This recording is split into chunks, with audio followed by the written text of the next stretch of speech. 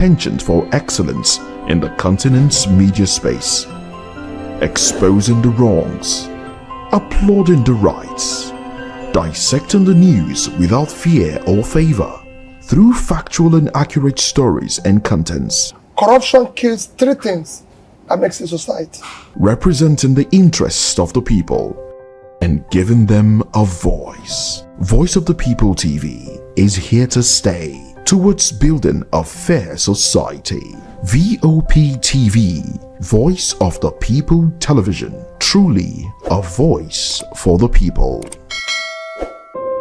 When your morning starts, make sure to look around for the right company to serve you everything you need to know about what's happening around you. That's why you need VOP this morning, because we will climb this far to give you a voice in what's going on, from news, reviews, politics and the economy, sports and even entertainment. VOP TV, now you have more than a voice. In a world where truth is the ultimate power and opinions scream the loudest, it's time to wade through the noise. Hunger no get tribe! Hunger no get religion! And scan the human interest and trending topics that matter. Stay tuned to The Issues, your plug to the stories making the buzz, from politics to science and technology, social justice, and more. Let's tackle the tough questions and expose the truth. The Issues on Voice of the People Television. Don't just react, understand. Africa is on the move, a continent of rising voices, untold stories, and powerful transformations. From the streets of Lagos to the heart of Nairobi, from the mines of Congo to the tech labs of Cape Town, the African story is being written every day. Bold, dynamic, unstoppable. This is African News on Voice of the People Television. We don't just bring you the news, we analyze and bring you Africa's heartbeat, the politics that shapes our nations, the economies that drives our future, the cultures that defines who we are, the voice that must be heard. Africa News, Africa's voice, Africa's future. Where Africa speaks, the world listens.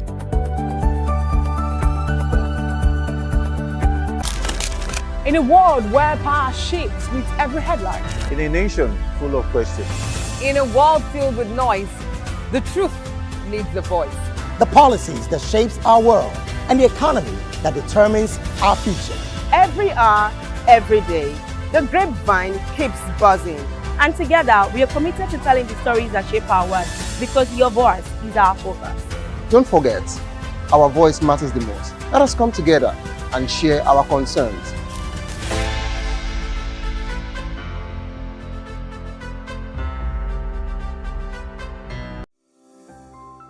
VOP TV. Now you have more than a voice.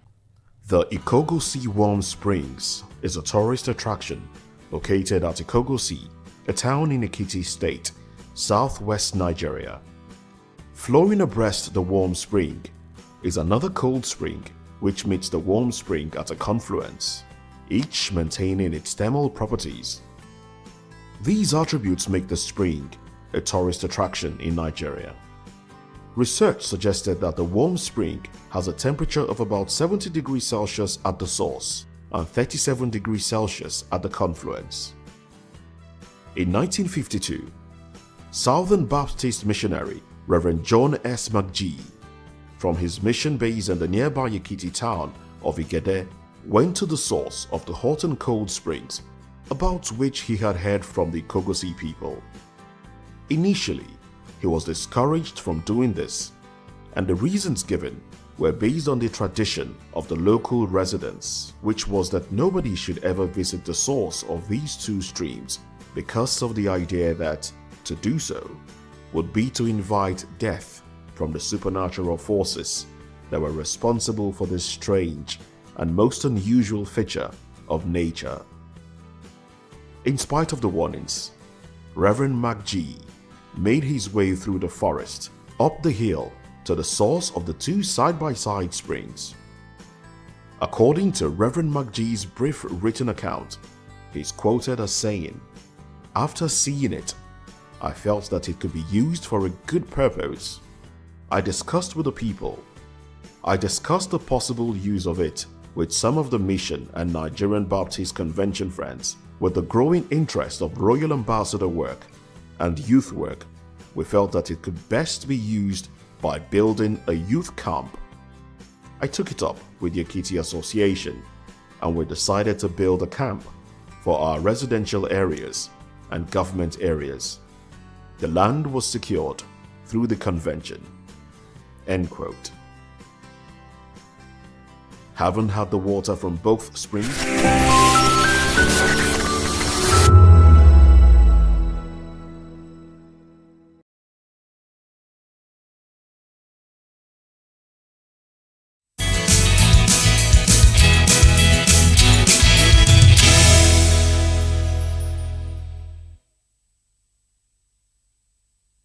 It's a beautiful Monday morning, and we welcome you to another day's broadcast right here on Voice of the People Television. This is VOP This Morning. Basically stands for Voice of the People This Morning. So let's hear what the people have to say. Well, the people of Osun State spoke. One can say that the choice of the people was what they got on Saturday's election. Well, and that's one of the topics that we will dwell on this morning. INEC declares Adeleke winner as APC rejects results and says that they will look at the result and probably go to court. But let's see how all of that pans out. Also, 2027 in focus, Obi and Kwankwanso push alliance ahead of general elections. Now, these are the major topics that we will dwell on this morning. And we'd like for you to come along with us as we get into the conversation and be part of it. I am Moses Humphrey. Beautiful Monday morning indeed. Good morning and thanks for joining us. About the Osun election it was a close call. I was expecting that any of the parties that wins, will win with a very wide margin. But it 66,000 votes. That's wide enough, isn't it? No, I was expecting that, well, if one party, because they had 1.9 million registered voters. So yes. I was expecting that if 1 million people came out, any party that won will probably win in the neighborhood of 700 or 800,000. Oh, okay. So it was keenly contested. Yes, it was. It was keenly contested. And I think that will be a test of what we'll see in 2027. Will it be a test of what we'll see in 2027? I guess I would like the analysts to react to that this morning, because I've been asking myself, can we use this election as a yardstick for what to expect in 2027? Because, Osun election comes on the heels of the general election. And in 2022, build up to 2023, we felt, okay, INEC did relatively well, and it would be a yardstick for what to expect in 2023. But then in 2023, it was a different ballgame entirely. The Beavers machines were failing, and a lot of inconsistencies. And you start to ask yourself, is it because Osun, it's a state election, smaller, and then the general election was a lot more cumbersome for INEC to handle? But we have a new man at the helm of affairs. I'm happy that you brought in that, because as far as I'm concerned, between then and now, a lot has changed. A lot has changed. And everything depends on how INEC behaves itself. If this election was free, fair, and credible, and the people spoke, if 2027 is free, fair, and credible, it's going to be magical. Good morning again, and thanks for joining us. I am Chukwuma Okoro. Now, let's get into one of the minor topics of what Nigerians are talking about. Well, secondary school sign-outs have turned dangerous as students block roads and film risky stunts from uniforms. Well, the videos sparked outrage a few weeks ago. We are basically talking about, the sound people that graduate in secondary schools and universities, the kind of things they do in terms of merriment, the rite of passage, like that and all of that. And sometimes, initially, it was jolly good thing, but now Yeah. it's turned out to be very, very dangerous. You know, at Moses, it was you that relayed an experience of someone who wanted to, you know, with a razor Yes. and Tore the skin of the the skin of person. somebody, Yeah. you know, and you wanted see to tear very the uniform. You know, they wanted to tear the uniform, and then mistakenly got too close and tore the skin. and tore that the person skin. would live with a scar. Yes, and you see that sometimes you even find out that when they want to write with pen, they do it very indecently. You know, you write in places that they are not supposed to be written on and like that. When some people mark their hands with ink, they put The young man is smoking. That young man is smoking. Can you imagine? Can you imagine? There was one that in a vehicle, they were in a vehicle, and the vehicle was in motion. And I'm sure that they waylaid that man. Not that they waylaid him, but the man apparently may not have known, you know, when they boarded into the back of that open truck and all of that and started. But adventure, something things happened. that could cost them their lives. Their lives and all of that. It is very dangerous. And in some states, it has been banned. Yes. But like we normally have, when you talk about banning things, how about enforcement? How do you enforce this? How do you use some people to set examples? But I think it also goes back home, you know, how parents react to this. At the university level, when my daughter graduated, and you know this thing that they write and sign. Yes. She said, Daddy, sign out, you know. She said, Daddy, I don't want any of all of these, but I will bring my own for you, you know, so that you sign. Sign out. Because where we live in the street and all of that, when students are passing, you see they pour them water, you know, neighbors pour them water and all of that. My daughter says she didn't like all of that. I think it also has to do with either parental control or what the individual wants for oneself and all of that. But it's a good thing that government is speaking out in all of this. It's especially when you finish your exams, you don't even know if you passed or not. The celebration is the fact that you've done 6 years. You've done 6 years. And you are out. And what if you go back for the 7th year? Well, that's the danger in it. What if some people do? Some people do. Because in all of these, WAEC, in the university, you could afford to do it. If you get a pass degree, you just go. But in WAEC, if you don't get English and mathematics, of course, you can't get to university. You just go back to write WAEC again. And so when you pass out the second time, are you still going to get in this kind of place? No, at that time, life would have taught you a lesson. would have taught you a lesson. Well, it's like you said, it's not the first time we are hearing of such bans, but then enforcement is the issue. I think states like Niger banned it, Ikiti, if I'm not mistaken, also it talked about the ban in 2025. And in fact, Hisba tried to enforce it in some parts of the country. But you see, it goes beyond what the school can control. Now, when I saw this story, I was thinking of how to fix the problem as against just emphasizing the problem. And, you know, I thought to myself, rite of passage is a thing. It is a thing. It's been there for as long as I can remember. When you finish from secondary school, you want to celebrate, you know, the fact that, oh, you don't have to wear the uniform anymore, and then you tear the uniform. You want to celebrate all of that. But these days, we've seen it. In fact, it's not these days, let's be honest. It's been happening for the longest time. It's been taken out of control for a very long time. And, well, because of social media, we are getting to see more of these things happen. And, you know, but then, it goes beyond what the school, I think it goes beyond what the school can control. It speaks to the upbringing of some of the students. Now, in trying to control it, some ideas came to mind. What if, you know, this thing happens on the last day of examination, when you're done with your last paper? That's when they do all of this. So how about schools start creating something else to enable students, you know, maybe give speeches, celebrating a more controlled environment with their uniforms on, you know. So when you're done writing your exam, you now gather in the hall, you know, and then appreciate one another, give speeches. The head boy or the head girl would speak, and the teachers will address them. That way, and if that lingers into evening, that way they can go home with their uniforms intact. They will still do it because a lot of this happens outside the school premises. Yes, that's another thing. That's why enforcement becomes a problem. A problem. It's difficult to enforce. Now, for those, except we are going to create some kind of guards. You know, we are creating road guards, we are creating forest guards, bridge guards. You know, we are creating bridge guards, and so we create some kind of sign-out guards. Street sign-out guards, so that they will take them home. Yeah, and now return. That's just to tell you that. That's just to tell you that enforcing it will be difficult. I think it's parental control. It's all about parental control. If parents tell their wards, hey, young man, young lady, if you go to school, when you finish exams, just come back home.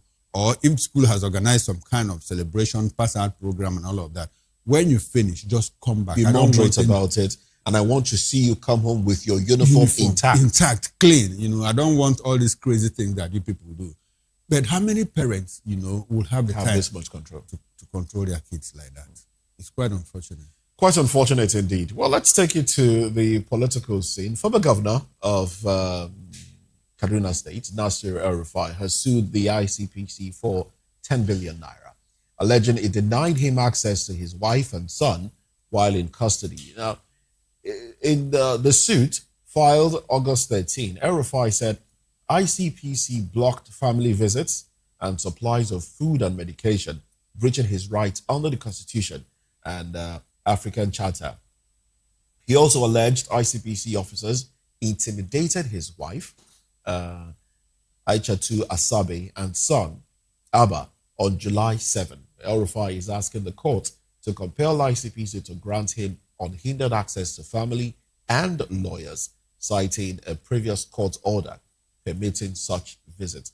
Now, this is what we've always talked about here. If you want to prosecute someone for a crime, let justice be seen to be done, and then you get it over with. But when such things linger, you know, it starts looking like persecution as against it being proper prosecution. And then sentiment starts to build. All right.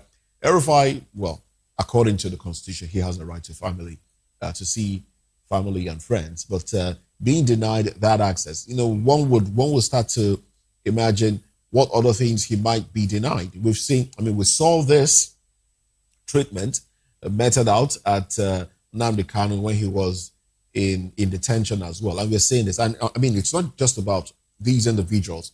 Those who have been at loggerheads with the state have faced similar things. And, you know, we should be seen as a country that upholds the rights of individuals. And this is not a good one. But this will persist. I mean, we are where we are until something is done, something right is done to fix it. Well, El-Rufai, I think El-Rufai is struggling for survival, political survival in one way or the other. I think it is not proper. I don't know the final points of the law, but I'm not sure that it is good that he's denied a visit by his wife and children, his lawyers, and his doctors. If he's in detention, he's still not been found guilty. And so he still possesses some rights, you know, right to fair hearing, right to medicals, right to visits, regulated visits, you know, by the family and all of that. I wonder why the government is doing this. And if El-Rufai is suing for 10 billion naira, the way the government is disposed now towards El-Rufai, I'm not sure anything is going to come out of this suit, you know, because his case is political.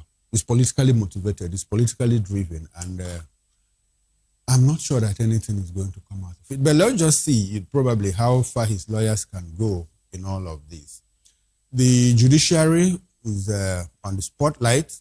When they do one thing that favors the people say, oh, I mean, the judiciary is doing well. You know, but when it doesn't favor them, they say, well, we have lost faith in the judiciary. Judiciary is no longer the hope of the common man and all of that. So it's a very delicate balance that we walk in all of this. For El-Rufai, I don't know why he got entangled, you know, in all of this. I think it has to do with some kind of a sense of entitlement. He had a sense of entitlement that, well, I'm one of those who made the president what he is today. And because of that loss of entitlement, he didn't measure himself, his utterances and all of that. I think that is eventually what got him into problem. And we have a president who takes no prisoners. I'm not sure that he cares about what is happening to El-Rufai. I was in one part of town the other time, and we were discussing with a few people from the Northerners, and they were like, what is happening to El-Rufai? They were like, well, El-Rufai is going to be cooling his heels in detention until after the elections. And that was about 6 months ago. And that's pretty much what is happening to El-Rufai. I don't know how he can walk back, to regain his freedom. Like I said, it's politically motivated. But this also speaks to the kind of government that we have, a government where the rule of law, is tilted against people that are not pro-government. I am not sure that if El-Rufai hadn't fought the president the way he did by saying, well, Mr. Bola Ahmed Tinubu, I put you there, I know your secrets, and I'm going to pull you down. Being that he has some kind of influence in the North, if he didn't do all that he did that time, he probably wouldn't be where he is. And so it's a lesson to other people. Don't make threats. If you anything that you want, now I'm giving you the Godfather code. Don't make threats. Anything you want to do, just do it. There's nothing that surprises one like the element of surprise. And so if you had kept quiet and went on the ground to do what you wanted to do, he probably wouldn't be here. So it's a lesson for a lot more people if you want to do anything. And especially for politicians, there is no need for you to come and start shouting, hey, I'm going to do this, I'm going to do this, I'm going to do that. Because it's very easy to make enemies in politics. And sometimes when you become an enemy, the Godfather code applies to, well, you bring your friends close, but you bring your enemies closer. That is the way it's working. And I think our president is one who plays the Godfather code. And he's doing it very well, and to the surprise of so many people. I think El-Rufai was, he shot himself in the foot. Yes, he did. Because he was too flippant he was. at some point. He wasn't measured. Yes. Was not measured. But what I would hate to look at it from that angle, because it could be anybody else. And if we continue to condone things like this, then how then do we fix the nation? When you say it could have been anybody else, I don't understand. Anybody else can find themselves in a situation like that, where they speak to the government, and then it now appears like their rights is taken away from them. It could happen. I understand your position. I personally am not approving of what he's going through, but unfortunately, they say that karma is real. Some people had it was under El-Rufai, and those people are saying, well, what is good for the geese is good for the gander. So until we begin to play a politics based on the rule of law, based on morality, based on equity and justice, we'll be seeing this kind of thing. You can imagine that some people who are in APC now, were hounded a few years ago until they joined the APC, and all of that, their files have been put inside a drawer, and locked up. And the moment you say, hey, Mr. President or Mr. Minister, what you are doing is not good, they'll go and dust up that file. That is the kind of existential politics we play here. And it doesn't speak to our intentionality in trying to build a robust political structure that speaks to justice, rule of law, fair play at all times. It's difficult for us because our democracy after 27 years, should it be fledgling? Should it be nascent? It's supposed to be stable to the extent that, well, institutions of government, institutions reinforce those issues and ensure that whoever is involved, that you have fair play, equality, and all of that. That is not what we are seeing. Well, Mr. El-Rufai, let's see how the court case goes. Peradventure, you might be lucky, and the court will give order. Well, give him access to his medicals, give him access to his family, and all of that. It has to be regulated. But I'm even surprised that they are not preventing him from seeing his family. Even prisoners have access, to their families once in a while. That is regulated. So why is his own case different? Why is his case different? And why is the case of a lot of other Nigerians different, especially when it comes to surviving in Nigeria? It takes us to another story. This is, as reported by the NDLEA, talking about drug seizures and the rest of them. This particular one. Now, in this particular report, I think I read this from the Daily Post. It highlighted a lot more seizures involving a lot more individuals from Nigeria, cut across different ethnic groups and the rest of them. But now, the story starts with a 48-year-old man whose name is given as Wankwo Innocent Onyebuchi, who was arrested at the Murtala Mohammed International Airport in Lagos with 1.550 kilogram of cocaine hidden in his luggage. And he was en route New Delhi. Now, this businessman, and this is where the story gets interesting, businessman allegedly sold his marble business to raise 23 million naira. So probably, maybe the marble business was worth about 10 million or thereabout. And then put together, he was able to raise 23 million naira. And what did he do with the money? He purchased cocaine with 23 million naira. He sold his business, purchased cocaine, a huge consignment. Well, I don't know how huge, but the consignment was supposed to earn him 100 million. You know, if you think about, this Ponzi scheme of some sort, get money quick. So he wanted to use 23 million to get 100 million after selling the cocaine in India. But then he was arrested. Now, the story goes on. It talked about a lot of other seizures done around Lagos and some parts of the country as well. Now, we've talked about this quite a number of times. We've spoken about how Nigeria has become not just a transit hub. We are now a producing country for drugs, methane, different kinds of drugs. We've seen busts by NDLEA, bust of homes, individuals, where some of these things, factories, farms, where some of these things are produced. And then it's a big problem. It's a big problem. The only thing we haven't seen, the only part we haven't gotten to, is where drug kingpins themselves take over communities, and start ruling and start dictating what happens in communities. And then you see street violence and the rest, gun running everywhere. That's where we haven't gotten to. But if care is not taken, we will get there. Now, the bigger picture is, why would an individual liquidate a thriving business, legal, legitimate business, for an illegitimate venture just to make money quick? It speaks to, I think the government has their own share, government policies and, things that have, the way government has handled the economy. Now, these things have pushed a lot of people into crime. It's unfortunate. It's unfortunate that we see these things happen. But we need to start looking at fixing the system. And it starts from the top, really. It starts from making policies that will enable small businesses to thrive. So those who go into businesses can say, okay, with this little amount of money, in the nearest future, I can make this much gain. But when you go into business and policies of government continue to cripple your business, and then you start to think of another way to make money. And that's what has put a lot of people in trouble.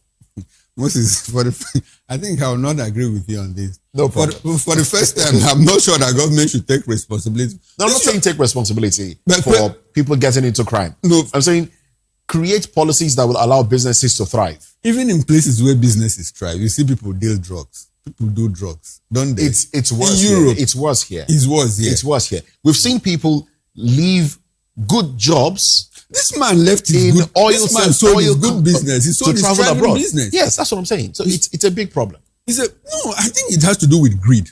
He wants to blow. He wants to blow. The man was doing a good business, and he raised 23 million naira. That 23 million naira, there are a lot of people that he sold the business to raise the money. He sold the business. Why would he do that? We have seen people to make more money. To make more money. Yes. And we've seen people say, oh, so this drug they're taking so that they can put the money back into their businesses. You are putting your legitimate business into an illegitimate business. What was he thinking?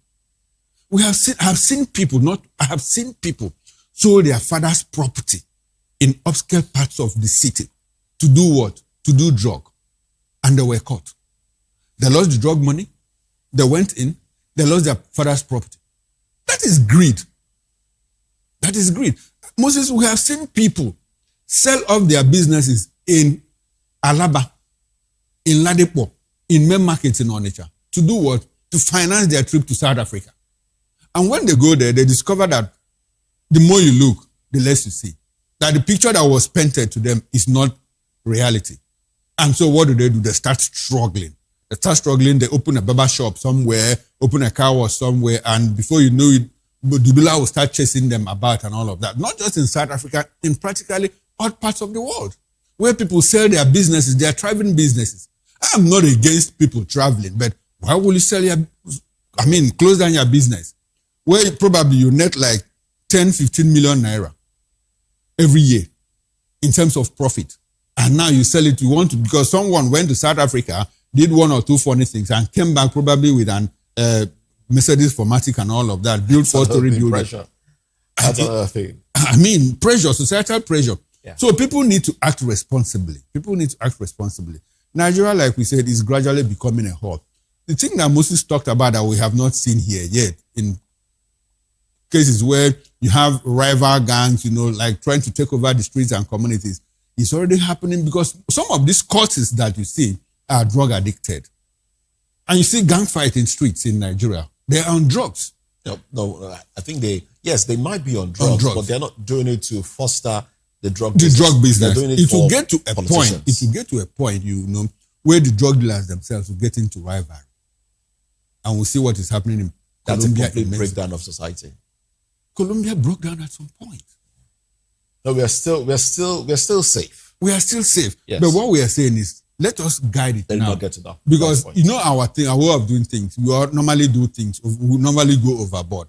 And before you know it, if we start our own, it will get worse. That's it for me. All right. Well, let's take a look at the papers now. Let's see what the headlines have for us this morning. And of course, the talk about Osun election is what you would find in most papers this morning. So the Punch has these headlines. Osun, excuse me.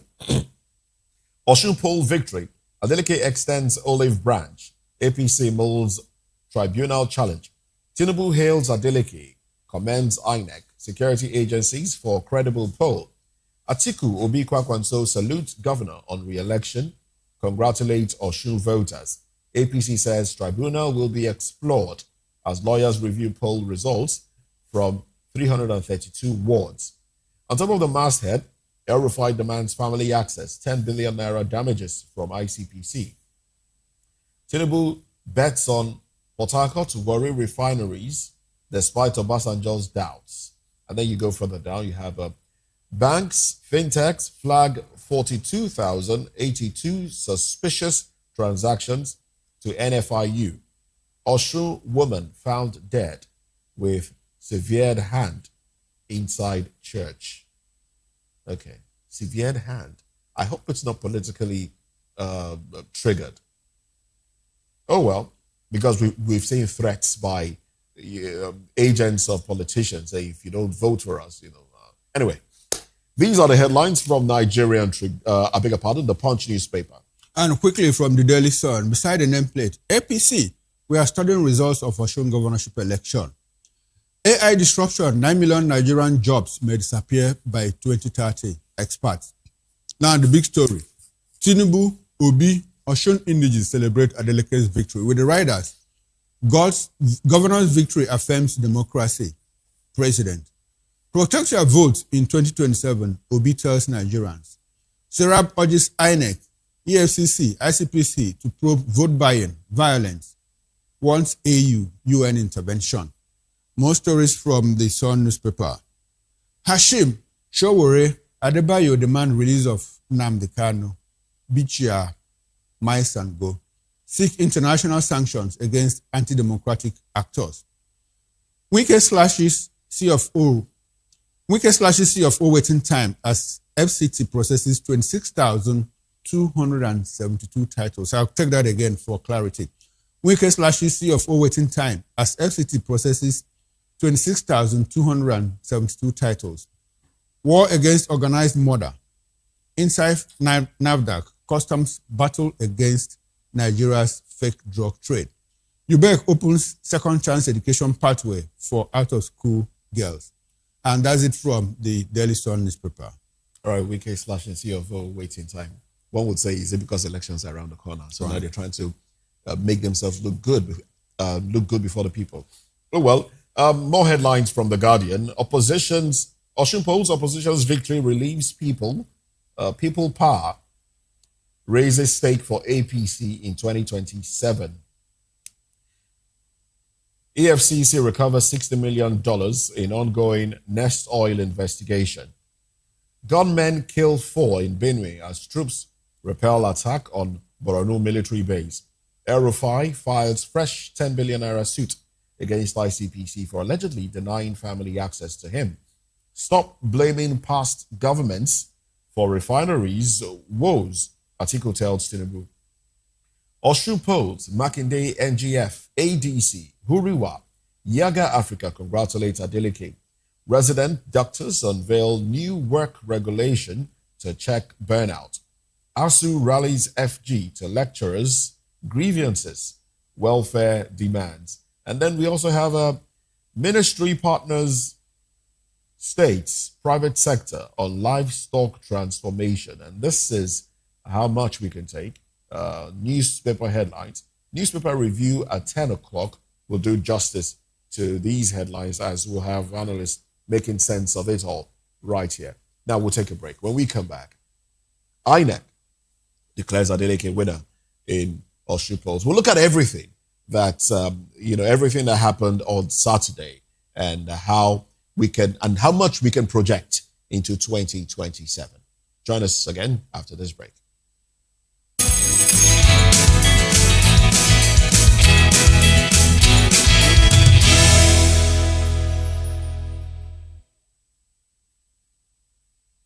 Big news this year. Your favorite Voice of the People television station is now on free to air on Nigecomsat. All you need to do is align your dish using the following: orbit position 40.5 degrees east, 12.685 gigahertz, 30,000 kilobytes per second. Polarized vertical, frequency 2, 12.731 gigahertz, symbol rate 26,250 kilobytes per second. Polarization H. This works on any decoder. Catch up to 100 channels, sports, movies, news, all for free. This is with better quality at no extra cost.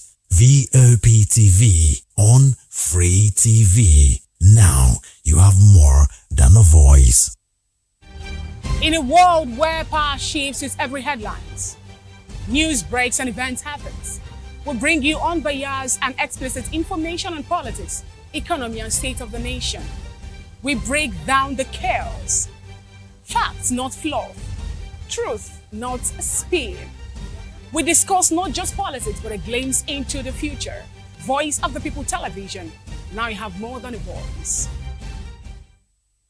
That 10 seconds you save by crossing the road could cost you your life.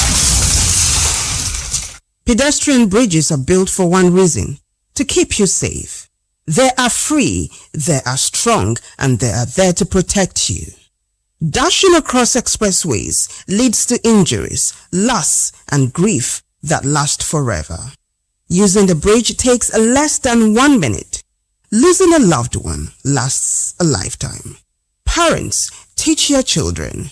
Drivers, slow down near bridges. Everyone, please use the pedestrian bridge every time. Your life is worth the climb. This message is from Voice of the People's Television.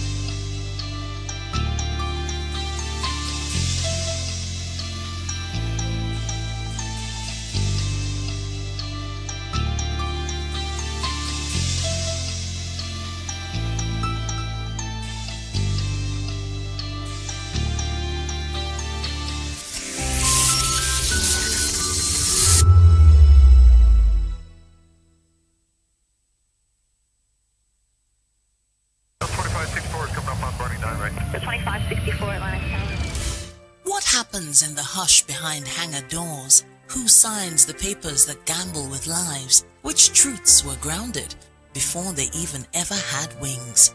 If you've ever buckled a seatbelt at 30,000 feet, if you've ever stared out of that tiny window and wondered who's really in control of the skies, it isn't just flight, it's power, it's politics, it's pressure sealed in steel. We're peeling back the clouds from runway risks to sky-high secrets. We're diving deep where most dare not to look. Aviation Scope, every Sunday at 7 p.m. only on Voice of the People TV. We don't just report, we reveal. We don't just ask, we uncover. Because when it comes to the skies, ignorance is turbulence. Aviation Scope, the sky isn't the limit, it's just the beginning.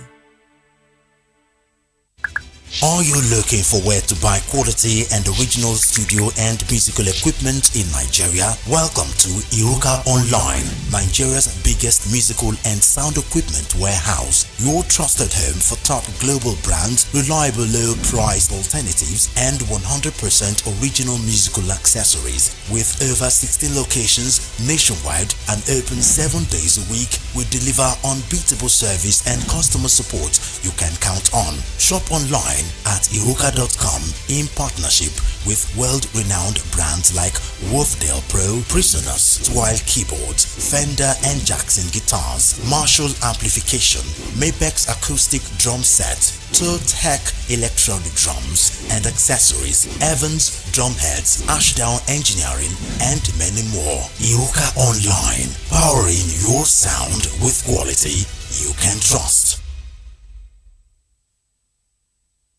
The rains are here. They bring relief, green fields, and fresh water. But they can also bring danger if we are not careful. Rule 1. Avoid flood waters. Never walk, wade, or drive through moving flood water. Fast-moving water can sweep you off your feet, and that water may hide open drains, sharp objects, or live electric cables. Rule 2.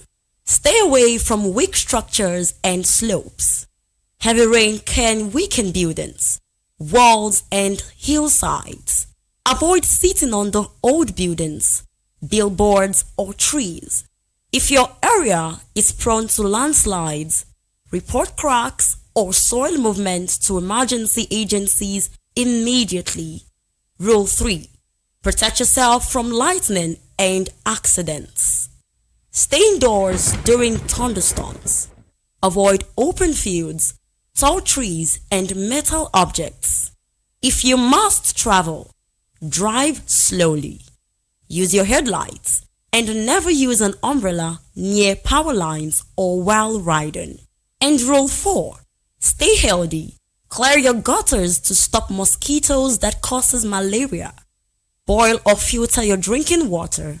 Keep food covered to avoid cholera and typhoid. And wash your hands often. This rainy season, stay alert, stay prepared, stay alive. This message is brought to you by Voice of the People Television.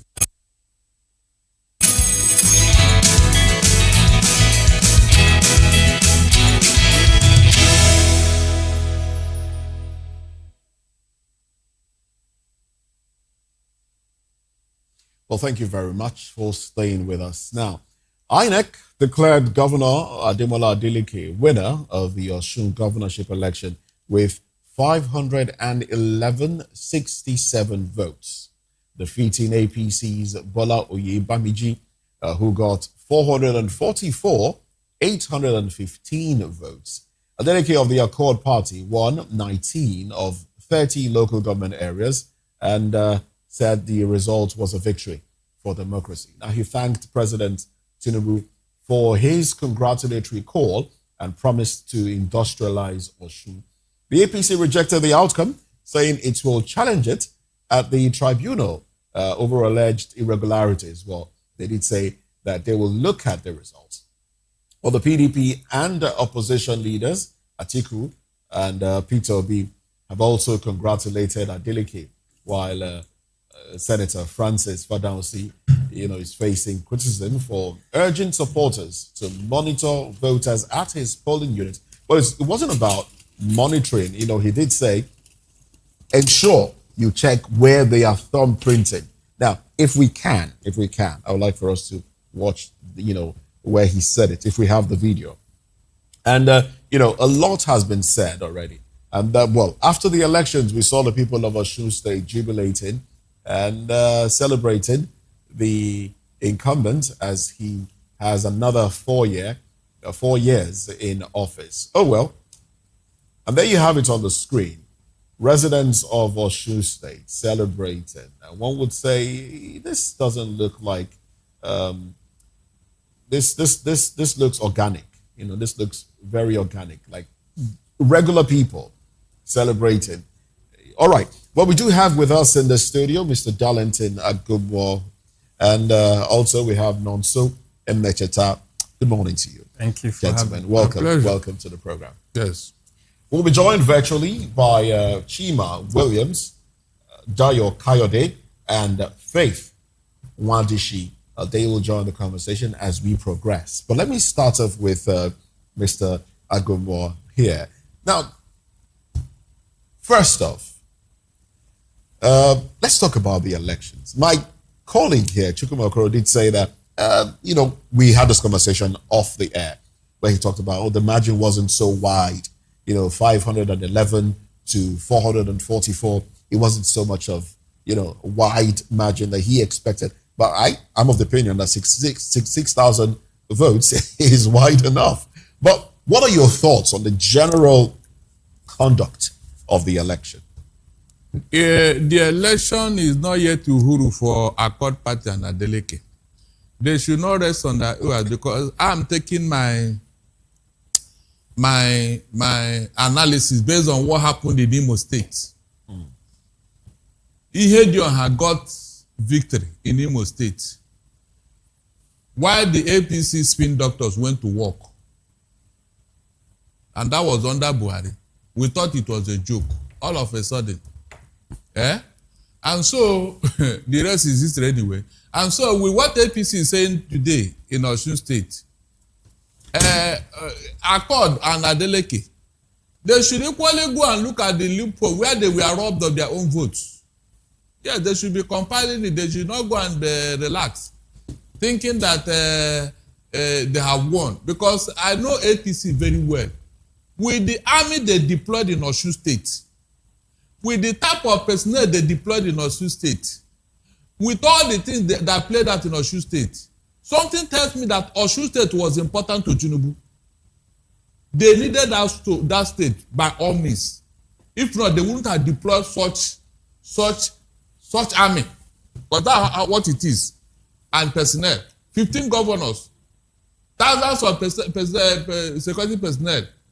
And so when you compare it with what happened in Anambra, you now know whether Osun was important to them. Because if it wasn't, they wouldn't have deployed all those people there. Unlike in Anambra, where there was an agreement between Soludo and Tinubu. They didn't even bother with that election in Anambra. They didn't come. Nobody. Campaign, nothing. Just supposing with Osun State, you will now know that there is something Tinubu wanted in Osun. So all this will talk about agreement. No, there was no agreement. It's just that the people wanted, they don't want to be controlled from Lagos or from Abuja. All right. That's what happened. All right then.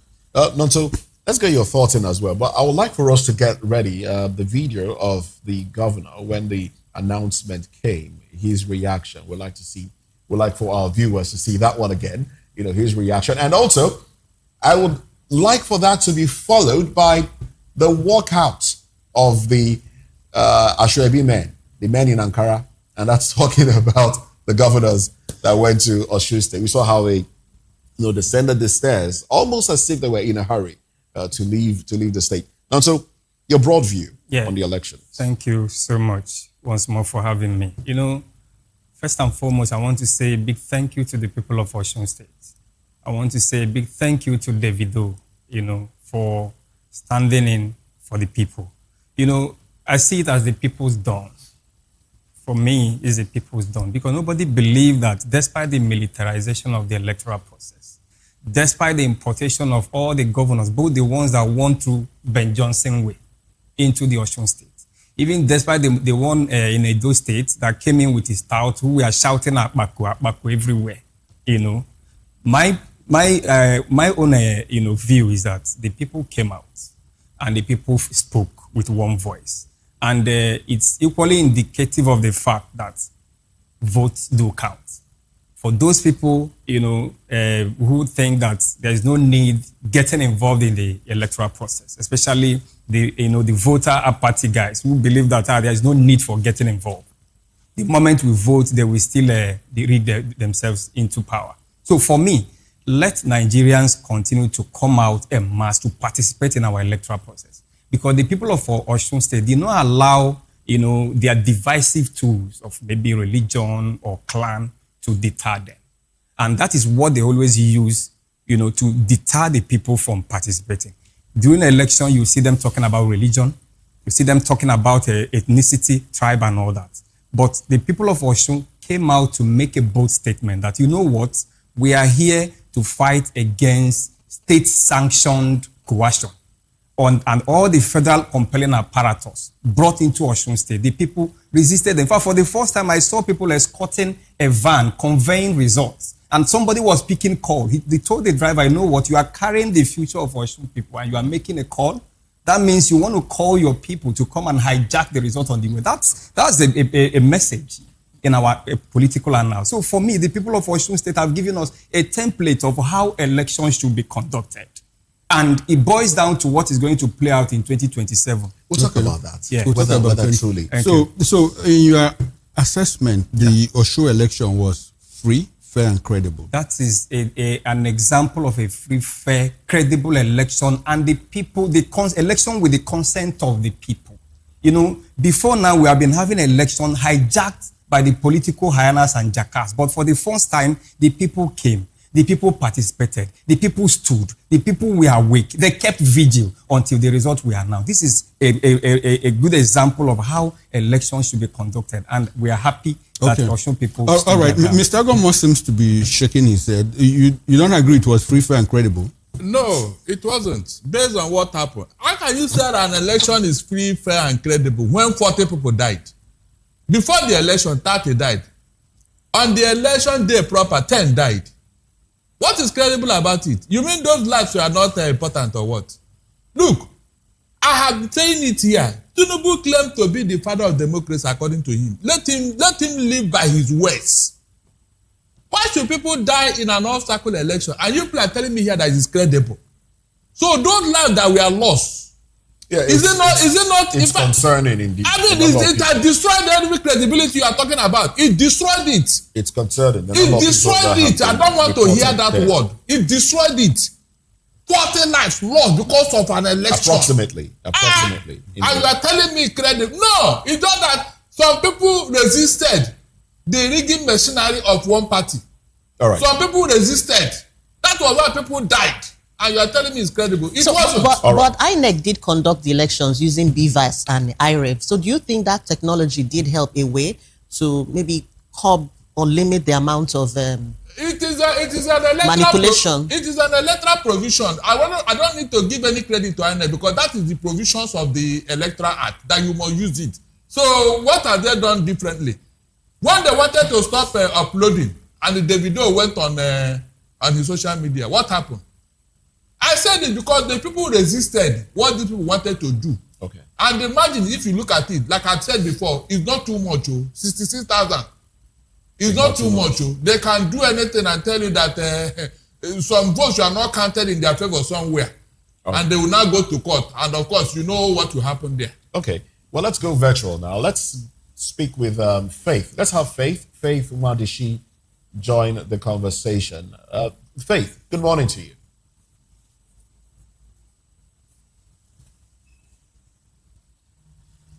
All right, I understand that Faith, what is she? Well, I would have loved to speak with Faith because she probably is one of the observers. But let's take the video and then we'll come to Dr. Dayo Kayode, who also joins us virtually. Dr. Dayo, good morning to you. welcome to VOP this morning. Good morning. Well, How are you let's today? watch Enjoying the some of conversation at the videos studio. from the election, you know, the ones I called up earlier, and other videos as well. And then we will continue this conversation.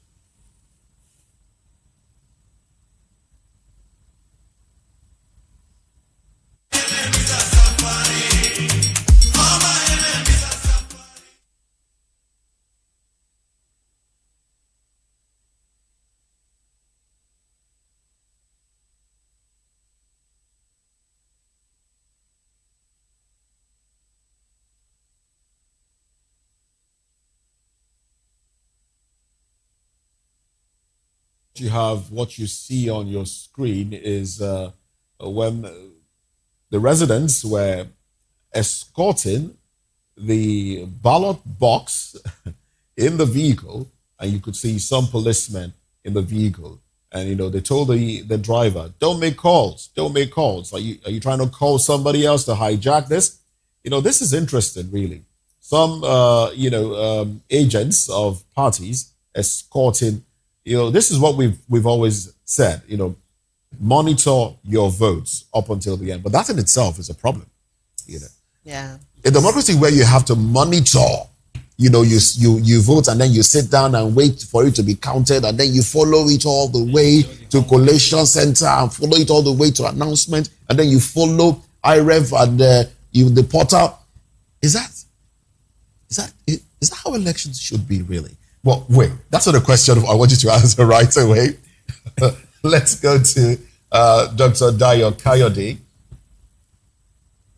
Yes, thank you very much. I appreciate Good morning to you. Welcome to the conversation. I don't know if you can hear me, but I hope you can. Yes. Now, yes, I'm hearing you. I'm hearing I'm sure you follow well. the election. But my question now is this how elections should be conducted?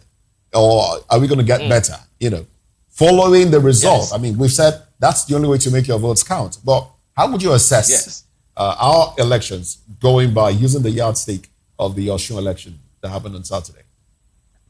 Yeah, great. Let me first of all react to that. You might need to unmute your device so we get your audio feed. No, I'm not on mute. Are you hearing me now? Are you hearing me? All right, go ahead. Are you hearing me? Go ahead. Are you hearing me? Yes, please. Go ahead. Yeah, fine. Let me first of all react to that video whereby when I watch it online this morning, they now put this funeral song. That is, they are not singing funeral song for those people that, yes, please go away.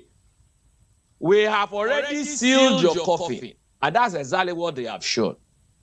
Again, the election, I watched it from the beginning to the end.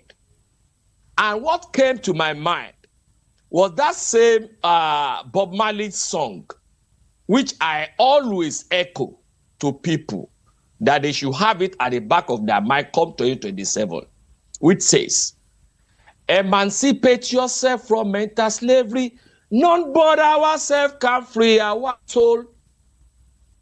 The people of Osun State had shown that, yes, there is nobody that will come from anywhere to come and free them.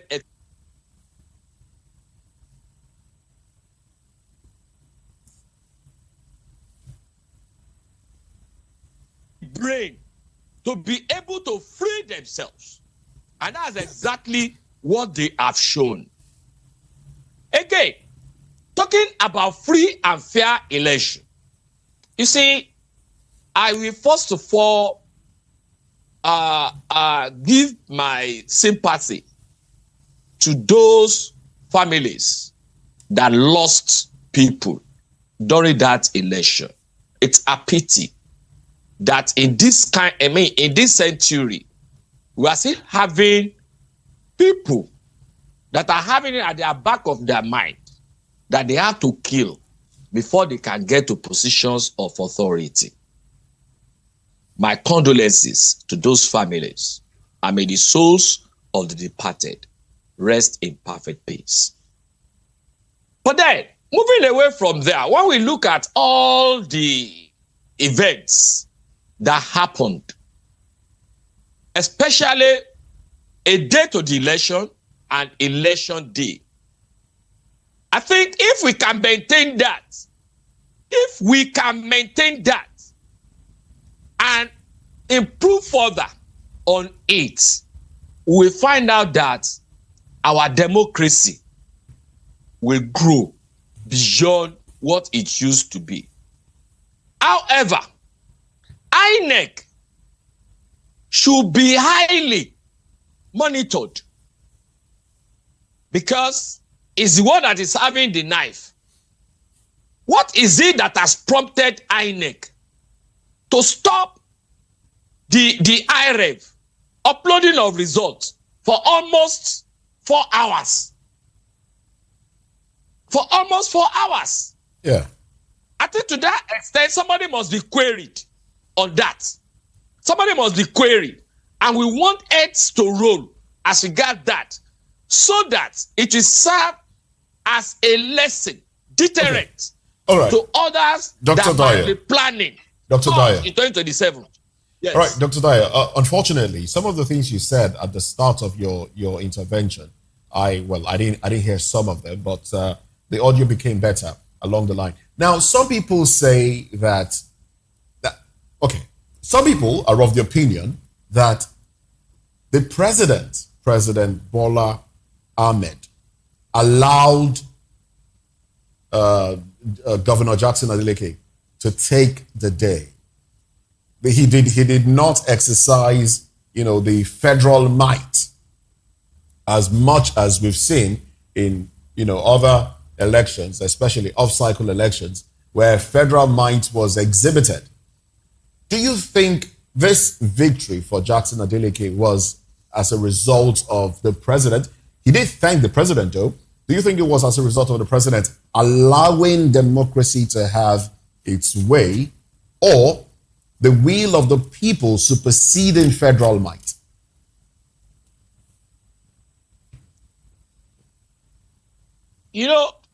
At the beginning of my intervention, which you say you didn't hear, I said, the people of Osun State had further taken to Bob Marley's song, where he said, emancipate yourselves from mental slavery, because it is only you that can free your souls.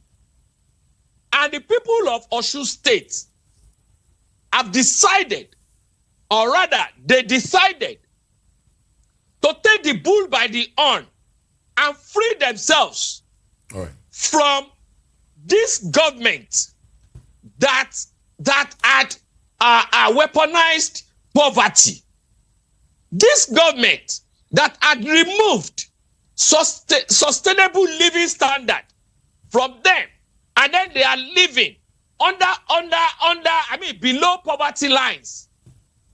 So it is not about federal might or no federal might now. When you're talking of federal might, what do you mean? Look at how many governors that were there. Look at how many House of Reps, senators that were there, ministers that were there. And all these people, they are government functionaries. They didn't go there empty-handed. They went there, they would have gone to Osun with their pocket full of money. And that's the truth. All right, then. Again, look at the police, the SSS, the DSS that were there. But the people of Osun decided to stand their ground. That, excuse me, it is no more business as usual. We need to deliver ourselves by ourselves. And they went to the polling unit to exhibit that. All right, then. Thank you very much, Dr. Dyer. You can even see a woman there. Even the police at some point were withdrawn. 20 years old. Okay. All right, then. Even the police at some point were withdrawn, and the governor cried out. Well, let's get more thoughts from Mr. Darlington Agumo, and then we have to let you go. Yes. Did we see the full exhibition of federal might here? Or did the president say, okay, just let it be? What happened in Osun was that Tinubu tested his might. He tested his so-called master strategy in Osun, but it failed him.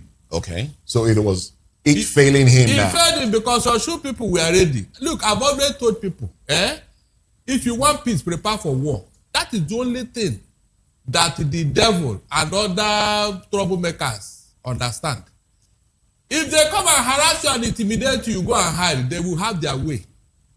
The man that was seen carrying gun in his car at a roadblock, and the one Navy man stopped him and they arrested him. What happened to him? Did you know here that that man that stopped him had been redeployed? And then order came from above that they should release the man. A man who wants free and fair election, will somebody be doing that? Tell me, will he be doing that? All the shenanigans that APC played out in Osun people in our core party were ready for them. And so the man he didn't reckon with how Osun people reacted. He didn't reckon with it. He never thought that he could get such a resistance. Okay. Look at how they all right, Mr. Gomo, I would like for you to, before you leave, help us. Does this look like a foretaste of what we will see in 2027? Of course, yeah. They tested the ground with Osun. They now know that, yes, people are now awake. Ojutila. People are now fully awake. You can no longer still vote and call it victory. That is just the truth. The people were saying it openly, that they are going to meet them fire for fire anyhow they want it. Is that not what happened? That's why some people died. So it was not a free and fair election because APC never wanted to be free and fair. They were making mouth. You saw the man who said they should kill everybody. What happened to him? Is it not moving about? Sorry, when you say it was not free and fair, were there any cases of manipulation, vote buying and all of that? The people that died is not enough, Abi. No, that's vote buying. That's manipulation. Yes. Were there elements of rigging? Yes. Elements of More than. I said, what are you telling me? When they wanted to stop uploading the result, what was that for? Okay. No, what was that for? That is what would have done the damage. Until the people said no. Davido went on his Twitter and said no, they should continue that uploading it to that he will call Donald Trump and all that. Did you remember? If they have allowed that thing to, they will tell you, we have a glitch here, there was no like this and that. That's when they would have done the damage. Until the people trooped to that place. When they saw the crowd surging, is that not what told them that there is danger ahead though? Even the governor that came, you saw how they ran. In fact, they literally ran out of that place by 2 a.m. All right. And the people were calling them holy. Is that not true? So, if what happened in election, we need to play all those pranks. All right then. So it was not free, just that the people resisted. The people resisted. Yes, that was all right then. Thank you very much, Mr. Darlington Agumo. We'll let you go, but let's quickly we'll take a few videos and then continue the conversation with the rest of the gentlemen and lady that we have. But let me just put out this data. Okay, let's take the videos and then we'll come back and talk about some data, because we hear that according to the organizations that monitor the election, about 323 reported electoral offenses and irregularities were recorded. We'll talk about that. We'll break them down in the course of the program.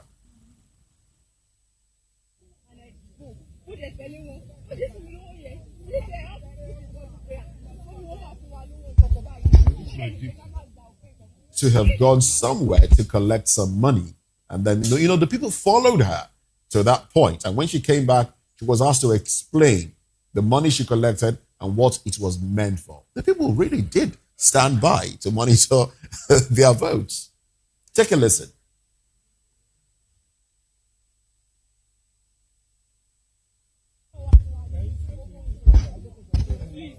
Let her express herself anyhow she wanted. There you go.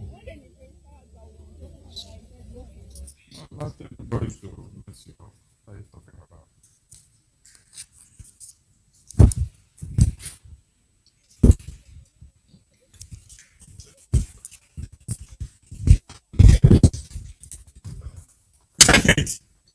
Uncle.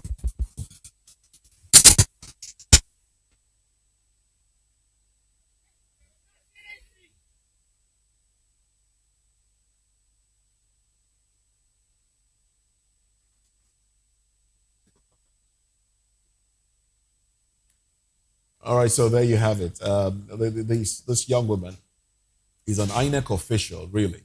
And she's been accused of going somewhere to collect a certain amount of money. Well, she did say that she was being transparent. And that was why she held the money in her hand when she came out of the hidden corner, the bush. And they were accusing her of wanting to carry out malpractice. I think at some point she was asked to speak English, and then she had to react that way as one of the officials. So now let's talk about the reported cases. Observers, which included Yaga Africa and a few others, recorded 323 reported electoral offenses and irregularities, which included 103 cases of vote trading, 12 cases of multiple voting, 28 cases of inducement of polling and security officials, 38 cases of campaigning at polling units. 38 cases of campaigning at polling units. I mean, I think INEC should also sue. INEC should try to bring some of these individuals to book, because the law says you cannot campaign 24 hours to election. So why campaign at the polling unit? 14 cases of voter impersonation. 14 cases of voter impersonation, 7 cases of misconduct by election officials, 31 cases of obstruction of voters, and 85 cases involving exposure of ballot papers. And you will recall, and we just might need to remind you of Senator Fadausi, who said, look, monitor the votes. Look at where they are thumbprinted. Look at it. Let's have that video with the audio as well. Can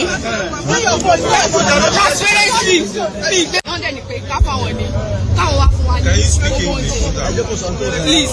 Let her express herself anyhow she wanted. Where you go? And I said, okay. And our PO is working at the moment. PO said I should follow them. And I go. Who they telling one? But if you know you have to put the God to prayer. It's my duty. It's my duty. Anybody trace me. But that's my people. That's the way. Transparency. It go and make me to see that. I should come out display it here. Immediately the man gave me the money. I was the man.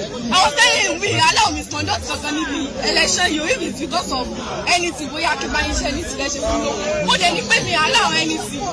Listen, sister, auntie. Hello. She don't have to today. Nobody has any right to say the job I am doing here. Okay. Òun lélẹ̀, ìbò mi, òun lélẹ̀.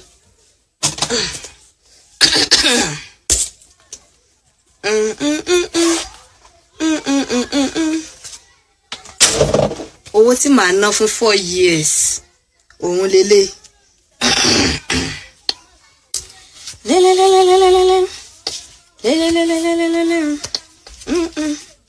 Chekakakpakpa. 4 years money.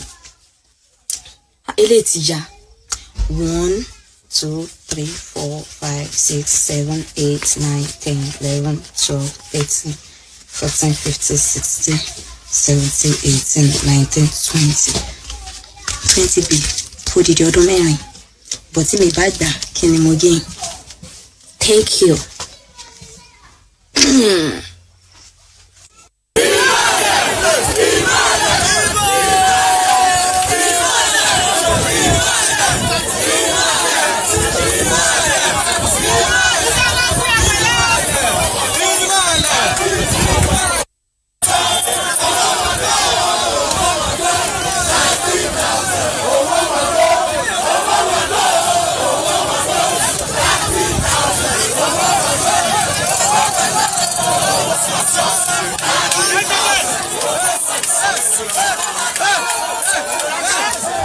Owó wọgbó 30,000 owó wọgbó.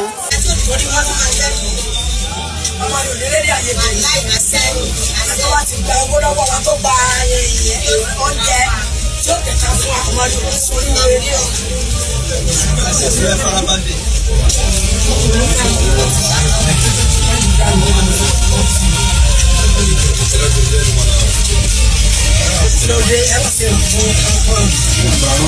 like it.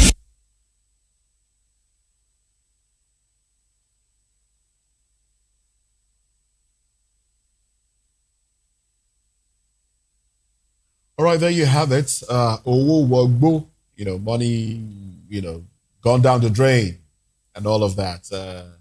30,000. And the young woman there who I think was being cynical or sarcastic with her remarks there, that 20,000 is what she will spend for, the next 4 years. And now let's bring in our virtual guest. We have Chima Williams. Chima Williams, Esquire. Good morning to you. Welcome to the conversation.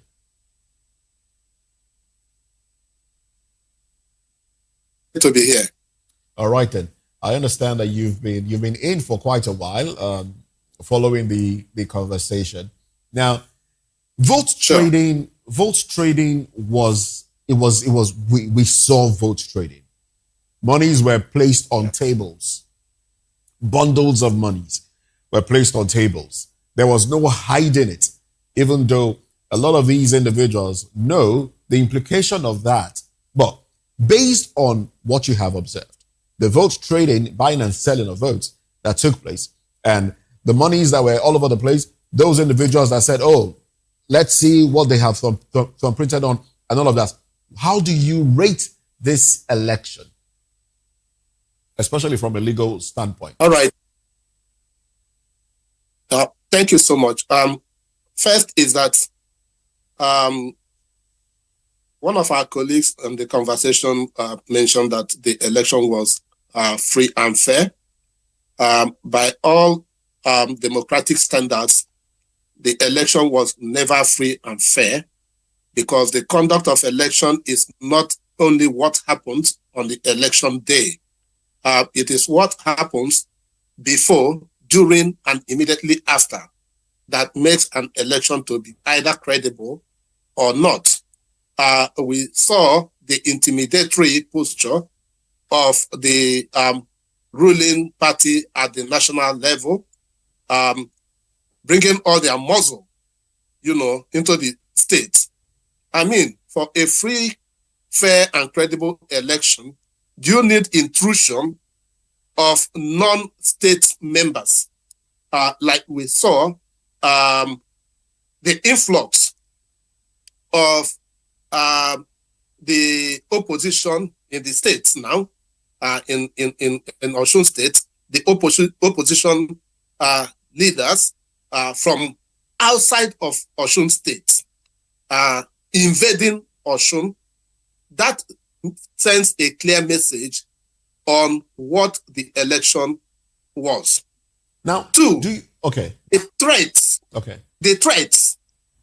that were issued, by known national actors, legislators, who are from Osun State, against the now ruling party in Osun State and their members. That on its own shows that the election was not free. Okay?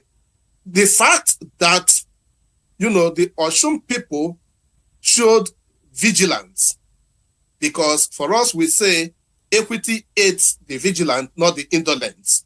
Osun people could have been intimidated into submission, but because, a people united can never be defeated, the Osun people were determined to salvage their own state and to make a statement that, look, our votes definitely must count.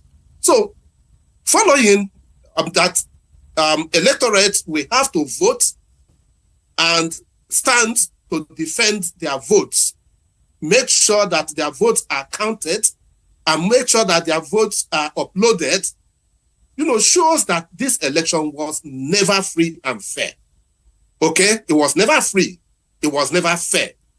The fact that the people resisted the manipulations from the federal might, when one said, the question was asked whether federal might was deployed in Osun State, what else would have shown and exhibited the manifestation of federal might in Osun State?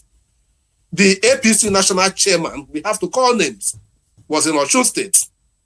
The Senate president, who is the number 3 citizen in government, was in Osun State. How many governors? About 15 governors were in Osun State. How many ministers? Uncountable. How many legislators? Uncountable. So what were their reason being in Osun State? Is that how it's supposed to be? Did INEC enforce, the restriction of movement 48 hours or 24 hours, before the election? Okay, so why were these individuals in Osun State? Were they Osun card-carrying members that have come to Osun State to come and vote? So what were they there to do? They were there to manipulate the electoral process by intimidation, because their presence alone was intimidatory, and that was what it was, sent to do. All right. So when Mr. President congratulated Mr. Adeleke, it is simple, because he just wants to, take credit for being defeated, because his plans never worked. Otherwise, Mr. President could not have sanctioned or allowed the kind of intimidatory activities that happened in Osun State. Okay.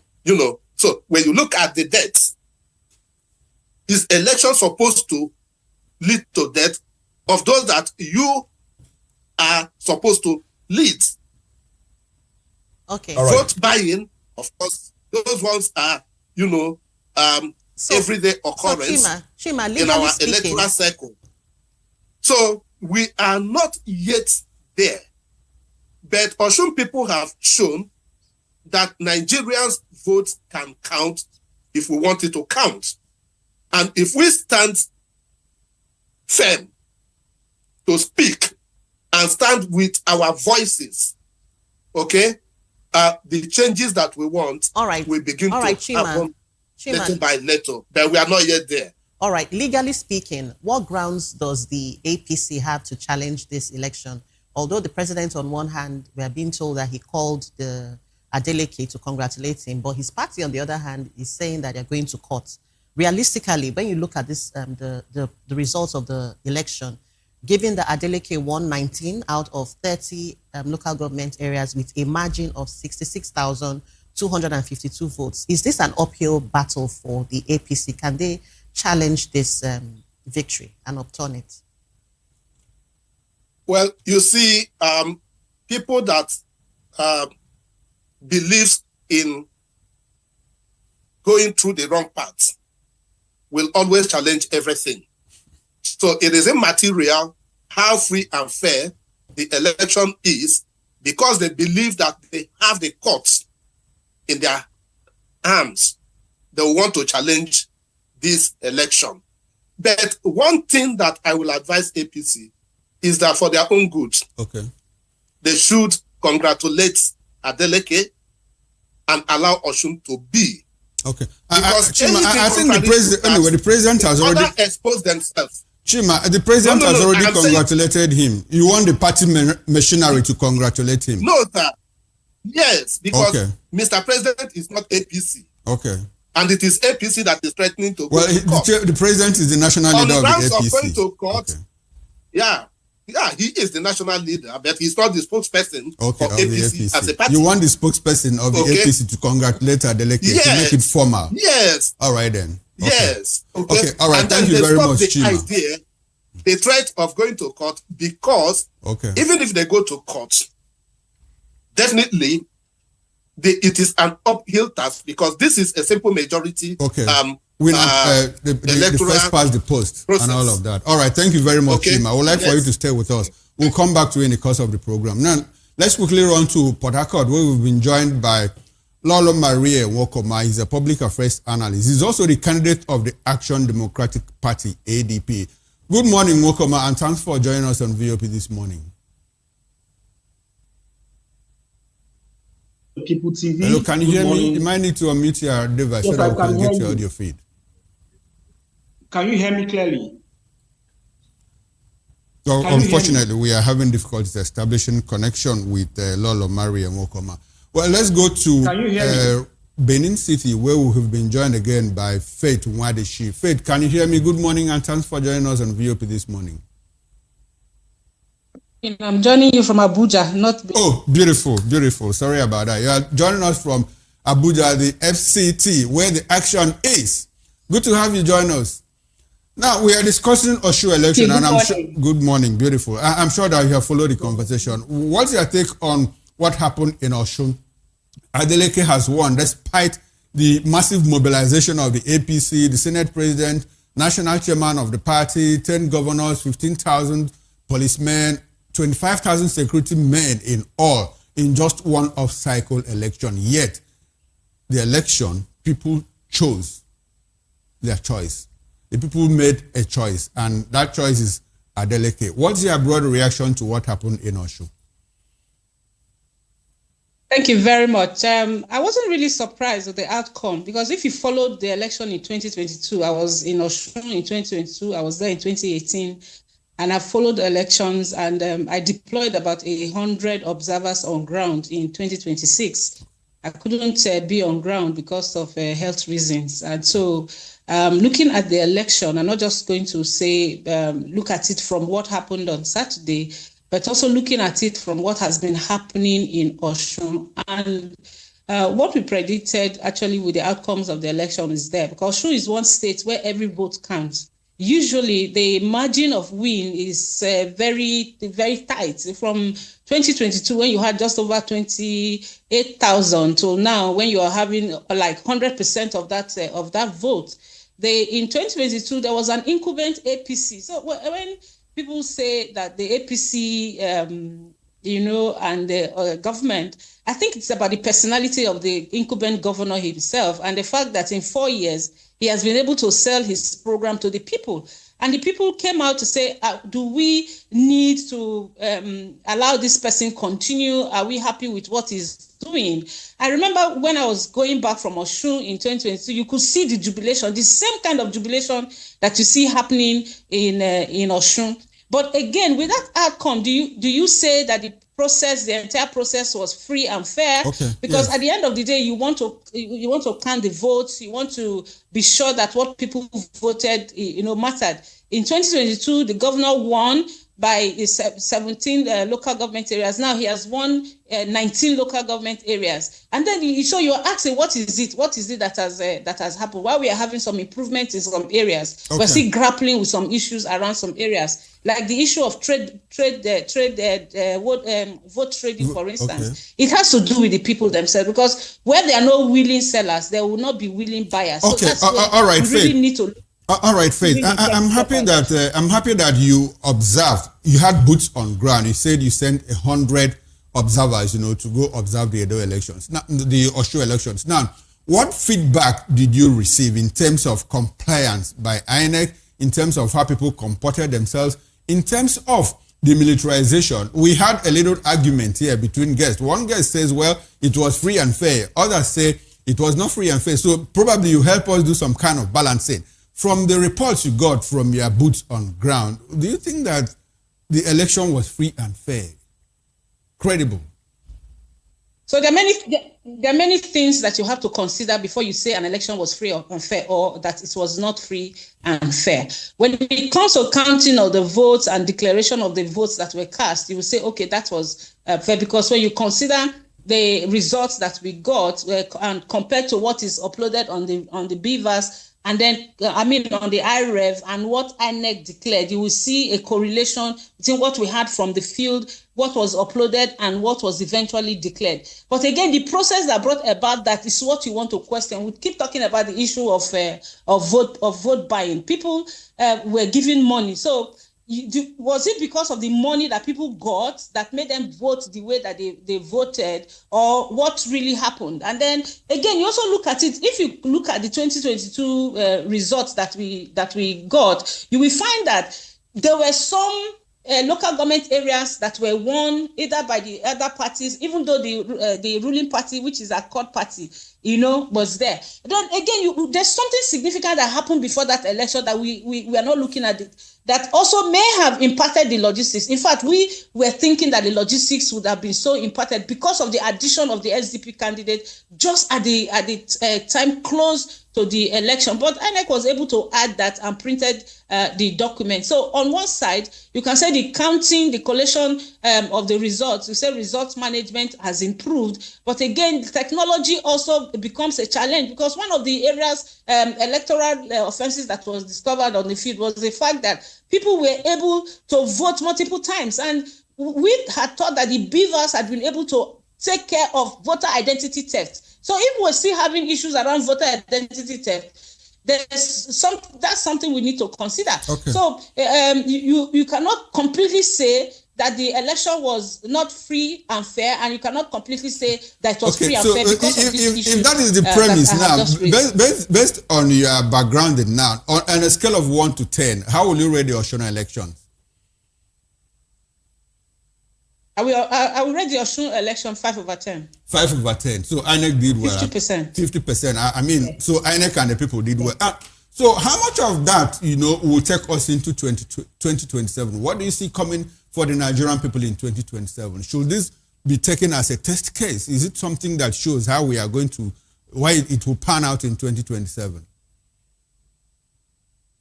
Okay, so in the last 4 cycles of election, we have always used Osun election as the litmus test going into the general election. Sometimes we celebrate the wonderful outcome of the Osun election, but then when we go into the general election, we begin to see that there were some things that were not correctly done. For instance, the issue of voter education. A lot of people also complained of the fact that they didn't see their names on the register.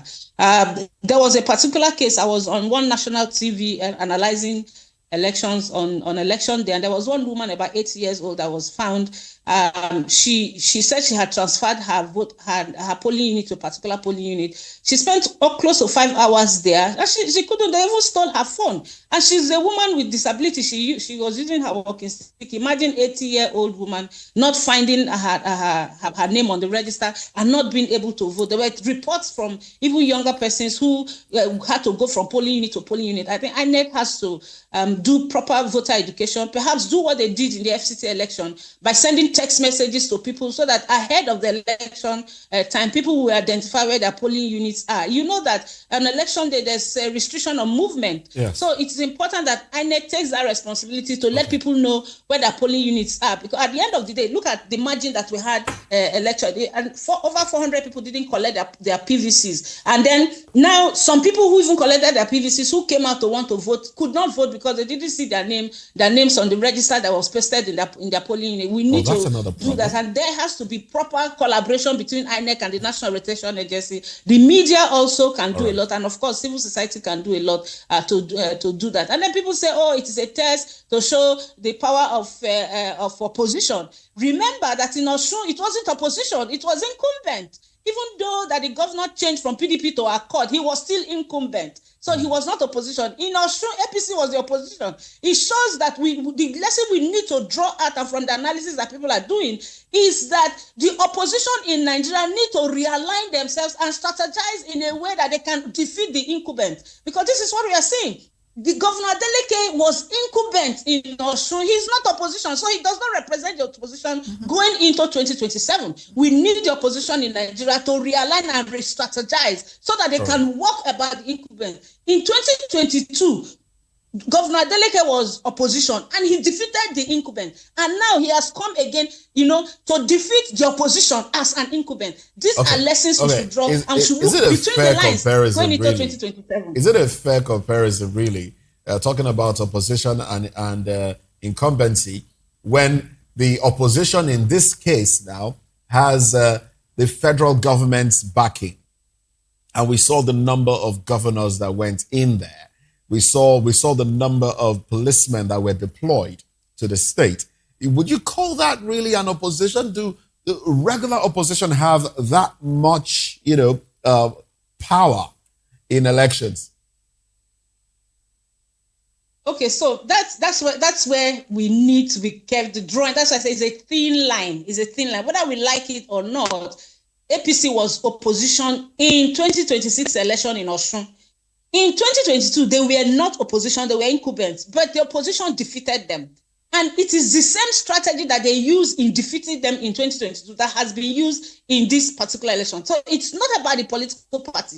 It's about the individual and the programs that the individual sold or delivered to the people. So it was a choice for the people to make. Do we want, when, if you listen to the campaigns and all of the messaging around the campaign, the APC was only campaigning about returning the state to APC. When APC was ruling that state, they didn't benefit from the dividends of democracy. And that's why we need to let citizens know that, governance is local.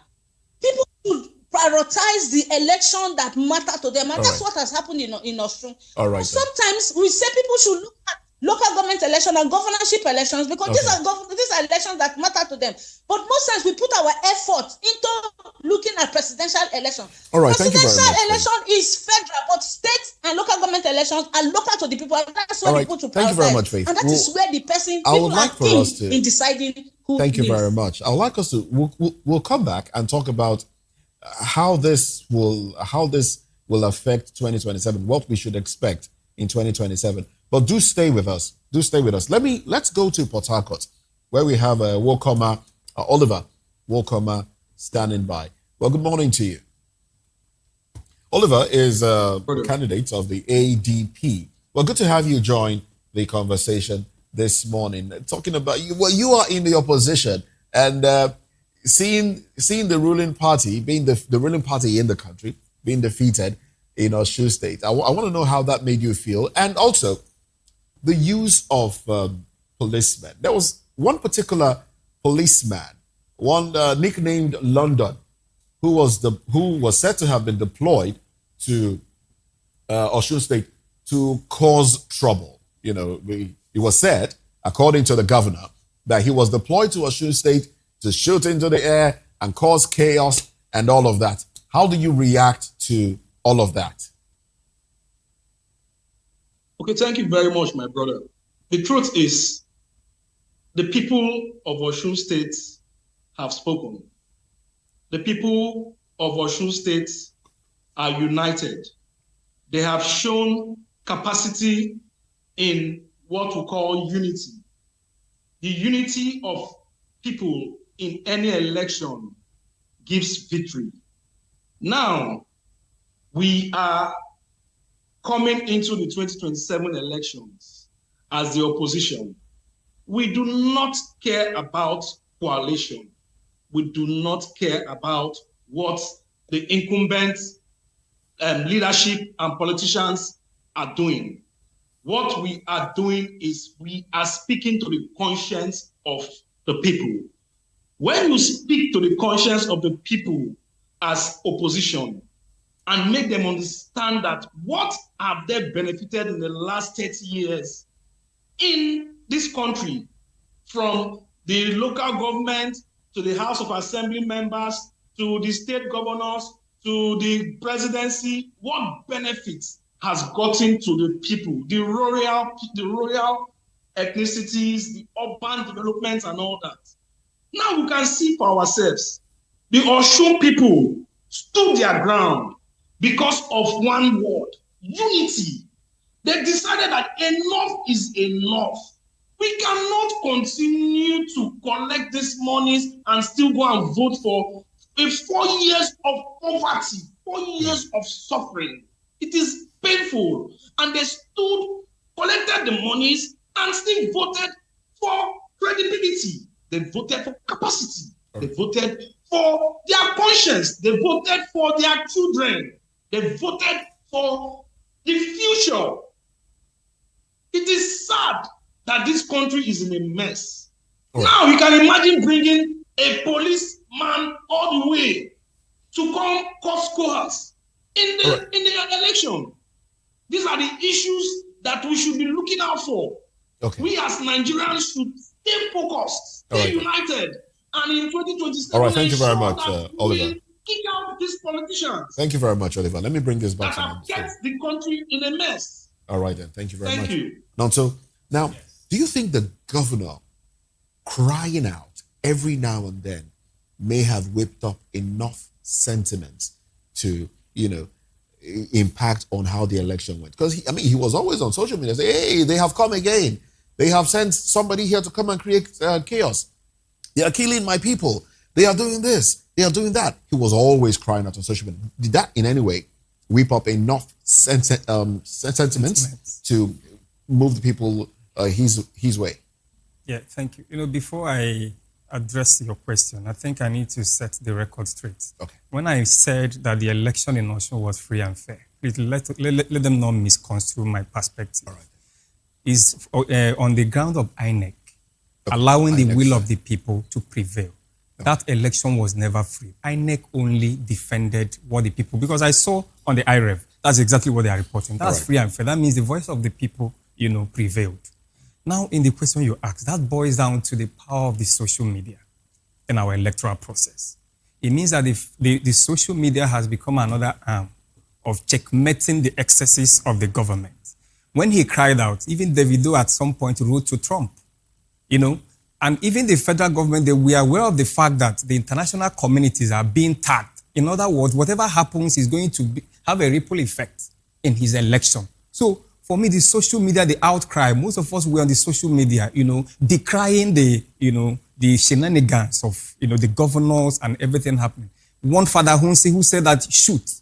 He later retracted that statement that he said, shoot the accord with votes, Yeah, kill them with your votes. Kill them with the votes. The same man was equally spotted at the polling unit, issuing the same directive to APC members to equally ensure that nobody from APC votes in that, So the social media outcry, Davido's influence, and the Nigerians who are craving for, a better society played out in terms of, instilling fear in the government not to interfere in that election. All right. Now, so in all of this, how much of this is going to impact 2027? Because we hear highly placed people say, the president wants to win at all costs. APC wants to win at all costs. They have 32 governors in their kitty. You saw how 10 of them or more assembled in Osun State for just one election. How much of what happened in this election will impact 2027 in terms of the people mobilizing to say, well, our votes must count? Do you expect that it will be that easy in 2027, especially when we hear the president say, I'm a stubborn politician, nobody can put pressure on me? We have heard people say, well, don't come to this part of the country to campaign because Mr. President is a done deal, he's going. In fact, some people are even saying he should go beyond 2031 and in all of that. So how much of this Osun, what happened? The people saying, you cited the instance of people that conveyed the ballot box and said, when the driver was taking a call, they said, don't do that again. How much of this do you expect to happen in 2027, the people taking charge? Yeah. The Osun State happens to be the state of the president, according to, the news, the information we have. And if in an off-cycle election, the state of origin of the president, after deploying all federal instruments of coercion, and he could not win his own state. People didn't know that Osun mattered a lot to the president. You know why? One, Benga Oyetola's factor, his cousin brother was there. And everybody expected him to kind of win Osun, so that by 2027, they would say that APC has taken over. But the fact that he could not win Osun State, I can tell you without any fear of rebuttal that 2027, APC is going to meet their Waterloo because the people are more conscientized. The people are more conscious of the fact that, the power of incumbency does not play out anymore. It's all about the ability of the incumbent governor in person to, prioritize the needs of the people. And it's not all about... I want to ask you a question. Yes. Do you think that if the president was intent on taking Osun, like the way he said, do you want Edo? People said, yes, I will give you Edo. Do you want this? And do you think that if the president was intent on taking Osun, that he wouldn't do that? Sir, the president needed that Osun State, but he only tested the waters. He didn't walk. The people resisted. That was resistance from the people of Osun State. That's why it was as if the president let go. If the people of Osun State were passive in that election, the president would have made good his own. All right, now, so I would like Yes. us to examine a statement, credited to Adeleke. He was on a popular political show last night, and then when he was asked about, if he still stands on his stance that he's going to go out for Tinubu, he said, "I will go out to campaign for the president because he's a Yoruba man, and I want him to finish all the roads he started in the Southwest." The truth Let's examine that statement. The truth of the matter is that Adeleke disappointed a whole lot of us who fought for him. When I said it I wrote on Facebook yesterday, people were attacking me that Nigerian politics is all about, you get this one. People even said that the president has been withholding the Osun, allocation or what, that he wants to retrieve. I now ask myself, people died in Osun State trying to fight against the state capture that President Tinubu wants to, carry out in Osun State. And you are talking about, for me, tribalizing what played out in Osun State is like betrayal of the struggle. Now he wants to tribalize it that because the president is from, he will vote for him. Now he has belittled the elegant struggle of the people of Osun by telling them that the same party he told them to reject, that have been killing them, that wanted to take over power from Osun State, that they should vote for that party at the federal. That means he has betrayed the struggle. All right. Okay. Well, some people will think otherwise and say he's just making a political statement. You never know really with politicians. But Faith, let me come back to you now. I hope you're still with us.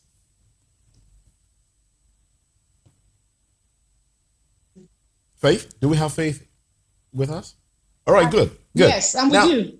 I would like for us to talk about, the deployment of ballot papers, and then how much you mentioned something about the aged, how they were treated in the elections, and we saw in the videos that trended on social media some persons with disability. One was, in the queue for a while. I think he had no limbs, but he was right there in the queue for a while. How can we conduct elections in a better way so that persons with disabilities and the aged will be given some sort of preferential treatment? Or how would you prefer that we conduct elections so that they get, something they get less stressed out? Okay, so according to INEC guidelines, there's actually a way to treat elderly persons, pregnant women, and persons with disability. Most of the polling units where we observed, we found that chairs were arranged for them, and they were allowed to vote as soon as polling opened. But what we found again was that because citizens didn't have this information, that's why I keep talking about voter education. Citizens didn't have this information. Some of them became restless. When you see old persons on the queue going to vote. In fact, there was one man when I was also on one other national TV on Saturday who said he started voting since 1966. So citizens need to understand that these things are already provided for. The guidelines says that persons with disability, elderly people, pregnant women should be given priority access to voting. So sometimes they go and they are not given that priority because the people on the queue don't want to do that. All we need to do is to allow Nigerians understand that there's already a provision for this to happen and get the INEC officials and even the security agents to help enforce this. This is part of the work that the security agents should do, help them to enforce access to the polling by vulnerable persons, pregnant women. In fact, there was one election we went to, this on the lighter side.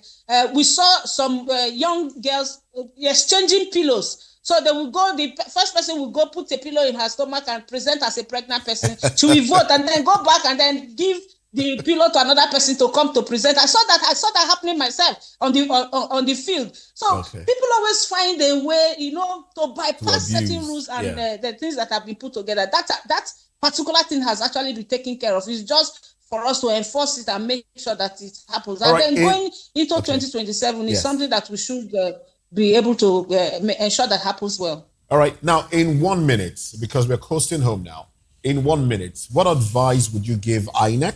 What advice would you give Nigerians in the build-up to 2027 elections? 1 minute, please.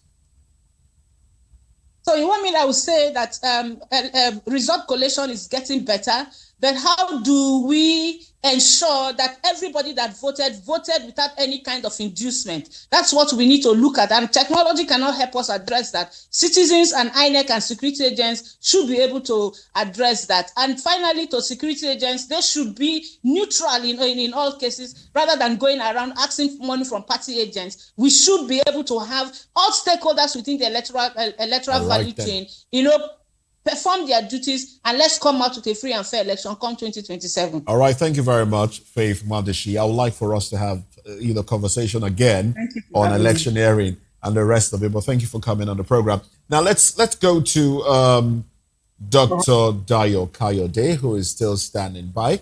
Now, Dr. Dayo, talking about 2027 and what should be done to those that have made incendiary statements and the rest, those that have heated up the polity, as we saw in Osun State.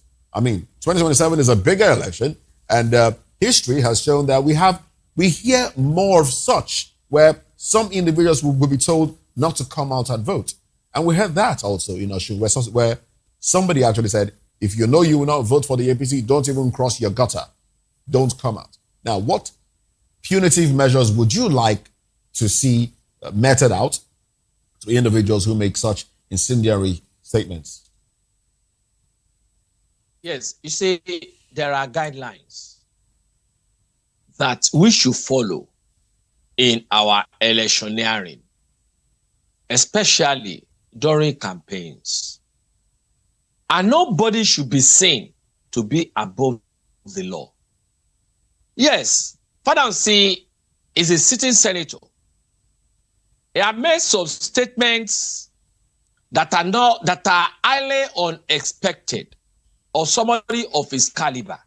Even being a former senior official at Nigerian Customs, he should be able, Nigerian government should be able to make him responsible for the statements he had made in Osun that had invariably hit up the polity then. And then for us to ameliorate this kind of happenings going forward, there must be a punishment that be meted up to Fadansi. The DSS must invite him. He must be prosecuted. And then let the judiciary award him the necessary punishment that is due for such a statement as is being recorded or as is being written. All right, then. In our electoral guidelines. Okay. All right. Thank you very much, Dr. Dayo Kayode, for your take there. Well, the conversation will continue into the coming days. Wokoma, let's have your take now. I would say concluding thoughts, really. And yes, you did say something about you're not interested in any coalition. You think ADP will pull so much weight in 2027 without being part of a coalition? Oliver? For us here in River State, what we are doing is ensuring that we reach out to the people who the grassroots and speak to their conscience. Let them understand that it is not politics as usual. It is not the party. It is not the government. It is the person. It is capacity, credibility. What does this person have to offer the people? That is what we are selling to the people. What are we going to do differently when we come in to power?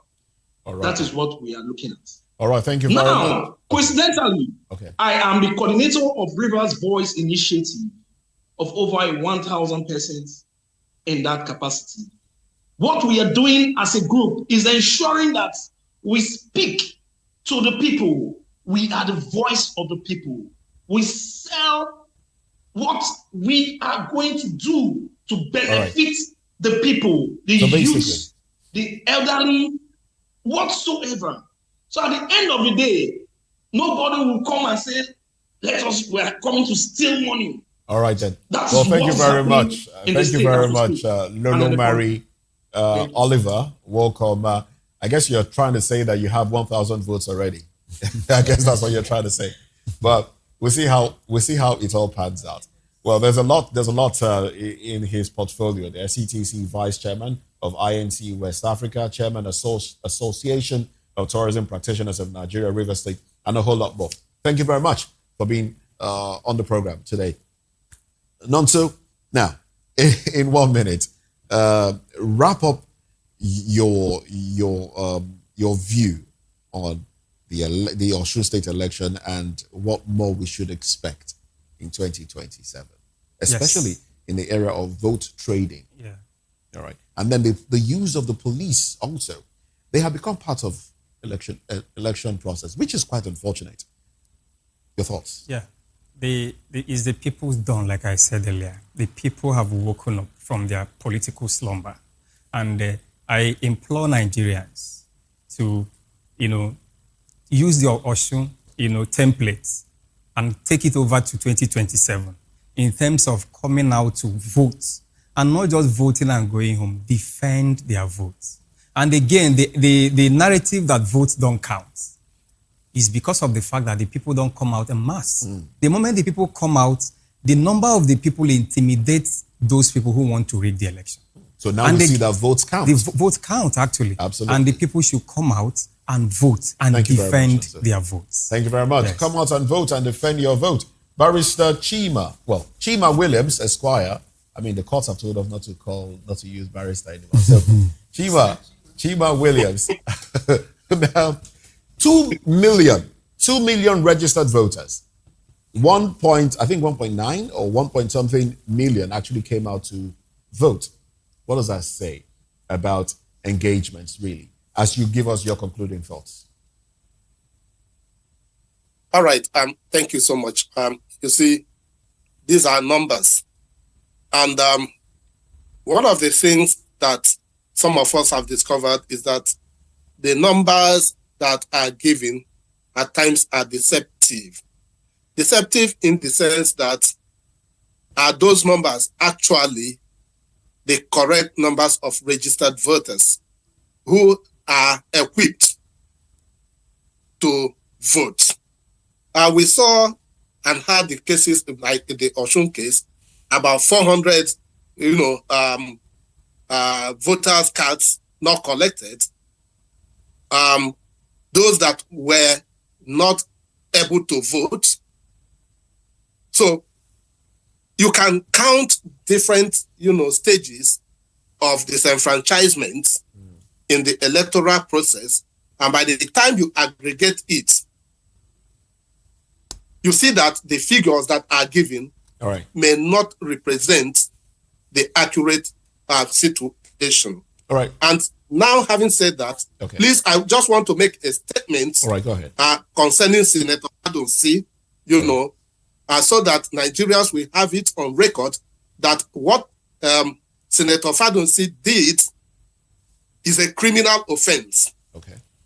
Outside even of the Electoral Act, threat to life is a criminal conduct that is punishable under our criminal code. And it could also, Fadonsi should be arrested and be charged for the murder of all the over 40 Osun citizens that were killed, because if he didn't issue such threats of killing, perhaps those lives would have been spared. So it shouldn't be let go like that. All right then. Okay? All right. So would that be your concluding thoughts now? How we prepare for 2027. All right. Thank you very much, Chima Williams Esquire. Well, Fadonsi actually did come out and say, they killed my people. That was why he said, attack their own people as well. But all of that, we wait to see what punishment will be meted out in the coming days, if he will be punished in any way. Well, thank you very much, gentlemen. We've been speaking with Chima Williams Esquire, Dr. Dayo Kayode, Nonso Emecheta, who joined us right here in the studio. Lola Mari Wokoma of the ADP in Port Harcourt, in Rivers State, I beg your pardon, and Faith Mwadushi, an election observer. Thank you very much, gentlemen and lady, for your time and contribution on the program. This is how far we go. But papers, we will be looking at the papers very, very shortly, and some of these headlines will come up as well. I will do justice to it during newspaper review at 10 o'clock. So join us again at 10. I am Moses Humphrey. And I'm Jane Ogoye. Thank you for watching. I'm Chukwuma Okoro. Bye for now.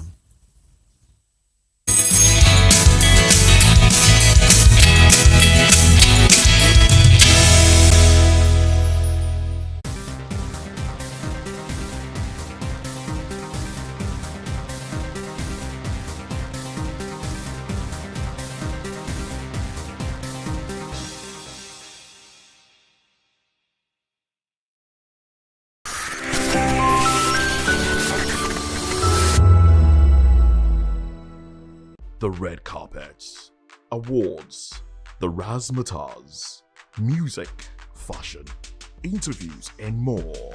Spotlight on Voice of the People Television. Let's feed you with all the juicy stories in the global entertainment space, bringing you the glitz and glamour as it is hot. Stay tuned to Spotlight, 1 p.m. Monday to Friday. Spotlight on Vop TV. Entertainment like never before.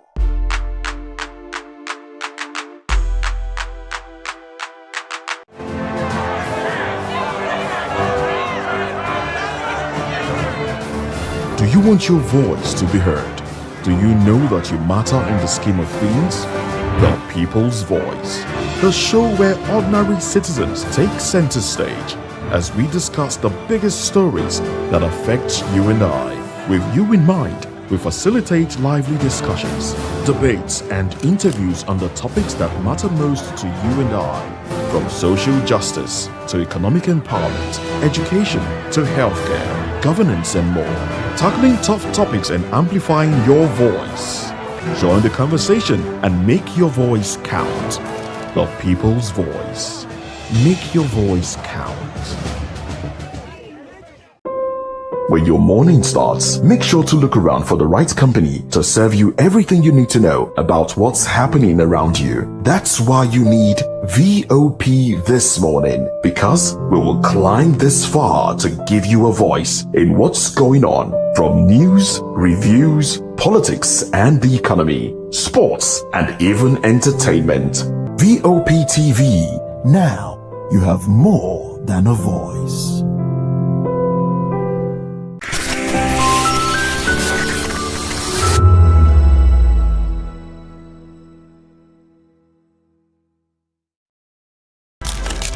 In a world where power shifts with every headline. In a nation full of questions.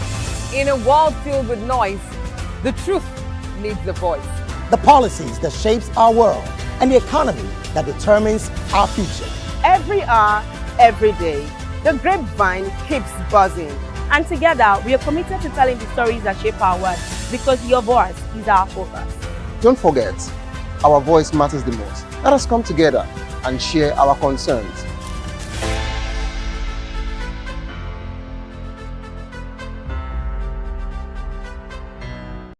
Big news is here. Your favorite Voice of the People television station is now on free to air on Nigecomsat. All you need to do is align your dish using the following: orbit position 40.5 degrees east, 12.685 gigahertz, 30,000 kilobytes per second. Polarized vertical, frequency 2, 12.731 gigahertz, symbol rate 26,250 kilobytes per second. Polarization H. This works on any decoder. Catch up to 100 channels, sports, movies, news, all for free. This is with better quality at no extra cost. VOP TV on Free TV. Now you have more than a voice. Yes, obviously everybody knows the game is beautiful, and that's why I love sports. My name is Kizzy K. You're welcome to my republic. But remember, there can never be a transfer without a window. Just like there can never be a deep thinking without a Pep Guardiola in football. You can't say tennis without talking about Djokovic. So why not give me attention on the show so I can run your race on the TV like Lewis Hamilton Formula 1 star. Don't forget, when God have mercy on you, you can achieve your goals like Cristiano Ronaldo. I am a proud Nigerian, and right here, we talk NFF. For every sports update, commentaries, live interviews on the game, we got you on this, because right here at Voice of the Vop TV, the Sports Public Show has got everything just for you to be part of it. I love the beautiful game, and that's why KGK loves sports. This is Health Check, your weekly guide to better living, smarter choices, and trusted answers. From everyday wellness to urgent health issues, we've got you covered. Health Check, only on Voice of the People television, where your health has a voice.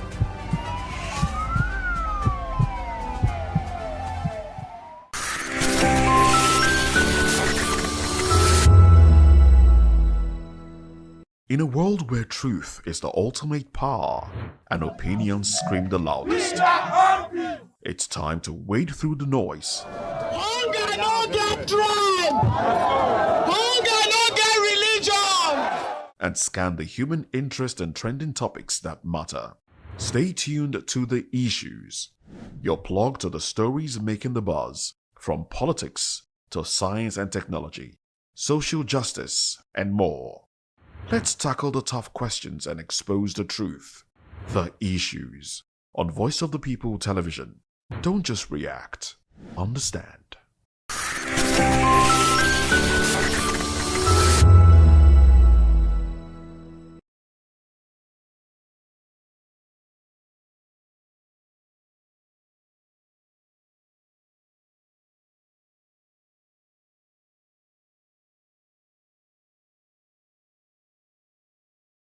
If you've been drinking, don't drive. Hand over the keys to another driver.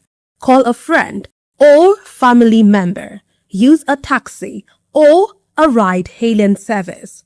Wait until you're completely sober.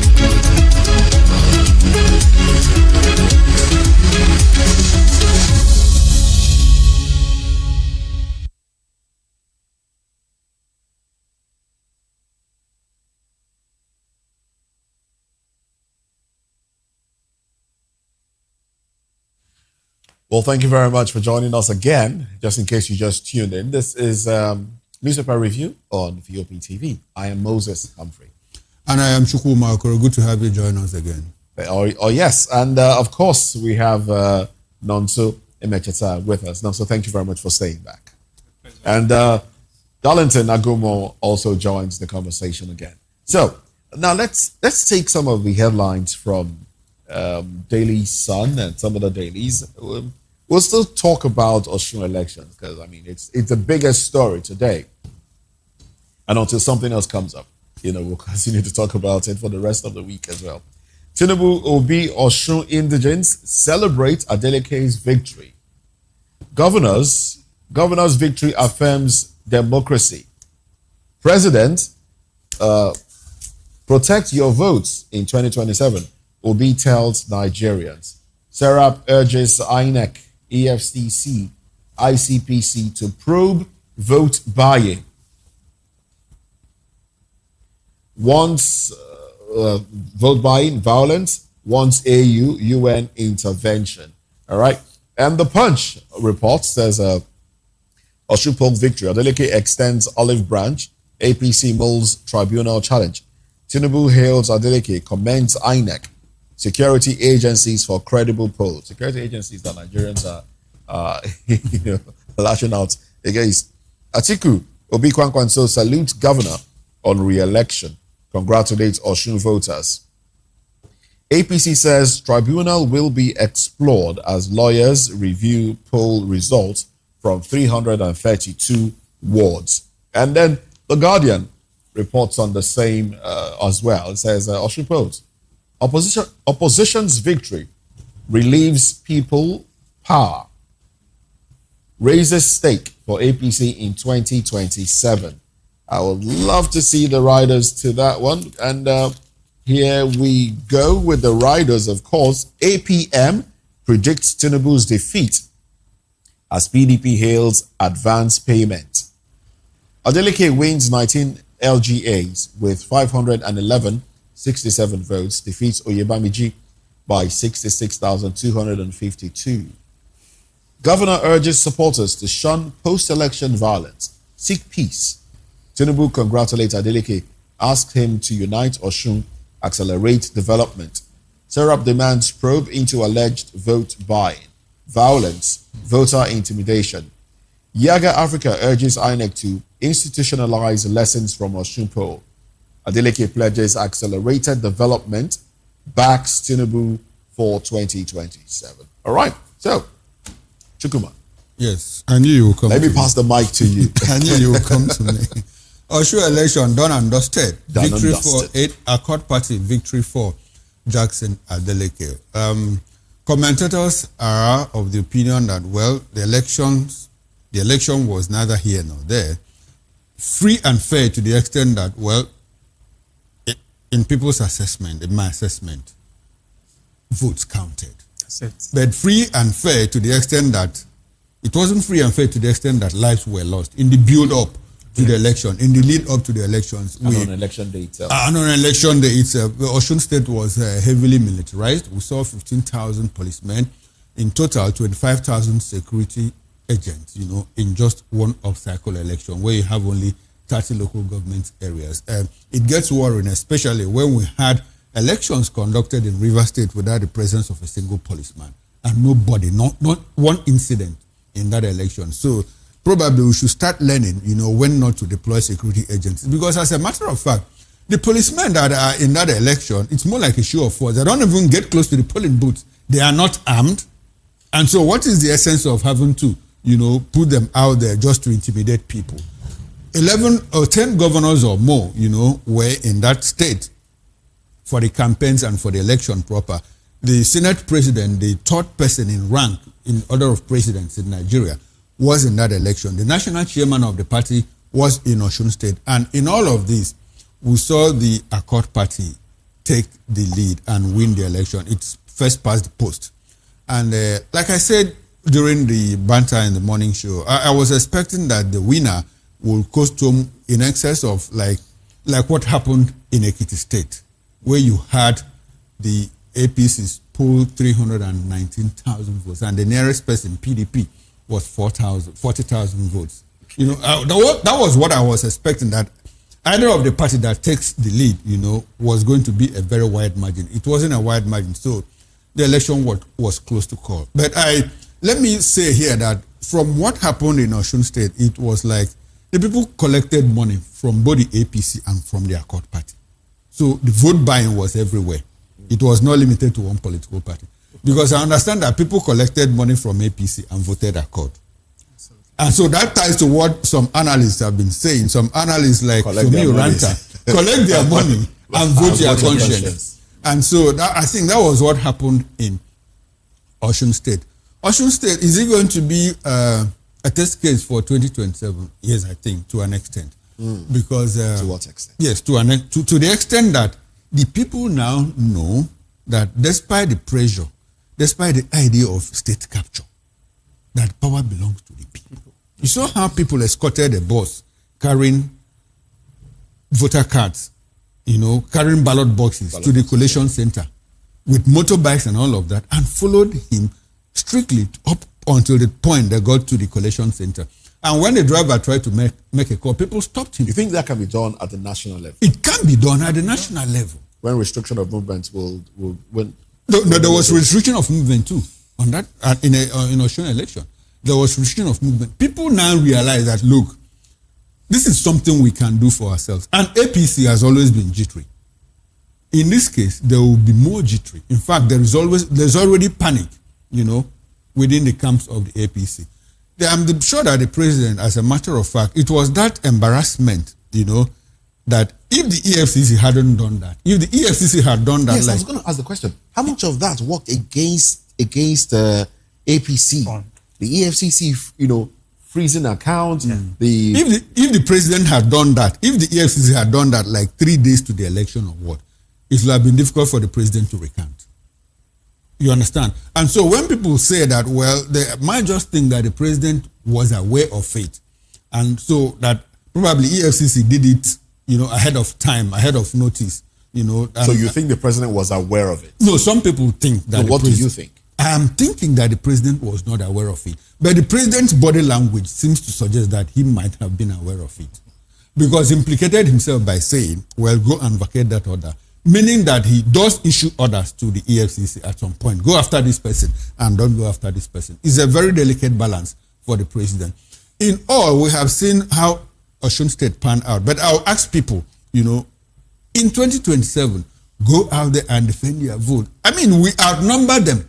We outnumber them. They can't kill all of us. It's just that people are scared, but nothing happened. Okay, something happened because some people were killed on election day. Well, something has to give. I'm not of the idea that people should die. My heart goes out to people that lost ones. As a payoff, it's unfortunate that the governor of Osun State, who people from all sides, all tribal, religious, ethnic divides and all of that stood for, could come out that evening after the election to say that, well, that he's going to support the president because the president is a Yoruba man. I mean, he should take a fall for that. And people are going to come after him the way I'm coming after him now. I mean, it's okay for him to say, I'm supporting the president because the president has done well.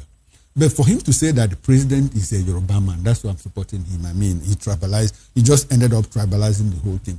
And it speaks to a lot of people from the Southwest support the president, not because he has done well, but because they think that he's their tribesperson. And that is wrong. It is a very wrong signal to send out. Coming from a governor of his standing, it would have been okay for him to say, well, I support the president because he's doing well. People will say, well, maybe because he supported you to win an election and you have worked, you are collecting more money from FAC and all of that. But for him to say because he's a Yoruba man, I think it was a very dangerous slip that he made. All right then. And so, yeah, you want to add to it, or should we move over? Yes. Okay. There is a video I watched. Okay. Where the police they hijacked the results. One guy on a bike pursued them. The women were shouting. We will shoot at you. The guy was running. You know what that means? That even despite the fact that they use the police, to perpetrate electoral fraud or electoral malfeasance, when the people come out in their numbers, they will outnumber them and the will of the people will prevail. The Adeleke, in fact, I was so shocked during the victory speech. A man that everybody across ethnic nationals supported. Everybody, even people that are not from Osun, were on the social media. I didn't sleep. I kept vigil on that election when they were collecting the results. We were concerned because it would serve as a kind of a litmus test to what we are going to have in 2027. And you came out to tell us that because it's your tribe. So it's all about your tribe, not who is competent, who have the character, somebody that has the requisite integrity, to navigate the ships of the country. So for me, it betrays the whole, struggle for a better Osun that will emerge through the will of the people, not through the will of the people in power. And again, the Osun people, I keep saying this, Nigerian youth, if you look at the election, you'll find out that the people who were in the forefront were the young people. The women actually did vote. They did come out to vote. But the people that protected the vote were the young people. So the young Nigerians, the moment they start dividing us that this person is, Igbo, this person is a Muslim, this person is a Christian, let us not listen to them because it is in their own interest. It is never in the interest of the people. They make us believe that we are at war with one another, whereas they are dining and whining and they are happy there. So Nigerian, you let us come out in 2027. This election of Osun State is an eye-opener to Nigerian youth that, what, even the so-called, political, cabals and all that, we can still defeat them because the people united in one accord cannot be defeated. That's what the Osun people have exhibited, what they have, displayed. And we can do this. In 2027, let us vote not based on my tribesman. Let us vote based on who has the competence, who has the integrity, who has the character, who is the person that will help us to come out of this political quagmire that we found ourselves in Nigeria. That is my own, plea to Nigerian youth. And All it is doable. It is possible. Yes, it is. Well, I think we should be gentle on the governor. He doesn't come across as one who has a good command of words and all of that, but he may have slipped. As bad as that is, I think we should. Moses, he didn't slip. That's his mindset, and it is very dangerous. Sir, you know what? I'm going to come after him in any way I can for that very statement that he made. Sir, somebody that was crying, the whole world saw him crying. Came to the social media, you were crying. In fact, when they declared him, he was shedding tears because he was an embattled governor. They dealt with him. So after dealing with you and your people were shot, people died. Intimidations, Even governors like Hope Uzodinma came from Imo State. They brought the taxpayers' money from different states to come and intimidate the voters. Yet you saw everything and you are endorsing him immediately. Why didn't you even say, okay, for now, let us just keep that one. Later on, I will comment on that. It was too sudden. It was too sudden to have. He endorsed him before the election. Even after on the victory speech. Yes. If he had said, I am supporting the president because he is doing good. The economy is looking good. There is infrastructure and all of that. Yes. Nobody will talk saying about tribe. In other words, we vote based on tribal alignment. And you are supporting him because he's a Yoruba man. Is that what we should? That means we are not heading. We won't make any meaningful headway in this country. All right, Mr. Darlington. Trajectory we are going. Let's get your thoughts. My Bible tells me that it is from the heart that the mouth speaks.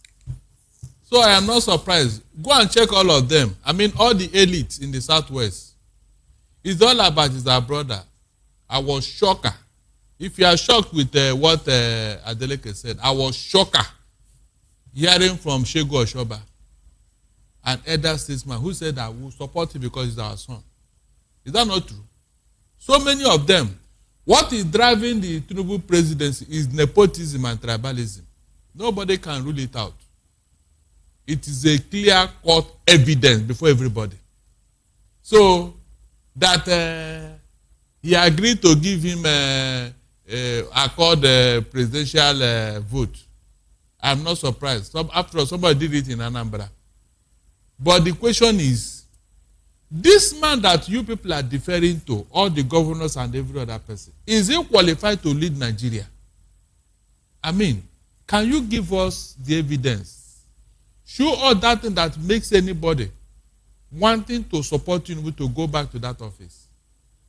I mean, in practical terms, release it for us. Let us interrogate it. Because when Kiyamo is telling us that great men don't go to primary school and secondary school, I say, please mention the great men that didn't go to primary school. That's so funny. Mention the great men. You can see psychophancy. People at that height. And SAN. People at that height. Mention that great man anywhere in the world that didn't go to school from primary to secondary. Mention. And went to university. Yes. Even the university is full of controversy. And so when you see people... That's what supporting the APC can do to you. Sorry? That's what supporting the APC can do to you. The moment you start supporting APC, so when you see all this thing, your critical faculties. Please, my people, who is now the loser? Is it the man or Nigerians? Of course, Nigeria. You can see. Tomorrow night, the same people come out. How did we get here? How is Nigeria like this? They will blame everybody but themselves. When they want to be so corny, they will say politicians are bad. Are you not one of the people that made it bad?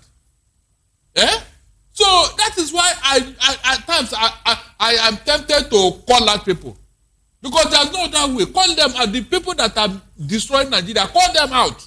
Whether your brother, your sister, or whoever, or your husband, uncle, call them out. That's the only way Nigeria can go better. We cannot continue to say we want a better Nigeria.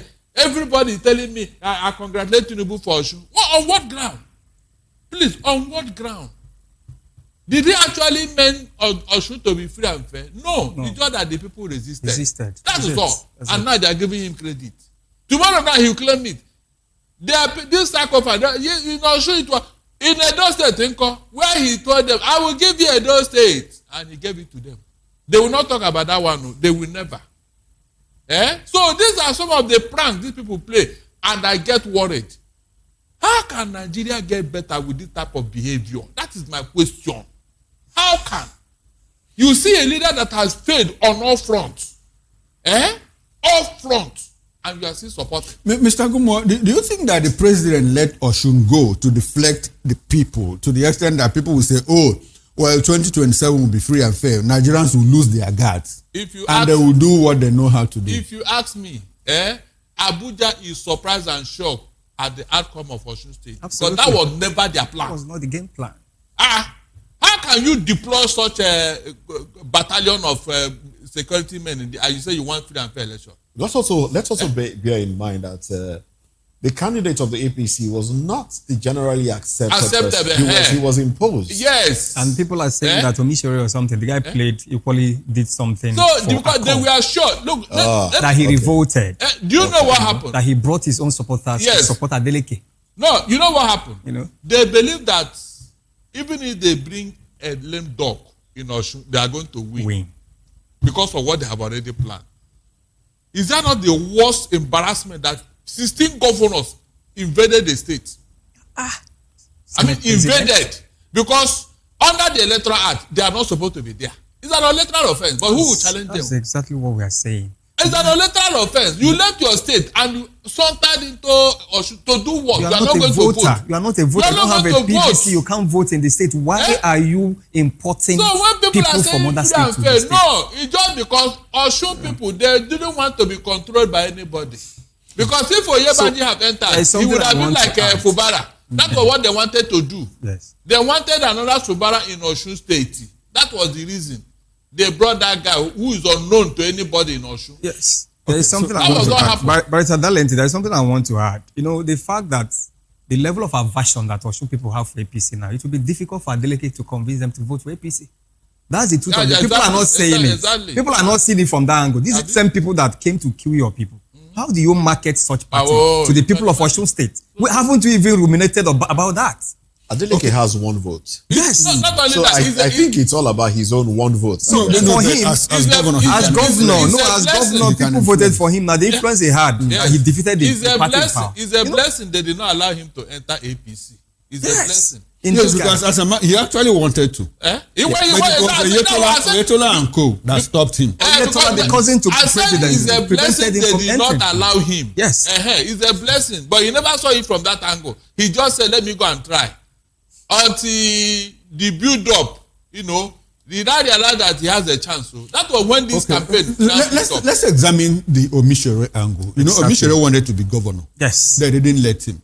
And so he was dissatisfied and probably worked against the party. Yes. Now, how much of that will affect the APC in 2027? That was why they because hold on. As at last time, that was why they took okay.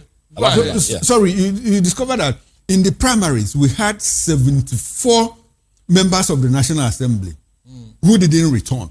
They wanted to, and they didn't return. How many of them? About 20 of them are in court. And so if these people are dissatisfied, somebody like Omishore was dissatisfied and he worked against the party, how much of this will play out nationwide in 2027 against the APC? Yes. Now, let me tell you the truth. The truth is that Tinubu didn't want a strong president in the Southwest. I mean, a strong governor in the Southwest. He wanted everybody to kowtow to him like in Rivers State. That was why they brought that guy. And they know that Omishore will be a stumbling block. That's why they took him to the UN. When he had no background of... No, we're talking about Jimo. Sorry. That's why Jimo is Ondo State. Jimo is Ondo State. Where is the Omishore? Omishore is Osun State. Okay, sorry. No, he has influence. That's what I'm saying. He has influence. Be governor. But they didn't let him be because he's strong-headed. He's strong-willed. Exactly. He has influence. Your tentacle can spread to anywhere. So he didn't want those strong heads that give him problem. He dissipated them. That was why they brought this guy. This Oyebamiji. Ambo. They brought this Oyebamiji in Osun State. And it backfired. Because they were so sure that no matter what happened, he's going to win. That's why they deployed this. For God's sake, what was 16 governors doing in Osun State? Meanwhile, in Anambra, where they don't have interest, nobody came. Nobody came in Anambra. About the influence of the disgruntled party members in 2027. A lot of people are not happy within the APC, even in these Lagos states. A lot of people, they didn't see their names, on the INEC portal. So he's going to play the same way Omishore did what he did. People are saying that he's one of the unsung heroes of this election. That because of the fact that the president's cousin brother, Benga Oyetola, refused to, allow, Benga Oyetola, they did not allow him to be the flag bearer of the party. They gave to Ambo. That the young man now uses his own followers, his supporters, to work for Adeleke. So the same thing will play out in the 2027 election. Those of them that felt that, they have given more than enough to this party, and they were not recognized at the right time. I am very sure they will equally vote against the party. I am very sure that anti-party. If proper examination is done on that election, the vote that Oyebamiji got, 50% of them was rigged. Of course. It was rigged. Okay. So let's look 50%. It was rigged. Let's just look at a few things here. The total valid votes, 985,079. Top candidates, top three of the candidates cumulatively took about 973,062. Wow. That's so I mean we had 15 parties contest that election. So what was left for the others? 12,000 plus. Yeah. And then out of that 973,062, Accord had 511,067, which I think is fair. Yeah. Yes, it's fair. Yeah. Oh well, let's move on to other conversations. Okay, we're still on Osun State. Osun polls, Makinde, NGF, ADC, Kuriwa, Yaga Africa congratulate Adeleke. All right. Talking about the coalition, tomorrow is the day. 18th. 18th. That's the G100, G100, meeting and all of that. What do you see coming out of that meeting?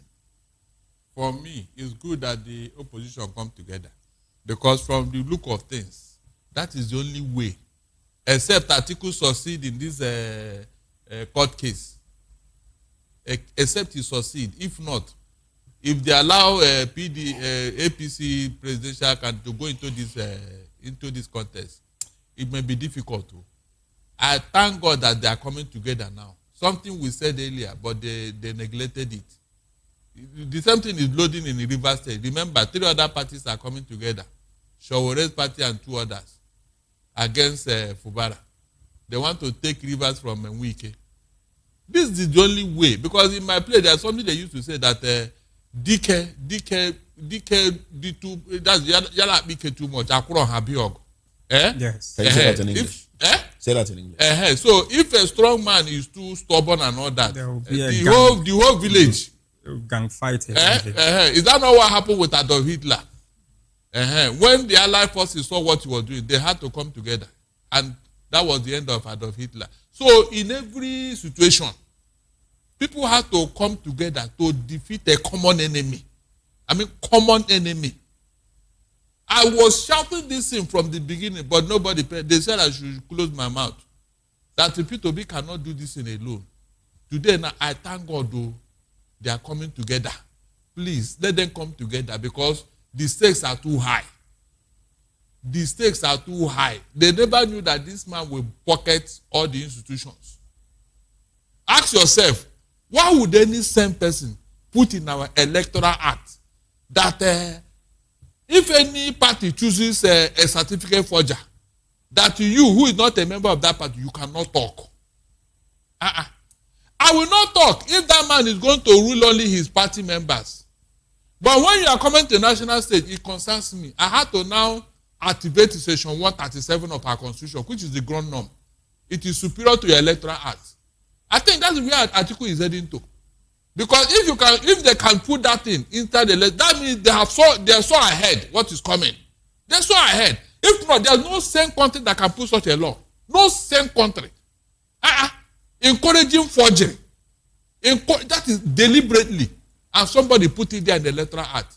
That means they are thinking ahead what is to come. That you should not talk. If you see somebody with a forged certificate, you should not talk. And the person will use it to rule over you. All right. Okay. These are issues. So issues. That clause in the Electoral Act tastes very sour, and it was done in bad faith. And I hope that Nigerians and Nigeria will be able to go back to that Electoral Act and redefine that clause. Even if I don't see that happening before 2020. They will use it, though. They will use it. Before January. I'm not sure it's going to be reversed and all of that.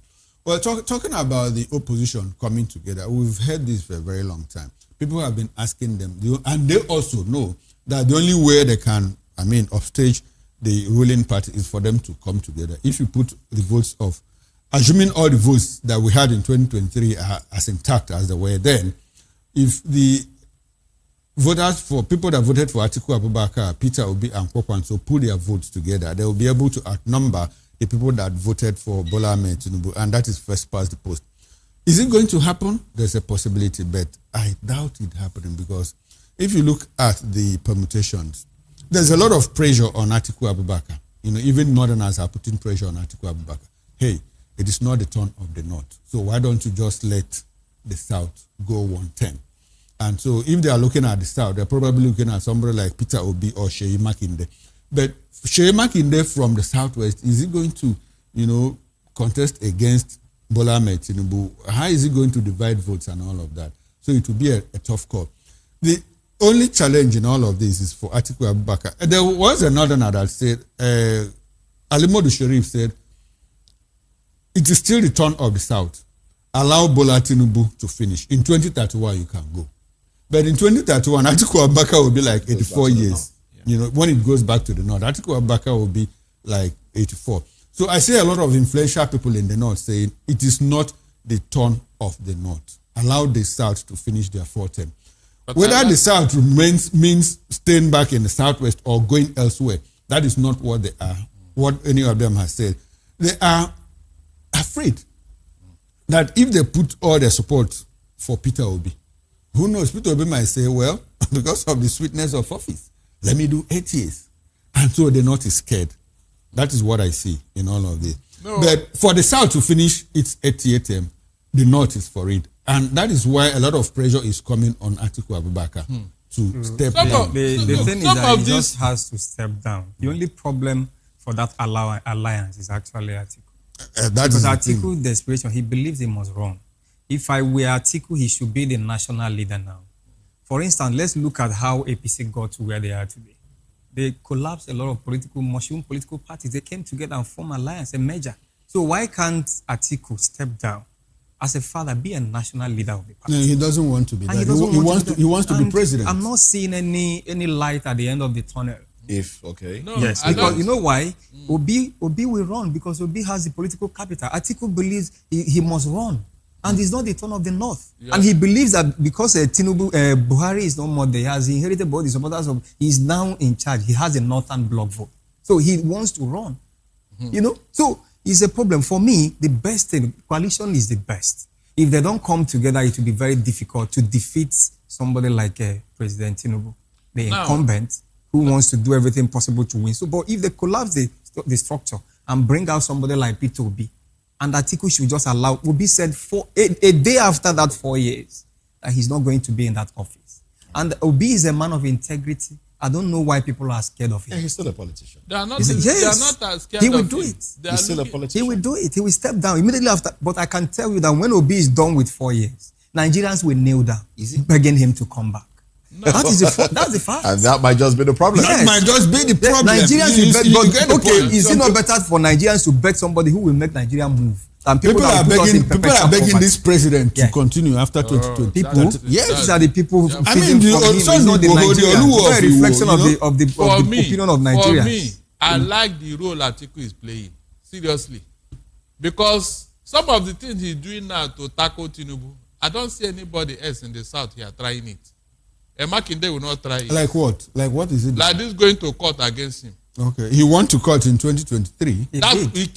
They said he came late. That's why he started late. He went to court. Now that was why they said it came late. The court, the tribunal said that he brought this evidence late. That was why he started early now. After all, that was what INEC said when they uploaded their credentials. The INEC said anybody that have issue, or you start now. And that was why Atiku took it up. Did you hear anybody from the South here complaining about it? No. They wouldn't have done that.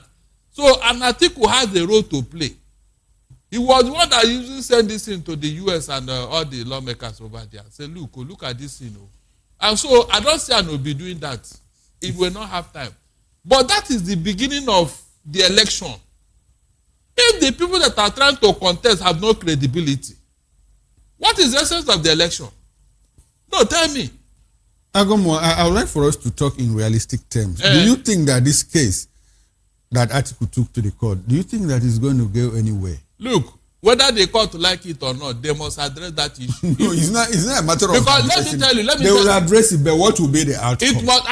It will be a fruit. Based on the letters of the law, article doesn't even have a locus. He has, because the contestant, what are you saying? But it doesn't belong to the APC. No! I have told you here, yes. That electoral act is dubious because no court. Whether it is dubious or not, but that is the letters of the law. No, it's not. Seriously.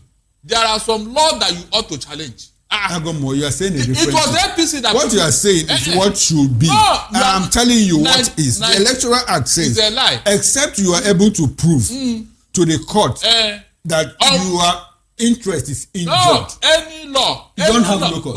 And in this case, excuse me, sir, the locus is that you must be either a contestant or a member of that political party. Do you see anybody in the APC going to challenge this? They will not, because look, let me tell you, any law that is against natural justice. Mr. Gomo, you are talking about law. I am telling you, what else are you working with? I am looking at the letters of the electoral act. No, sir, you have to go beyond the letters to the spirit of the law. You don't just the letters are done by amendment. So wait. Somebody put that in there. You seem to be missing the point. The electoral act has been signed into law by who? By the president. So it is subsisting now. It's a lie. Somebody put that law there for his own selfish interest. So when a draconian law is enacted, we should not challenge it to align with the spirit of the law. I want to challenge it. It is against Section 137 of our ground norm, which is the constitution. Okay, so who will determine now? Is it of course, when you present it to the court, will look at it. Is it one of the grounds that article is? Is it one of the grounds? Of course. What are you? They will present all these things in court. What are you telling me? Let me see that court. Let me see that court that will say we can go ahead with a certificate forger. That means anybody can forge. Mr. Agomo, this case was in 2023. It was in the courts. What happened? The electoral act came in now. It came in now. Is that not true?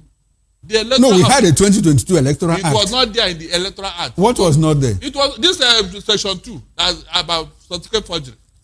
It was not there. They imported it now to protect somebody. Okay, so but the electoral act has been signed into law. True or false?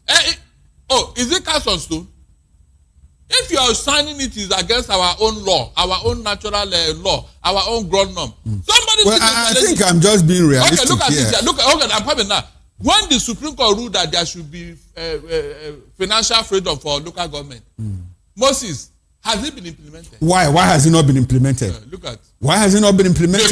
Because the constitution is there. It has not been amended. Okay. Yes, that's and so if they need exactly the point. So if you need to amend the electoral act, what do? You need to go back to the National Assembly. Of course. Do you have time to do all of that? Which National Assembly? Is it this National? Assembly? Any law or any act is in conflict with the constitution. That's the ground law. The provision of the constitution should be supersedes. Supersedes that. You are arguing emotionally. Which emotionally? Okay. That's why we are not going moving forward now. Okay, so let's move forward. Let's move forward. Now, EFCC recovers $60 million in ongoing Nest Oil investigation. So, just a little deep into the story. The chairman of the Economic and Financial Crimes Commission, EFCC, Mr. Olanipekun Olukoyede, led a breakthrough in the commission's ongoing investigation into the alleged criminal aspect of transactions involving Nest Oil Limited and a consortium of its lenders at a meeting convened and chaired by the EFCC chairman. A structured repayment plan was agreed between Nest Oil Limited and the consortium of lenders as part of efforts to recover outstanding indebtedness. All right, so all of it totals $60 million, which is quite a humongous sum of money, I must say. But away from that, BOI's maiden development bond oversubscribed in 5 days. Olashukbo credits President Tinubu with the feat. You want to react? You want to react, or should I go on? Just go on. Okay. Just go on. Okay. Gunmen kill 4 in Benue as troops to repel Moses, attack. please, we cannot on Borno military Moses, base. You don't want me to go on? Please hold on. The other ones that people oversubscribe, did you not go and borrow money to pay it when it was due? I thought why I say we should just go on is because they have credited it to the president. What the president is doing. I am telling you, he didn't ask himself. The other ones, what happened to them? They oversubscribed it on what ground? What was that thing that made it to be oversubscribed? Because the president is doing well. Are you serious? Are you serious? We can see that. Oh God Almighty. It's unfortunate. See, everything now credited to Tinubu. Everything. The economy that went down south now, nobody will credit to him. Oh. The economy that moved from number 1 to number 4 now, be number 3.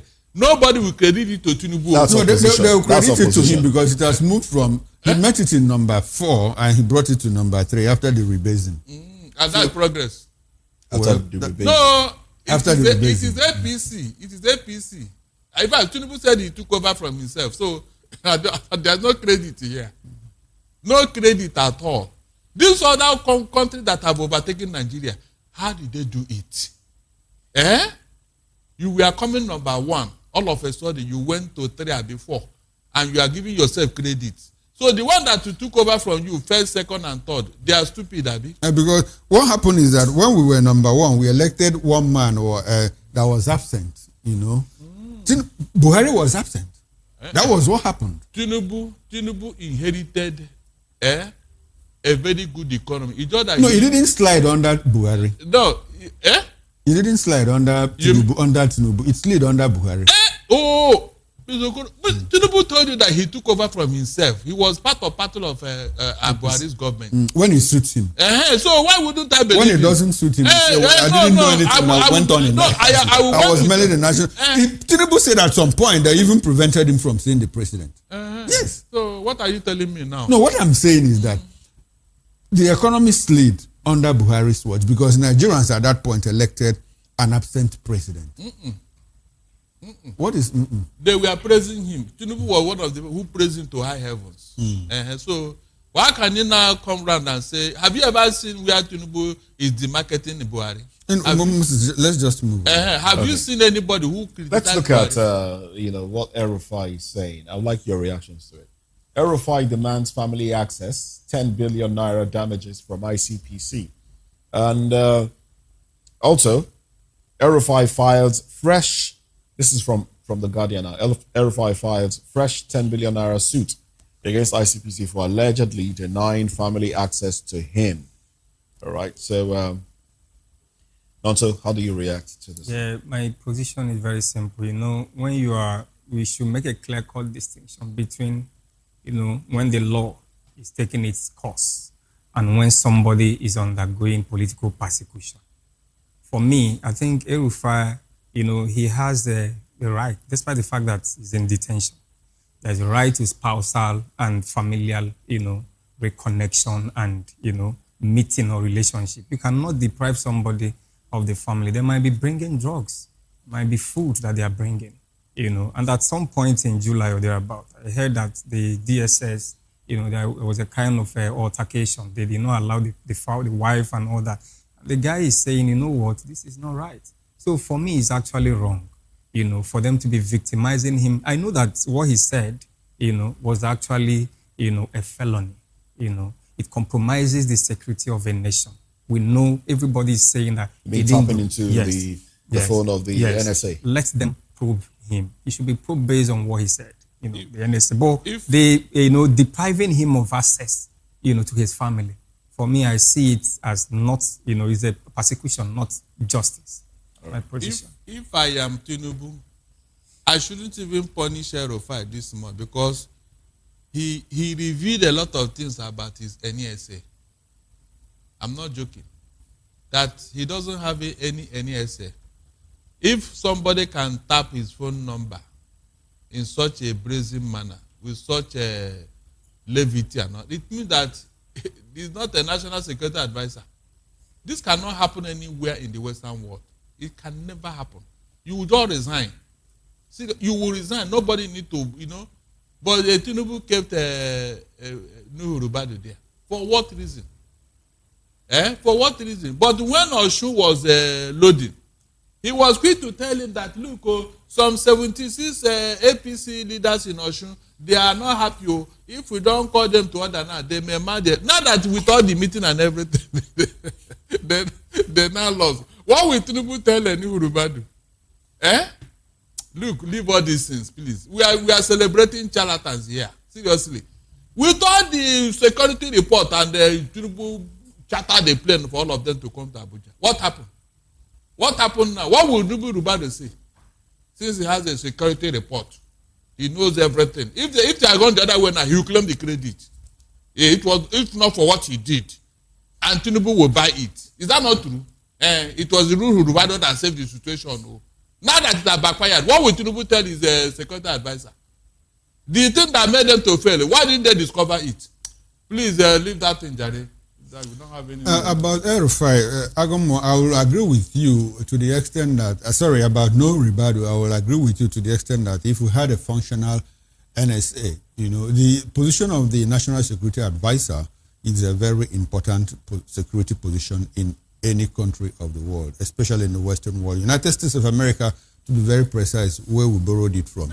He coordinates all the security agencies, for the president. He's supposed to have a presidential daily briefing with the president every day. And so if his phone could be tapped into, then that means that we are just open. Nigeria is just open. And so away from that, but I think I don't like what is happening to El-Rufai to the extent that he's been denied his medicals and a visit by his family. They should allow regulated access, to him, his family. So I wonder how they are feeding him. Is it that yes, the government will feed him, yes, and all of that. But at least they should give him access to his family once in a while. It's not that they will go there and start sleeping or waiting for like 2, 3, 4 hours. I think 20 minutes or 30 minutes is enough, to.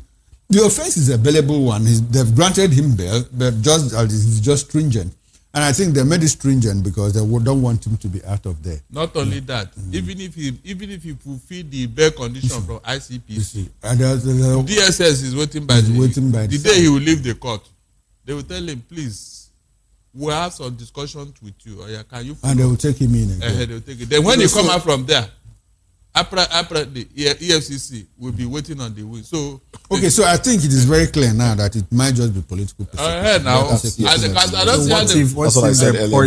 don't see he has the right to say, I want to eat only food for my family. Consolidate the same person that they are prosecuting. What if the food is poison? So he has the right to say, I don't want to eat this food. Give me the food for my family. So they should grant him unfettered access to his family. They will make that mistake because the international community will not be interested because they said somebody imported some nerve gas. What happened to Gani Farimi? That the tea he drank in the prison that led to his what are we saying? So we know what's happening in this country. He drank a coffee and that was cancer. Okay. That's what they call it. Cancer. But if anything happened to El-Rufai now, it will mar Tinubu's administration. You think so? It will destroy his administration. In fact, totally. It's affecting him in the north. Totally. 2027. The Northerners will not vote for him. Watch out. They won't make that mistake. They will pamper him. Do you think he'll be released before the election? They may keep him there, but they will make sure that they supervise his food. If they even suspected that somebody from outside may even do the damage, and they will not blame the releasing him will enable him to come and mobilize against him. So they won't release him. All right. We still have a ripple effect. Stop blaming past governments for refineries' woes, Atiku tells Tinubu. Tinubu bets on Port Harcourt Warri refineries, despite Obasanjo's doubts. And also, we have resident doctors unveil new work regulation to check burnout. Also rallies FG to lecturers' grievances, welfare funds. Ministry partners states, private sector on livestock transformation. About the refineries, like I said the other day, I'm not sure the president knew what he said when he said that refineries are going to come out and be profitable. I never know what he said. And be profitable. And be profitable. No, he said it's not when you see smoke and what that does not mean that refinery is working. It is when it starts loading oil and start making money. Yes. That's when you know that. How much are we looking at? $2.6 billion to fix the refineries. To fix refineries, and Bayo came and examined it and said, "Well, give me $60 billion." To fix it. We say, hey, And Dangote used $20 billion to build 65,000 from scratch. And you're asking for 60 billion. Leave it. The same buyer came out and said, well, I've taken another look at the refineries. I'm not sure that they can work. And so where is the president getting his information from? So that's why I say that I'm not sure the president knows what he said. No, it was when Lupeng went to have a meeting with him, and probably in the blaze of that glory, he said, well, refineries are just to make Lupeng happy. 2027 loading and all of that. They should just forget. They should not put any money. It's all about politics. If you check, all of a sudden things are happening. They adopted the Nigerian that was in the terrorist enclave for 6 months. They were released. Abi? Yeah. And they said they did not pay any money. Meanwhile, the people are telling us that helicopters were dropping money, and they saw it, and they did not allow them to go close to the money. These are all part of it, too. So whenever he says something, I told you, I will use the microscope to look at what he said, because I'm sure he didn't mean it. He never meant it. Look, one other issue I want Nigeria to look at is this, what do you call it?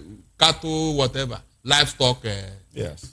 Okay, grazing reserve. I am telling you seriously, I don't know why government create problem for God's sake. Why must we be pampering these people for God's sake? Moses, look at the vast land in the north. That this guy can go and buy any hectare they want to rear their cattle and all that. Why must it be government business to do somebody's business? Why? Why are you creating a special whatever? And you know very well that ranching is not their problem. They will never patronize, they will not use it. Because that's not the end. That's not the well, I don't have a problem with government funding the business. Government is also giving bailout, to airlines and other sectors. This one, what I'm against is the government creating grazing routes. Is it not part of grazing it? routes. Is that not part of it? Grazing Taking other routes. people's land. No, that's what I'm against. That's what I'm against. So that's where I'm going. That's because by the time you are creating this ranching, Right, whose land are you going to use to create the ranching? Who? And they are not even buying it. All right, then. Thank you very much, Darlington Agomo. This is how far we go. Nonso Emecheta and Chukuma Okoro. Well, Chukuma makes a comeback later tonight, 6 p.m. Political Lens. Yes, and I'll be joined by Prince Francis Chidaka. We'll travel around the country. We'll go to Osun State and touch other places in the country to bring you interesting, trending political stories. Join us there, and it promises to be quite interesting. All right, there you have it. That's it on the show today. Sports comes up next. I'm Moses Humphrey. Bye for now.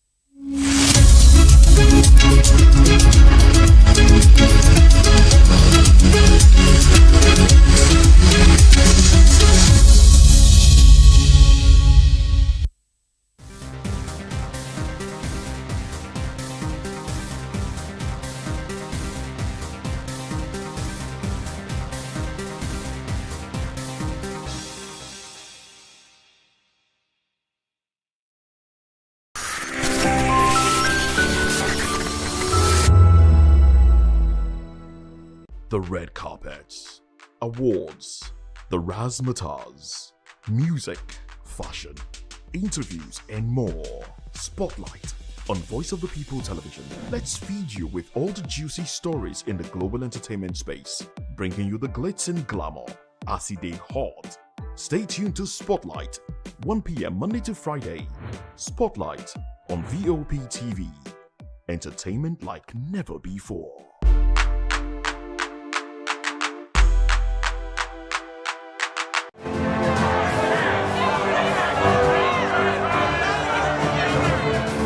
Do you want your voice to be heard? Do you know that you matter in the scheme of things? The People's Voice, the show where ordinary citizens take center stage as we discuss the biggest stories that affect you and I. With you in mind, we facilitate lively discussions, debates, and interviews on the topics that matter most to you and I, from social justice to economic empowerment, education to healthcare, governance, and more. Tackling tough topics and amplifying your voice. Join the conversation and make your voice count. The People's Voice. Make your voice count. That 10 seconds you save by crossing the road could cost you your life. Pedestrian bridges are built for one reason: to keep you safe. They are free, they are strong, and they are there to protect you. Dashing across expressways leads to injuries, loss, and grief that last forever. Using the bridge takes less than 1 minute. Losing a loved one lasts a lifetime. Parents, teach your children. Drivers, slow down near bridges. Everyone, please use the pedestrian bridge every time. Your life is worth the climb. This message is from Voice of the People's Television.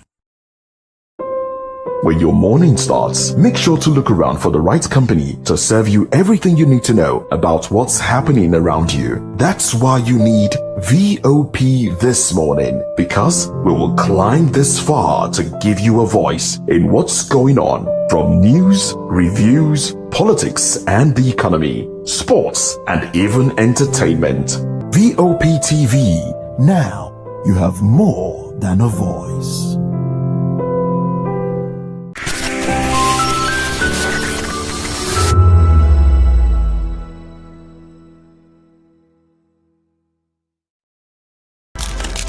In a world where power shifts with every headline. In a nation full of questions. In a world filled with noise, the truth needs a voice. The policies that shapes our world and the economy that determines our future. Every hour, every day, the grapevine keeps buzzing. And together, we are committed to telling the stories that shape our world, because your voice is our focus. Don't forget, our voice matters the most. Let us come together and share our concerns.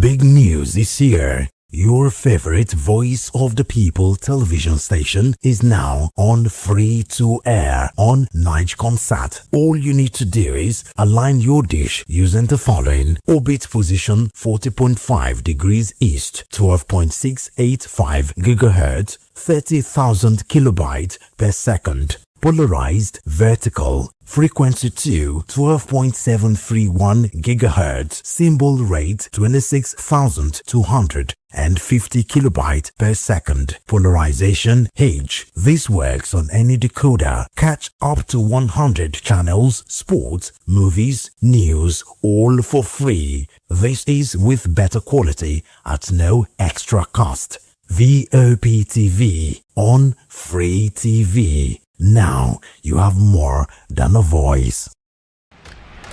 Yes, obviously everybody knows the game is beautiful, and that's why I love sports. My name is Kizzy K. You're welcome to my republic. But remember, there can never be a transfer without a window. Just like there can never be a deep thinking without a Pep Guardiola in football. You can't say tennis without talking about Djokovic. So why not give me attention on the show so I can run your race on the TV like Lewis Hamilton, Formula 1 star. Don't forget, when God have mercy on you, you can achieve your goals like Cristiano Ronaldo. I am a proud Nigerian, and right here, we talk NFF.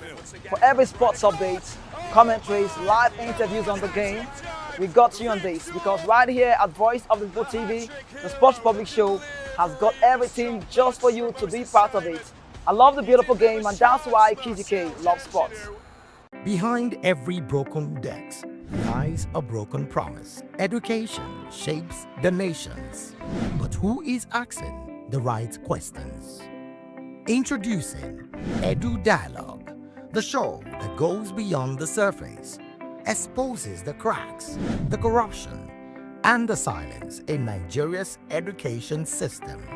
Edu Dialogue, Saturdays, 3 p.m. only on VOP TV.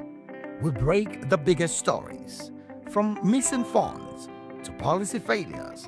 We ask the tough questions and demand real answers. Edu Dialogue, this Saturday, 3 p.m. on Voice of the People Television. This is Health Check, your weekly guide to better living, smarter choices, and trusted answers. From everyday wellness to urgent health issues, we've got you covered. Health Check only on Voice of the People Television, where your health has a voice.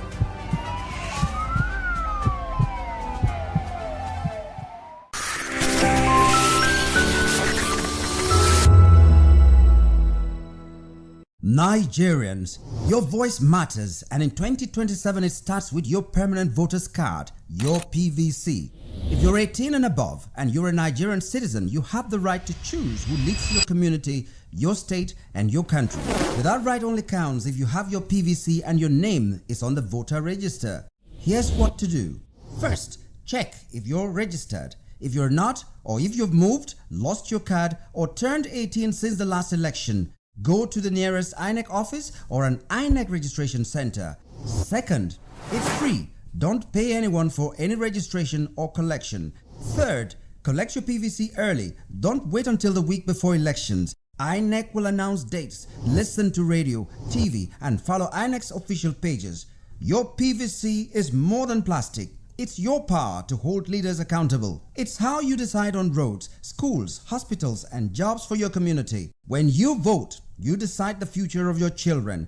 Get registered. Get your PVC. Vote in 2027. For Nigeria to work, you must be a part of it. Your vote, your future, your responsibility. This message is brought to you by Voice of the People, VOP Media.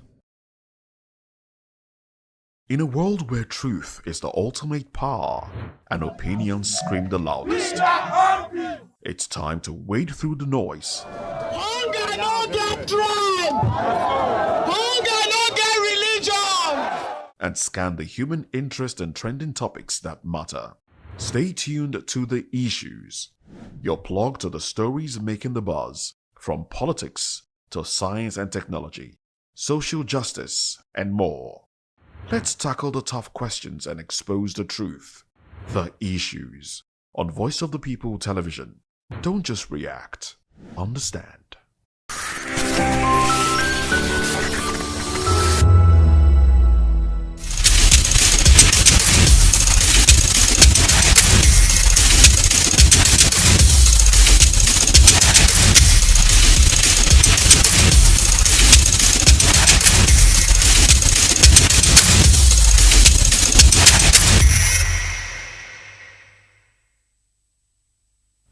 It was a fantastic weekend across the sporting world, and you can officially safely say club football is back. I mean, we saw the Community Shield where Arsenal dismantled Manchester City to lay their hands on the Community Shield for the 18th time and to start the season strongly. And now they are moving on to what next. And as for Enzo Maresca, he's also asking what next, because there's a major player that is leaving the club onto greener pastures, you might say, or just leaving the Premier League, and it might affect the team really, really badly elsewhere. We also saw Paris Saint-Germain, well, they couldn't follow up their Super Cup win over Aston Villa because they also lost another Super Cup match, this time locally. That was in France at the Trophée des Champions. They lost 2-0. So we are going to talk about that one as well. And we also saw the greatest woman of all time in boxing, self-acclaimed, you may say, Claressa Shields, doing the business as well when she reclaimed that title against Kai Scott. That one also happened right there in the United States, and it was wonderful, wonderful for her,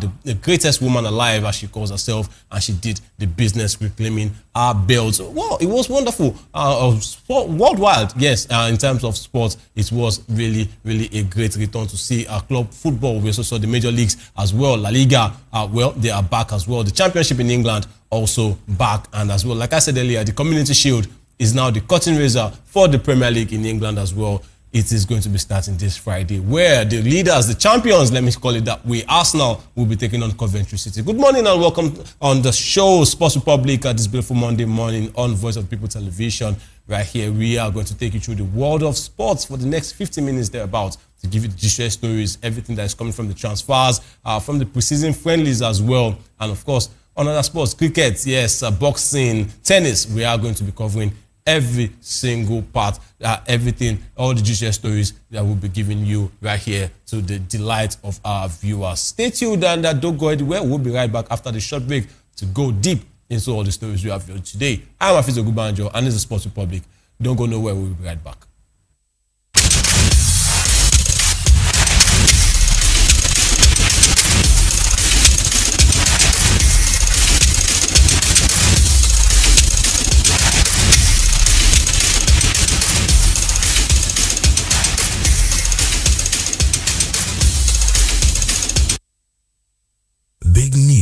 this year. Your favorite Voice of the People television station is now on free to air on Nigecomsat. All you need to do is align your dish using the following: orbit position 40.5 degrees east, 12.685 gigahertz, 30,000 kilobytes per second. Polarized vertical, frequency 2, 12.731 gigahertz, symbol rate 26,250 kilobytes per second. Polarization H. This works on any decoder. Catch up to 100 channels, sports, movies, news, all for free. This is with better quality at no extra cost.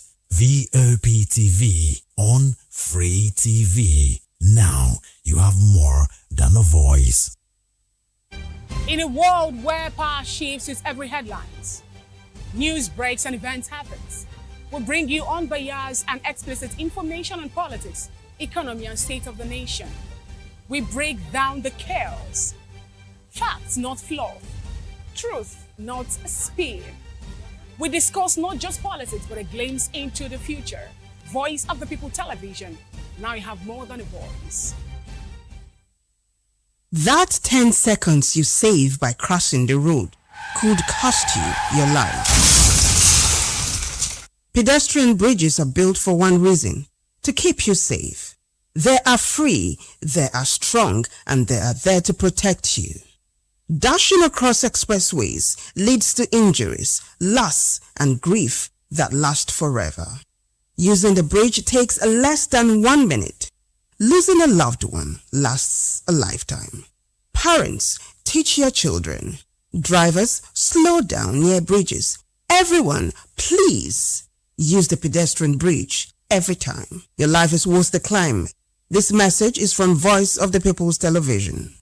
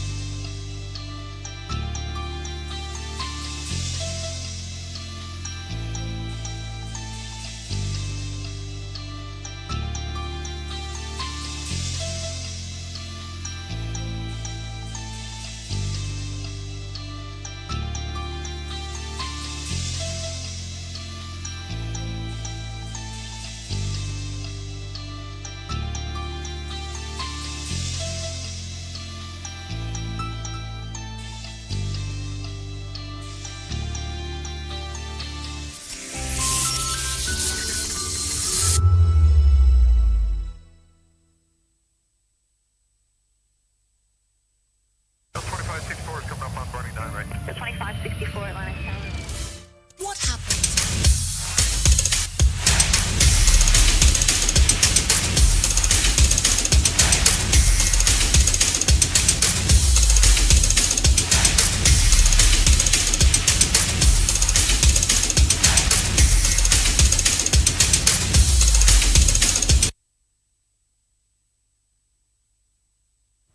Welcome back. This is a Sports Republic show on Voice of the People Television, and we'll be going straight into it. We'll start from the world of cricket, where Nigeria's junior Yellow Greens have earned a promotion back to Division 1 of African Youth Cricket after finishing second at the ICC Under-19 Men's Cricket World Cup Africa Qualifier Division 2 in Kigali, Rwanda. And the team won 4 of their 5 matches, sealing their return with a commanding 165-run victory over Sierra Leone in the final game at Gahanga B Oval. And Nigeria batted first and posted 311 for 9 in 50 overs before bowling Sierra Leone out for 146 in 45.5 overs. And the batting was led by Kenneth Boniface, who scored an unbeaten 100 off 74 balls with 10 fours and 3 sixes at a strike rate of 135.14. And Captain Ali Rahman anchored the innings with 74 of 88 balls, while Peculiar Egemasi made 33. Osana Omonokobio scored 30 and Abdullahi Ismail added 19. And with the ball, Daniel Ayodele took 3 for 22, including 2 maidens. Pelumi Orimolade claimed 3 for 15 and Abdullahi Ismail chipped in with 2 for 28. And the Sierra Leone's best efforts came from Samuel Leby, with 41 and Ibrahim Bangura with 27. That was beautiful from the junior Yellow Greens. And across the tournament, Nigeria showed strength in both batting and bowling, along with disciplined fielding and strong individual performances that secured their runners-up finish. And the results put the junior Yellow Greens back in Division 1 alongside Namibia, Tanzania, Kenya, Uganda, and Rwanda. And the side will now prepare for tougher opposition in the higher tier, taking confidence from their dominant display in the qualifiers. This is absolutely beautiful when it comes to cricket, the under-19, showing why they want to put cricket back on the map. And they are doing the business right there in Kigali, Rwanda, securing Division 1. And that shows that from here on, they will be facing tougher opposition. And they show that with what they've done in Division 2, now that they are back in Division 1, they can handle other opposition. When it comes to cricket in Africa, we have the likes of Zimbabwe, the likes of South Africa doing their best. We could see what South Africa are doing over there in the international scene. The Proteas, as they call them, that's their the major men's team. They are doing well when it comes to the ICC 2020. They do well. In South Africa, they have one of the best. I remember, back in the day when they used to have the likes of AB de Villiers that was doing the job. Hashim Amla as well for South Africa. But these young lads, these youngsters for Nigeria, putting themselves back on the map in the one as ICC under-19 championships with Ege Masi and the likes, putting in dominant displays. That shows that they have something that they are aiming for, and they want to make Nigerian cricket, great again. This is really, really good from these youngsters, and let's see what other age grade, teams can also pull out when it comes to cricket. And let's move on and let's talk about fencing this time around. I've been talking about Commonwealth fencing for a while right here on Voice of People TV, a Sports Republic show. And, they hosted for about 8 days, and now the Commonwealth fencing 2026, in Lagos has come and gone, and Nigeria finished 4th overall as the host, and marking the first time an African nation staged a senior level edition of the tournament. And the 6-day event at Rugby School Nigeria, Eko Atlantic City, featured 20 countries and saw Team Nigeria with 1 gold, 5 silver, and 18 bronze medals. And the standout performer was 17-year-old Ogene Garen Osieva Thompson. And that's the young man we have on our screen right there, who won Nigeria's first ever international gold in fencing, while the debutant wheelchair squad contributed most of the silver and the bronze. And good one for the young man, Osieva Thompson. And India as well dominated the championships with 25 gold, 20 silver, and 18 bronze medals, including a clean sweep by their wheelchair team on the final day. And England placed second with 3 gold, 2 silver, and 9 bronze, while Wales edged Nigeria into third with a late gold in men's veteran sabre. And South Africa completed the top 5 with 1 gold, 3 silver, and 1 bronze. And other medal-winning nations included Northern Ireland, Cyprus, Australia, and Singapore. And at the closing ceremony, National Sports Commission Director General Bukola Olokpade praised the Nigerian Fencing Federation, led by Adeyinka Samuel, who himself participated in that tournament, and he also won silver for himself. He was congratulated for delivering the event and pledged continued government backing, also awarding cash prizes to the Nigerian team. And Adeyinka Samuel, who was elected the first African president of the Commonwealth Fencing Federation and won silver in the men's veteran sabre himself, thanked stakeholders and promised to build on Nigeria's momentum in the sports. I mean, I've been talking about fencing for a while, and this one right here, the Commonwealth fencing that was hosted by Nigeria, is not just locally, it's not just an African tournament, it's the world tournament. We saw teams from other parts of the world in the Commonwealth, the likes of Northern Ireland, Cyprus.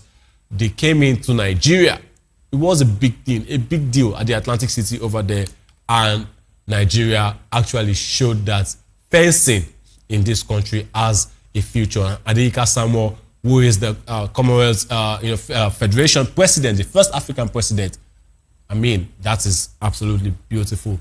It showed that under his leadership, the likes of Osieva Thompson, they are doing well, and they are putting fencing as well on the map. That is what we love to see.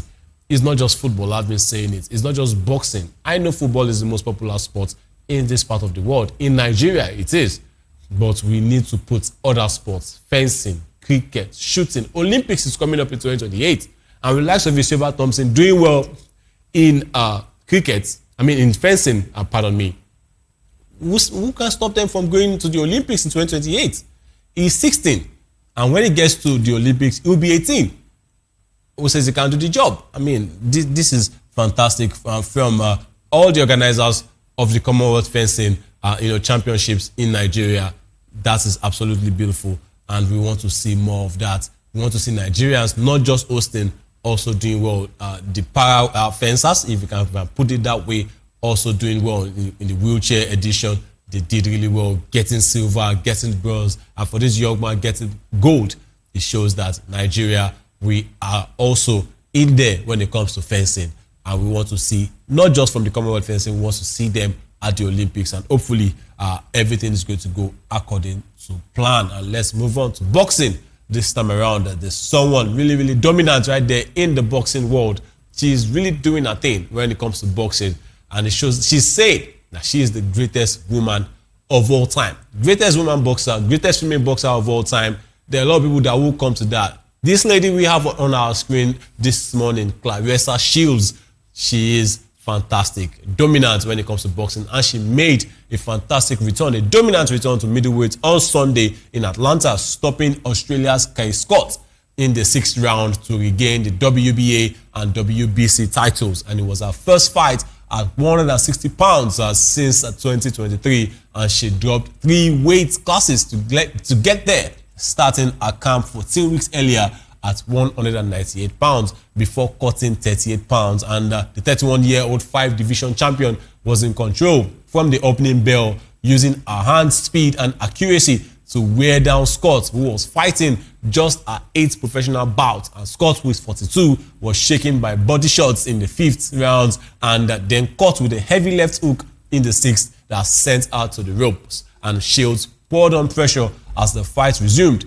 and with Scott unable to defend herself, a corner threw in the towel. That's talking about Kai Scott's corner. They threw in the towel and they said, look, we are not fighting anymore. And the win moved Shields to 19-0 with her 4th career stoppage. And she admitted afterward it was the toughest camp she'd had since the Olympics, and she was stronger than I thought, she said, adding she had to be careful not to empty her tank too early because of the weight cut. And with the victory, Shields now holds all 4 heavyweight belts alongside the middleweight titles she just reclaimed. And she's saying she is the greatest pound-for-pound female boxer ever.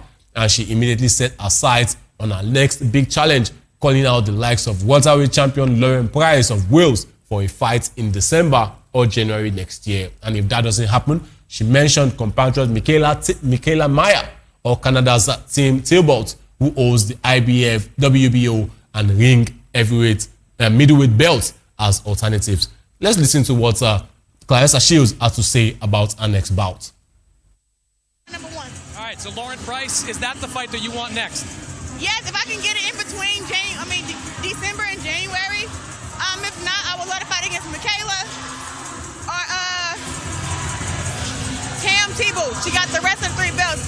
She don't really have that many fights in the professionals, but she got belts. It's not my fault these girls don't have the experience that I have. But hey, she got a belt that I know belongs to me, and that's the ring belt. I've always been number 1 at 1. And when I decided to come back down to 160, that automatically made me number 1. I don't know how the Ring magazine let Delcy and Tam fight for the ring belt. Clarissa Shields saying that Michaela Mayer has something that belongs to her, and that's the ring middleweight belt. I will be doing this show alone this morning. I have my guest, and I've learned that he is in to join us on the show this morning. Taiwo Ibrahim, good morning and welcome to the show. We saw what Clarissa Shields is just saying right there, saying that she's the greatest alive. She's the best pound-for-pound female boxer of all time. Do you think the likes of Layla Lee, even though she's past her prime, do you think they are going to have something to say? The person she just fought, Kai Scott, is 42 years old. Clarissa Shields is 31. Don't you think that age, advantage is on her side before claiming that she is the greatest woman of all time? Good morning, Taiwo. They say good morning. Yeah. Thank you for having me. Absolutely. When people do sports, sometimes it's somehow psychology for them to talk the way she talks. I mean, it's just like in every other sphere of life, you need to believe in yourself. Even if you just started yesterday, you can declare and say you are the best, you are the greatest boxer in the world. You just mentioned the age difference between her and her opponent, and you don't expect somebody that is 31 fighting a 42-year-old. You know that you cannot really judge your greatness by that, because if you are fighting your peers, if you are fighting people that are a little bit, bigger than even in terms of age, experience, you can say you are the greatest boxer, pound for pound, female boxer in the world. But you cannot take it away from her also. She's done quite well for herself since she started. Getting some wins against top, opponents. But coming out to say she's the greatest boxer, that is a very contestable statement. It will be contested. People will contest it. The lady you mentioned, of course, many of them will come out to say, if you want to say this, let your antecedents show it. What is your antecedent? What have you won? What are the biggest title you've won? What are the biggest rings you've won? Have you done it at the biggest stage? So those are questions that she has to answer. But I don't want to blame her for saying that, because you want to really, if you don't sell your market, nobody can sell it better than you do. But she holds, all the titles in the heavyweight division. She has also won middleweight belts. I think it wouldn't be wrong on her side for her to brag and say she's the best ever. Yes, having won all, because most times, like, she has won all the titles, all the biggest titles in the game. So you want to say that she ranks among the biggest ever or the best ever. But sometimes when it comes to this, it can be subjective. And when you are the best, most times, even when you are the best, you're not even the one to crown yourself as the best. If you are not Cristiano Ronaldo, it is another that usually crowns himself as the best every time. Right. But at least if you are the best, people will say you are the best. But you can't take, like I said earlier, that you can't take away her quality from her, what she has won, an antecedent. She's won a whole lot. But saying she's the best in the history of boxing, for me, I feel that's contestable. I may not agree 100%, but at least let time tell us if you are the best. And already she has won everything she wants to win in the history of the sport. But I don't think she's the best ever in the history of the sport. Okay, so who do you think is the best then?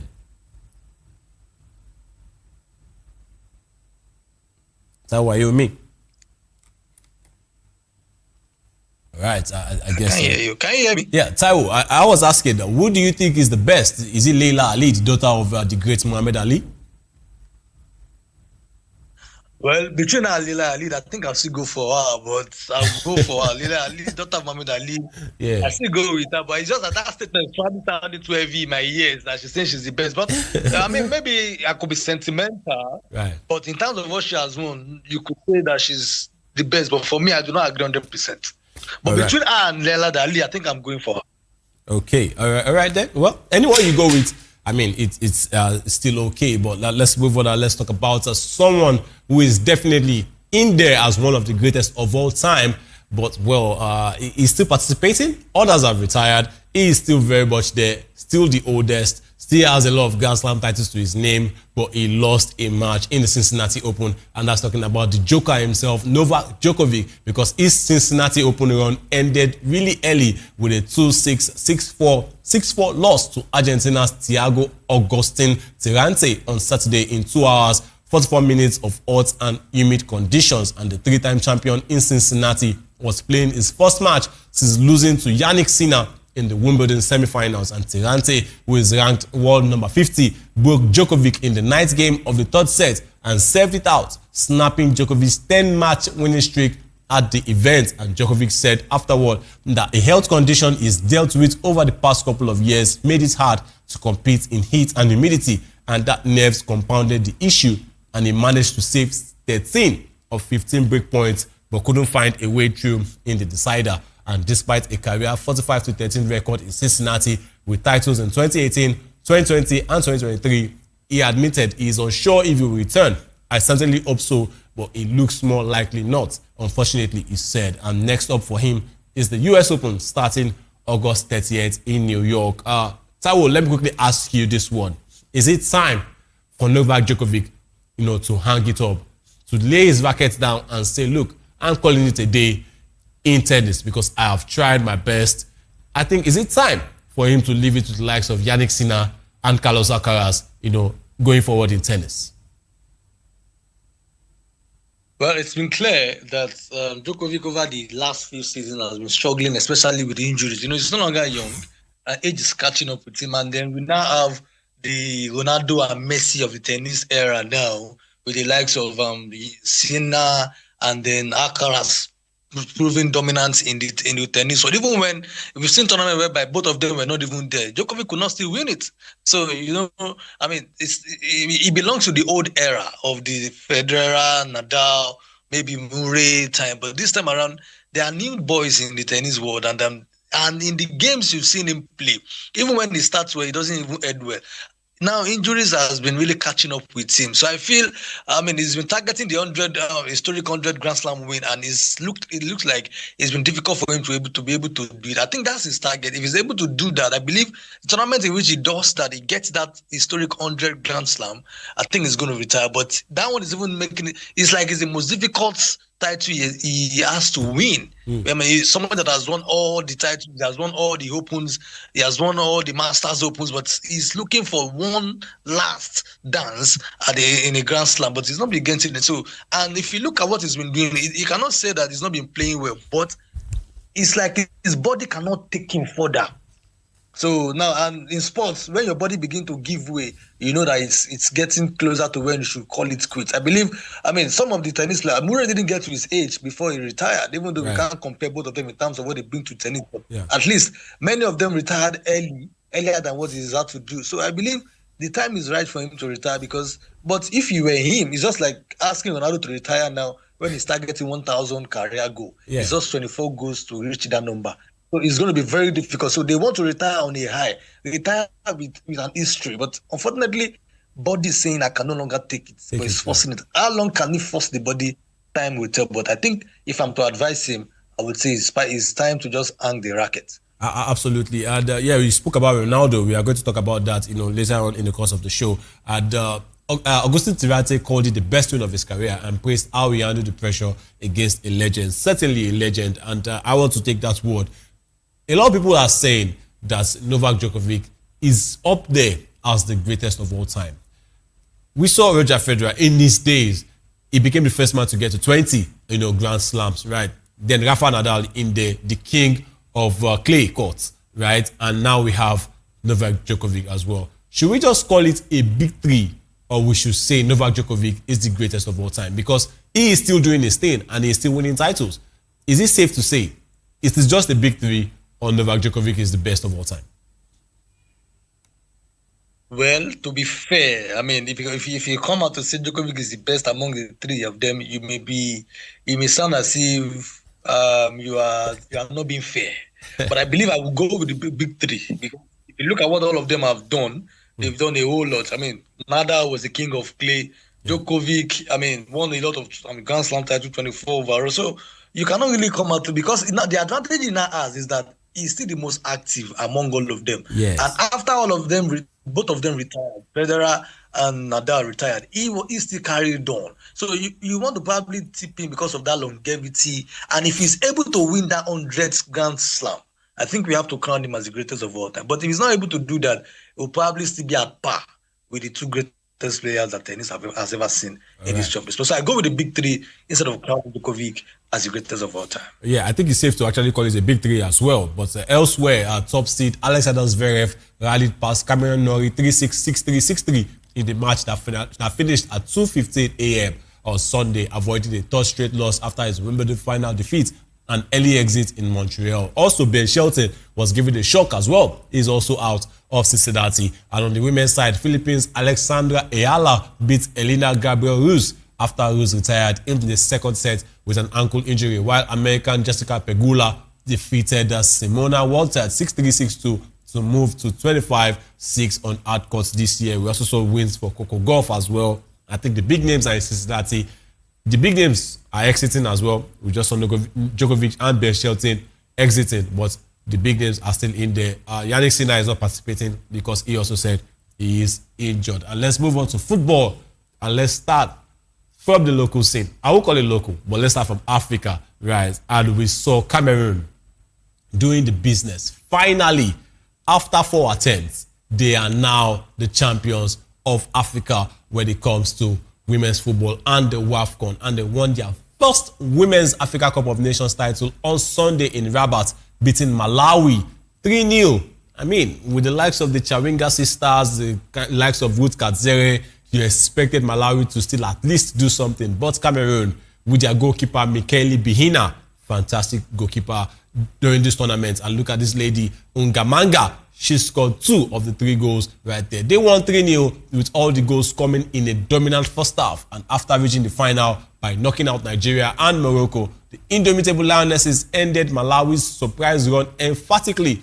Marie Ungamanga scored twice, and Naomi Eto'o added a superb scissors kick to put Cameroon in full control before halftime. And Malawi, who are ranked 153rd in the world at the start of the tournament, struggled to match Cameroon's early intensity. And goalkeeper Michaeli Bihina, who plays for Benfica, was the player of the match, and she won that as well in wins over Nigeria and Morocco, as she made a lot of saves in this game. Early saves from Temwa Chawinga and Chikondi Gondwe to keep things level. And the breakthrough came in the 20th minute when Malawi's Mercy Sikelo pushed Grace Mendua across onto Aumba, and Ungamanga headed in the rebound. And Eto'o then made it 2-0 on the half hour, rolling home after Malawi failed to clear Achatoko Njoya's corner. And in first half stoppage time, she rounded Sikelo and scored for Ungamanga to finish for 3-0. Taiwo, I mean, let's look at this Cameroonian national team, the indomitable Lionesses. Fantastic tournament they've had, knocking out the biggest team, a team that has been a turn on their sides. Whenever they are in the finals, they just get stopped by Nigeria. We saw it in 2016. We saw it in 2004, where Perpetual Okocha did the business on the Cameroonian national team. This time around, they knocked them out in the quarterfinals, and they went on to claim it all. Does it mean that to be the best, you have to beat the best? What would you say about the indomitable Lionesses? And of course, their goal scorer, their top goal scorer, Ungamanga, Marie Ungamanga. She scored the first 3 goals that they scored at this WAFCON. The first 3 goals that Cameroon scored, she was the one that scored everything. And as well, their goalkeeper, Michaeli Bihina, who put on a show, becoming Vuzinia 2.0 at the WAFCON. What would you say about the indomitable Lionesses style? Well, you have to give it to them. It's not easy to have lost 3 finals before now. I mean, especially against their nemesis, Nigeria. And the fact that they could dump Nigeria out in the quarterfinals probably puts their confidence that, well, Nigeria has always been a problem team for us.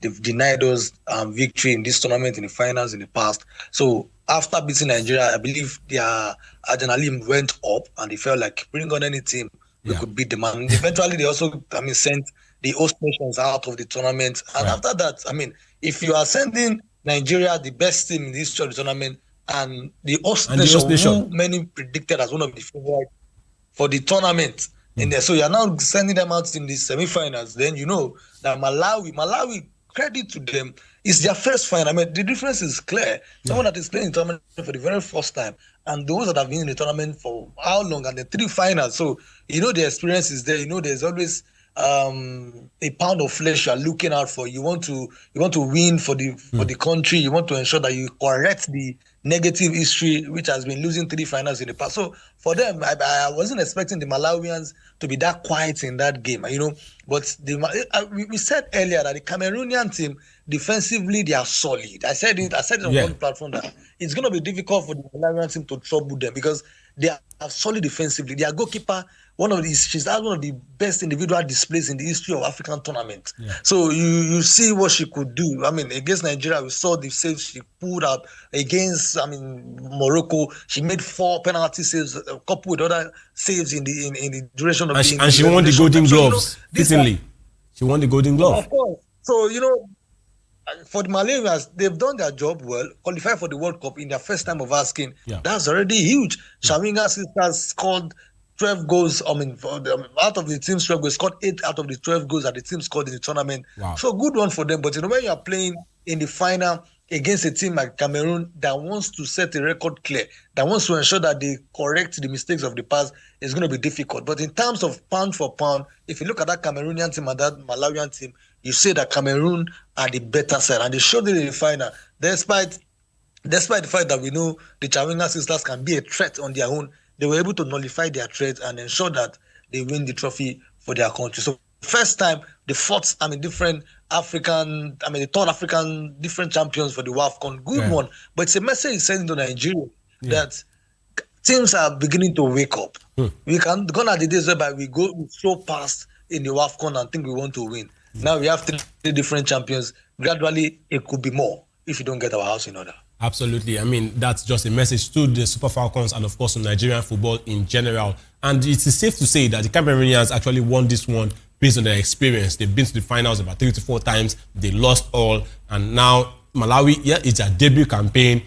We could see, we've seen cases where people have debut campaigns and they go on to win the entire thing. But that experience will still tell. And I think that was what told on the part of the Cameroonians. But Malawians, they don't have to, bury their head in shame. They have to, hold their heads up and say, we've done really, really well. No one actually expected us to go this far. Defeating Nigeria in our first game, that sent a message, and we still went on to record big, victories when it comes to this WAFCON. And they got to the final, and the Chawinga sisters, absolutely, we want to see them at the World Cup next year in Brazil. Absolutely top from the Malawian team. But the Cameroonians, Michele, I'm sure people will be coming in for her now. She's at Benfica, by the way. People will be coming in for her to say, look, we saw what you did at the WAFCON, and we want to, get you part of our team. Inadozie actually got big moves from the WAFCON. She got big moves. She was in Paris, then she's now at Brighton. Good one for the Cameroonians. Let's look at the award winners at the WAFCON. Michele Bihina, she won the Golden Glove. Absolutely deserving. Her performances against Nigeria, getting 4 saves against Morocco, 4 penalty saves, 1 in regular time and 3 in the penalty shootout. Absolutely beautiful for Michele, and she was the one guiding this defense as well. Ugok as well, the midfielder, she was the woman of the tournament, and of course Temwa Chawinga getting the top scorer of this tournament, the Golden Boot. Absolutely beautiful WAFCON. Taiwo, what would you say about this WAFCON in general? Is it an eye-opener to everyone that is involved that there are no minnows when it comes to the women's game in African football? Well, first, I have to quickly mention, I forgot the other time, that Gabrielle Ongweni, their captain, that was her 8th WAFCON tournament. So, imagine, sometimes she was part of this side that lost 3 finals. And she had to go ruled out. She would have signed out on a high. She had to go ruled out. Yeah. So, it was a very good one. So I was particularly happy for her because I know what it takes to have played in 3 finals without winning. Right. And then this time around, when you even least expected it, nobody gave Cameroon a chance to get to the final of this tournament when the tournament started. Because if you look at what they've done in the last few years, they've struggled somehow. In fact, they didn't even qualify automatically. They were added to the tournament. They were added to the tournament just to meet up with the threshold of the 16 teams after it was increased from 12 to 16. So in the qualifiers, they didn't qualify. So, it was just as if the universe wanted them to win this tournament and them to work in their football. But overall, the tournament has been good. But like I said, that the only part I felt that they need to do better is the stadium. We should not be having less packed stadium less spectators, and we are not getting enough spectators in the games. But I think that's a North African thing, Taiwo. I think that's a North African thing. I remember Egypt at the AFCON in 2019. Anytime it's a game that is not involving Egypt, you will see the stadium almost half empty. And when it comes to Egyptian games, the stadium will be full. And when they were knocked out by South Africa, even until the final, we had empty stadiums. So I think it's a North African thing, don't you think? Yeah. Because, like you said, other tournaments we've played that has been played in other regions, it wasn't like this. We know how much people are beginning to love, but I still feel like CAF and the organizers still need to do more when it comes to sending the women football message out. We know the build-up when it comes to the AFCON. We know. Even in the media, it's different. It's different. We know women football and men's football is not the same. But at the same time, we are not seeing the same energy from the organizers. I'm not even talking Nigeria, I'm talking CAF. Right. Even when AFCON wants to start, we can see the build-up. When the AFCON wants to start, little or nothing, you hear about it. I'm talking from CAF angle. I'm not even talking from the host nation now. Right. Because it depends on what CAF does that the host nation will pick on. So, but generally, good tournament. We saw some new teams that showed what they can do. Malawi, you want to tip them, as one of the strong side. Maybe if they can keep up with this momentum and continue to improve their performances, maybe they can at least get closer to what they did in the next edition. But overall, maybe I say 70 in terms of football quality that I saw. Maybe I just want to give it 70 over 100 overall. Absolutely. But Taiwo, let's move on from one dominant final to another one. This time, this one happened at the Principality Stadium in Cardiff, Wales, where we saw the curtain raiser to English football. Well, let me say English club football. We saw the championship, the EFL, they are already back, but the curtain raiser to the big one, the Premier League, was the FA Community Shield, and Arsenal, the Gunners, opened the 2026-27 season with a silverware after beating Manchester City 3-0 at the Principality Stadium to win the Community Shield, spoiling Enzo Maresca his first game in charge of City. And the Gunners struck after just 24 seconds when Ricardo Calafiori finished a through ball from Miles Lewis Skelly's pass, absolutely fantastic pass, catching Gianluigi Donnarumma out at his near post. And we also saw new signings. We saw the likes of Elliot Anderson on display, Bruno Guimaraes, of course, for Arsenal, impressing on his debut with passing and tackling, and with fellow debutant Christos Zolis setting up 2 goals, one for Kai Havertz for the second goal, and the third goal coming from Captain Martin Odegaard. Is there a big mountain to climb, Taiwo, for Enzo Maresca? I mean, this is a sad reality check. He took over the job for Pep Guardiola. Obviously, there's going to be pressure. And now, the first game, you can say it's the Charity Shield, the Community Shield, or whatever you want to call it, but it is a title. Right, because even Pep Guardiola himself, the great man, called it a title, saying Manchester City won the Community Shield. It is a title for them. And he's saying that, look, against Arsenal, it didn't just go as planned. What do you think this will serve as a precedent for him going into the season? That's talking about Enzo Maresca. Well, unfortunately for him, the team considered an early goal after 25 seconds. So whatever tactics you have, will probably have gone to the dogs, because that kind of a goal in the game as a coach at still finding your feet, replacing a legend like Pep, a man who won 20 trophies in 10 years. The shoe is not even existent. You can't even lace that shoe. So, but for him, what I saw in that City team was a lot of difference between what Maresca was a former Chelsea coach, so I followed him tactically when he was at Chelsea. So I know some of his preferences. It's different from what Pep does. You can't even copy Pep's system. Right. And, in football, you have to bring up your own style. You can't copy the style that has worked for Pep for 10 years. But for him, he has a lot of job on his hands. Look at it. Defensively, City were porous. Defensively, they were poor. And it's too early. I don't want to cast aspersions on his chances of succeeding as Man City boss. But from what we saw against Arsenal, even Arsenal were happy because they had it too easy against Man City. That's about the most easiest game they've played against Man City in a long time. So, but for Pep, for Maresca, he knows that he's saying that they seem to bring 1 or 2 players. But defensively in that game, they were poor. The likes of Kuzanov was not even in the game at all. Donnarumma, it was just too easy for Arsenal to handle. But I believe it's too early. Let's see what they do in the first, second, third game of the season. He knows that it wasn't going to be easy. Nobody said the job was going to be easy. Just come there, do your thing, and if you can get the players on your side, then you can probably get close to what Pep has done. But it's not going to be easy. He needs to really, tactically, the player has to be on his side.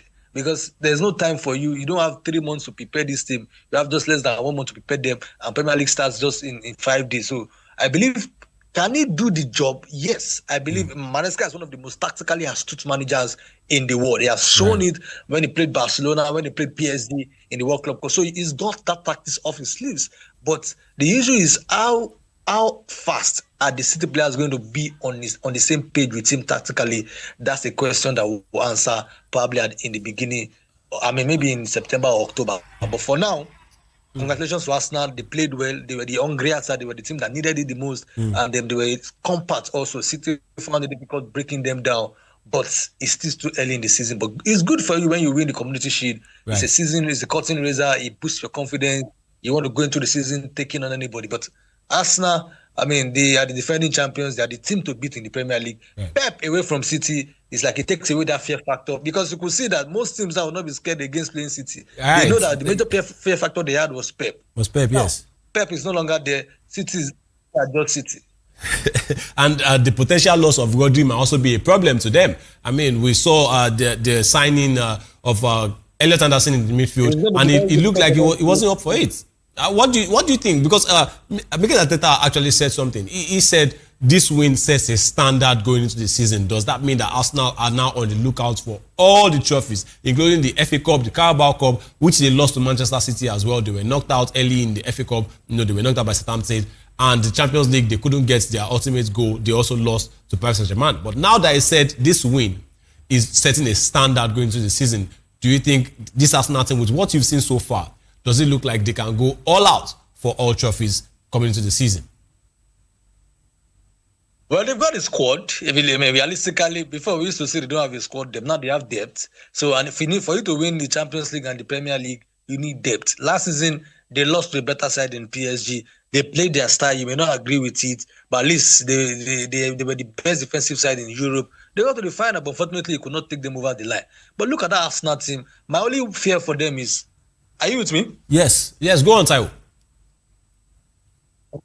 My only fear for them is the right wing where they have Saka and Madueke. Madueke is never consistent. Saka, over the last 2 seasons, has not really been in his A game. I don't know if he needs to freshen up, if they need to just psyche him up to get him on. Because remember last season, Saka is the biggest, at least it was supposed to be Arsenal's poster boy.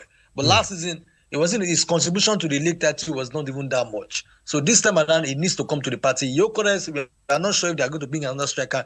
They need a striker that can inspire confidence. So if you are able to sort that part out, I mean, the midfield is solid as ever, defense solid as ever, Raya, world-class goalkeeper anytime. These are the base, these are the foundation that you need to win trophies, which they've gotten. If they can sort that goal scoring issue and get goals from the right wing and the other left wing, I believe Arsenal should be close to winning the Premier League again. But the Champions League, it's going to be difficult. It's going to be very difficult. Real Madrid are coming stronger. Barcelona trying to do 1 or 2 businesses. And the regular big boys, PSG, you can't rule them out. But Arsenal will be one of the favorites for the Champions League this season also. But will they win it? It's going to be difficult to take. Absolutely. And this time, there's a player that is currently, you can say, in the Manchester City camp, but it just might be leaving. And his loss can actually affect Manchester City a whole lot coming into this new season. I mean, when Maresca was coming in, the likes of Pep, well, he had left, the likes of Bernardo Silva, the likes of John Stones, Nathan Ake, they also left the club. And this one is another one as well. And let's move on and let's talk about this midfielder, the World Cup winning midfielder, Rodrigo Hernandez. He might just be leaving Manchester City to Barcelona because according to a lot of sources, Barcelona have agreed a deal in principle to sign him. How huge will this loss of Rodri be for Manchester City and for Enzo Maresca coming into this new season? Because Rodri is potentially leaving. You cannot have somebody like Rodri. I mean, look at Liverpool losing Mo Salah. Yes, they might make a lot of additions, make a lot of signings, but they will not have that factor of Mohamed Salah. Salah is Salah. Rodrigo Hernandez is Rodrigo Hernandez. This time around, he is leaving. How will this influence Barcelona? And how will it affect not just Manchester City, but for Real Madrid? Because it seemed like they were the ones who needed this man the most, Taiwo.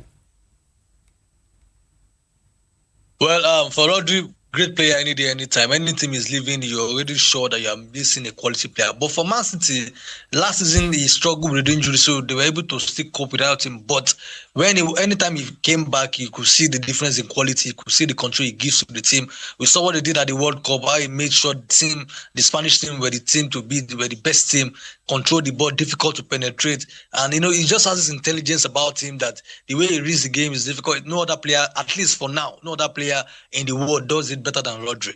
But for Real Madrid, they needed him, but because of the Spanish contingent at Barcelona and the way he was close to the players at Barcelona, he decided to join Barcelona. And if you look at his style also, he will probably suit Barcelona more than Real Madrid. Mourinho can decide to go there and switch to negative football, but the kind of football Rodri stands for. So moving to Barcelona, they are getting a quality player. You want to look at the Barcelona team and you feel like they are star-studded in the midfield, but they don't have a controller like Rodri in them. You can say there's Pedri, but what Rodri will give you, Pedri will not give you, and they give you a different thing entirely. So for Barcelona, they're getting a quality player.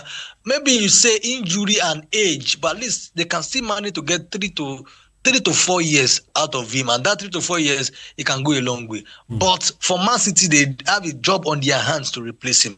There's going to be a leadership gap in that team. I mean, we saw Bernardo Silva left, John Stones left, Rodri left, Nathan Ake left. So these are players that have been there for a long time, that have been part of the success time of the team. So and they have got experience. These are players that when they speak, you listen based on what they've won. But you are missing those 4 players, especially the likes of Rodri, Silva, which was a former captain, is going to be a leadership gap in that team. So I don't know if they're going to bring in players that can step up to that leadership quality those players have.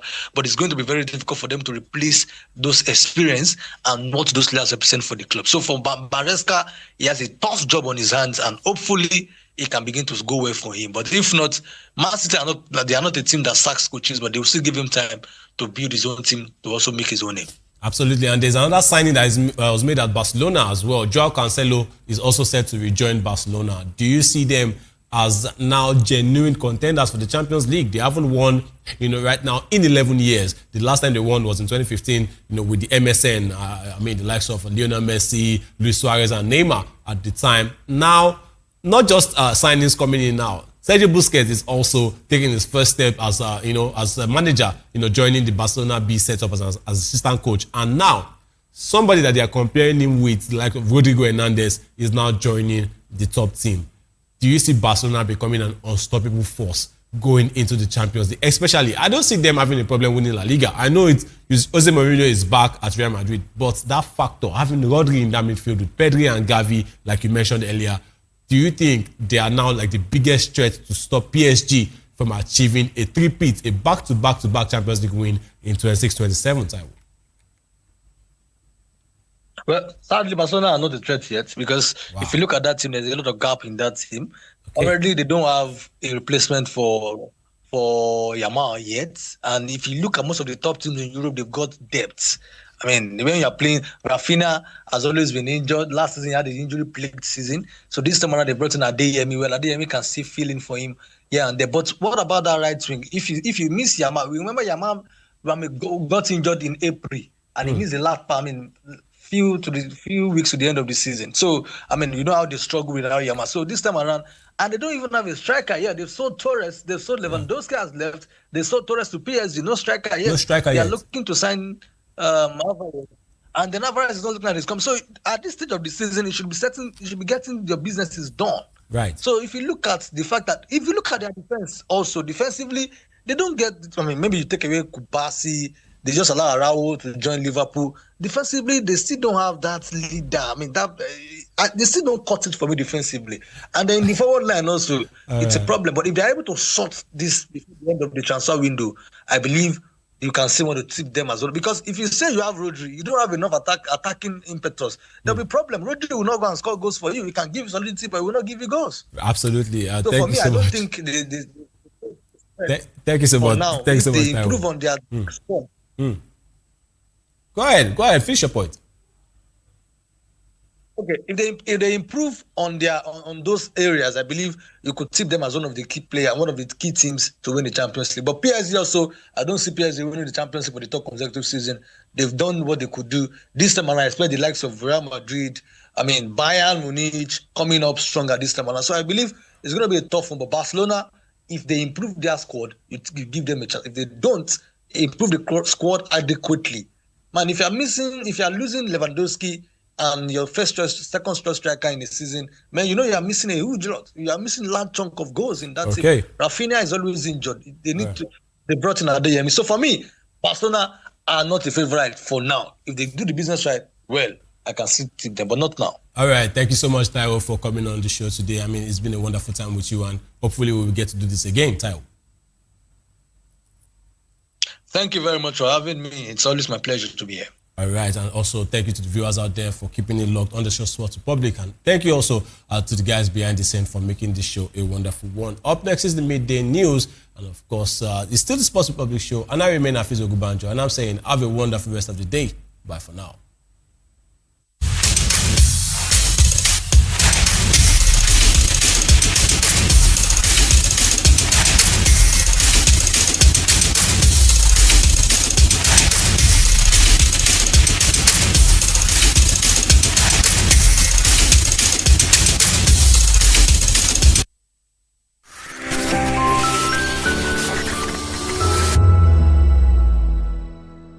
The red carpets, awards, the razzmatazz, music, fashion, interviews, and more. Spotlight on Voice of the People Television. Let's feed you with all the juicy stories in the global entertainment space, bringing you the glitz and glamour as they hot. Stay tuned to Spotlight, 1 p.m. Monday to Friday. Spotlight on Vop Tv. Entertainment like never before.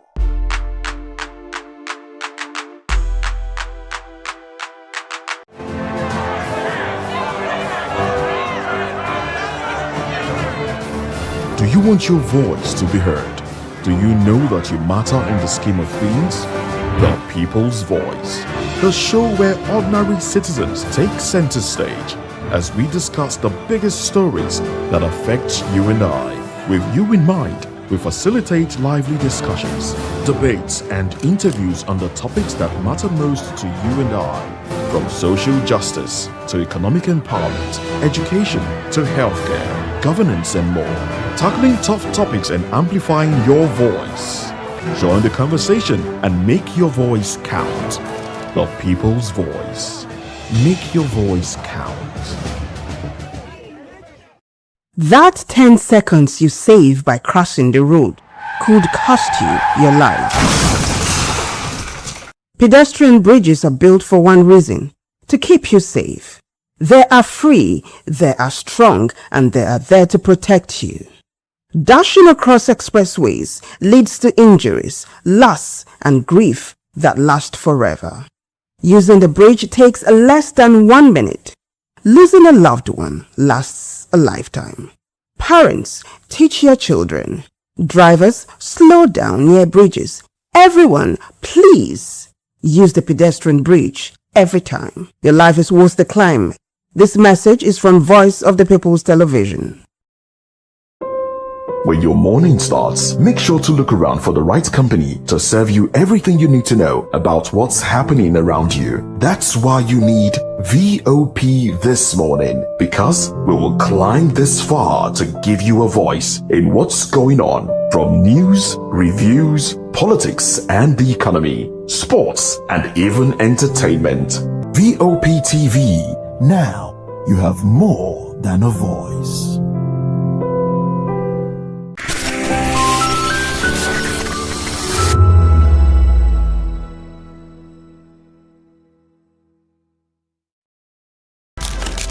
In a world where power shifts with every headline. In a nation full of questions. In a world filled with noise, the truth needs a voice. The policies that shapes our world and the economy that determines our future. Every hour, every day, the grapevine keeps buzzing. And together, we are committed to telling the stories that shape our world, because your voice is our focus. Don't forget, our voice matters the most. Let us come together and share our concerns.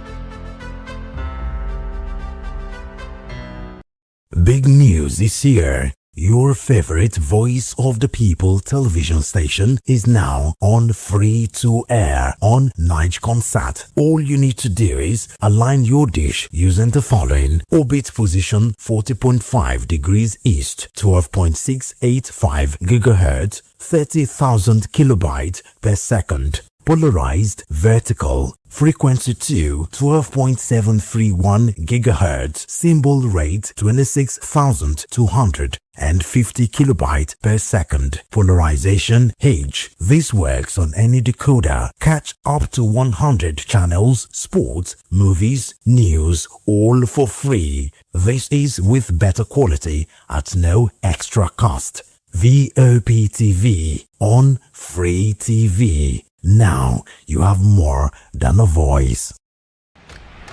Yes, obviously everybody knows the game is beautiful, and that's why I love sports. My name is Kizzy K. You're welcome to my republic.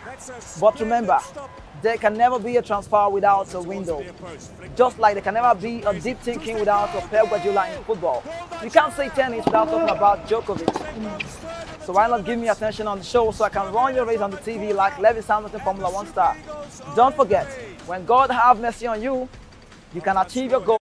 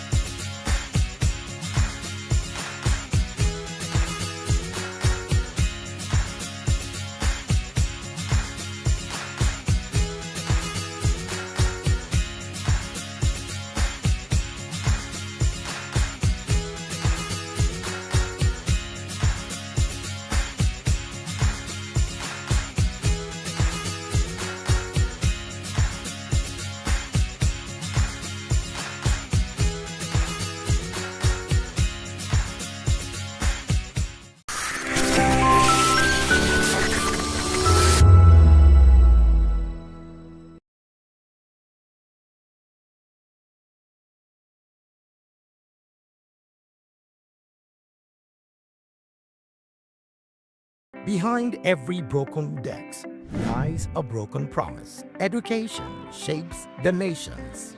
But who is asking the right questions? Introducing Edu Dialogue, the show that goes beyond the surface, exposes the cracks, the corruption, and the silence in Nigeria's education system. Edu Dialogue, Saturdays, 3 p.m., only on Vop TV. We break the biggest stories, from missing funds to policy failures. We ask the tough questions and demand real answers. Edu Dialogue, this Saturday, 3 p.m. on Voice of the People Television. This is Health Check, your weekly guide to better living, smarter choices, and trusted answers. From everyday wellness to urgent health issues, we've got you covered. Health Check, only on Voice of the People Television, where your health has a voice.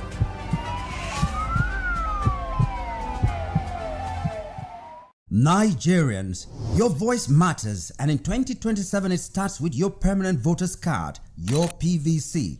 If you're 18 and above and you're a Nigerian citizen, you have the right to choose who leads your community, your state, and your country. But that right only counts if you have your PVC and your name is on the voter register. Here's what to do.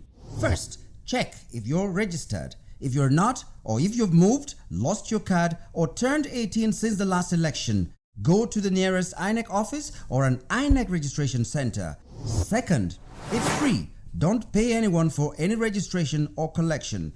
Third, collect your PVC early. Don't wait until the week before elections. INEC will announce dates. Listen to radio, TV, and follow INEC's official pages. Your PVC is more than plastic. It's your power to hold leaders accountable. It's how you decide on roads, schools, hospitals, and jobs for your community. When you vote, you decide the future of your children. Get registered. Get your PVC. Vote in 2027. For Nigeria to work, you must be a part of it. Your vote, your future, your responsibility. This message is brought to you by Voice of the People, VOP Media. In a world where truth is the ultimate power and opinions scream the loudest, it's time to wade through the noise. Hunger no get tribe. Hunger no get religion. And scan the human interest and trending topics that matter. Stay tuned to The Issues, your plug to the stories making the buzz, from politics to science and technology, social justice, and more. Let's tackle the tough questions and expose the truth. The Issues on Voice of the People Television. Don't just react, understand.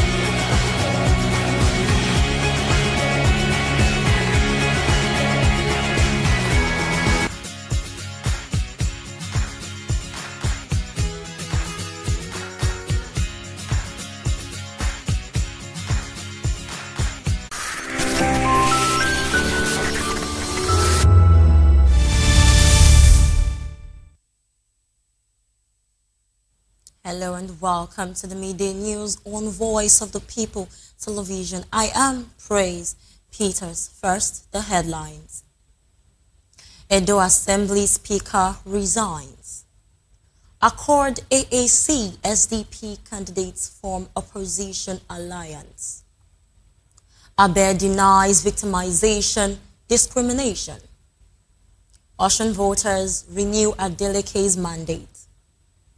Many feared dead in Plateau attack. Army boasts security along Sokoto-Kebbi border. In the world of business, textile imports hit 1.1 trillion naira, hurts local industry. In the world of sports, Cameroon beats Malawi to win first WAFCON title. And in the world of entertainment, two Babas set for UK-Ireland tour. Now the news in detail. The Speaker of the Edo State House of Assembly, Blessing Agbebaku, has resigned. His resignation came amid moves by lawmakers to impeach him. His media aide, Evie Ebojele, confirmed the development, saying details of his exit would be disclosed later. Agbebaku became Speaker of the 8th Edo State House of Assembly in June 2023. Moving on, the presidential candidates of the Accord Party, African Action Congress, and Social Democratic Party have agreed to work together ahead of the 2027 presidential election.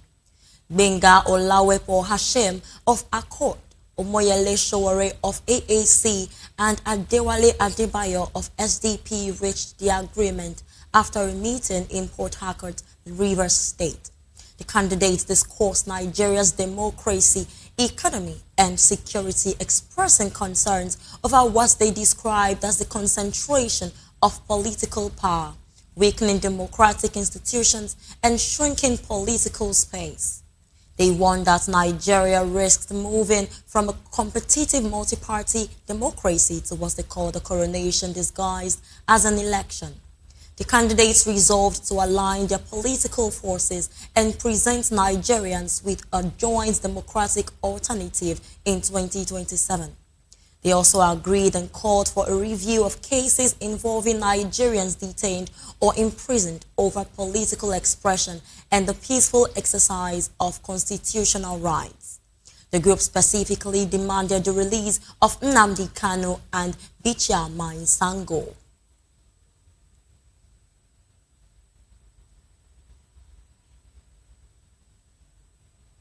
Still on a political note, the Reconciliation Committee of the Rainbow Coalition says none of its members will be victimized or discriminated against, regardless of past political differences.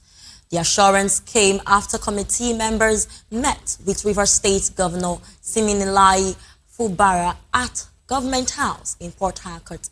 Chairman of the committee, Magnus Abe, said the meeting focused on sustaining the ongoing peace process. Good news for all Rivers people who are interested in the unity, progress and prosperity of Rivers State. Our coming together signals a significant shift in the political atmosphere of the state, and we believe that all well-meaning Rivers people will be very happy to see that finally the peace that all Rivers people crave for is here in the interest and benefit of our people. Spokesman Samuel Wanosike thanked Governor Fubara for welcoming the committee and allowing members to engage with him as brothers. That we cannot resolve. There's nothing that will happen that we cannot resolve as Rivers people. And there is nothing that is sweet or better for us to be together. Like you know, we are one family. And in a family, people will disagree. And because of that love that binds you together, you will find time to come together and unite. I also want to thank the governor of Rivers State, Siminalayi Fubara, for making it possible, for making the door open for us to come and meet with him and talk like brothers. I'm so excited. The last meeting went well. Today went extraordinarily well. And it shows clearly to the people of Rivers State that the family is back, sincerely back, and soon they will see the working of the Rainbow Coalition. Another stakeholder, Tamuno Sisi Jaja, described the reconciliation process as a major success. Ensure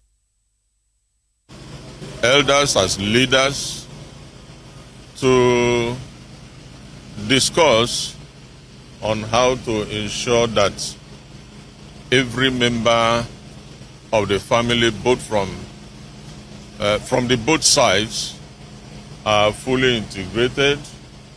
There will be no discrimination against anyone. Everybody will be treated equally, respectfully, and as a member of the original family, as led by His Excellency, our leader, the Minister of the Federal Capital Territory. By the next process, I am sure that the governor himself and the minister will address Rivers people. The committee was constituted by the leader of the Rainbow Coalition and Minister of the Federal Capital Territory, Nyesom Wike, a former governor of Rivers State. Independent National Electoral Commission has declared incumbent Governor Ademola Adeleke of the Accord Party winner of the 2026 Osun State governorship election. According to the final results announced on Sunday at the INEC State Headquarters in Osogbo, Governor Adeleke polled 511,067 votes to defeat his closest challenger, Bola Oyebamiji of the All Progressives Congress APC, who scored 444,815 votes. The declaration triggered immediate celebrations across Osun. Supporters poured into the streets, with jubilations reported as the INEC complex and in communities across the state. In Ede, Governor Adeleke's hometown, residents, party faithful, and well-wishers gathered in large numbers to celebrate the win. In his acceptance remarks, Governor Adeleke thanked President Bola Tinubu for his congratulatory message.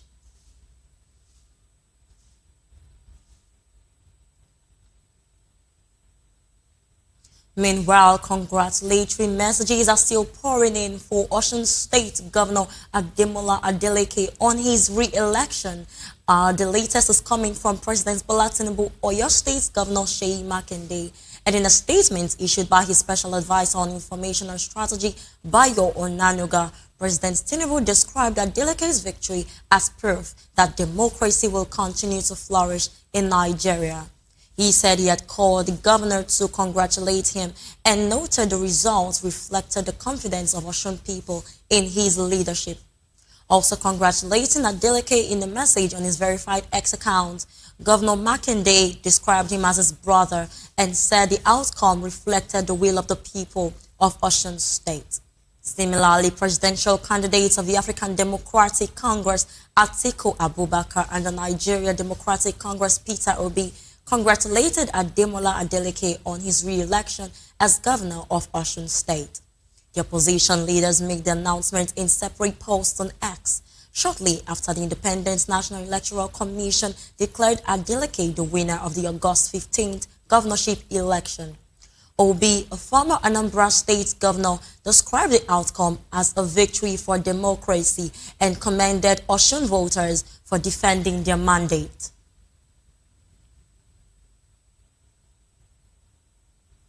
Meanwhile, former President Olusegun Obasanjo has paid a surprise visit to Osun State Governor Ademola Adeleke following his re-election.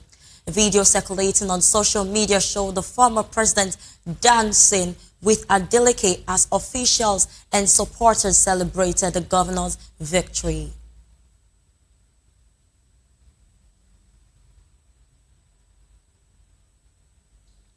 Away from political stories, several residents of Juak Matumbi community in Mango local government area of Plateau State are feared killed following an attack by suspected militia members. Counterinsurgency publication Zagazola Makama reports that after about 45 houses and large quantities of crops were destroyed during the attack. The incident was reportedly recorded around 7:45 a.m. on Sunday, prompting troops to move into the affected community. A military security source told Zagazola Makama that the troops found about 45 houses destroyed and valuables looted. The publication warned that the destruction could fuel reprisal attacks if the perpetrators are not identified and brought to justice. It said failure to establish accountability could deepen perceptions of impunity and encourage affected communities to seek their own form of justice.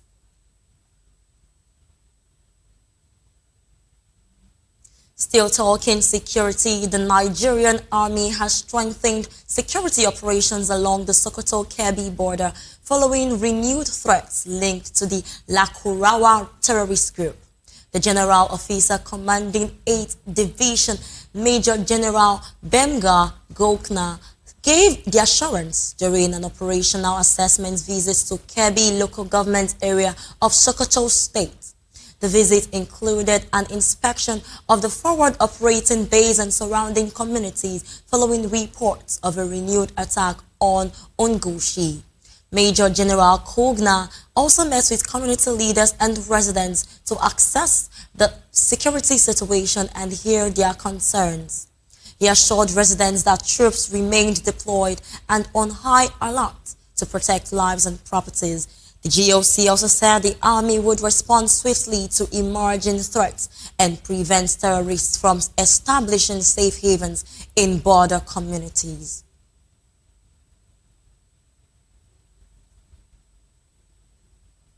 And with that story, we've come to the analysis segment of the Midday News. Joining us in the studio to analyze the Midday News is Darlington Agomwo. He is a political and public affairs analyst. Thank you very much for joining. Good afternoon. My pleasure. Praise. How are you? I'm very well, thank you. And that's not all. Joining us virtually, we have Amobi Ihegboro. He is also a public affairs analyst. Good afternoon, and thank you for joining the Midday News.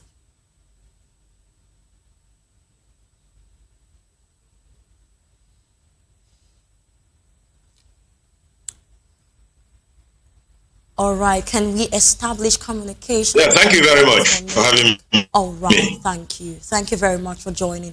Well, we'll start off with the studio.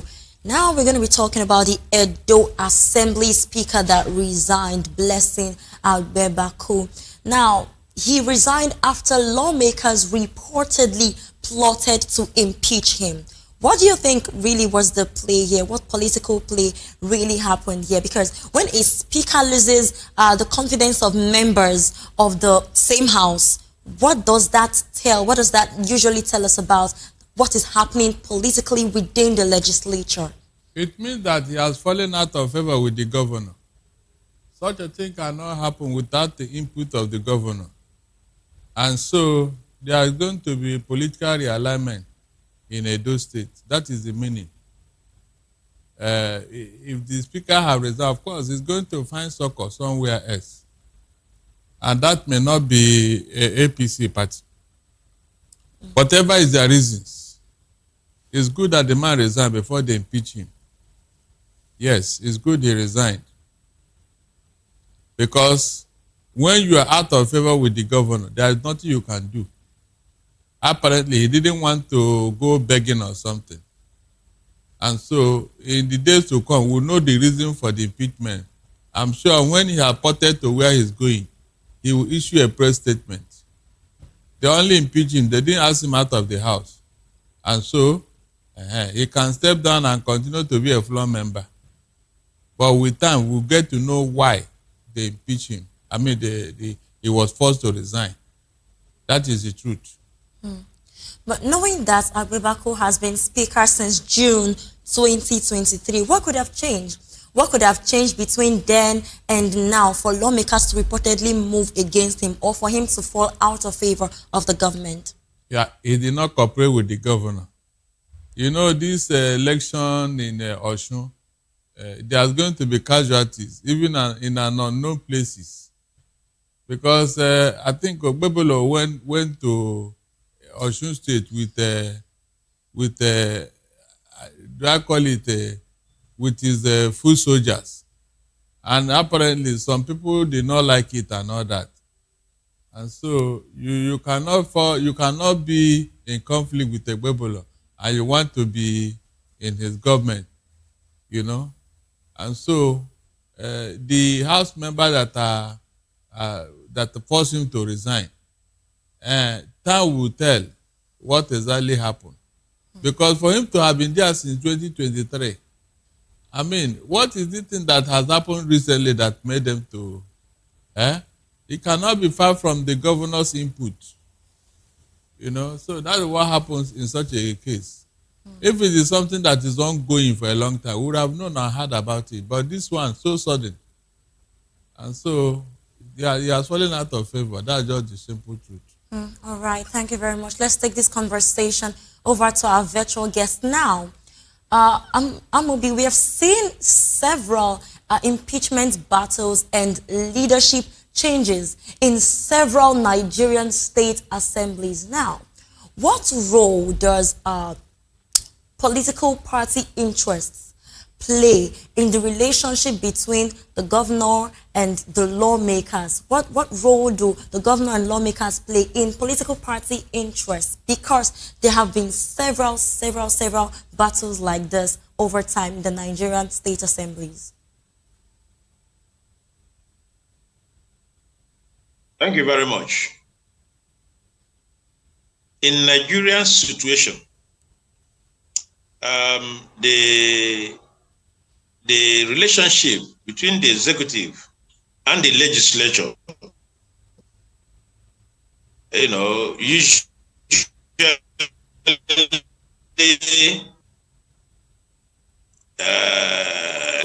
particularly when the legislator wants to assert as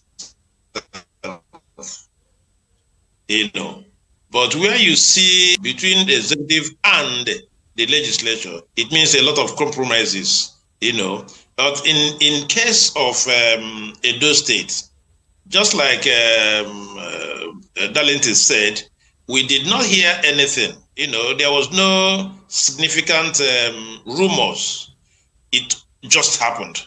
And that means it cannot just happen without the executive, because without the executive peeping through, what happened in that house. I think time will tell, like he said, before issues will start, coming up as to the reason. But it cannot be far-fetched, because the Nigerian situation is just like that. It's an old template. It's consistent with what we know, the political relationship between the executive and the executive. But it is Edo State today, tomorrow it will be another state. So we're not surprised one bit. We're not surprised. Are you saying that it is okay and it is kind of normal? We've seen it as normal that there are some kind of divisions happening within the legislative arm of government? Yeah. I said here that they are supposed to, their role, their oversight function is supposed to, be very, very germane in a democracy. But in Nigerian context, it is not like that. The legislator is almost always at the whims and caprices of the executive. That is what it is in this country. But that is not what it's supposed to be. That is the point we are making. Even at the federal level, you can see, the relationship between the National Assembly and the presidency, as it were. So wherever you see those relationships, they think that is the way forward. But in actual sense, they are supposed to play an oversight function in the system. And once these things are not done, it means there is a collaboration between the executive and I'm not saying that they should fight. No, they must disagree to agree. That is what democracy is all about. So in case of Edo State, it might have been some disagreement between the executive and the legislature.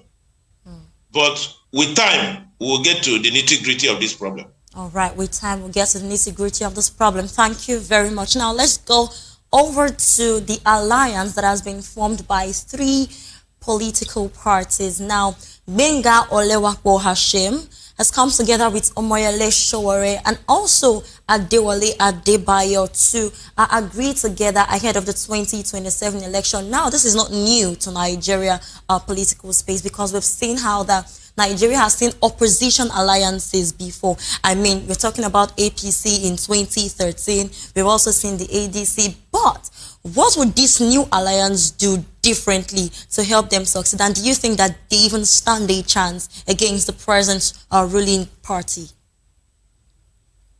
Tabi? Yes, sir. Good. They started this alliance from Rivers State. At the national level, I don't know how altruistic it will be, but starting from Rivers is okay. At least you have to start from somewhere. If they can wrest power from Wike in Rivers State, it is a good step. That's what I'm saying. In fact, it's even more beautiful when you look at Sowore, who never believed in any other party, who never believed in alliance. Now that he has agreed to work with 2 other persons, and I think it's a good thing, because whether you like it or not, no one single party can defeat APC. That's just the truth. What happened in Osun should not use as a template, because it is the resilience of Osun people. I don't know how many states will have that kind of resilience. I don't know how many states we have that kind of persistence, and so any other state, all the parties there should come together seriously. That is the only way if they want to get victory. But if they don't, well, the beat goes on. Because Rivers State, for all I care, with a Wike and the rebel coalition, I don't know whether he has hypnotized the people of Rivers State or something. If not, I don't see how one man could be doing what he's doing. And so if you want to make any political progress in that state, it must be a coalition. And then this coalition will not galvanize the people of Rivers State, because the people of Rivers State are looking for a leader. They are looking for direction. So if they see anybody who can give them that direction, they will follow that person. Because I'm very, very sure they are tired of Wike and his shenanigans. They are really tired of him. They want to get rid of him, but they don't know how to do that. Fubara disappointed them, so they are looking for somebody who will free them from the bondage of Wike. And I think this coalition will help. All right, let's take this conversation to Amobi Ihegboro. Now, how do you want to react to this? I mean, these three people coming together, they are all presidential candidates. Don't you think that they might have to come into alliance and bring just one of them to represent the three alliances? What do you have to say to this? Thank you very much. As presently constituted, it will be a Herculean task for any political party to wrestle power from the APC. It will be very, very Herculean. Having said that, there is absolutely need of today that there must be coalition. What out between, I'm looking at it nationally now, what played out in the formation or in the, people coming together in ADC was because people felt that there was their need for coalition, and then it fizzled out. Now, at the national level also, we are also hearing about another coalition. In fact, they said they are meeting tomorrow. These people must agree to take a political party can do just that. So you need a coalition. And the big three or the big two opposition parties must be among this coalition. And people should be ready to downplay on their personal ego. People should be ready to come down from their high horses. People should be ready to,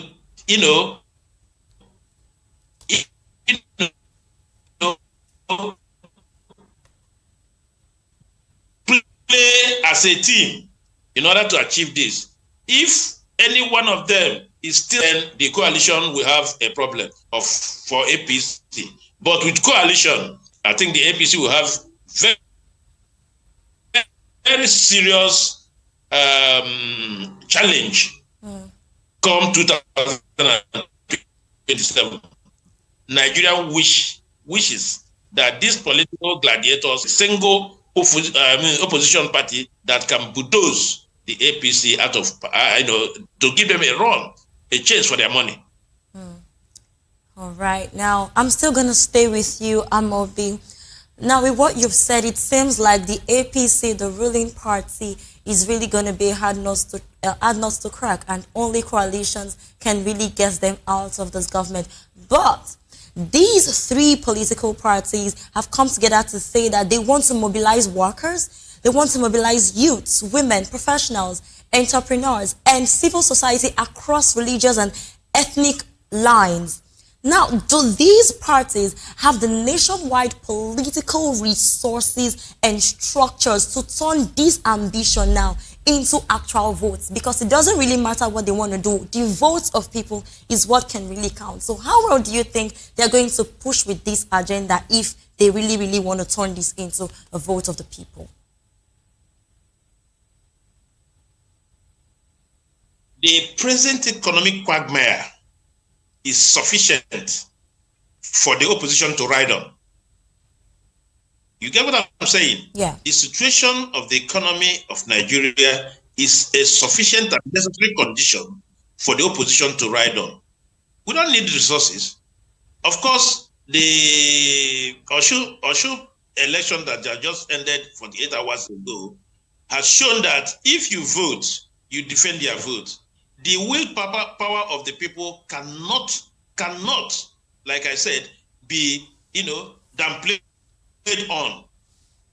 The people has the power to do anything politically.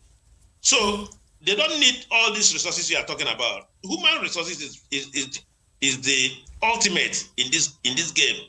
Of course, democracy is all about numbers. I am saying, in effect, that the situation that all of us are in now is a necessary and sufficient condition for the opposition to ride on. Because I think about 180 Nigerians are into multidimensional poverty. That is critical. Look at the headline inflation. Look at the inflation generally. Look at the cost of living. What else do we need? We don't need any other thing. The essential condition of Nigerians is a sufficient precondition for the opposition to ride on. So that is why I said, let the opposition parties, sing their differences, be ready to make sacrifices, be ready to bring out a candidate that, to a large extent, speaks to the aspiration of majority of the Nigerian people. In that case, APC will bow because they have not sufficiently given Nigerians, the life of Nigerians. They have not. So there is need for the opposition to sing their differences and come up with a candidate nationally. I'm talking about nationally now. A candidate that can give Ahmed Bola Tinubu a real, chase for his money. Nigeria is overdue for coalition. Let them not filter it away. Of course, the ruling party will always not like a coalition because that will bulldoze. Look at what happened, before Muhammadu Buhari. There was people came together to be able to propel him, and he won. So this time around, it will happen. Our essential condition is a necessary and sufficient condition that will propel Nigerians to vote rightly this time around. All right. But lastly, you would agree with me that there is currently a very shrinking space for the political competition in Nigeria. Now, how healthy is Nigeria multi-party democracy right now? What would you say is really healthy about Nigeria multi-democratic party right now, knowing that there is a shrinking space for smaller parties? And do you think that these smaller parties can provide a very credible alternative to the major parties? The conception, the shrinking nature of the political space is man-made. Man-made in the sense that our political gladiators, the political leadership of this country, are very, very egocentric. What they know is about themselves and themselves alone. How to build a political capital from the situation. That is why a lot more governors who wanted second term by all means, pitched tent with the ruling party. Ademola Adeleke also tried to pinch tent with the ruling party, but was rebuffed before he now went solo, as it were. And having gone solo, for sure, has given him their mandate. What it means is that it's possible. Every of these things are possible. So you don't need to be in a ruling political party to be able to win an election. That is the takeaway from what Oshu has given to Nigerians in the last 48 hours. You don't need to be in the ruling party. As a result, we are not talking about, Nigerians cannot talk about the shrinking political space as a constraint to be able to do, just that. What we need is transparency and accountability and credibility within the electoral process. Let the IREF work. Let the INEC do their job. Let the security agencies do their job. These things are possible. Within a reasonable time, within around 2 o'clock or 3 o'clock, we learned that about 35% of the results are in the IREF. So it is possible. When the individuals have taken a vow on themselves to do the things right, the electoral management organization is also, doing things right. The security agencies are doing things right. People will come out on vote and defend their vote. My sister, everything is possible. It is possible, despite the shrinking political space. It is man-made. The will of the people, is supreme. That is what democracy is all about. All right. Now, there is hope for Nigeria. It is up to the electoral bodies to uphold the credibility of the votes of Nigerians. Now, Barrister, I'm going to take it to you, Mr. Darlington Agomo. Thank you. We want to delve just a little into security matters. Now, in Plateau, many have been feared killed. This is a little bit reoccurring because Plateau has experienced repeated cycles, Mr. Darlington. Plateau has experienced repeated cycles of communal violence, and not just that, reprisals has been happening over the years. Why has it been so difficult for the security intervention to produce a lasting solution to that region of Nigeria? It is because the government in power did not see it as a serious matter. They did not. If they have taken care of things in that state, Benue and Plateau, over the years, I'm sure this killing would have stopped. Are you insinuating that the government knows just what to do, but they are failing to do it, like they are being deliberately lackadaisical about it? In fact, there's no other way to put it. Government is aware of what is going on there, but they refuse to do anything. Because these herdsmen or militia or whatever, they have guns. Okay, why not arm the indigenous too to protect themselves? Though you will not. You will not. And nobody will be arrested, though. That is even the irony. Tomorrow, these same people, they will either go to Benue and strike or or Taraba. They are just marauding all over the place with deadly weapon. Yet, government have not deemed this fit to disarm these terrorists. But the indigenes are not allowed to form a vigilante to protect themselves. That is just the irony. So when you see all these things, you don't need anybody to tell you that government is aware, but they don't want to do anything. That's just the simple truth. Some months ago, an American philanthropist that came to build houses for IDPs in Benue, just for them to go back to their homes and all that. And then something happened, and the man was very, very, very blunt. He made a statement. And according to the government, that statement led to the death of 2 Muslims. And for that reason, the man was deported to America. He was sent back.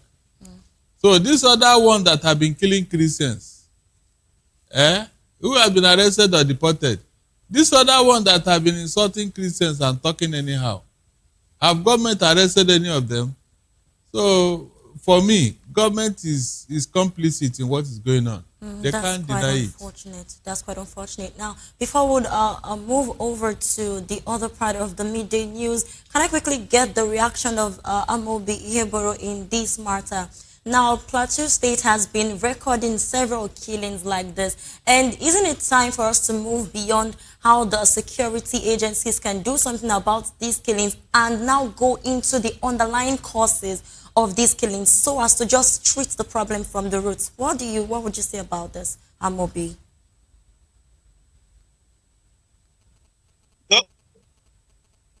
government is deep into politics. Politically, the issue of insecurity. Recall that last week there is a contingent of government officials in Washington, trying to answer to the query, answer to the designation of Nigeria as a CPC, country, country of particular interest, as it were. So it is opposite. It is the correct thing to say that government should up their ante. In the last 4 weeks, there have been pockets of achievements here and there, but what we regard as two steps, one step forward and two steps backward. By the time government achieves something, in the next 2 days, the attacks everywhere, a lot of people are killed and all that. So it will seem as if government is not doing much. Government is trying, but they need to do more. They need to do more. This is not a game. You carry tobacco in the hand and start playing. You have to, go after. Almost always advocate for kinetics approach to this spread of insecurity in this country. Nothing short of that will, make these people not, will stem the tide of insecurity. What is more is that government should up their ante. The war against insecurity is a much more serious war because of its, covert nature. The operations are very, very covert. So you need to get it done and dusted. We have the capacity. We have demonstrated it outside this country that Nigerian government can almost always, defeat these ragtags, people around calling themselves terrorists and bandits. So what government should do is to play less politics and do more in the field. They can achieve it. It is achievable. But if they concentrate on politics, ethnicity, and religion, it will not go anywhere. And people should mind their utterances. The utterances from the Muslim cleric in Kano is one thing that will ignite a lot of problems if not seriously, addressed. At the way we are, the sensitive nature of the temperature of the insecurity, people should not add insult to injury. Thank you very much. Thank you very much for your submission on that. All right, that is a message to the government, and we do believe that they are going to act upon these. We've been speaking with Darlington Agomore, a public and political affairs analyst, and we've also been speaking with Amobi Iheboro, also a public affairs analyst. Thank you very much, gentlemen, for being a part of the analysis segment of the Midday News. You're welcome. Well, you're still watching the Midday News on Voice of the People television. Still ahead, King's College parents plan protest. These and more stories will come after this break. Please do stay with us.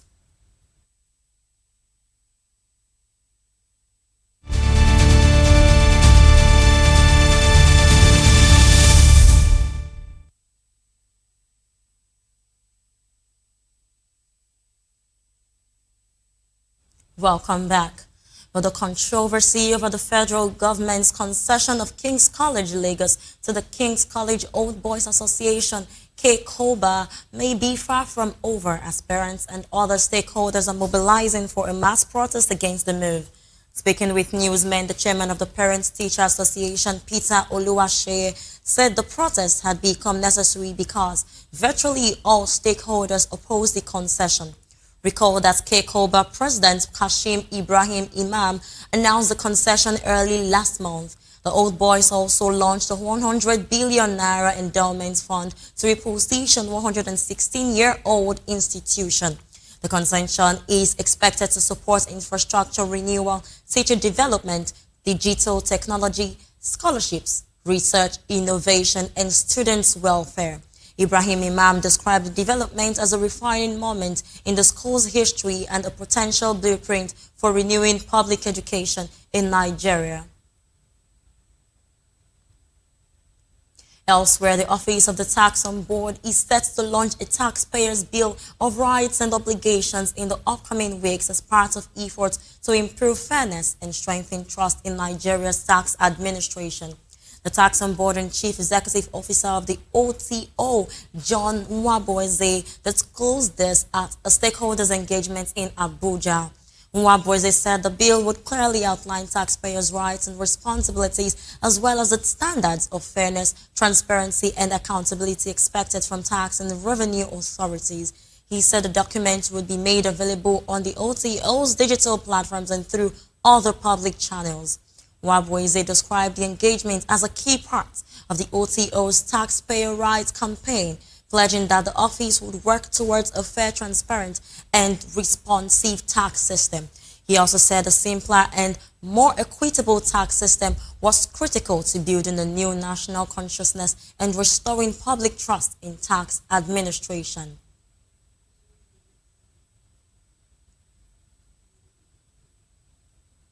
And in the world of business, Nigeria's textile imports have almost tripled in 2 years, rising by 181% from 377.47 billion naira in 2023 to 1.8 trillion naira in 2025, despite repeated efforts to revive the country's once thriving textile industry.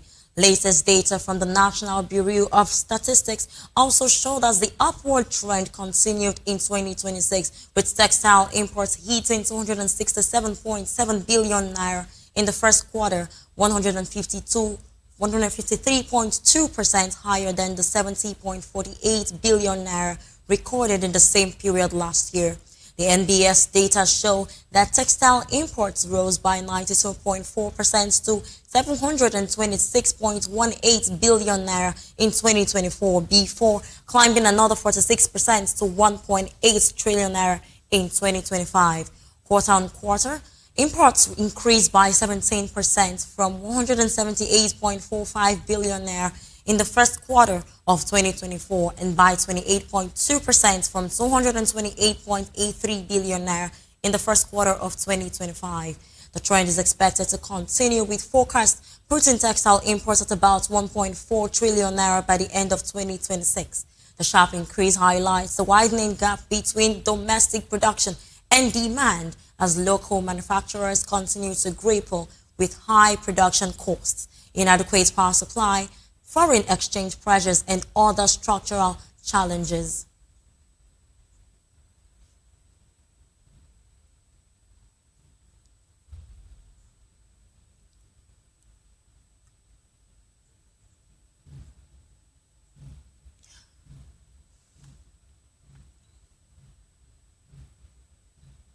Now, in the world of sports, Arsenal produced a commanding display to beat Manchester City 3-0 and win the FA Community Shield as the Principality Stadium in Cardiff, Wales. Goals from Ricardo Calafiori, Kai Havertz, and Captain Martin Odegaard secured the victory for the Premier League champions. It is Arsenal's fourth consecutive Community Shield victory over Manchester City.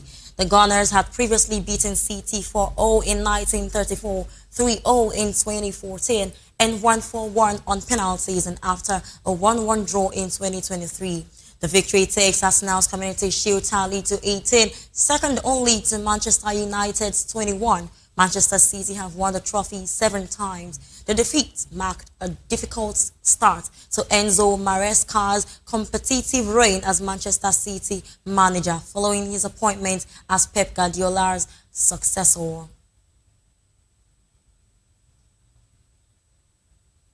But in the world of entertainment, Nigerian music star Innocent Idibia, popularly known as Tubaba, is set to bring his music and entertainment to audiences in the United Kingdom and Ireland on a tour scheduled for August and September.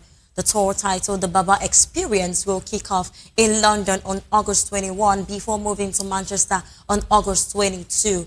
Announcing the tour, his manager, Malam Yankee, said Tubaba will also perform in Sunderland on August 28, Birmingham on August 29, and Edinburgh on August 30. The tour will continue in September, with performances scheduled for Reading on 4 September, Derby on 5 September, and Dublin, Ireland on 11th September. The organizers said the tour aims to bring Tubaba's entertainment experience to audiences across the UK and Ireland.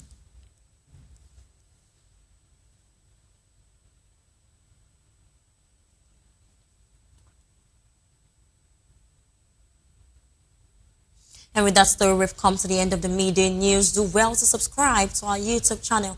On YouTube, we are Voice of the People TV. And on all the social media platforms, we are at Vop TV Live. If you witness news happening near you, we want to hear from you. Send your eyewitness reports, event coverage requests, photos or videos directly via WhatsApp to 814-606-4057. You can also reach our newsroom by email at news@vop.ng. I am Praise Peters. Good afternoon and thank you for watching.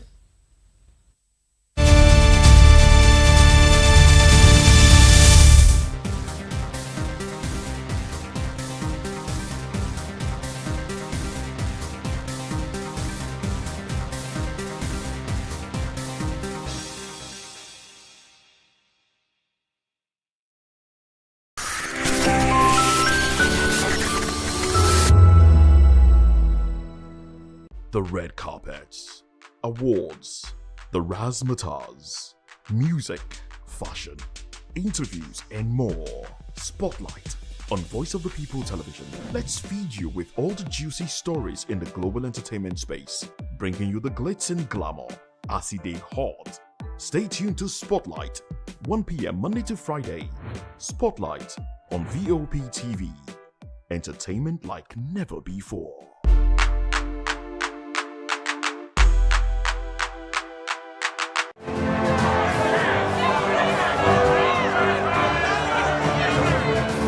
Do you want your voice to be heard? Do you know that you matter in the scheme of things? The People's Voice, the show where ordinary citizens take center stage as we discuss the biggest stories that affect you and I. With you in mind, we facilitate lively discussions, debates, and interviews on the topics that matter most to you and I. From social justice to economic empowerment, education to healthcare, governance, and more. Tackling tough topics and amplifying your voice. Join the conversation and make your voice count. The People's Voice. Make your voice count. That 10 seconds you save by crossing the road could cost you your life. Pedestrian bridges are built for one reason: to keep you safe. They are free, they are strong, and they are there to protect you. Dashing across expressways leads to injuries, loss, and grief that last forever. Using the bridge takes less than 1 minute. Losing a loved one lasts a lifetime. Parents, teach your children. Drivers, slow down near bridges. Everyone, please use the pedestrian bridge every time. Your life is worth the climb. This message is from Voice of the People's Television. When your morning starts, make sure to look around for the right company to serve you everything you need to know about what's happening around you. That's why you need VOP this morning, because we will climb this far to give you a voice in what's going on, from news, reviews, politics and the economy, sports, and even entertainment. VOP TV. Now you have more than a voice.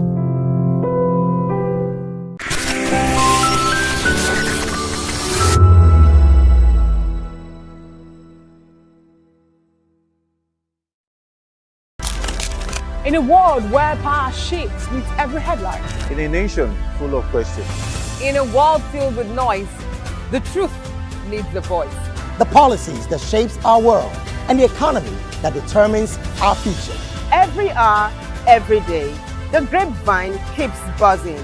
And together, we are committed to telling the stories that shape our world, because your voice is our focus. Don't forget, our voice matters the most. Let us come together and share our concerns.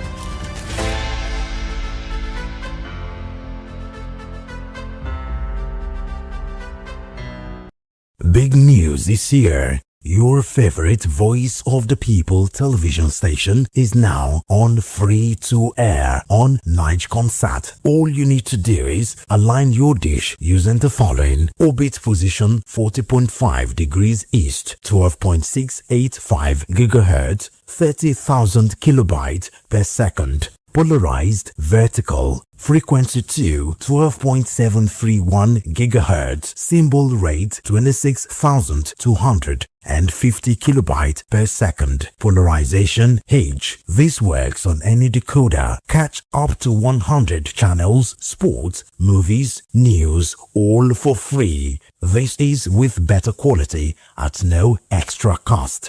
VOP TV on Free TV. Now you have more than a voice. Yes, obviously everybody knows the game is beautiful and that's why I love sports.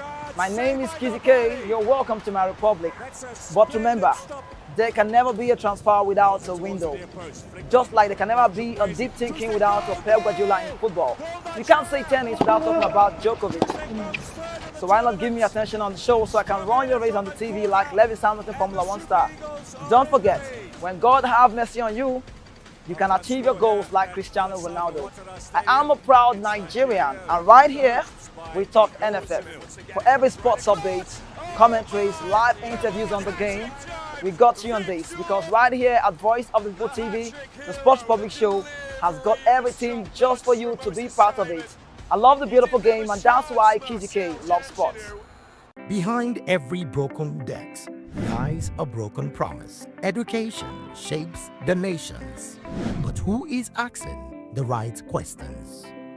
Introducing Edu Dialogue, the show that goes beyond the surface, exposes the cracks, the corruption, and the silence in Nigeria's education system. Edu Dialogue, Saturdays, 3 p.m., only on VOP TV. We break the biggest stories, from missing funds to policy failures. We ask the tough questions and demand real answers. Edu Dialogue, this Saturday, 3 p.m. on Voice of the People Television.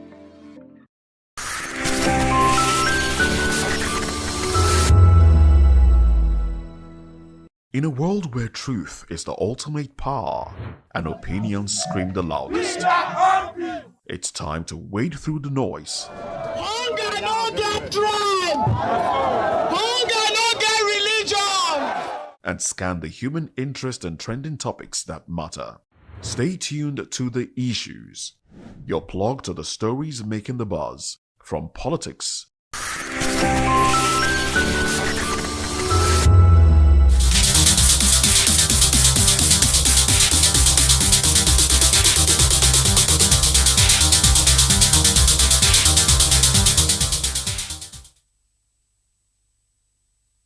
Hello, people, and welcome to the Spotlight Show. It's happening here on Vop TV, and this is the place where stories come alive and voices matter. This is the show where we shine the light on creativity, culture, style, music, and purpose-driven people. And people are always talking about people who are shaping the world around us. Yes, it's another beautiful time here on the Spotlight Show, and I am your special baby girl and host, Precious Akumanu. Call me Prezi. As they waiting, as they be E for the energy. And that's that for a reason. All right, yes, I am not alone today. I am not alone. Hey, my darling joined me today, and I'm so excited because why? She's looking, in fact, just that today, I don't know how her body does the do. She's looking so fine with her makeup and everything. Baby girl, welcome. With the eyes, these eyes, no be you supposed to look that kind of eye. I don't understand. Give me another type of eye. This eye is for your man. Personally, no be me. You go give this eye. Whether I don't they crush you. Holy go, I beg go. Hi, people of God. It's your baby girl in the Mala. I know why they look precious, but I don't understand. What they do. Why you can't they be like, I nearly want to have an engagement ring there at hand. Like, I was having that thought. Well, I'll be visible engagement ring, don't they, dear? Well, when the time comes, we're gonna know. You get it, right? If you don't get it, forget about it. If you don't get it, forget about it. And yes, we have a lot of things to discuss today, and we have a lot of things has been going on this week. Well, thank God it's not crazy things. If not for sick, they say crazy things are happening. Crazy things still join for but not be fully crazy things. Well, which one which song we are in some people are in a happy mood while some people are in a sad mood. I will thank God say the happy mood and come my side. So I don't know who the sad hand went to. Okay, let's talk about Davido that now. And that's the whole one for a reason. So guess what? Actually, last week Davido had the mentioned that that his uncle is coming up for the governorship election for Osun State. I know you fully well that he's the incumbent he governor. actually called on Trump to actually we're calling on Trump. I don't understand why. Into the Osun State. Will Trump have come to Osun? But he tried. He tried. He aired his view. He aired what he saw. So what did he see? Are you in his binocular? Let's not go there. Let's not go there. Let us just come back. But the truth is that he actually made people know that there's something that wants to go on, that they should start looking into the matter. I don't think anything out of ordinary went on. It was politics, and the best man won the game. So during the week, guys, Osun State Governor and Davido's uncle Ademola Adeleke, which we call the dancing governor for a reason, all right, has actually won the state governorship election, securing a second term in office. So Adeleke emerged victorious after defeating his closest challenger in the election. The victory has attracted celebrations from supporters, political associates, and members of the Adeleke family. And Davido also joined in celebrating messages, celebrating his uncle with victory, and also sharing a message of congratulations online. See, I'm sorry, but one thing I actually have to say this is that I actually love the way, some people just do their thing. Let's tell ourselves the truth. See, if actually someone is coming out to, campaign for a particular position and want people to vote for him, I mean, you have to be free. Love your people. Your people will show you that they love you too. So the evidence, I just feel that the evidence was just clear. Okay, so I think in all fairness, congratulations to actually. But it's just like I said earlier, the best man won the race. It didn't mean the other people were not good. But at least he was there for 4 years and he has done marvelously well for the people of Osun State in general. Yes. In case you didn't know, I'm from Osun State. Oh my God! So, and he has actually done well in his 4 years. So I think for someone who has done well for the past 4 years, giving him another 4 years is not much of a big deal, because we know that it's just continuity of how much he loves the people, he loves the state, and how much he's so invested, both him and his family. So it's a congratulations from me to my governor. This way, I don't know where Precious family they come from. I don't understand from where to where is my own governor. Calm down. And where you're not tagging my governor as a dancing governor, what do you mean? They share for the dance. They talk about his chest. He say they. The beautiful thing is that that's how we roll in my state. If somebody is angry that they are not winning because he's dancing, they should go and dance their own. Okay, I don't think his dancing even has anything to do with him. I'm just saying, because a lot of people are just so vexed up that why is he dancing? What kind of a governor dances? What kind of a governor? From his state, we are not complaining. Like people that are complaining, like you from Osun State, actually, obviously no. So why don't you take that same energy and use it on your own governor and leave my governor in peace? And talking about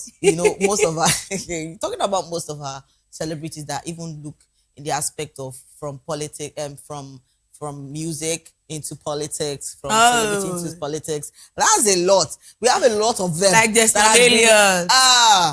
We have plenty of them. I'm like, is this the in thing now? Is this what people want to keep doing? I think it's because people, we once said it here, that if they start paying politicians Nigerian minimum wage, you will really see people who really love Nigeria and people who really love Nigeria. Actually. Because some people are there because of the money, not because they have anything good to offer.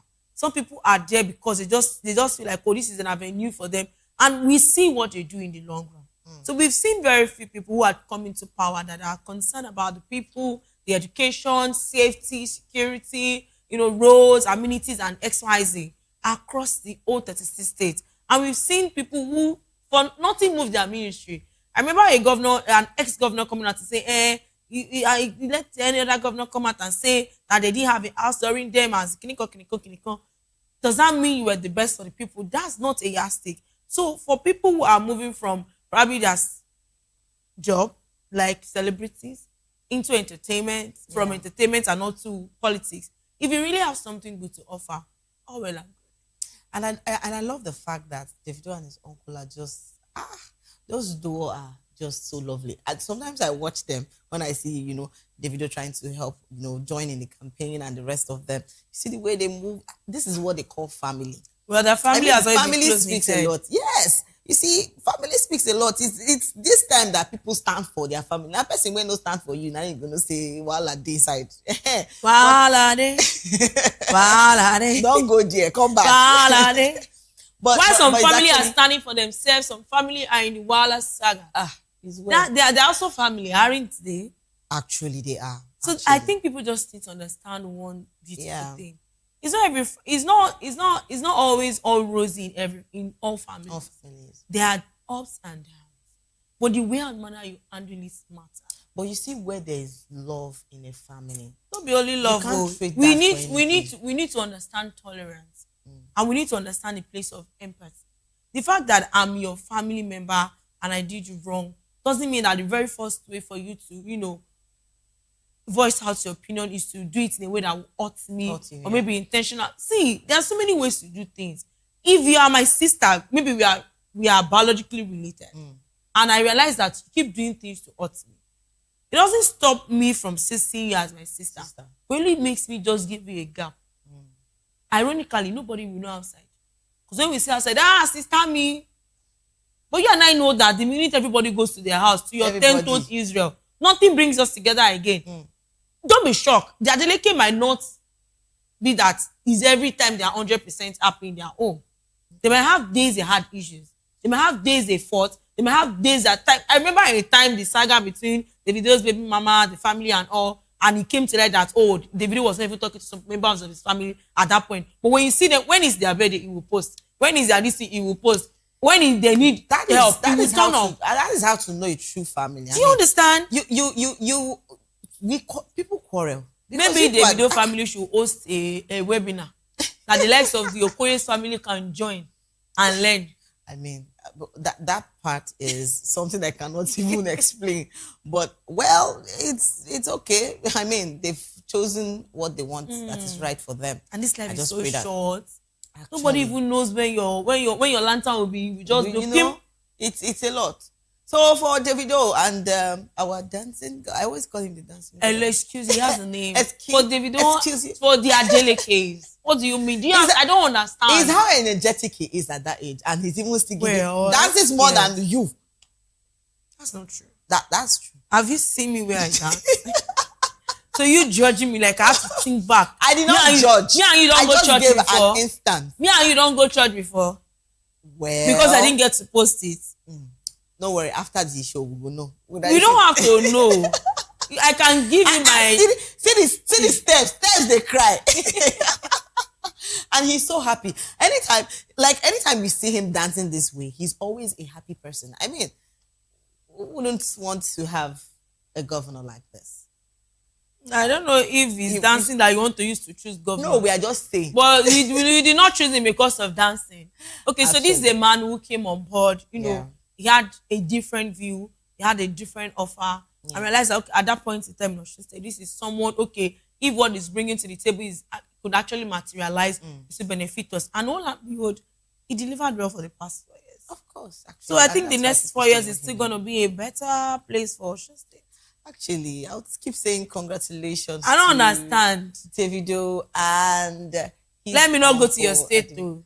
Lord of Jesus. Let us on to the next one. All right, guys. Next, we have Nigerian music star D'banj is set to return with a new single titled Safe Place. So the Afro-Latino-inspired track has already generated excitement among fans, following the release of promotional content and the teasers and the rest of them. Yes, So this song is scheduled for release on September 11, 2026, making it the band's first major single of the year. So fans are now looking forward to hearing what the veteran entertainer has prepared for his latest musical comeback. Hey, come back. See, the band is one of the people I always say, they are not too, he doesn't drop hit songs all the time. But once he drops a particular song, I get excited. No, seriously, I get so excited to hear that, he's gonna drop a song. And me go first go see or stream, you understand? Go sleep now, you go to wait, you go put time now. I just say now you go first. We fit don't answer challenge like this, with the song. But let's talk about the band's fashion sense. I like the fact that when we talk about a lot of celebrities that are music stars that are even into fashion and their dress styles, his dressing is just, I don't know how to put it. You call the likes of Adekule Gold, all these people. I know why they smile, because I don't call you don't smile.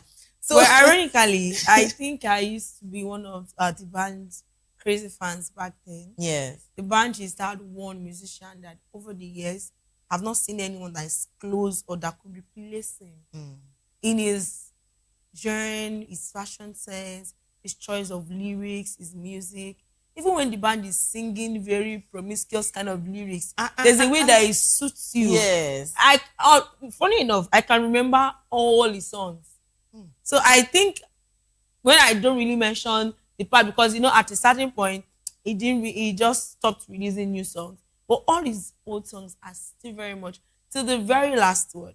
I think when he even sang with Genevieve was one of the mind-blowing era for I don't want to say there was something that was something was going on in my head that period, but I mean, thank God say he wiped. Whatever wiped. Funny enough, if the band just ended up with Genevieve, we the fans didn't mind. In all fairness, actually, we didn't mind. Do you get it? And life happens. They didn't end up together. Yeah. And the band is happily married. His beautiful wife, and they have amazing children now. Even though we lost one and all, but the band has just been that one outstanding musician. And especially the era where he and Don Jazzy were in collaboration. See, it was hurt. I actually loved, those their duo was something that I couldn't get off my head. Let me tell you one thing that made me not to forget the band. So there was a time I had someone from my family was getting married, and I was very young when these songs were just going on then. And the first time I heard it, the vibes and everything. So that day, I was just in my head, I was like, I just pray they play this kind of song, on the wedding day of my family. So I was like, okay, when I got to the place, and the first entrance song for the couple was that particular the band song. Oh my God. I stood up like are you the bride? They ask me, now you can't dance past people ways. I say, let's just give them the ginger. But let's talk about David. Let's talk about the band's energetic performance. He's a Coco master for a reason, my friend. He's always. There's nobody else I can say I'm a Coco master. He's the only. He comes with so much energy. He can't just leave you. Sometimes when you just want to do it, just do your show, just sing and just do things like that. But when he comes, he just leaves you with so much excitement, so much joy. So I'm a fan. I love listening to him. Okay. Yes. But I think for the very first, maybe not the very first time, but for the very first time today, we are on the same page. We are fire. That we agree today. No, just this one. If you still collect, don't be too quick to say today. Wow. Today has not ended. But on the band, we agree. We agree actually, and it's the Afro Latino. The costume is mind blowing. I'm so wild. Waiting this guy. Well, I'm not surprised. Yes. Because the band is that one musician that will release one song today, and he's doing one monochrome look, and very next minute he's doing another one. I remember that one he has to do in a church. People like Catholic thing. People like this are the race cap for them. You know why? He deserve the flowers, not the imaginary way. No, they are the race cap for them. But wear cap. As one race cap, you go wear cap. Don't worry, next time I go wear. I like it when they do the real thing. As you want race cap, you go Calm carry down. cap. Your blood today hot. We are fans. Do the right thing. Actually, what I'm trying to say is that please Lipo should leave on. So actually, what I'm trying to say is that D'banj has just been, a hit song. Each time he drops, Every time. There has never been any of his song that I want to say is people in the likes of D'banj. They are just few. You have Inyanya that drops a song once in a while, but once the song drops, it's always. We talk about a lot of our celebrities. I be like saying, I'm waiting the one they do now. You can't give us time. Say, okay, take this one, take clean out first, back. Because just drop one. Maybe after a while, they say, be like say the one where I don't give food, where I don't give you don't chop and finish. Or you take another one, bam. And then they give you better delicacy anymore. Where they would, back then. Yeah. In a span of few months, the band can drop multiple singles, and before you know it, an album is out and all. Yeah. It simply shows that now they are older, more mature, they understood quality more, they understood the place of we don't have to always be out there in competition. Like the youngsters do that. Actually, I think once upon a time Ashake used to be like saying they tell me say Ashake go soon turn we say they're gonna drop once in a while, I go shock. Because as a last year, Ashake was literally making songs look like he and Zazu on a complete. At a certain, but that's the truth. Now Zazu be say, if you wake up today, as we wake up today, before the next day, if you say Zazu don't drop another song. Do you understand? To all the Zazu fans, they get energy. And they give people their energy is raised to power. I don't even know where the person they are following say. So this thing is transferable. They can use WeChat. Let's not forget that D'banj also has this NGO kind of thing that helps the younger music stars that want to do music. Equip them in a way, and it's a good thing that even D'banj, even as doing his music and still doing more of his music, he still has eyes for younger and upcoming artists that really want to do music. It's a good thing that I see most of our celebrities that has made the name, that has made the fame, still look to people that are yet to, upcoming artists. And it's good giving back to them. It should be, because trust me, one thing in Nigeria that you need to understand is that there is no manual for anything. There's no template. Yeah. There is nobody out there that wants to look out for you. We are the one looking out for ourselves. It's just like you and I. Yes, might not be the oldest in the industry, but in our few years in the industry, we've already been training others. Yes. And those same people, just like the other day, somebody that I trained was telling me that I'm also training somebody. She gets the joy. But that's how we grow. Yes. Because, it just shows us a template that giving back to the economy should not be difficult. It should not be all about money or how much am I getting or what not. Yes, sometimes you might get to that point where you be like, okay, I think for this quality of what I'm dropping. I think sometimes ago somebody spoke to me about the fact that you always link people up for job. Have you ever thought about making money out of it? I said, well, I never thought of such. And I said, like, me being a porter of help to people is not supposed to be a big deal. Do you understand? I mean, that person where you help, now you go talk good about you later. Well, even if you don't talk good about me, you do okay. I'm just but saying, I go help you because you feel my don't conscience. buy everything where you want buy. You not even they look people face. Now the people where you help, now you go remember you. Some people where you have still remember you. But the I don't see person where I help when won't nearly make me lose my job back then. Yeah. Hey, but did that may stop? we not meet this kind do you understand? Of did that stop me around us? Yes, that one a bad one. Stop me. Yeah. Wow, that's a lot. well, we're going to take some comments from the comment section. A lot of people are excited about D'banj's new single, and we're talking about the Afro Latino music. So let's go over to the comment section and see what they have for us. And yes, Father said, someone said Father with the fire emoji. That fire too long ago. All right, we have somebody else. He said Banga. And yes, Kolade 25 said the Lee family. Is the Lee family for me? Yeah. Okay, and the real J said, what's the name of the song? I think people are already excited and they can't wait for this particular song. The excitement is everywhere. People should be coming down. Oh. We did the same line. And yes, somebody else said, wishing you nothing but massive success with safe space. That's a nice one. May this new sound take you to even greater heights, and may the whole world continue to celebrate the legend you are. Bengali of the Lee Nation. We dey here. Safe space. We are ready. And it's the name he gave. Actually, he actually gave the single Safe Space. Those just looks like well, I can't wait. One. I think one other person that has those unique name for his singles are always what's this guy Johnny Drew. That's a good stance for Johnny Drew. I actually love Johnny Drew's songs. Yeah, very slow. Those are Johnny Drew. Initially when he came on board, I was having that Dara Talade vibe. But then something was so distinct about him, his own voice, his choice of lyrics. Ask me the particular song I love about Johnny Drew. Which one? He go be How love. are you, my friend? Okay. Oh, how do you do, my friend? Come back here. I don't give you like they sing. Sometimes it be like saying nobody send you. Oh my God! See, seriously, I love our music stars. They are doing I love them. I really from my innermost. Which one be innermost? Guinea. Please take the inner back. Let us see the outer appearance. Which one be innermost? From my heart, seriously, you guys are amazing. You guys are doing well. Like when they're making us proud. Actually, the way they write their songs, the way they lyrics, not all of them, Not all of them. Because we don't go mention Zazuna. No verse. Even the ones we know they do. Zazu no get lyrics now. Calm down, but he get energy. So they at least if they say they smile. No, I know they smile. So if they listen to the verse, I don't even listen to his song. Funny enough, I know they listen to his song because there's this sense of I have this ideology of kind of things I allow into my mental space.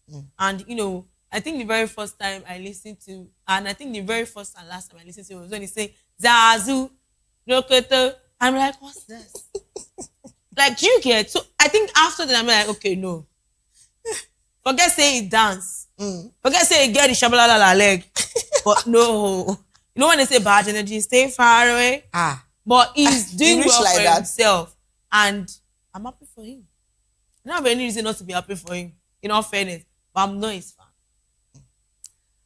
He's where? And he's not the only one. There are other people that I'm still not their fan. Zazu, no verse. On behalf of, I want to beg her. No verse. Not just everything where she take. Don't take him at heart. No, if you take her, that means go use me do live the next minute. I don't understand. It's not a new thing. Person we don't go do wrestling with what's it be name Charles. No verse. Anything where she talk, just forgive him. Use me do life. So can if I know win Grammy, let's take more comments from the comment section. We still have a lot of people so excited about the band's new single. And yes, Honey Bell said, wishing you nothing but massive success with Safe Space. May this new sound take you to even greater heights, and may the whole world continue to celebrate the legend you are, Bengali of the Lee Nation. We dey here. Safe Space, we are ready. And New Flames said Banga, and Ronke said Ijaya. What's Ijaya? No slang. This slang where you don't want to explain. Okay, and Sammy. I don't know the English explanation. Hey God, I beg. like something that scared, like people that like when they maybe like a group of friends, you now come one that means that person has like a stamina that when it comes, it's just like, you understand? Not wicked, not scared, but it's just something like kind of respect kind of. That's why I say a slang. Okay, and Sammy still. How the person not writing English, you won't make everybody understand. Voila. And somebody said luxury freestyles, the only one that gets it done better. Okay, and Sopeti, right? Said Master Lee Gabazi. Now wow, for this. If you're worried, but say they never see anything. They never. You can't remind me of the song. They never see me coming. All right, to the band. Who booked this one? He said booked and busy. Mom baby kuto. Who booked it? Who they book you? I don't know who they book you. Zico said concert me with the and it's really just all this Mexican, like of yeah. Where you know that for your salsa class. So you want to tell everybody that I joined salsa? They know now. I've already mentioned I did the announcement. Wow. Have you forgotten? So you did the announcement? Yes, now on Spotlight. I told them that's why you went on a weekend and you were tired the following morning. And the next morning I went to go and I did not know what Jesus. went to go and do. Jesus. I didn't say. You people are seeing what this lady is doing. But anyways, I refuse to be actually- distracted. All right, guys. I was just saying congratulations to the band, and your we can't Coco wait Master. for the actual song. Exactly. The And actual September song. is fast approaching. I like the fact that the release date is closer because I didn't want you to be giving me suspense unnecessary. There will be a lot of hit songs. Because you foresee me for your dream. This year, be like say we had more hit songs. So December is gonna be like with the fire. As in, I can't wait. Like I can't wait to God, I beg. I really can't wait. And trust Congratulations. me, God bear me witness. I don't wish to do this December single. And let me have somebody's song to be rocking as I'm dancing to those songs. On to the next. Where are you listening to? So the next thing we're talking about right now is the United States mission in Nigeria has appointed Brandon Hudspeth as the new U.S. Consul General in Lagos. So Hudspeth, a career American diplomat, has returned to Nigeria to take up the new diplomatic assignment, and his appointment marks another chapter in his diplomatic career, having previously served in Lagos as a political economic section chief. So he's also served as a deputy chief of mission at the U.S. Embassy in Namibia before returning to Nigeria. Oh, you see this Welcome, smile? sir. Why you they do the welcome like that? No, we greet her now. God, Because you know, say the way you take plaster and smile. So I guess welcome and well. No, this smile brings good luck. Good luck. I did not complete it. I just said good luck. Is it good luck, Jonathan Ebele? Now you know. I know they ask. But I want actually, to know. there should be, new levels to things. Because this It is not looks his first time good. coming to Nigeria, Yeah. to Lagos. So definitely, So welcome, sir. So this time I might not be in Lagos. It might be in Abuja. It's Lagos. Are you sure? Yes. Should I call him? I have his number. Wait first, so be like say something they happen for here. Why I don't understand again? Which one say you didn't call him? When did you have it? I have his contact. Please, you people should help me. Ask Oyin, what does she mean by should she call him? To ask him where exactly he is. Is he in Lagos or Abuja? As Kini. We just want to know. We gossip for a living now. We not gossipers again. If we don't, we are gossipers, my dear. If we don't gossip, who will? Hey, voila, Otipo. Well, this is a good stance for the new and it looks responsible. good. You see where this girl they go? They gone up. I don't mean anything absurd. I'm just saying it looks good. Why you they drag you lose good Even on the the smile? blind can see. Oh, Hey, yeah. God have mercy. You see waiting on in the talk session. God, I beg. Oh, is he not fine? He's fine. Yeah, I can see your comments. It's fine. So wow. Thank you for supporting me. Okay, it's a good stance, and we'll go back to the comment section because definitely that's where a lot of people are, excited about him coming. I to don't Nigeria. understand. People they are happy now. Definitely, you see our comment section has already started popping up. So let's take some comments from the comment section. We have a lot of people so excited for Hudspeth. So let's take some comments from the comment section. And somebody said, "This man must favor me." Amen. You want Jackpa? You go nowhere. We day here. Oh yeah, exactly. You You that go is why you nowhere. are saying, "Oh." Frank K.Y.P. saying he's not here to favor any of you. Go and face your president. Bam. Well, we face our president. His name is Tinubu. Bam. Now yeah, did you just there? Bam. Well, Frank K.Y.P. Take your time. This man will favor me. I believe in Jesus. I believe in God, the Almighty Father. Make I complete that for you. Maker of heaven and earth. Well, he's one that wants this man to favor him and his family for me. You are even asking you're adding your family, your mommy, daddy, brother, sister, girlfriend, boyfriend, everybody joins. You didn't notice that anytime we talk about the US, now that time people will go and pray. Oh God, you see that?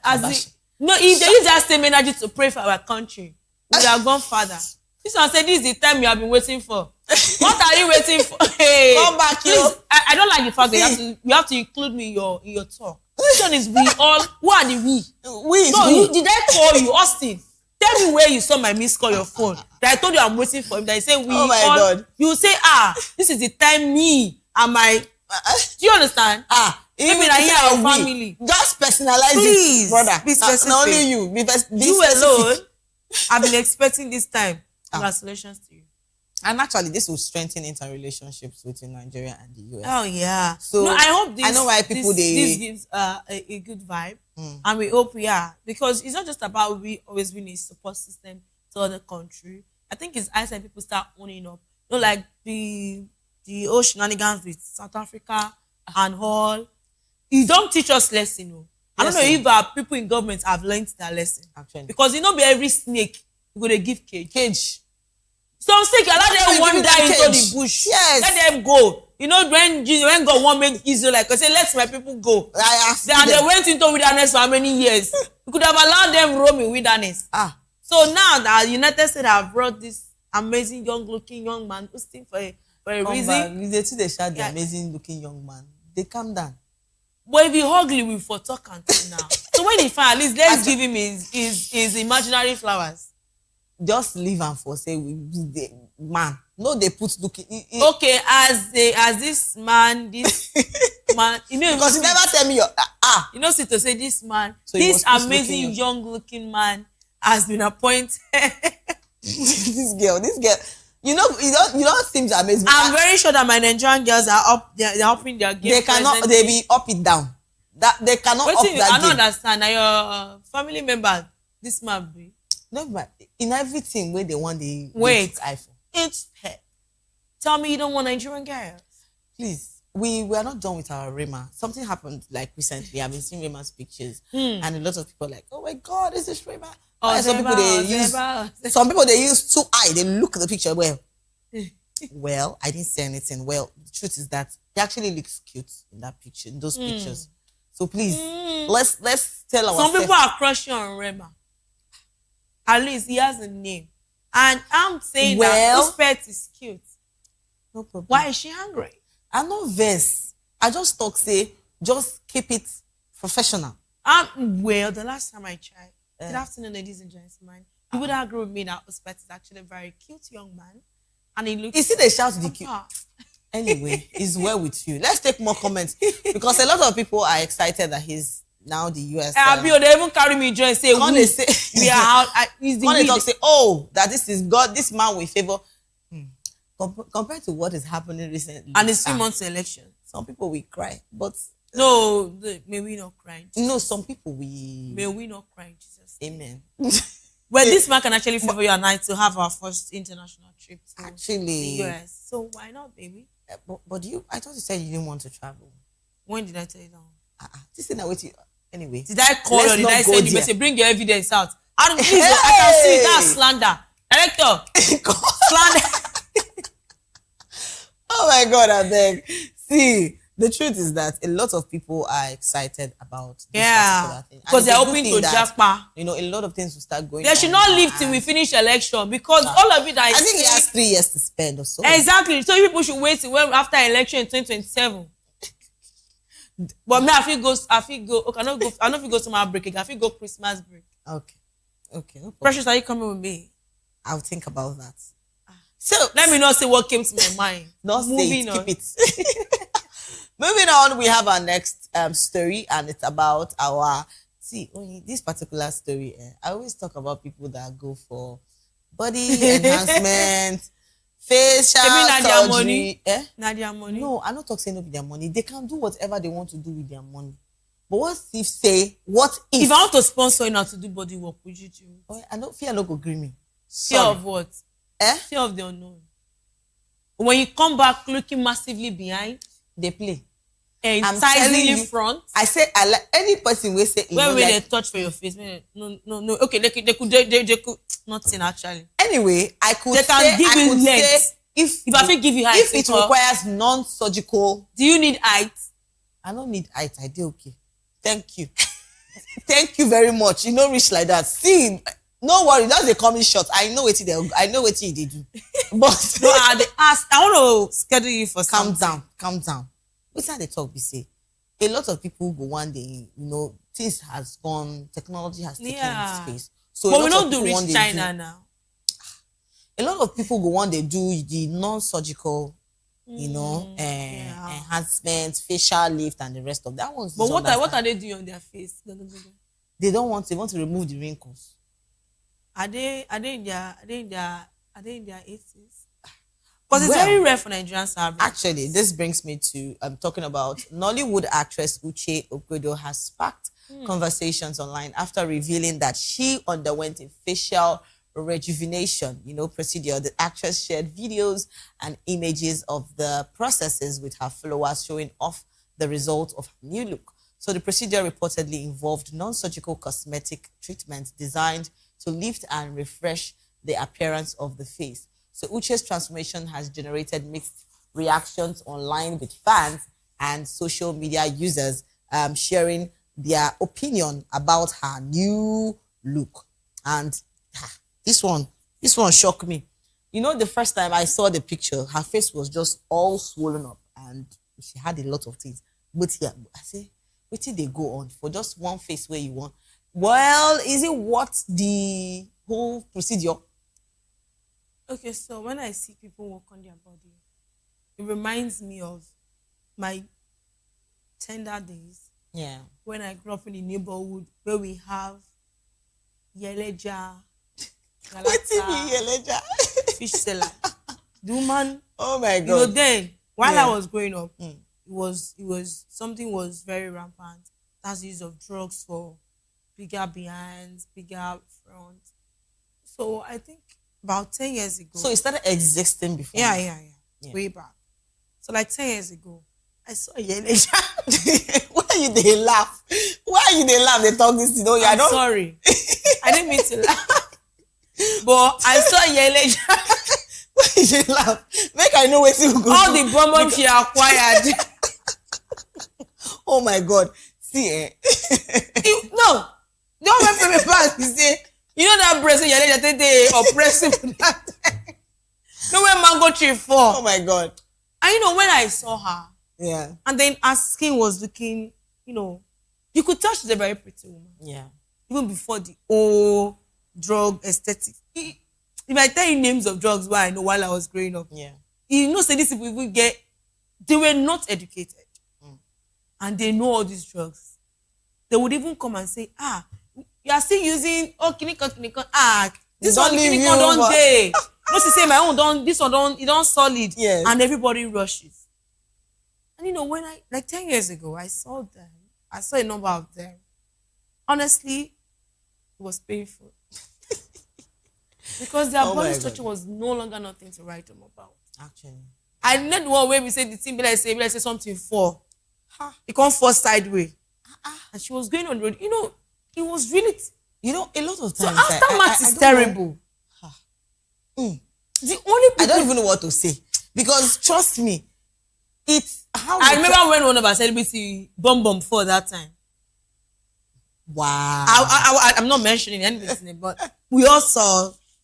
I remember when one knows. There was one even say, even people use that picture, say, take it and say, the bomb one don't. There were so many number of them. Yes. I've seen people who had worked on their Facebook. Now, in all fairness, in case you don't know, you are not even sure. You can just check past people that have done this thing. Seriously. And their aftermath. Growing up, I have seen a lot of growing up basically, I saw a lot of young women, going into applying, bleaching, but like say it's bleaching creams, like stuffs on their body. Trying to whiten their dark African skin. Let's tell ourselves the truth. Africa is not white. If you are black, you are black. Be proud of your color. Like me. So. Be proud really? of it. I'm serious. Be proud of your color. I don't see you trying to, you want to whiten your skin because you are black, and people say, because you are black, you now want to whiten your skin color and change your skin color and look different from the actual. And you don't even know the aftermath of those things. There was a lady I saw. Oh God. Have you seen bole before? In case you don't know what bole is, it's roasted plantain. Roasted plantain. The way some places will be black and some will be white. The roasted bole used to have discoloration where some places are fresh, some place looks, dense and all. It was not a sight to behold. You did not say ringworm. But I got ringworm, not their body joy. Because that's like the aftermath. I got irritated because of the fact that I saw the body and with some little, oh God, I can't even explain it. But the truth is that why are you not proud of your, because same person tell you say you done the old, you now want to take yourself, it's not bad though, but I feel that you should do it the natural way. You have a lot of things that could help you, your face, morning times you could take, water ahead, you could take water, cold water on your face. It helps. A lot of facials that you can do that can help you build back your get back, but all these procedures, well, I don't know, I don't think I can do it. When you see her before and after, you feel like, okay, well, it is even now that is healing, because if the one I saw the first time, yes, the first time I saw, mean, remember that guy that went to go and do hair implant? We can't get Shubomi for front. If they tell that guy next time, say make him go do implants, he go swear, tell you say no, he say no go swear, because he released a video recently where he was talking about his feelings. He said although the swelling was bothering for him, but the doctor already told him that it might take him a year. So he's in his count. A year about a year. So he swells and goes down, he swells. But the question where they ask, we never answer, they say, where did they bring that from? What some people don't really understand where these things are manufactured. Jesus. I saw a procedure of someone, for a lady, I can't remember her name now, where they had to, peel off from back to put in the front. Oh my God. And the sight was something. Even me that I'm not there, I only saw a video. Oh my God. I felt your pain. The question I now have to ask is the pain worth it? Jesus. If you think that, like me now, I'm Yamileko. If I feel like this hair is stubborn, you don't want to come back, I go molo. It's as simple as that. And if you don't want to do molo, like Jarvis and her husband, that they surprise themselves with moloristic hair. And I love the fact that they are so open about it. Yeah, happy open there. So the guy why are you like this? You can invest in wigs. Actually, there are lots China will be saying their hair. They wig, men get wig. Why you put her like that? Oh my God. They have this resending hairline. Men get wig. See all those fine boys when they check for K-drama. You don't want to see them when they go away with their makeup. China is so, they want say they get chin, they even get if you want to do all these things. Even if you want to just do all these things, I just feel there are better ways that you could just manage to do them. I mean, than this going same woman, if they say she come and do surgery to CS for giving birth, she say I can't go through the pain. I can't even see myself, receiving a lot of cuts, pains, just because to look. Imagine say that place where they can't cut, no can't go green done. Where can they fester? You not be carrying licking body. We have a lot of licking body. Jesus. Not be say lucky they smell alone. Some people they smell for lucky. Oh my God! And it's the high rate of people that are still doing the Brazilian butt lift. No, it became a norm, because now when you enter some shopping mall, everybody bum looks seriously. Make nobody deceive you. Tell you say if you no do, they not lie. No, the person will want to tell me. The person won't tell me. I go call police. Popo carry him. But I mean, I think her face is actually healing fast. Looking at that, that's the second day of the whole facelift. Procedure actually, because it's a non-surgical facelift.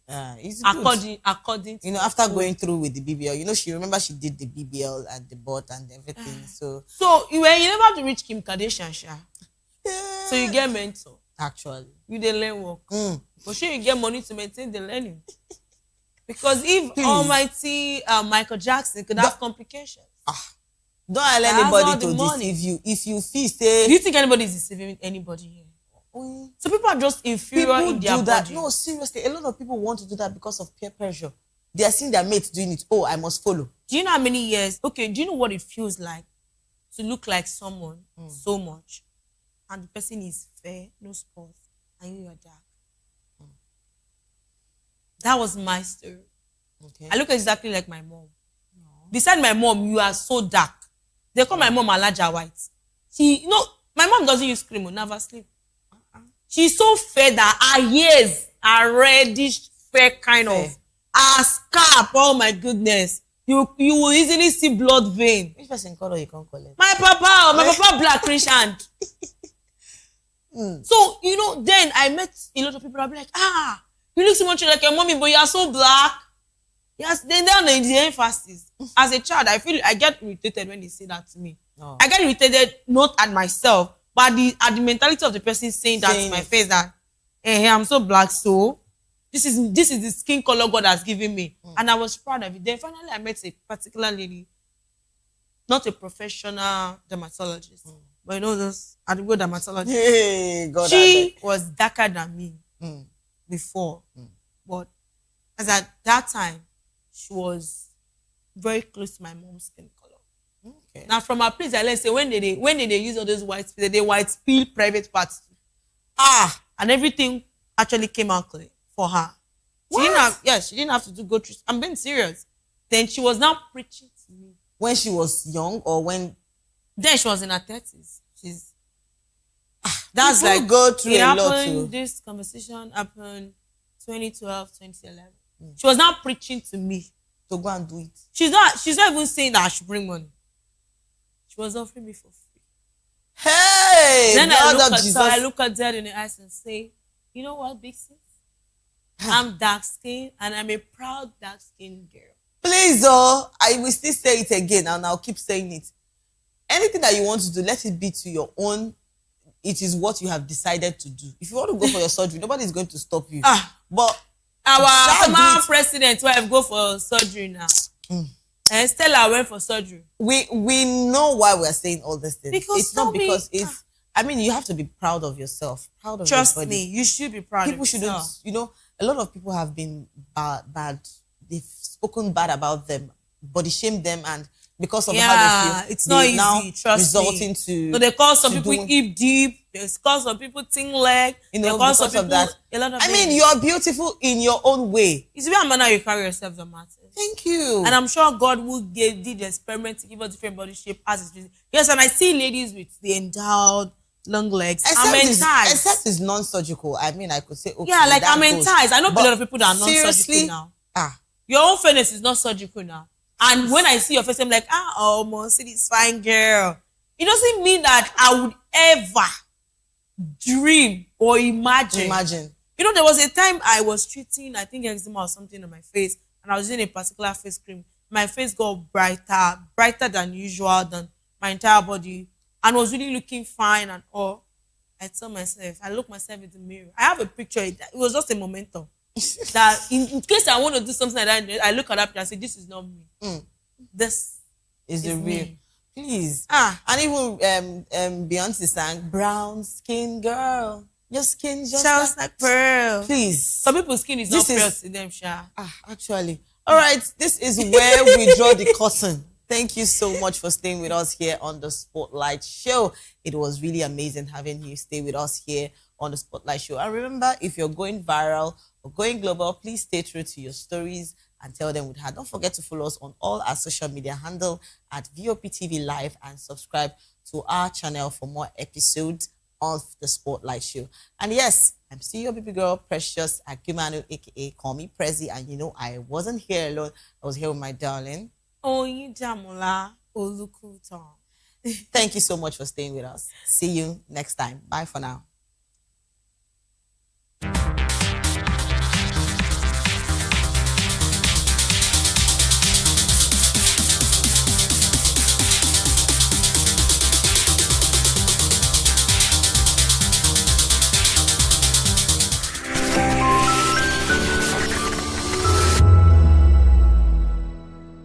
The red carpets, awards, the razzmatazz, music, fashion, interviews, and more. Spotlight on Voice of the People Television. Let's feed you with all the juicy stories in the global entertainment space, bringing you the glitz and glamour as it is hot. Stay tuned to Spotlight, 1 p.m. Monday to Friday. Spotlight on Vop TV. Entertainment like never before.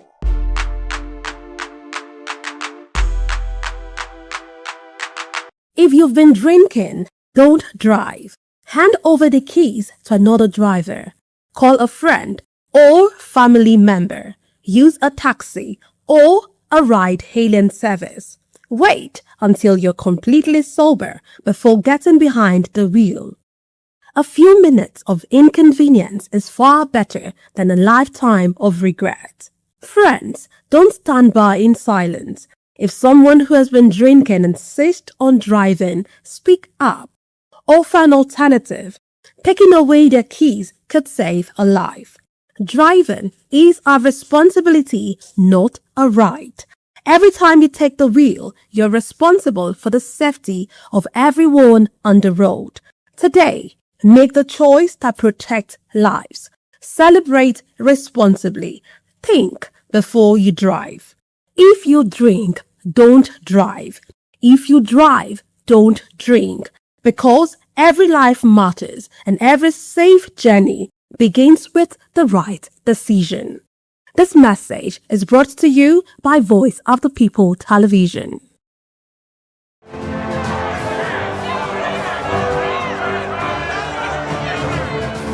Do you want your voice to be heard? Do you know that you matter in the scheme of things? The People's Voice, the show where ordinary citizens take center stage as we discuss the biggest stories that affect you and I. With you in mind, we facilitate lively discussions, debates, and interviews on the topics that matter most to you and I. From social justice to economic empowerment, education to healthcare, governance, and more. Tackling tough topics and amplifying your voice. Join the conversation and make your voice count.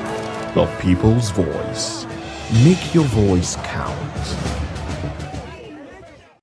That 10 seconds you save by crossing the road could cost you your life. Pedestrian bridges are built for one reason: to keep you safe. They are free, they are strong, and they are there to protect you. Dashing across expressways leads to injuries, loss, and grief that last forever. Using the bridge takes less than 1 minute. Losing a loved one lasts a lifetime. Parents, teach your children. Drivers, slow down near bridges. Everyone, please use the pedestrian bridge every time. Your life is worth the climb. This message is from Voice of the People's Television. When your morning starts, make sure to look around for the right company to serve you everything you need to know about what's happening around you. That's why you need VOP this morning, because we will climb this far to give you a voice in what's going on, from news, reviews, politics and the economy, sports and even entertainment. VOP TV. Now you have more than a voice.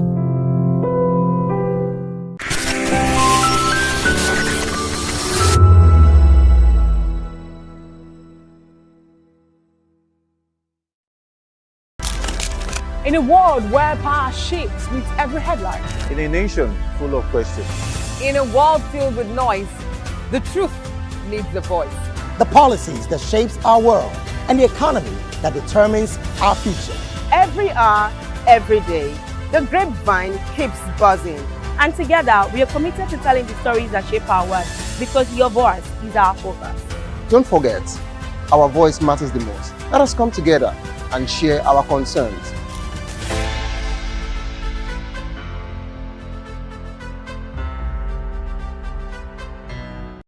Big news is here. Your favorite Voice of the People television station is now on free to air on Nigecomsat. All you need to do is align your dish using the following: orbit position 40.5 degrees east, 12.685 GHz, 30,000 kilobytes per second. Polarized vertical, frequency 2, 12.731 GHz, symbol rate 26,250 kilobytes per second. Polarization H. This works on any decoder. Catch up to 100 channels, sports, movies, news, all for free. This is with better quality at no extra cost. VOP TV on Free TV. Now you have more than a voice. Yes, obviously everybody knows the game is beautiful and that's why I love sports. My name is Kizzy K. You're welcome to my republic. But remember, there can never be a transfer without a window. Just like there can never be a deep thinking without a Pep Guardiola in football. You can't say tennis without talking about Djokovic. So why not give me attention on the show so I can run your race on the TV like Lewis Hamilton Formula 1 star. Don't forget, when God have mercy on you, you can achieve your goals like Cristiano Ronaldo. I am a proud Nigerian, and right here, we talk NFF. For every sports update, commentaries, live interviews on the game, we got you on this, because right here at Voice of the Vop TV, the Sports Public Show has got everything just for you to be part of it. I love the beautiful game, and that's why Kizzy K loves sports. Behind every broken desk lies a broken promise. Education shapes the nations. But who is asking the right questions? Introducing Edu Dialogue, the show that goes beyond the surface, exposes the cracks, the corruption, and the silence in Nigeria's education system. Edu Dialogue, Saturdays, 3 p.m., only on Vop TV. We break the biggest stories, from missing funds to policy failures. We ask the tough questions and demand real answers. Edu Dialogue, this Saturday, 3 p.m. on Voice of the People Television. This is Health Check, your weekly guide to better living, smarter choices, and trusted answers. From everyday wellness to urgent health issues, we've got you covered. Health Check, only on Voice of the People Television, where your health has a voice.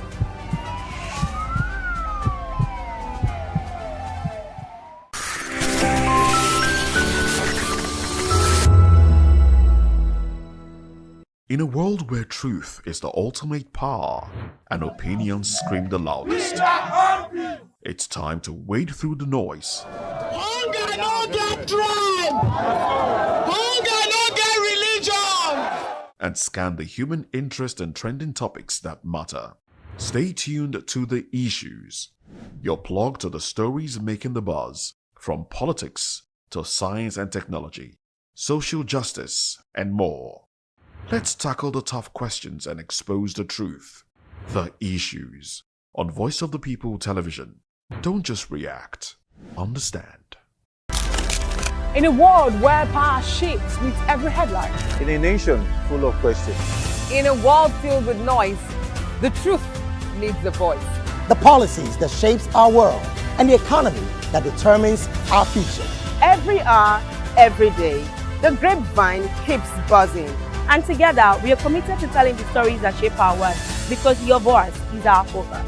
Don't forget, our voice matters the most. Let us come together and share our concerns.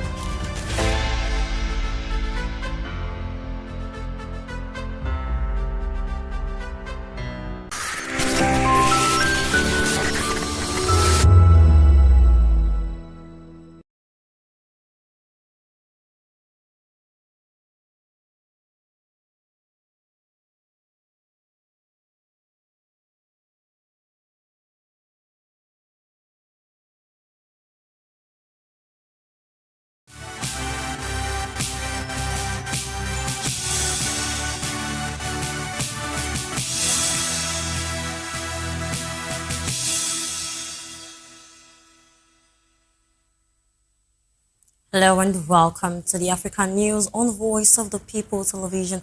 I am Praise Peters. Before we begin the news, kindly visit our website on www.vop.ng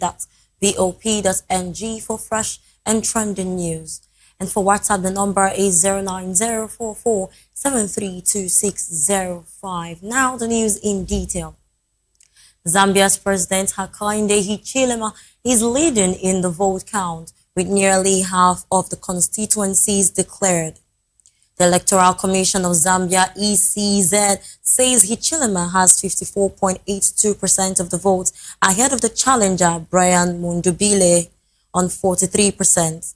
If Hichilema keeps that majority, he wins a second term without a run-off. Counting was briefly halted on Friday over violence and stolen ballots. A second round will be held within 37 days if no candidate reaches 50%. Meanwhile, Zambian police have arrested several leading opposition figures, accusing them of posing a threat to state security, the government said.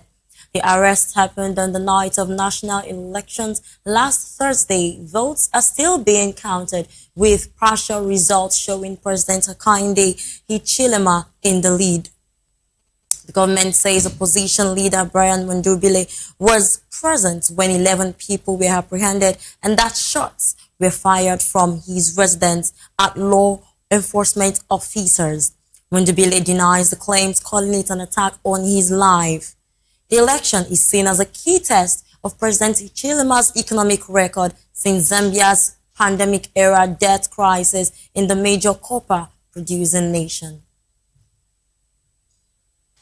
Away from that, an International Monetary Fund (IMF) staff team will visit Uganda next month for further negotiations on a new support program.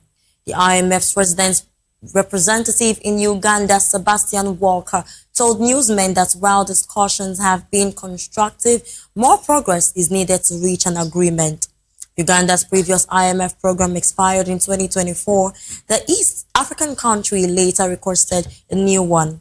The IMF notes Uganda's economy is growing strongly, boosted by expected crude oil production, but it also faces a high debt service burden and a weakening fiscal position.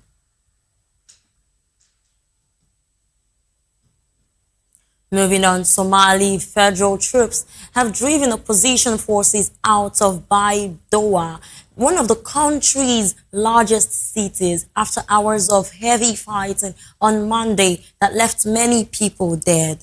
Residents said it was the fiercest clash in the city since March, when federal forces first took control after the former Southwest States President Abdi Aziz Hassan Mohamed Laftagaren cut ties with Mogadishu. Somalia's defense ministry said troops came under attack by fighters using vehicles laden with explosives and that about 30 Islamists were killed. Baidoa is home to hundreds of thousands displaced by conflict and hunger. The federal government is already battling a 2-decade insurgency by the Al-Shabaab militant group and now faces growing resistance from state authorities over elections and constitutional change. Elsewhere, there are reports of a skirmish between the Ethiopian National Defense Force and fighters from the Tigray People's Democratic and Liberation Front, or TPLF, near Kobo in Ethiopia's Amhara region. According to Dush Well Amharic, citing local residents, the fighting happened in the early hours of Saturday in the localities of Chobi Bear, Gimba, Welka, and Addis Kigne. Residents said the exchange of fire lasted about an hour and involved light group weapons but no artillery. The road between Kabul and Alamata was temporarily closed before reopening after 10 a.m. Bajaj, or three-wheeled taxi service, was also stopped in Kabul town. An eyewitness told DW that calm was restored after 11:30 local time. It was not clearly stated or immediately clear if there were casualties. The incident comes amid rising tensions in the region, with some politicians warning of potential further conflict. Away from that, Kenya's Health Cabinet Secretary Aden Duale has made startling allegations against former Cabinet Secretary for Gender Aisha Gumwa.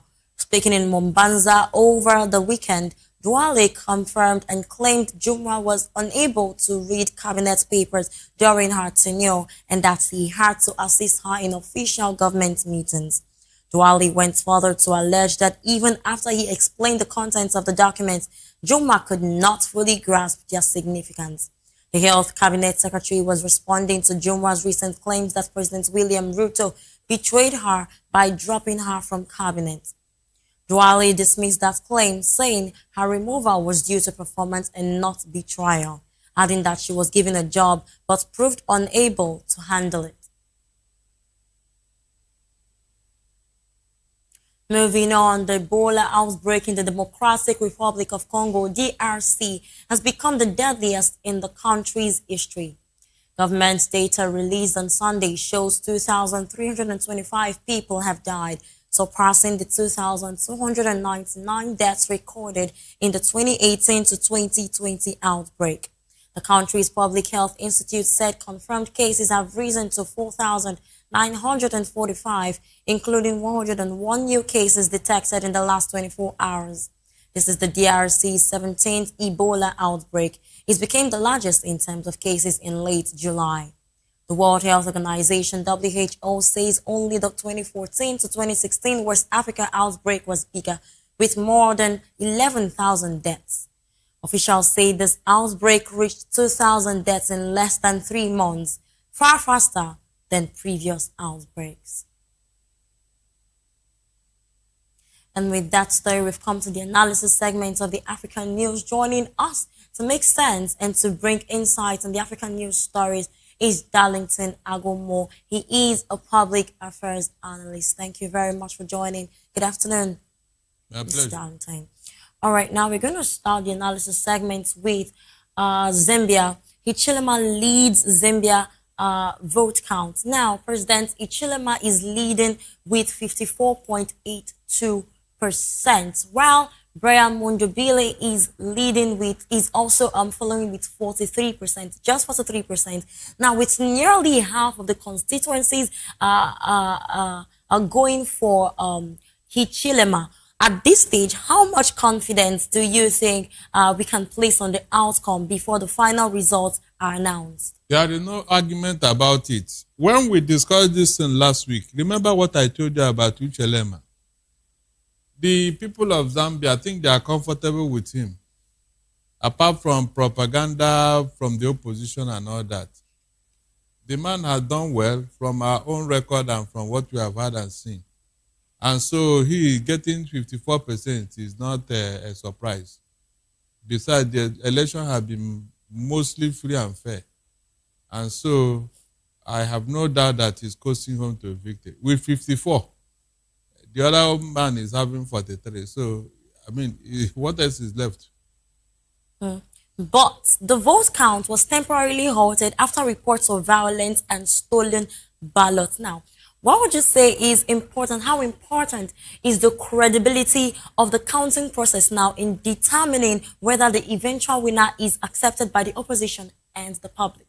You see, in every election, what matters most to the electoral umpire is the disruption that happened. Is it so overwhelming? Is it so much to affect the actual outcome of an election? That is what you should be looking at. Like already there is 54%. Now, if what happened is maybe in a minor remote polling unit and all that, and when you calculate the votes there, it's not even up to 300. I mean, one person cannot claim the whole 300. So I don't think it will affect the outcome of the election. The word that can happen is that there should be another round of voting in that particular area to determine the actual winner. But so far, Hichilema is closing home. And if 80 to 90% of the polling unit have been recorded, the other 10%, I don't think it will make any impact in an election. That is how they look at it. Because if you're expecting perfection in any human endeavor, then you are making a mistake. We are looking at the overall outcome of the election. We can use it to judge. All right. Now, if Hichilema maintains this lead and wins without a runoff, what do you think his first priorities or his immediate priorities should be when he gets into office and begins his second tenure in Zambia? Consolidate what you have done before. so that the people of Zambia will give the next person from your party, favorable response. Look, I don't mind if a party remains in office for 60, 70 years, as long as they are doing well. That is all. If a party can continue to produce a president and they are doing so well for the country, my dear praise, I don't mind, seriously. Because this idea of changing political parties, it has done evil to us here. So you don't change a winning team. I don't believe in that. You don't say, this party has been in office for 200 years, or let them have a change. Are they performing well? That is what you should be asking yourself. Are they performing well? If they are performing well, please go with that party. So his only priority now should be consolidate on what you have done that gave you victory. I think that's all. All right, now looking at Zambia's opposition leaders being arrested, how do you feel about opposition leaders being arrested while votes are still counting? Although Brian Mondobile also said that this was it was posing a threat on his life. Now, the government has said oppositions were arrested because they posed a threat to state security. And Mondobile, on the other hand, is also saying that this incident was an attack on his own life. Now, how concerning is it to have a leading opposition figure arrested while votes are still counting? Just like the government said, if there is any evidence of a threat to national security just because you are not winning an election, then the law should take its course. If the man feels that his right has been violated, let him go to court. That is it, because it's not beyond the opposition to cause a problem. If they discover that they are not winning, if they discover that the people does not want them, so they will do all manner of things in order to paint government in a black light. And so my take here is that if anybody's right has been violated, go to court. That's it. But the arrest of the opposition leader during an election period, what does this say about the democratic environment and reputation of the country? It depends on what the opposition leader have done. That's it. It depends on what they have done. Because, look, I don't believe every country can be Nigeria. Like what happened in our own Osun state, where somebody is telling his people to kill any accord member that come close to the local government. If you are arrested for such thing, you are going to cry foul, Abi? You are going to cry blue mother.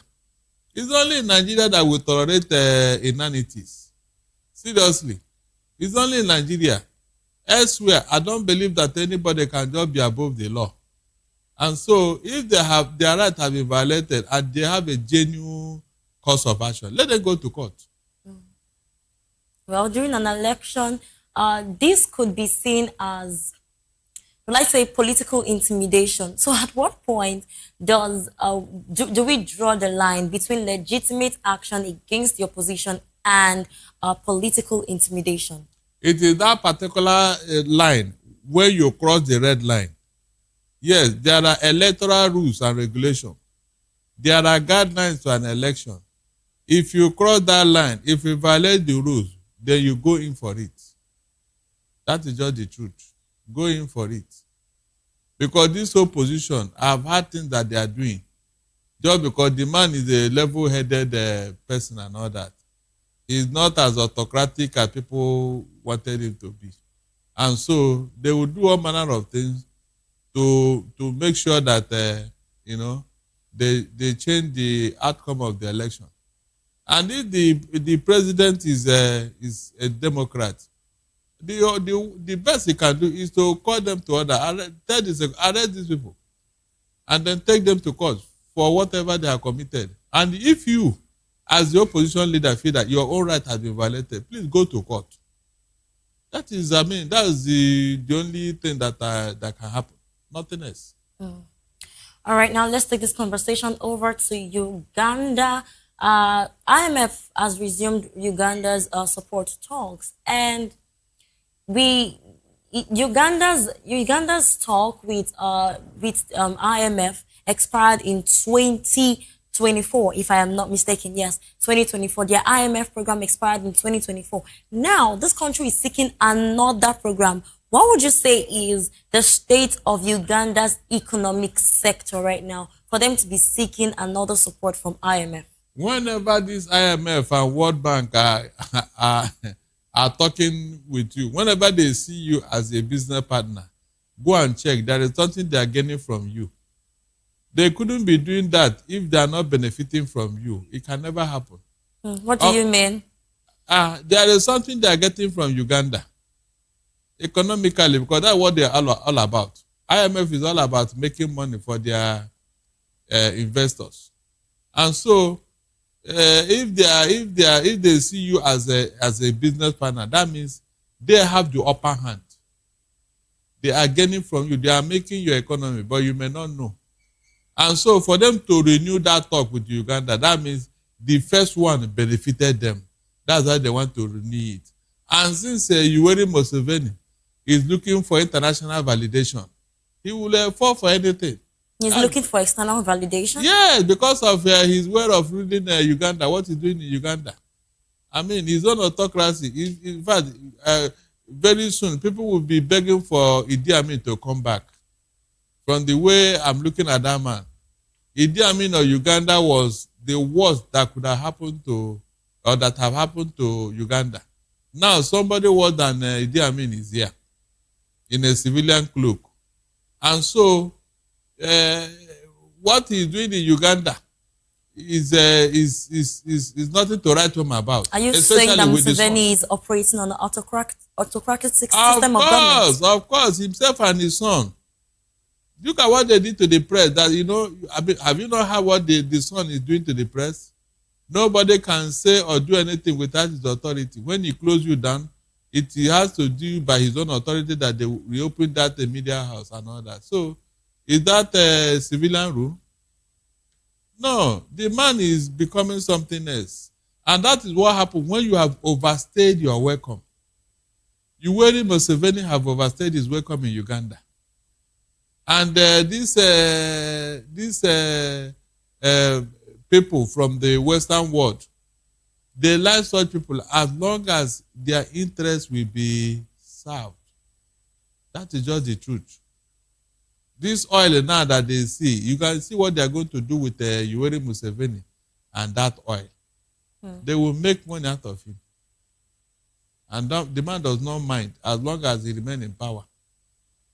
Now, Uganda is expecting increased revenue from crude oil production. What does this say about the fiscal tendencies of Ugandan government? Could oil production significantly improve Uganda's fiscal position, or could it create another source of debt and economic dependence if not properly managed? Just like in Nigeria, it is going to create a problem for Uganda. I don't need to be told. It is the portion of African leaders to mismanage any natural resources that God gave them. How are you so sure that the leaders are the ones that are to blame for this? Sorry? How are you so sure that the leaders are the ones that are really, really taking all of the revenue from oil? Who else? Who is in charge? Who is the leader? If they are not the one, then is it the ordinary Ugandans? Or is it the ordinary Nigerians? The 210 trillion naira you are looking for in NNPCL, is it you that took it? Or do you know who took it? Please, don't go there, please. Right. When it has to do with crude oil, natural resources of any nation, the man at the head is the greatest beneficiary, because nobody will ask him to account for anything, especially in Africa. And so I am talking from facts. I mean facts. African leaders are well known for mismanaging their resources. Well known. That is just the truth. They have never used their resources to benefit their people, except in South Africa. And why is it different in South Africa? Because the whites are controlling the economy of South Africa. The whites. You can see that this is your black skin. You see this black skin, I think it's a cause from hell. Why can't the black man manage anything? Have you asked yourself? We must look to the Western world for everything. Is it because they are white? They have a white skin. Have you asked yourself that question? Nigeria that claims to be the leader of the black world, the giant of Africa. Look at what is going on under somebody's watch. Is that how it's supposed to be? So we are not known to manage resources for the betterment of future generations. It's not in our DNA. I'll be shocked if any African country will behave otherwise. I said I will be shocked. South African economy is up there because of the whites. They are the ones managing that economy. All right, now that's your submission on that matter. Let's take this analysis segment over to the Ethiopian forces. Now, fighting has reportedly broken out between Ethiopian Federal Forces and the TPLF fighters. Now, this is a little concerning because in 2022, there was a peace agreement. Despite that peace agreement that ended the devastating Tigray War, we seem to see several rounds of other very, very worrisome crises still take place. How worrying is this development, particularly given Ethiopia's recent history of conflict? Is it how worrying? I mean, how worrying is it? Is it not the portion of Africa to be in perpetual conflict? No, tell me. When last did you hear that any Western world they are killing themselves over nothing? Praise, tell me the truth. When last did you hear that any of the Western countries, from Canada to America to UK to Holland to Netherlands, when last? It doesn't. So why should it worry you? It is our portion to be killing ourselves. So why are you surprised? I told you here that Satan relocated here. Satan relocated his kingdom in Africa. I don't see where Satan have taken aboard that will be at peace. I don't see that place. It can never happen. We invited him. We brought him here. And so he's dealing with us. If not for disease outbreak, it will be unnecessary war. Unnecessary war over irrelevant issue. Look at Sudan. Look at Sudan. Look at the Congo. Look at even Nigeria. If they ask you now, what is that main reason for all this thing? Nothing. You can't find any meaningful thing. Somebody just wake up and decided that he doesn't like this environment and you wage war against everybody. Are you telling me that that is the wish of God? No. It is Satan and we brought him here. So it should not worry you, my dear. After Ethiopia, do you know the next place? Don't worry yourself. Cameroonians are looking for their leader. For over 2 months now, they said they don't know where he is. After 93 years. And he's on wheelchair. He doesn't want to step down. He doesn't want to resign. But he's nowhere to be found. It can only happen in Africa. Praise. It can only happen in Africa that a country will be without a leader for 2 months, going to 3 months. And you are telling me that that country is part of the human race. No, that country is part of the human race. Please. All right, now the Tigray conflict left thousands dead and left millions displaced. What would this renewed fighting or renewed conflict or renewed crisis now mean for communities that are still recovering from that conflict? How can they recover? Have the war ended? They only took a breather, only to resume. So this is a breather that's another... Of course. It will not end very soon. Then ask me what is the problem.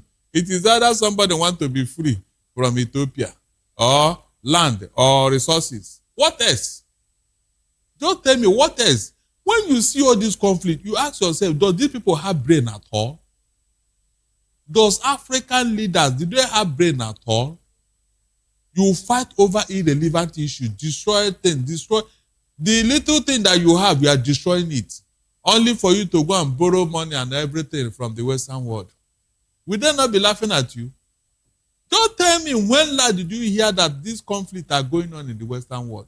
And is it not because of this stability over there that they are making progress? Tell me, is it not because of the stability of their government that they are making progress? But in Africa, we must fight and kill ourselves over nothing. Over nothing.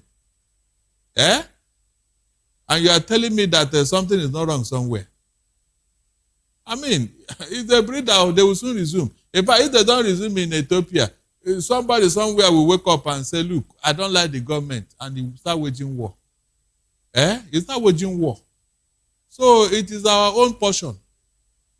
It's our own portion, though.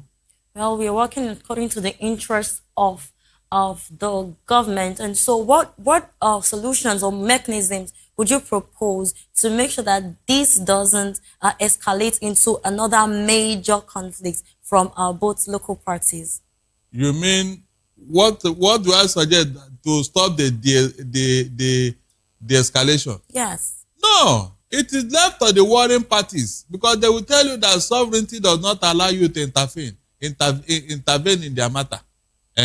If a country has decided to incinerate themselves, they will tell you it's an internal matter. That is just the truth. They will tell you it's an internal matter. So what suggestion are you going to give them? Don't they have brain? They will get tired of killing themselves. And when they have finished everybody, then somebody will come and collect their carcass. Collect their carcass. Maybe that time their brain will reset from fighting. All right. Hopefully, there will be a very good resolution to that conflict. Now, let's take this conversation over to Duwale, that alleged that Jumwa could not read cabinet papers. Now, the health cabinet secretary is Aden Duwale, and he has made a very serious allegation about the former cabinet secretary's Aisha Jumwa's ability to understand official documents. Now, beyond the disagreements between these two political individuals, what does an allegation like this say about the standards expected of people appointed to senior government positions? When you give appointment on nepotism and friendship, this is what you get. Somebody at that height, I mean, why wouldn't she know what is official documents and all that? Why wouldn't she? It's just that if she's qualified, because I presume she's a woman, if she's qualified, will this type of discussion come up? They gave it maybe because of man no man, or because of favoritism or friendship. So when it comes to appointments to senior government positions, nepotism, favoritisms, and tribalism take place? Of course. Is it not starting at you in the face here? Hold on. Is it not starting at you in the face here? You can use Nigeria as a template. So, and that is what is resonating in all African states. 90% of the appointment is based on what? Nepotism and favoritism and politics. It's not as if the man who can do the job, they will never allow that to. Whether you can do it or not, stay there. Stay there and be messing up and be dragging the country backwards. It doesn't matter. Just stay there. That's what they want. Now, if a cabinet official genuinely understands or struggles to understand critical mechanisms or government documents, if we say that, if someone like that struggles to understand government documents, it's alleged, we don't know how true, but what mechanism should exist to identify that such problems does not exist again? It depends on when a leader that wants to do the right thing comes on board. If not, do you need to ask this person to resign and go and look for something else to do? I mean, naturally, that is what should have been done. But, I mean, because of whatever, she is still there, constituting a nuisance among his fellow cabinet members. The best thing is to tell this woman, leave the cabinet, please. Let us move forward. That is not the only way. I don't see any other thing. But if they say, let us be managing her, that means you are dragging yourself backwards. And for whatever reason, the government will not move forward. That's just the truth. But problems like this being publicly stated, it makes me skeptical. And this brings me to ask that, when problems like this are publicly announced or publicly stated like this, is it as a function of political accountability, or it is just to deepen political rivalry? Look, if somebody has pointed out what is wrong in government and you look at it as a government and you discover that this person said the truth, what are you supposed to do? Is it not to correct it? So this is accountability and not rivalry for you. What is rivalry there? They say somebody is not doing something right and you check and it is true. What are you supposed to do? You make a change. That is it. That is what this accountability is all about. But if you now insist, in spite of the infamy, that means you are complicit. That means you are encouraging corruption. Because corruption can come in different forms. It doesn't have to be financial. Somebody said that somebody is not doing the work very well, doesn't know what he's doing there, doesn't understand, and you still kept that person. That means you, the leader that are appointed, you don't want your government to move forward. That is it. Or there is an intimate relationship going on here or something. I mean, you can't run away from such allegations, because there's no reason why you should retain somebody who is incompetent.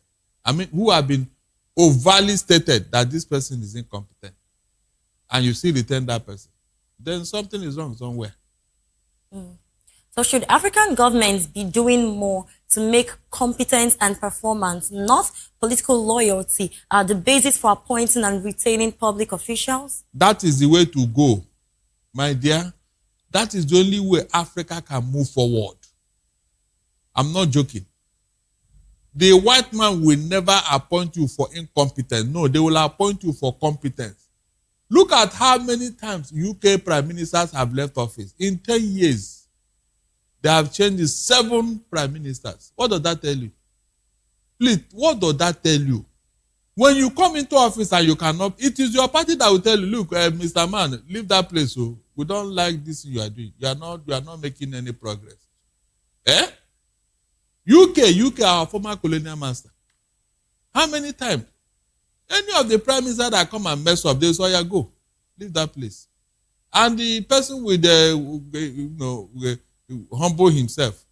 But here in Africa, the more incompetent, the more you are validated to stay in office. The more incompetence, the more you're validated to stay in office? Yeah, of course. Can't you see it?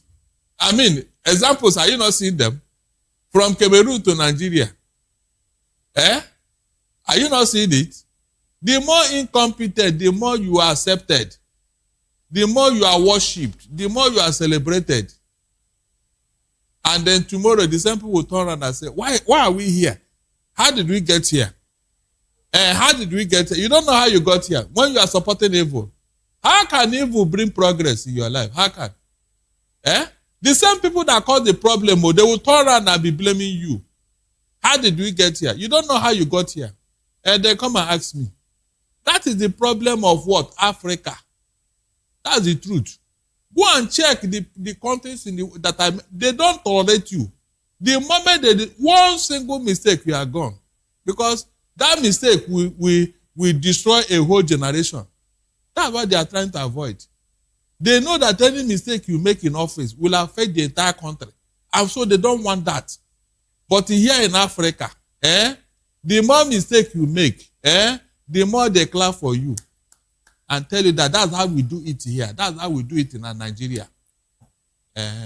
So are you saying that political transparency is and accountability is not really achievable in African government? It is an alien to us. You know, when something is alien, in fact, it's seen as a cardinal sin for you to ask any African leader to give account. Praise. Somebody was in NNPC when 210 trillion naira was missing. The National Assembly invited him to come and explain what happened. He said, yeah, he's very surprised. Why are they calling him? That was the man's answer. He said he is very shocked that people are calling him to come and explain. Until today, he's walking about free. It's only NGO that have gone to court over that money. What does that tell you? That means maybe because you're younger, you don't understand where you are. You see this country, if they tell you the history of Nigeria, that means you may not understand. See, you may not understand. When people celebrate infamy, evil, when people don't see anything wrong in their bad behavior, praise, when people look at you in the face and tell you to go to hell, when you are accusing them of what they have done, and you call it, what do you call that? Can it happen elsewhere? They don't even have any shame or any remorse. They don't. And you're asking why Africa is where it is. Well, we really do hope that things will get better for the African government. And that brings us to the end of the analysis segment. We've been speaking with Darlington Agomore, a public and political affairs analyst. Thank you very much for your submissions and opinions on the African news stories. My pleasure. Well, you're still watching the African news on Voice of the People television. When we return, Libya secures release of American pilot after 10 months in ISIS captivity. These and more stories coming your way after this break. Please do stay with us.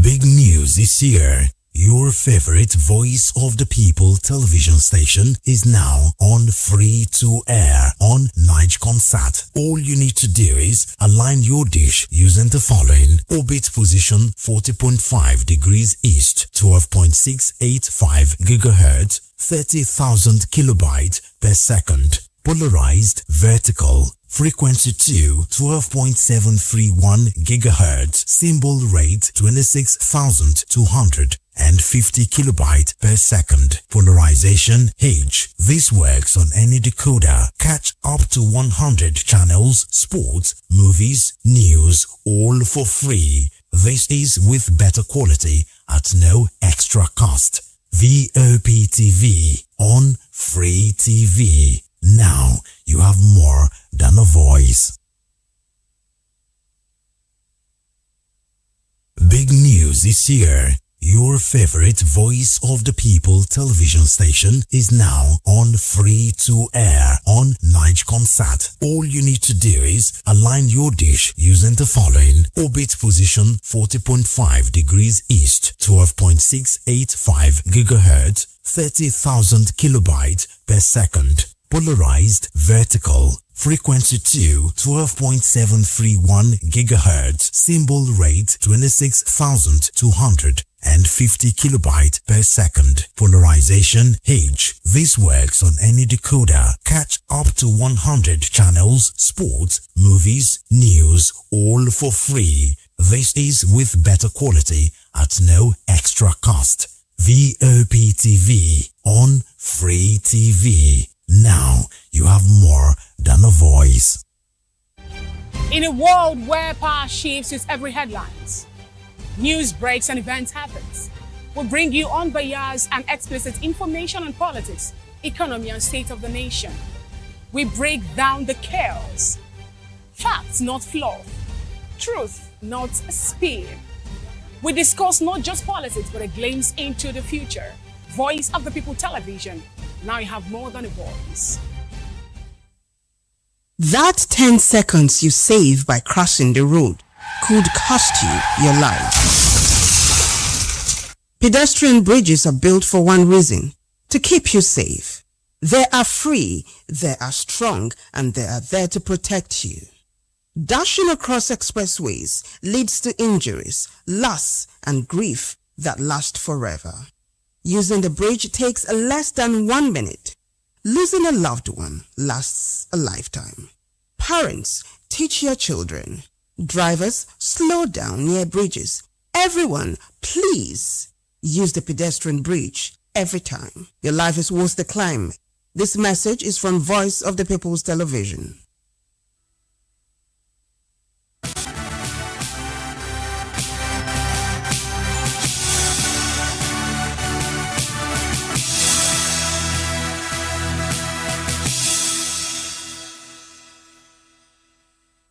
Welcome back. Thank you for staying tuned. Well, the death toll from a boat accident in Lake Kariba in Zimbabwe has risen to 80. The Zimbabwe Republic Police ZRP said in a post on X on Sunday that 8 more bodies were recovered, bringing the total to 80.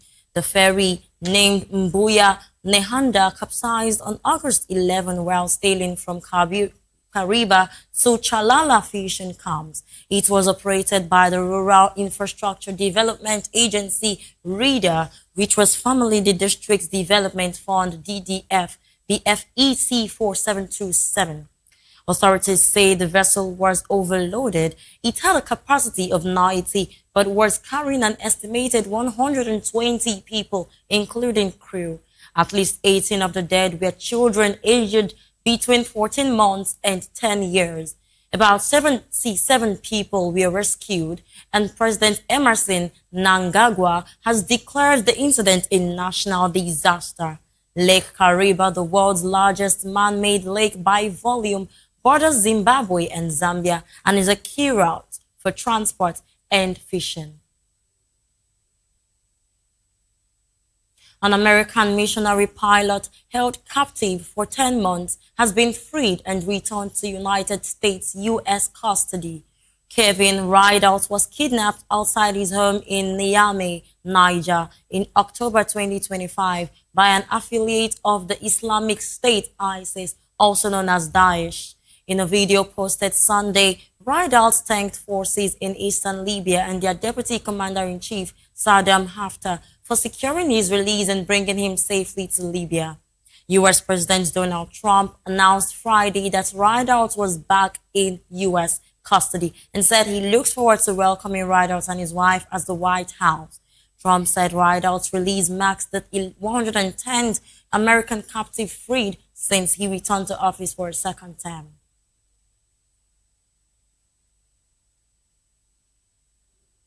Durban police are searching for a group of armed robbers who stormed a temple and robbed devotees while they were praying on Saturday. According to Devan Govindasamy, spokesperson for private security company PT Alarms, 5 men entered the Merembang Kali Aman Community Temple on Sialkot Crescent south of Durban. They allegedly robbed worshippers of their cell phones and took a gold bangle from one woman.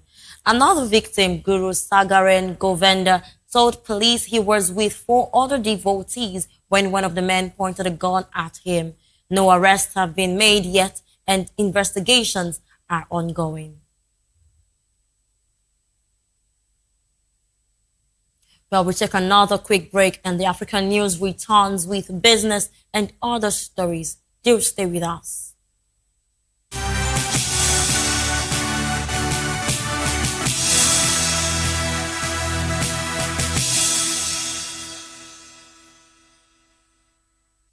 Big news is here. Your favorite Voice of the People television station is now on free to air on Nigecomsat. All you need to do is align your dish using the following: orbit position 40.5 degrees east, 12.685 gigahertz, 30,000 kilobytes per second. Polarized vertical, frequency 2, 12.731 gigahertz, symbol rate 26,250 kilobytes per second. Polarization H. This works on any decoder. Catch up to 100 channels, sports, movies, news, all for free. This is with better quality at no extra cost. Vop TV on Free TV. Now you have more than a voice. In a world where power shifts with every headlines, news breaks and events happens, we bring you unbiased and explicit information on politics, economy and state of the nation. We break down the chaos. Facts, not fluff.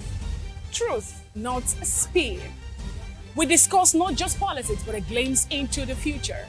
Voice of the People Television. Now you have more than a voice. That 10 seconds you save by crossing the road could cost you your life.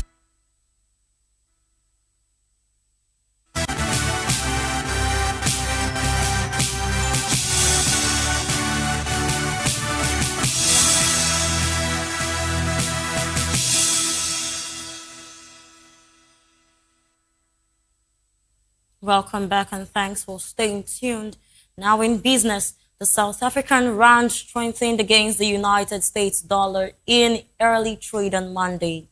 At 06:45 GMT, the rand traded at 16.1425 to the dollar, up roughly 0.4% from its previous close. Investors are now looking to inflation data due to Wednesday. Analysts polled by Reuters expect July headline inflation to slow to 4.5%, down from a two-year high of 5% in June. Economists at Nedbank expect an even bigger drop to 4.3%, citing lower fuel prices. Meanwhile, the dollar weakened against the basket of major currencies and gold prices edged higher. Local cocoa farmers across West Africa are scrambling to comply with the new European Union EU anti-deforestation law coming into effect at the end of December. The law bans imports of commodities linked to deforestation and requires farms to be mapped and geolocated. In Nigeria, the world's fourth largest cocoa producer, industry experts estimate more than half of the country's 300,000 mostly small-scale farmers could fail to meet the rules, according to the Nigerian Exports Promotion Council. The situation is similar in Ivory Coast, the top global grower. Experts warn struggles to comply could squeeze regional exports to the EU and raise costs for chocolate makers. West Africa grows about 70% of the world's cocoa and ships about 2/3 of it to the EU, according to data from the World Bank, the EU, and the United Nations, UN. Now in sports, Cameroon are champions of Africa. The indomitable Lionesses won their first Women's Africa Cup of Nations title on Sunday, beating Malawi 3-0 in the final. Mari Inga scored twice and Naomi Eto'o added the third as Cameroon dominated the first half. Malawi, ranked 153rd in the world, were making their debut. Both teams, along with Morocco and Algeria, have qualified for the Women's World Cup in Brazil next year. Cameroon are now the fourth winners of the tournament since 1998, and Nigeria still lead with a record 10 titles. Morocco midfielder Ayoub Bouadi is in advanced transfer talks with Manchester City. The Premier League champions want to conclude a deal this week following the agreed sale of Rodri to Barcelona. Lille valued the 18-year-old at €100 million, about £85.6 million. Bouadi broke through last season after starring in Lille's Champions League win over Real Madrid in 2024, and he started 5 of Morocco's 6 matches at the Summer's World Cup. He has made 88 appearances for Lille since his debut in 2023 and helped the French side finish third in Ligue 1 last season. And that's all on the African news. Thank you for watching. Don't forget to subscribe to our YouTube channel at Voice of the People Television and on all the social media platforms at Vop TV Live. If you witness news happening near you, we want to hear from you. Send your eyewitness reports, event coverage requests, photos or videos directly via WhatsApp to 0814-606-4057. You can also reach our newsroom by email at news@vop.ng. I am Praise Peters. Thank you for watching and do have a good afternoon.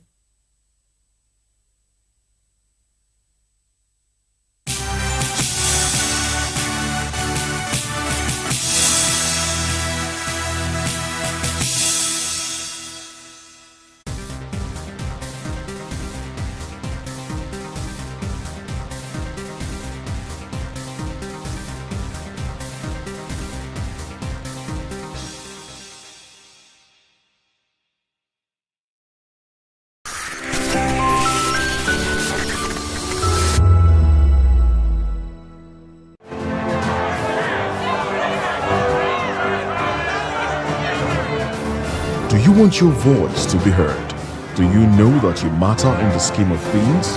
The People's Voice, the show where ordinary citizens take center stage as we discuss the biggest stories that affect you and I. With you in mind, we facilitate lively discussions, debates, and interviews on the topics that matter most to you and I, from social justice to economic empowerment, education to healthcare, governance, and more, tackling tough topics and amplifying your voice.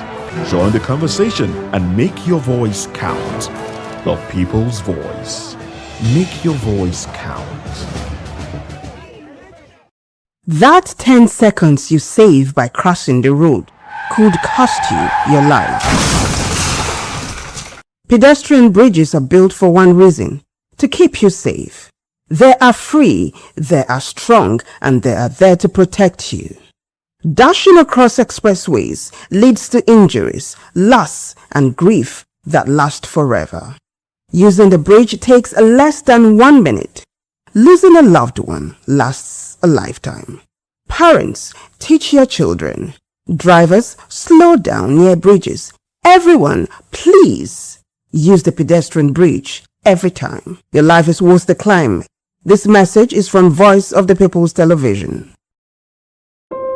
When your morning starts, make sure to look around for the right company to serve you everything you need to know about what's happening around you. That's why you need VOP this morning, because we will climb this far to give you a voice in what's going on, from news, reviews, politics and the economy, sports and even entertainment. VOP TV. Now you have more than a voice.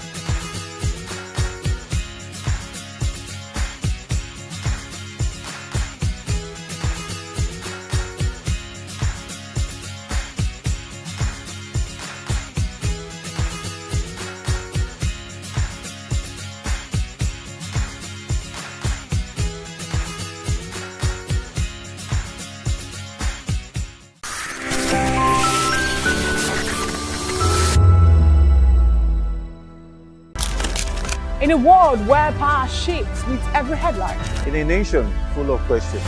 In a world filled with noise, the truth needs a voice. The policies that shapes our world and the economy that determines our future.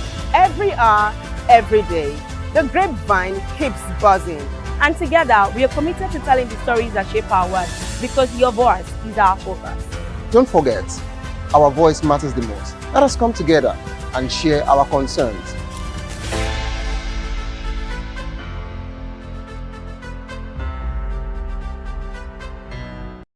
Big news is here. Your favorite Voice of the People television station is now on free to air on Nigecomsat. All you need to do is align your dish using the following: orbit position 40.5 degrees east, 12.685 gigahertz, 30,000 kilobytes per second. Polarized vertical, frequency 2, 12.731 gigahertz, symbol rate 26,250 kilobytes per second. Polarization H. This works on any decoder. Catch up to 100 channels, sports, movies, news, all for free. This is with better quality at no extra cost. Vop TV on Free TV. Now you have more than a voice.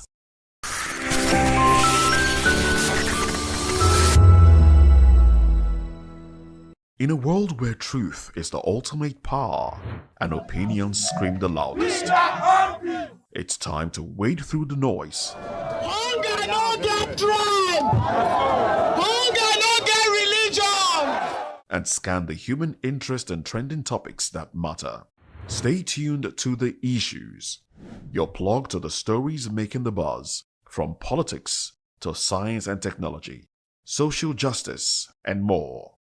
Let's tackle the tough questions and expose the truth. The Issues on Voice of the People television. Don't just react, understand. In a world where power shifts with every headline. In a nation full of questions. In a world filled with noise, the truth needs a voice. The policies that shapes our world and the economy that determines our future. Every hour, every day, the grapevine keeps buzzing. And together, we are committed to telling the stories that shape our world because your voice is our focus. Don't forget, our voice matters the most. Let us come together and share our concerns.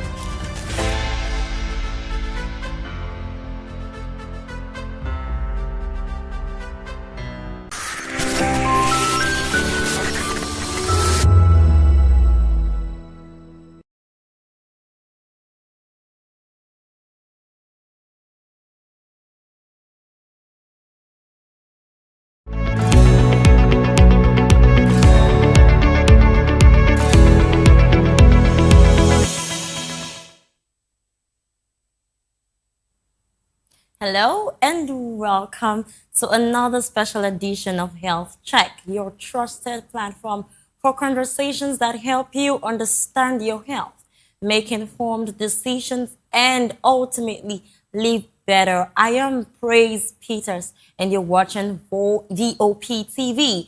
We're on Free TV and, of course, streaming live on YouTube at Vop TV Live Now. Today's edition is a particularly special one because we are beginning something new here on Health Check. For the next few weeks, we'll be bringing you a special series of conversation looking beyond individual diseases and symptoms to examine some of the bigger issues that shapes the way we experience healthcare. Because sometimes the question isn't simply, what is wrong with me? Sometimes the bigger question is, can I even get the care that I need when I need it? And that brings us to our conversation today. We're talking about healthcare access, inequality, and survival gaps. Because in a country where two people have the same illness but experience completely different outcomes, we have to ask what role income, location, infrastructure, healthcare professionals, and even technology play in determining who gets treated and who gets left behind. And joining me to unpack this is someone whose work sits right at the intersection of Medicine, Technology, and Healthcare Accessibility. Joining us today is Dr. Orji Jeffrey Chidozie. He's a neurosurgeon in training and a graduate of the Enugu State University College of Medicine, where he graduated summa cum laude. He currently serves as the Chief Medical Officer of My Cyber Clinics, a Nigerian telehealth platform focused on expanding access to healthcare through technology. Now, with a keen interest in telemedicine and a passion for ensuring that time and geographical location do not become barriers to quality healthcare, Dr. Jeffrey has been bringing both clinical experience and a digital health perspective to today's conversation. Thank you very much for joining the conversation, Dr. Orji. Can I establish communication with you?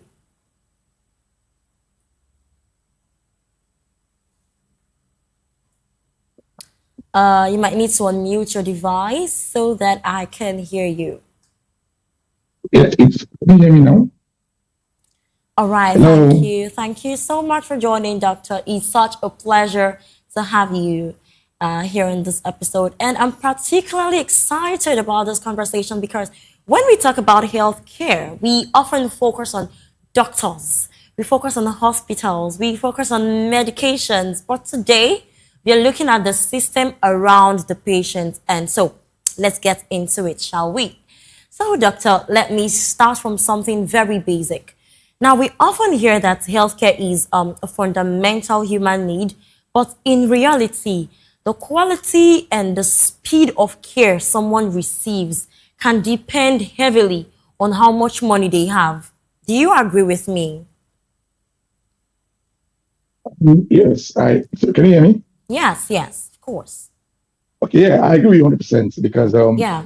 especially in this part of the world, money can translate into access to quality healthcare because the amount of money you have basically would determine the type of hospital you go to. Yeah, so yeah, I agree with you that money Yeah. is a very big determinant in the quality of healthcare, even though that should not be the ideal case, but unfortunately, it's what we have. Exactly, that should not be the case. So why does income still have such a significant influence on healthcare outcomes? And is this necessarily because private healthcare is better? Because you said that it determines the kind of medications or facility they have to get into, income, right? So is this necessarily because private healthcare is better, or are there deeper systemic issues at play? Well, yeah, I think there are deeper systemic issues at play here. It's not really a case of private hospitals being better, because funny enough, the same doctors you have consulting in these private hospitals most of the time are probably the same doctors you see in the the government-owned hospitals. So I think what's the issue here is the infrastructure the doctors have to work with in the different settings. Can you hear me? Yes. So I think this is the primary problem, because in the private setting, the doctor has more infrastructure, more tools to work with. You get, but in public hospitals, you don't really have that access to that broad range of equipments to let your skill set be fully exhibited. Yeah. I think that's the primary issue here. So it's more of a systemic problem than the private hospital being better than the other hospital. Well, so we're talking about income now, right? There's this very common situation. We are Nigerians, right? So there's this very common situation where people will say, let me just manage these ailments. Let me just manage it first, and then they take something at home, they self-medicate for a few days and perhaps ask a friend what medication worked for them, and they go to the hospital when things only become significantly worse. So how much does delayed healthcare seeking contribute to poor health outcomes?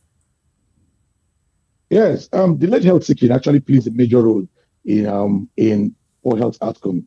In my many years of practice, there are cases where you'd see, and you know that if this patient had come to the hospital perhaps a few days earlier, this would have been a case that would have been managed very easily.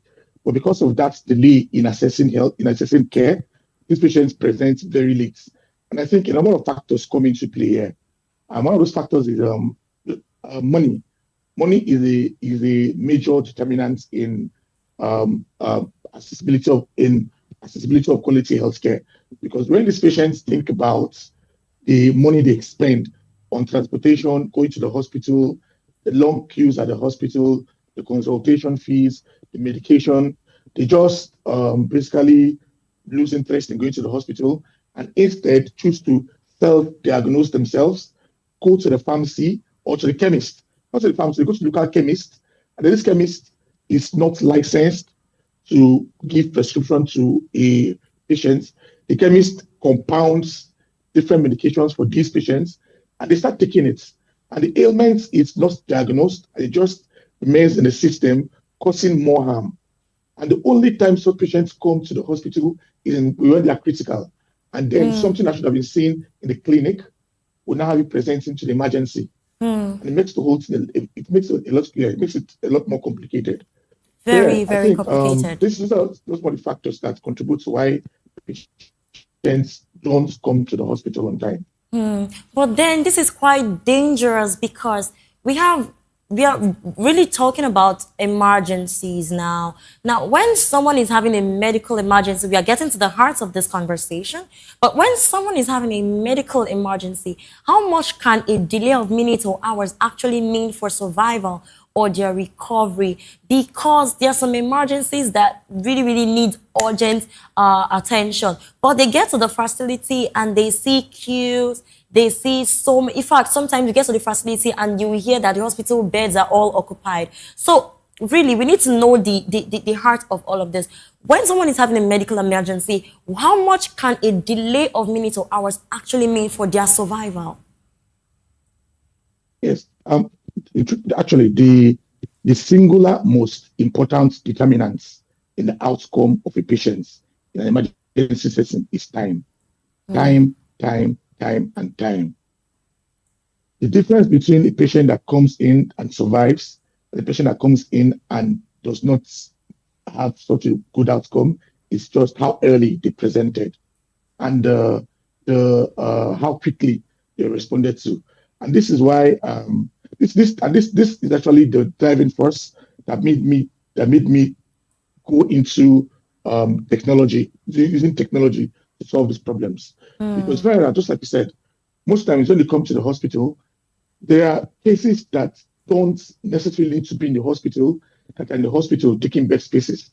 And then when those emergent cases come up, they don't get the care they need. So it has to be a system of triage, whereby once a patient comes in, you know that this patient does not really need that emergent care after being assessed. The patient is attended to, so that when those emergencies come in, the facility is not so overburdened as to not give that patient the quality of care they need. So yeah, time is a very important factor, determinants when it comes to outcome in emergency setting. Well, you mentioned something that caught my interest. You mentioned technology, and that's why you said that's why the use of technology was something you were now introduced to. Can you shed more light on that? What do you mean by technology? Do you mean that technology can make things better as to how a patient can get urgent care? Yes, of course. Technology actually plays a very broad role in this setting because now, for instance, there is this telemedicine. Telemedicine is actually what I was talking about. Yeah. Because now, a patient. Let me just give you a scenario. For instance, now a patient has cough. Yeah. Cough. Maybe an upper respiratory tract infection, and that patient on a very normal day would come to the hospital, see the doctor. And then the doctor spends maybe 20, 30 minutes talking to that patient, and an emergency comes in. That doctor is seeing that patient. That doctor might not be able to go and attend to the emergency. Now, scenario 2, the patient has a cough. The patient picks up his phone, probably logs into a telemedicine platform, gets access to a doctor from the comfort of his home, speaks to a doctor. The doctor asks him those questions he needs to ask him. doesn't discover any symptom that requires urgent care, and gives the patient a prescription for his cough. Now, that patient does not have to go to the hospital. That patient does not have to take up precious time that doctor would have used in attending to other emergencies that presents. So basically, what telemedicine helps us to do is triage patients. It means that patients that don't need to go to the hospital don't have to go to the hospital because they can stay from the comfort of their home and talk to a doctor any day, anytime. And they get the same quality of care they would have received if they had walked into a hospital, while also not putting a burden on the hospital resources. So this is an integral part where technology comes to solve these pertinent problems. Wow.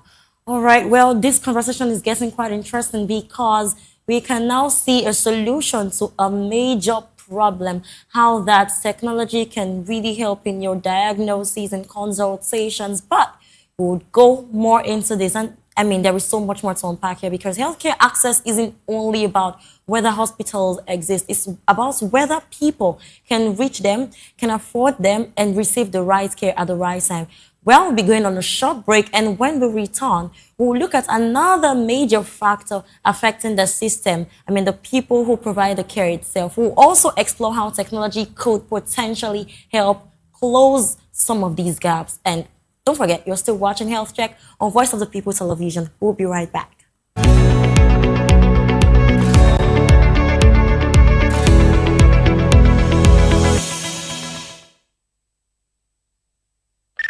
Your health matters, and getting quality medical care has never been easier.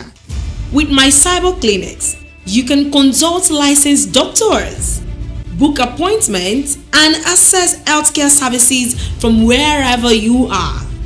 Simple, convenient, and reliable. Visit www.mycyberclinics.com or WhatsApp 070-7321-3692 to book your consultation today. My Cyber Clinics. Healthcare everywhere, anytime, for you.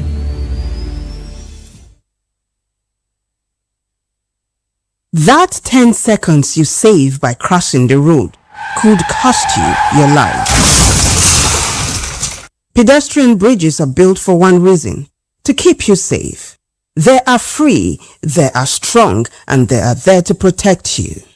Dashing Are you looking for where to buy quality and original studio and musical equipment in Nigeria? Welcome to Iruka Online, Nigeria's biggest musical and sound equipment warehouse. Your trusted home for top global brands, reliable low-priced alternatives, and 100% original musical accessories. With over 16 locations nationwide and open 7 days a week, we deliver unbeatable service and customer support you can count on. Shop online at iruka.com in partnership with world-renowned brands like Wolfdale Pro, Prisoners, Twile Keyboards, Fender and Jackson Guitars, Marshall Amplification, Mapex Acoustic Drum Set, Tech Electronic Drums and Accessories, Evans Drumheads, Ashdown Engineering, and many more. Iruka Online, powering your sound with quality you can trust.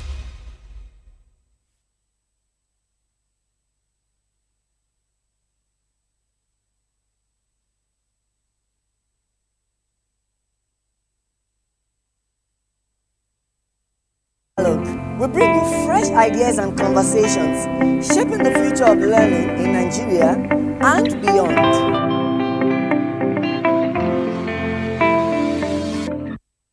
The rains are here. Your health matters, and getting quality medical care has never been easier. With my cyber clinics, you can consult licensed doctors, book appointments, and access healthcare services from wherever you are. Simple, convenient, and reliable. Visit www.mycyberclinics.com or WhatsApp 070-7321-3692 to book your consultation today. My Cyber Clinics. Healthcare everywhere, anytime, for you.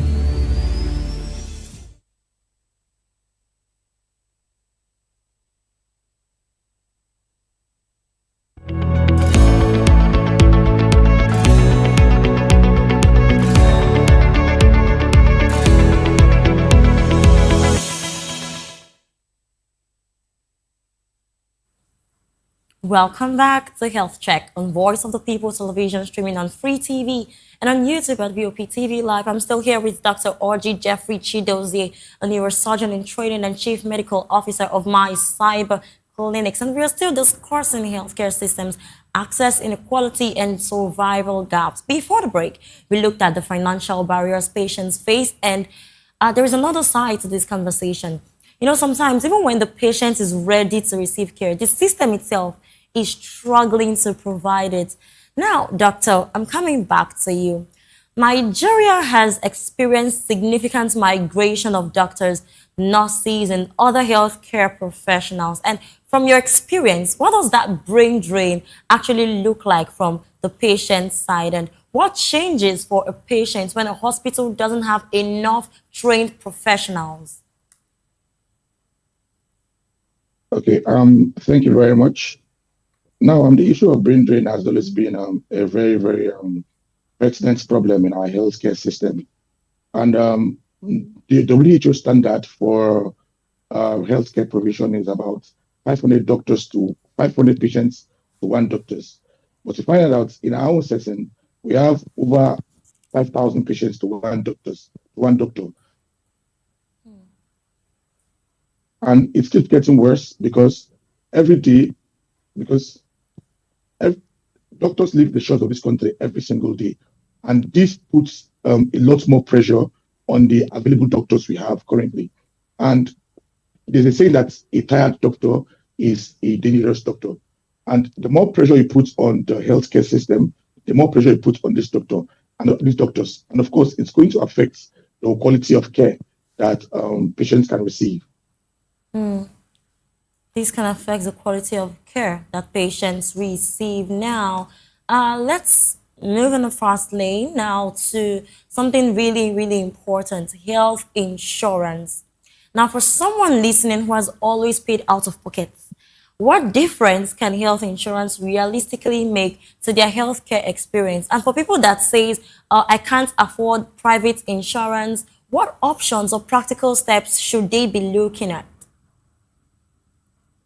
The health insurance actually should be, for me, it should be a basic thing that everybody has, every citizen of this country has access to, because patients are more willing to come to the hospital when they know that insurance covers them. Yeah, that's just how it is there. They are much more willing to come to the hospital knowing that they don't have to pay out of pocket. But the moment you mention they have to pay out of pocket, they become a lot more reluctant to come to the hospital, and this leads to them self-diagnosing themselves and seeking health care from unqualified health advice from unqualified people and unqualified sources. So I think the bedrock of this whole thing is for us to look for a way to make sure that every patient has access to insurance, at least for primary care. At least it can be more, but at least for primary care, every patient should be enrolled in an insurance scheme for primary care. And I think there are governments, both federal government and state governments, insurance policies for patients that are not so expensive. So I think we need to get the word out there so that people can get enrolled in these schemes and access quality healthcare without necessarily worrying about the cost of these services. Now, talking about the cost of these services, I tell you that this is one of the major things about the healthcare sector that people wish they had answers to. People wish they had an easy way out to. Now, this brings me to the interesting part, Doctor. Your work also brings another interesting dimension into this conversation. I mean, you're not only involved in clinical medicine, you are deeply interested in telemedicine and digital healthcare. And that raises an important question that if some of our biggest healthcare challenges are distance, time, cost, and access, can technology help us solve at least part of this problem? Yes, certainly. Technology actually has a very big role to play in the healthcare space, because as we all can see, the world is moving towards the technology boom, basically, and we wouldn't want to be left behind. Okay. Yeah, so just like you said, Yeah. most times patients have to traverse long distances to the hospital. And apart from the money saved, just the idea of living, getting up from your bed, entering, It's going to stressful. the road and driving to the hospital. Yes, exactly. Yeah. So imagine a situation where you can just roll over your bed, pick up your phone, with a few taps of, with a few clicks, you're talking to a doctor. Tell the doctor your symptom, doctor is giving you a prescription. You're still on your bed, 30 minutes later, getting a call from the pharmacy, we're at your door with your medications. You go downstairs, pick up your medications, and go back to your room. So it makes life very easy for everybody, for both the doctor and the patients. So yeah, technology actually has a very, very big role to play in solving some of these pressing health issues that we have. Talking in about our making life part of the better world. for the patients. Talking about making life better for the patients, I really think that this is really, really beautiful. Now, a number of patients know that something is really wrong with them, but the stress of going to a health facility, they'll just say, oh, let me just rest. I believe I'll be better. Now, for someone watching right now who has never used a virtual consultation before, what actually happens when you speak to a doctor virtually? I mean, what can the doctor assess without physically examining the patient? Okay, yeah. So this is a very important question because I think in all my years of practicing medicine, both traditionally and virtually, one of the biggest fears patients have is that the quality of care they receive from a doctor virtually is not the same quality of care they receive in an inpatient consultation, and that's not the case at all. As a matter of fact, on the platform I work for, my cyber clinics, we have three modes of consultation. There's the video, the audio, and the text. So a doctor can actually take a history and examine you virtually via video call. It can be done, and it is being done. And the most important thing is that we also, doctors most of the time are trained on knowing the limitations because the telemedicine cannot be everything for everybody. So if the doctor, while consulting you online, sees the need for you to go to the hospital, he's going to ask you to go to the hospital. So telemedicine acts as sort of a first point of contact. Instead of guessing your symptoms, instead of going outside to that chemist or to get unlicensed prescriptions and medications, you can talk to a doctor. If there's a need, the doctor will ask you to come to the hospital. But if the doctor has assessed you and has seen that, okay, what you have is something that can be managed without you coming in, you get your prescriptions, you get your medical advice, and you get a good quality of life. Wow. All right. Thank you very much. I think this is really, really, really beautiful because it can reach people even at their doorstep.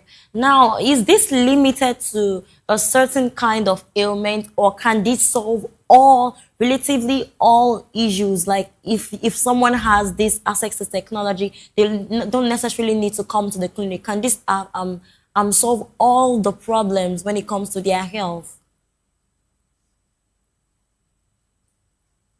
Unfortunately, solving all it now. It can't solve all the problems, unfortunately.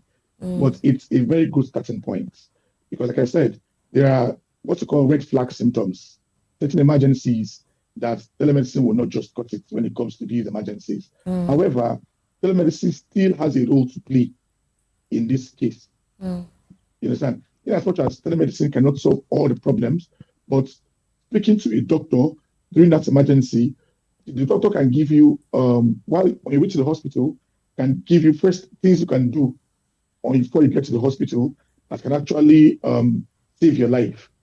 So in as much as telemedicine, like I said, cannot be everything for everybody, all problems, but it gives you access to quality advice from a licensed health professional. Wow. I give you an instance. Let's assume you are in your house and, for instance, you had a home accident where maybe hot water poured on you or something. Now, most people would go and crack eggs, put eggs on that on the burnt surface Yes. or palm oil and whatnot. Yes. No. In that case, once you pick up your phone and call a doctor, while going to the hospital, the doctor will tell you, okay, pour water on the surface. Make sure you keep applying water on that surface to get to the hospital. Understand? So telemedicine can guide you on things to do before you get to the hospital or before emergency services gets to you. So that's where telemedicine comes in these emergency cases that would require hospital admission. Telemedicine helps you to stay alive until help comes. Stay alive until health comes. And I think that's where the conversation becomes particularly interesting. I mean, technology cannot fix every problem in healthcare, but if it can remove even one barrier between a patient and a qualified healthcare professional, then that can be significant. Well, we are going on another quick break. And after the break, we'll bring this conversation home. We'll talk about what patients can actually do, what healthcare providers and government need to do differently, and ultimately ask one big question as to how or should quality healthcare depend on what you can afford. Please just stay with us. We'll be right back.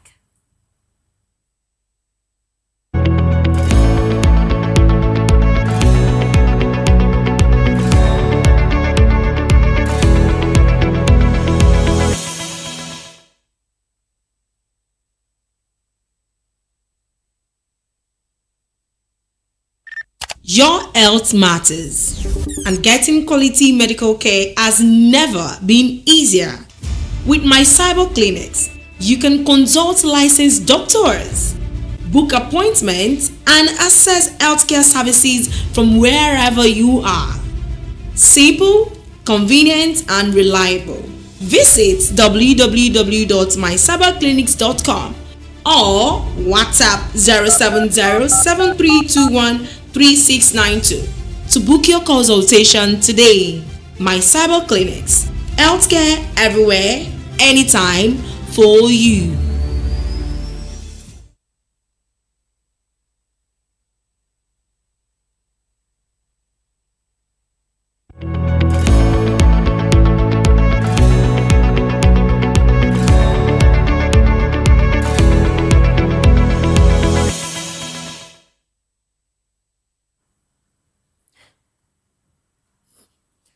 Welcome back to Health Check on the Voice of the People television. Today we are having an important conversation about healthcare access, inequality, and survival gaps with Dr. R.G. Jeffrey Chidozie. Thank you so much, Doctor, for being with us on this show over time. Now, let's bring this down to something practical for the person watching us right now. Now, for someone who knows they need medical attention but is already worried about the cost, what would you advise them to do instead of simply ignoring the problem? What are the warning signs that should tell this person that, okay, this is no longer something I should manage at home. I need to speak to a healthcare professional. How then should they handle this? How do they access this My Cyber Clinics telemedicine platform in order to get better? Okay. Yeah. Thank you very much. Now, I think one of the most interesting things about telemedicine is that it's very affordable. Very, very affordable, very cheap. So the cost, at least you're not worried about the cost of transportation, you're not worried about the long queues in the hospital. So with as little as 6,000 naira, you can speak to a doctor from the comfort of your home.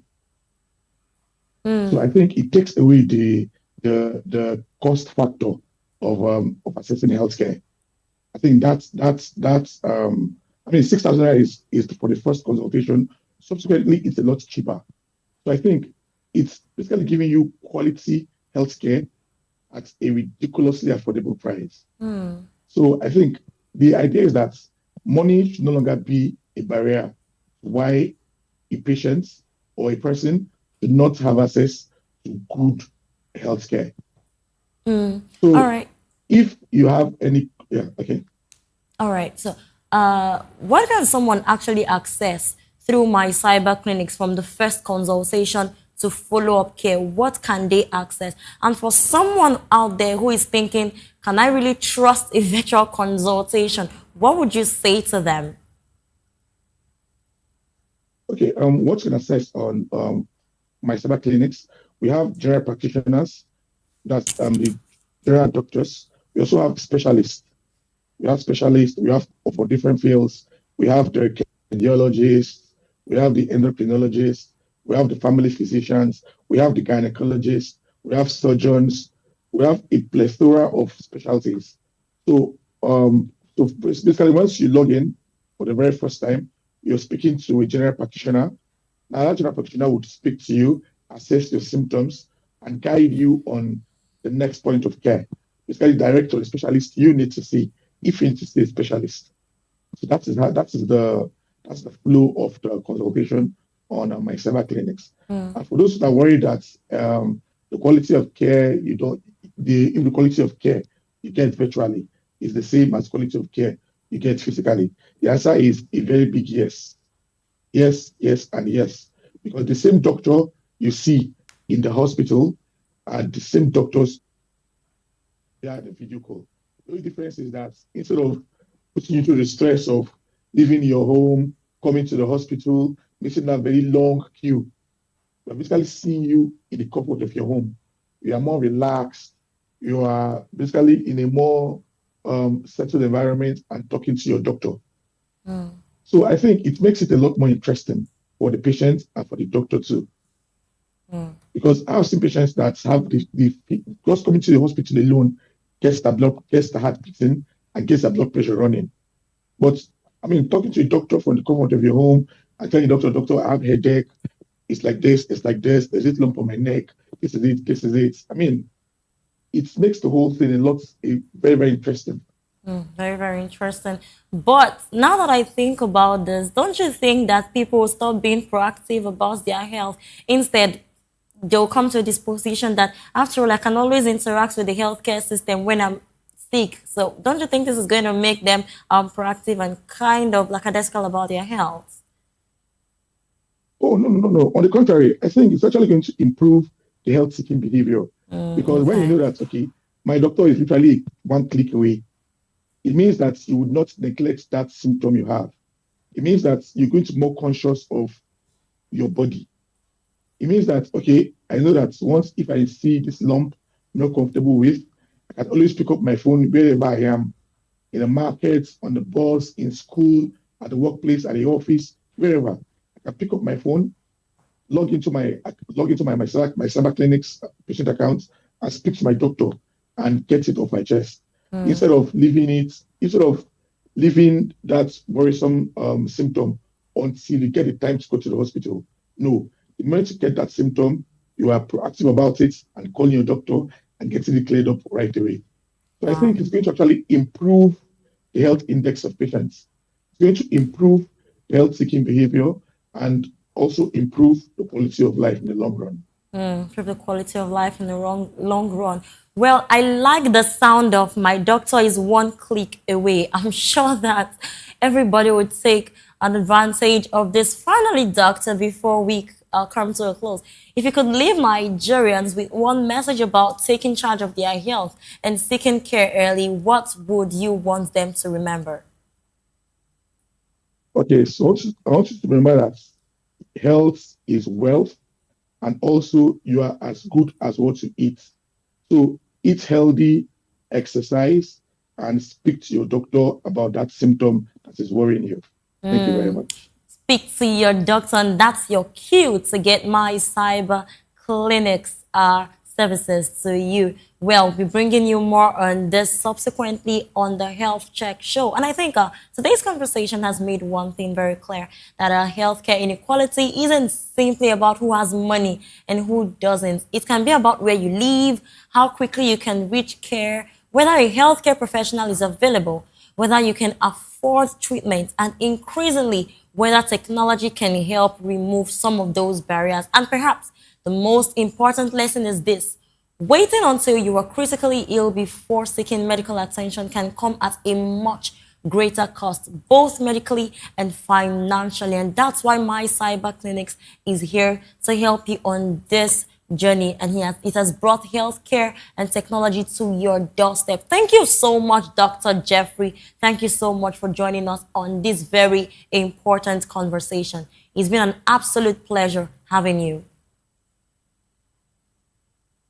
Yeah, thank you very much. The pleasure is all mine. Thank you, and thank you. Thank you. And to everyone watching, remember that taking care of your health isn't something you postpone until something goes wrong. Ask questions, seek professional advice, pay attention to your body, and where you need medical attention, seek it early. Now, this has been Health Check right here on Voice of the People Television, available on Free TV and streaming on YouTube at Vop TV Live. I am Praise Peters. Until next time, please stay informed, stay intentional, and stay healthy. Good afternoon. Your health matters, and getting quality medical care has never been easier. With my cyber clinics, you can consult licensed doctors, book appointments, and access healthcare services from wherever you are. Simple, convenient, and reliable. Visit www.mycyberclinics.com or WhatsApp 070-7321-3692 to book your consultation today. My Cyber Clinics. Healthcare everywhere, anytime, for you.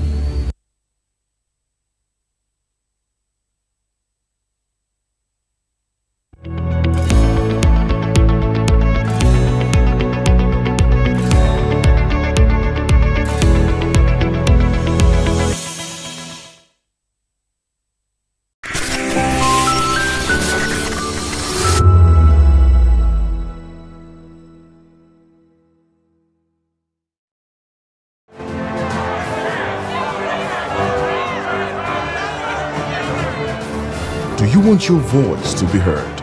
Do you know that you matter in the scheme of things? The People's Voice, the show where ordinary citizens take center stage as we discuss the biggest stories that affect you and I. With you in mind, we facilitate lively discussions, debates, and interviews on the topics that matter most to you and I. From social justice to economic empowerment, education to healthcare, governance, and more. Tackling tough topics and amplifying your voice. Join the conversation and make your voice count. The People's Voice. Make your voice count.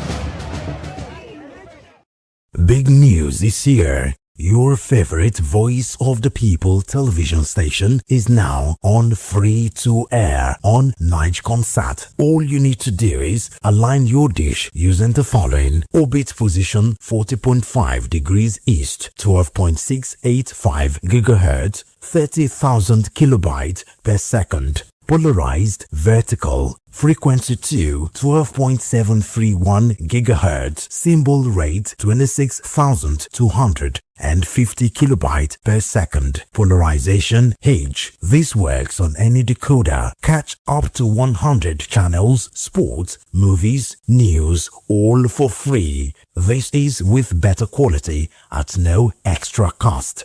Vop TV on Free TV. Now you have more than a voice. Welcome to the locker room, the home of football talk that matters. I am Jerry Ampelon. Join us every weekday, Monday to Friday at 5 p.m. Nigerian time, as we share the hot takes and hot debates in the exciting world of football. And joining me are the usual suspects, Ikechukwu and Mayowa, as we break down all the hot takes and everything that's happening in the football. Don't just watch football, live it with us. Catch us on the locker room and Voice of the People television at 5 p.m. Nigerian time. And like I always say, if not 20 minutes off, with the sport. And it's Hakim Ziyech, who puts the Join us as we drive into the world of politics through insightful interviews with prominent political figures, both serving and former governors, ministers, senators, legislators, party chieftains, activists, and analysts. Get first-hand information into the decision-making processes that affect our daily lives. Highly engaging one-hour program that brings political discourse into focus. I am Chukwuma Okoro. Political Lens, Monday through Friday, 6 to 7 p.m. Join us. Vop TV. Now you have more than a voice. Improving access to quality health care remains a critical priority, and technology is increasingly bridging the gap between patients and medical professionals across the world.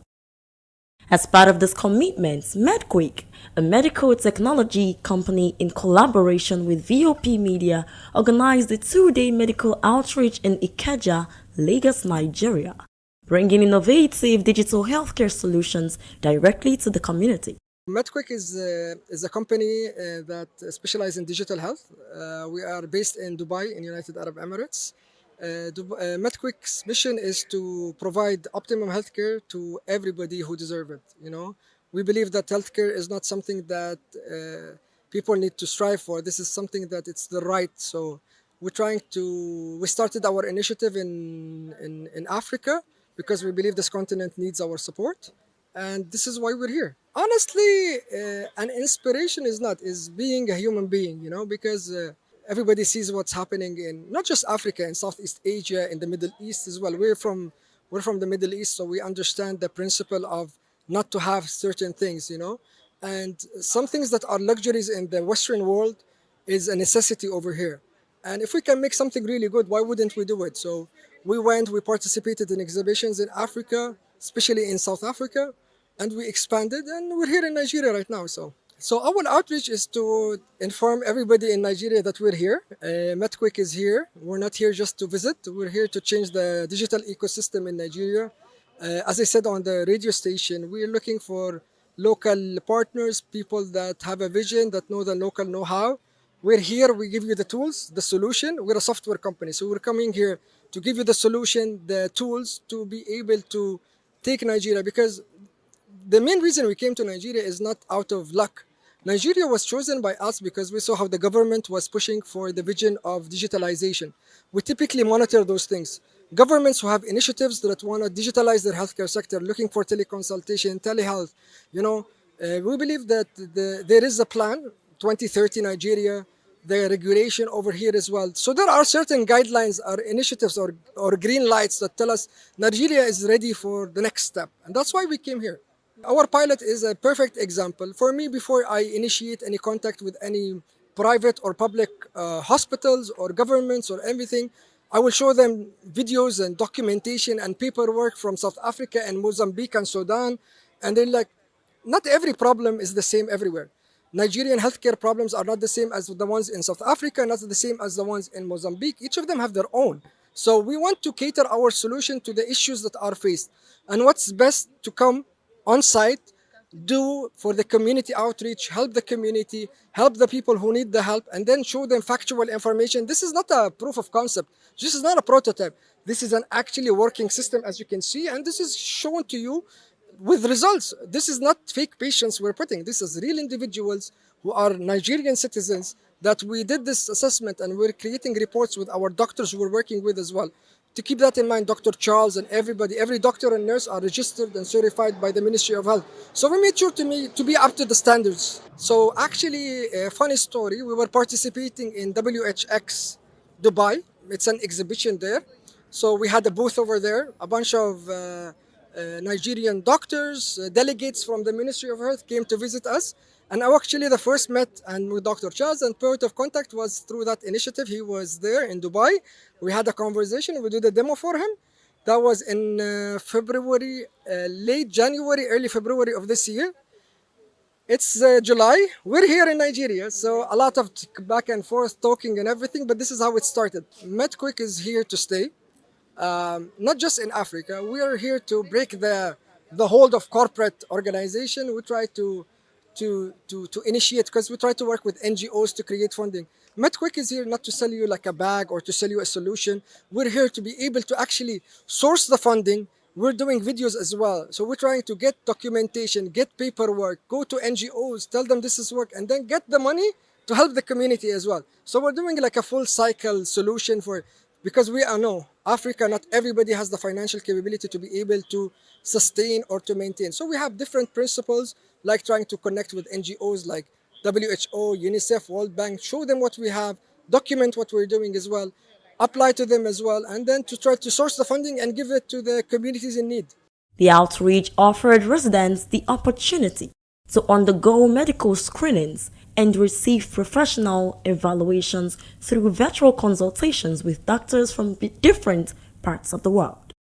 By leveraging digital technology, healthcare professionals were able to access patients, review diagnostic results, and provide expert medical guidance beyond geographical boundaries. In Nigeria, so this is the first one, but we've been to Africa, we've been to South Africa, Durban and Johannesburg, and went to Mozambique, Nakala and another city, and we've been to Sudan and Kenya. And now this is the first time in Nigeria. We just, first of all, we just, you know, as the CEO said, Africa is like the Middle East. We want the digital health to be known for everyone.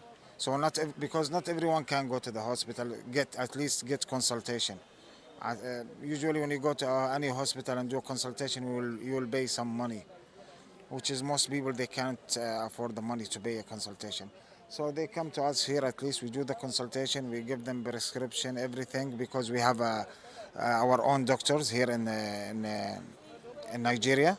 And then they can go to the hospital and get whatever they want. We're not 100% the foundation, we work with the foundations, with the NGOs. We try to help, first we try to help more people than selling.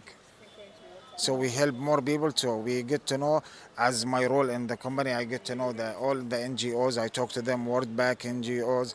I talk to them so they can fund our projects. In Nigeria, in South Africa, we did in Mozambique and we did in Sudan. We got funded from World Bank and some NGOs. So we could help a lot of people to do some good stuff with us also. We're not the only people who do some good stuff. So first of all, from you guys, from the media, from you, which is the first thing we did today, we did an interview on the radio. So that's how everyone knows it. From the media, from the NGOs, from our connection, from people we know. I already told, I have a lot of connection in Nigeria from LinkedIn.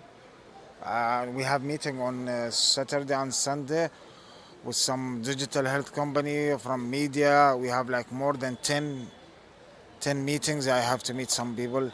So we will see how we can help the Nigerian people and the digital health, how we develop it, everything. At the end, we will see all the results. We have a result. Everyone can see our result. We will show how accuracy we were in this pilot. And we have the doctors. We have three doctors from Nigeria, one doctor from Sudan, and tomorrow will join us another doctor from South Africa, and we will let everyone see the result. We will let you see all the results we did. It has been amazing and mind-blowing, honestly, because to think that there can be a bridge between the patient and the doctor, like real-time attendance, real-time consultation, it has been amazing. And also you can get everything you need in a backpack. Like, Dora, backpack, so everything is set, so that's it. The most prevalent condition I've seen so far with the few patients I've seen is majorly hypertension. Most people have uncontrolled hypertension. Most people believe that once they take their drug for a while, they can drop it if they feel okay. So just because you feel okay doesn't mean the reading is okay. And the doctors have been able to analyze that despite the fact that they are not here physically. They've been able to prescribe medications, they've been able to prescribe tests they can run to get more information. And also they've been the doctors refer them to general surgeon, cardiologists and other departments that really deal with the condition. For people out there, I'll just advise you to come here to get checked. And also for medical professionals, this is a backpack you do not want to miss on, because anywhere, anytime is on point.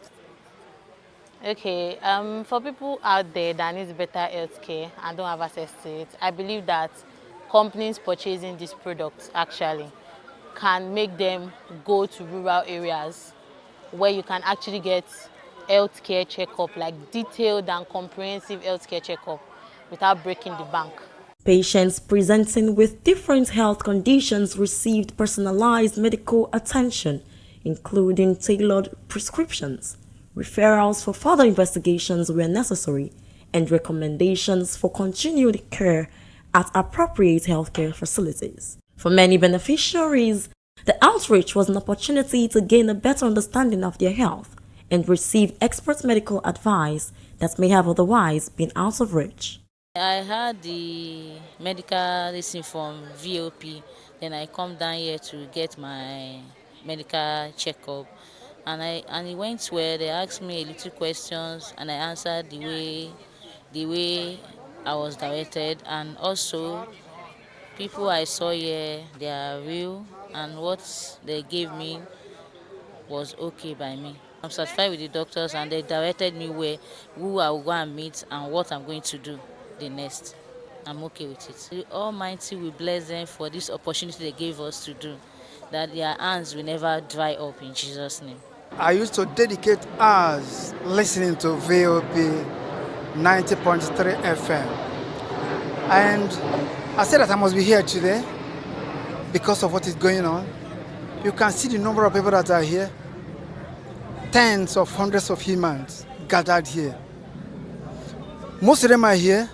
Let's see these powerful guys I used to talk to, and let me complain of what is disturbing me. But the most important thing I want to talk about this 90.3 VOP FM station is that they've now stretched beyond the limits of broadcasting.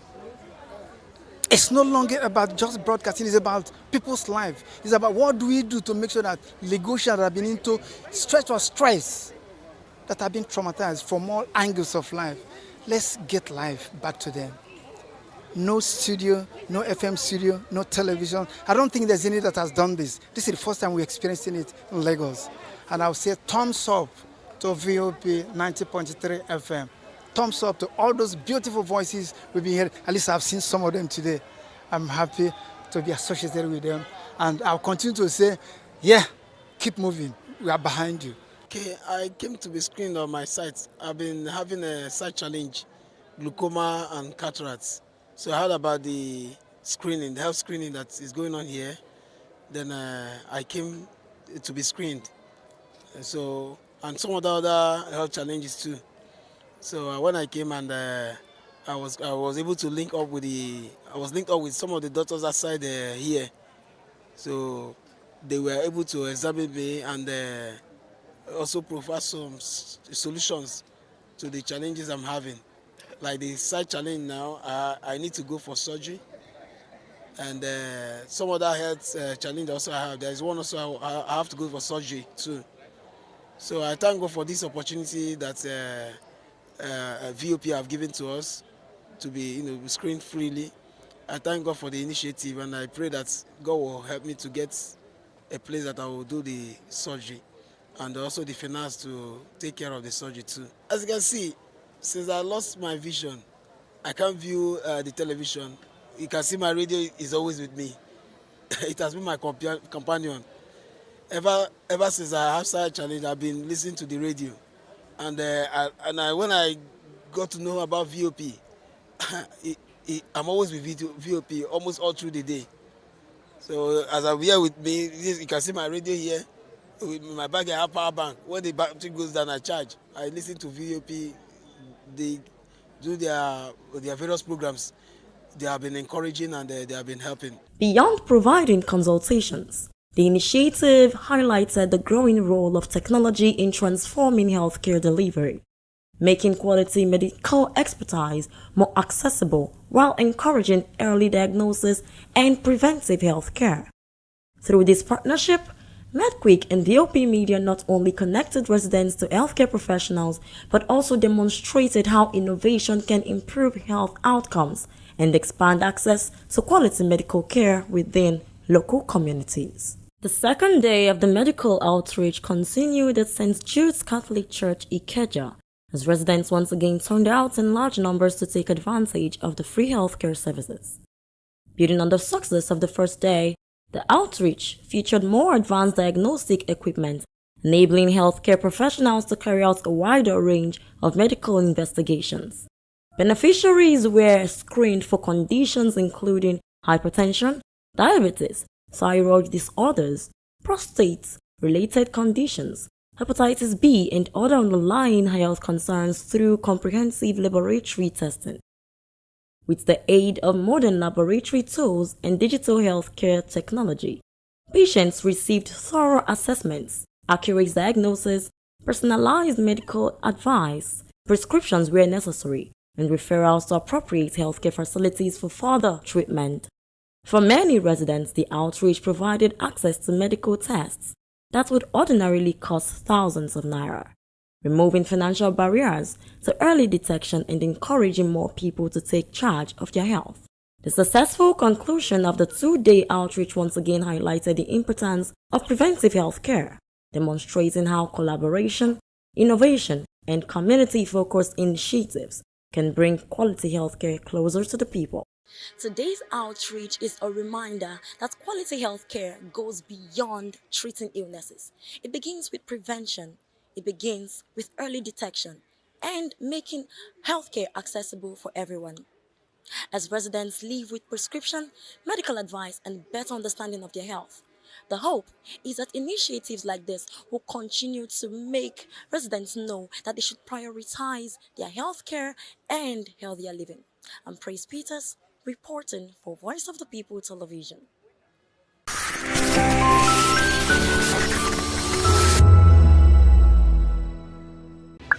Are you looking for where to buy quality and original studio and musical equipment in Nigeria? Welcome to Iruka Online, Nigeria's biggest musical and sound equipment warehouse. Your trusted home for top global brands, reliable low-priced alternatives, and 100% original musical accessories. With over 16 locations nationwide and open 7 days a week, we deliver unbeatable service and customer support you can count on. Shop online at iruka.com in partnership with world-renowned brands like Wolfdale Pro, Prisoners, Twile Keyboards, Fender and Jackson Guitars, Marshall Amplification, Mapex Acoustic Drum Set, Tech Electronic Drums and Accessories, Evans Drumheads, Ashdown Engineering, and many more. Iruka Online, powering your sound with quality you can trust. The red carpets, awards, the razzmatazz, music, fashion, interviews, and more. Spotlight on Voice of the People Television. Let's feed you with all the juicy stories in the global entertainment space, bringing you the glitz and glamour as it is hot. Stay tuned to Spotlight, 1 p.m. Monday to Friday. Spotlight on Vop TV. Entertainment like never before.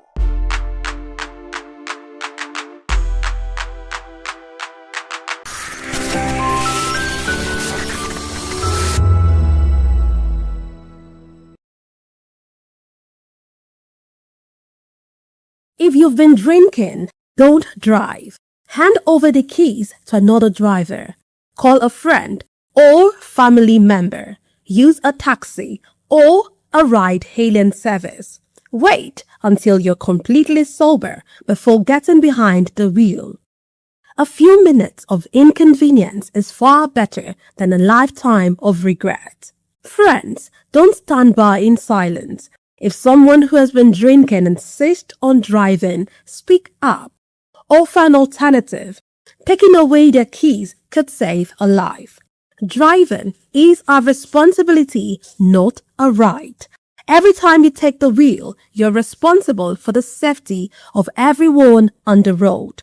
Today, make the choice that protects lives. Celebrate responsibly. Think before you drive. If you drink, don't drive. If you drive, don't drink. Because every life matters and every safe journey begins with the right decision. This message is brought to you by Voice of the People Television.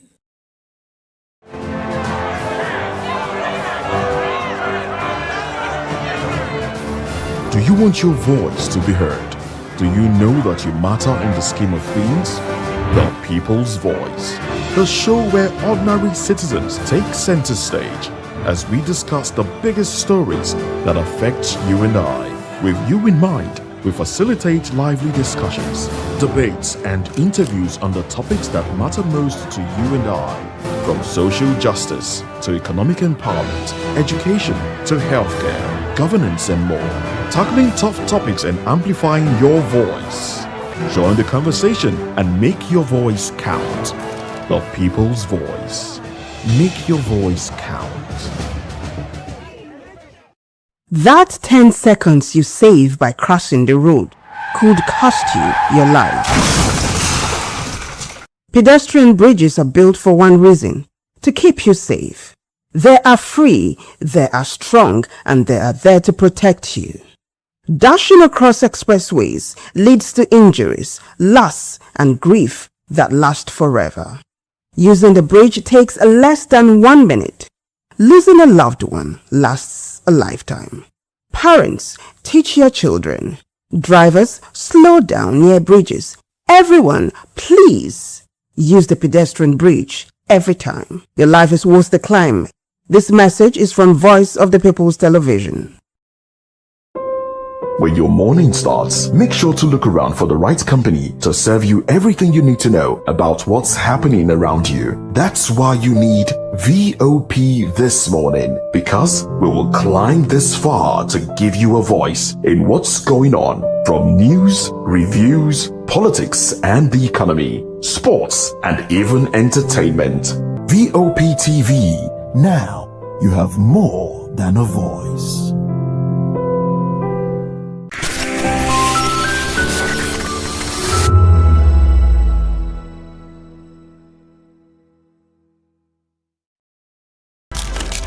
In a world where power shifts with every headline. In a nation full of questions.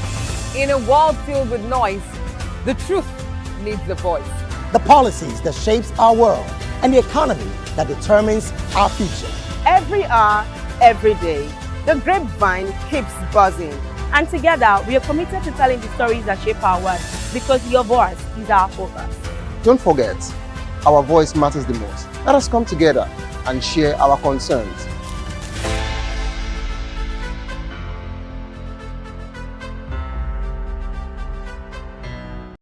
Big news is here. Your favorite Voice of the People television station is now on free to air on Nigecomsat. All you need to do is align your dish using the following: orbit position 40.5 degrees east, 12.685 GHz, 30,000 kilobytes per second. Polarized vertical, frequency 2, 12.731 GHz, symbol rate 26,250 kilobytes per second. Polarization H. This works on any decoder. Catch up to 100 channels, sports, movies, news, all for free. This is with better quality at no extra cost. VOP TV on Free TV. Now you have more than a voice.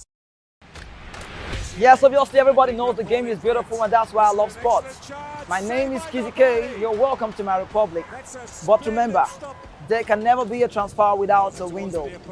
Just like there can never be a deep thinking without a Pep Guardiola in football. You can't say tennis without talking about Djokovic. So why not give me attention on the show so I can run your race on the TV like Lewis Hamilton, Formula 1 star. Don't forget, when God have mercy on you, you can achieve your goals like Cristiano Ronaldo. I am a proud Nigerian, and right here, we talk NFF.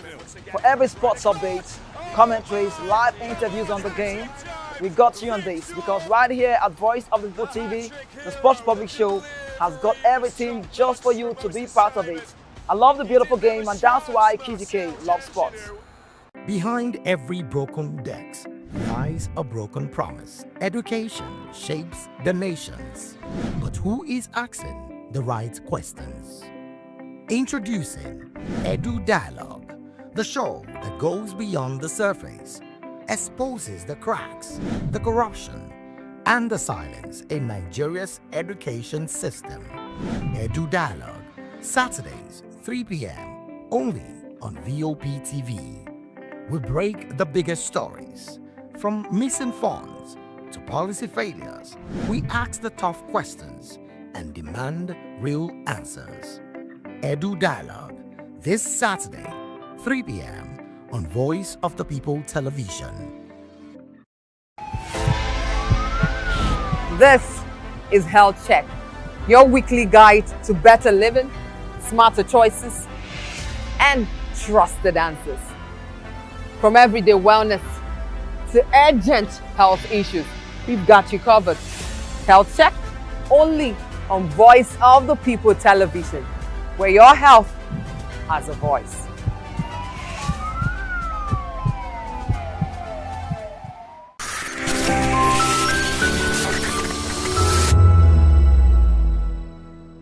In a world where truth is the ultimate power and opinions scream the loudest, it's time to wade through the noise. Hunger no get tribe!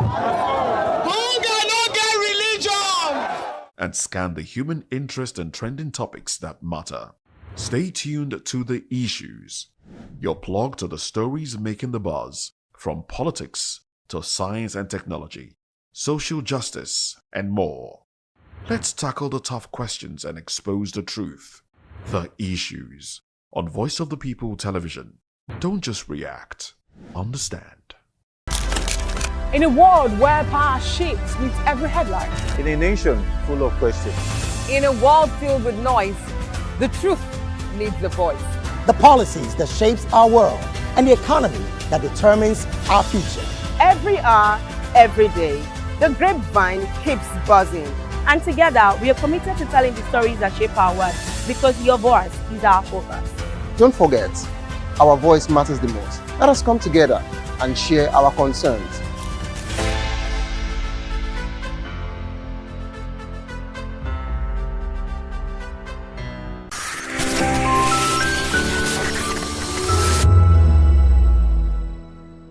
Nigerians, your voice matters, and in 2027 it starts with your permanent voters card, your PVC.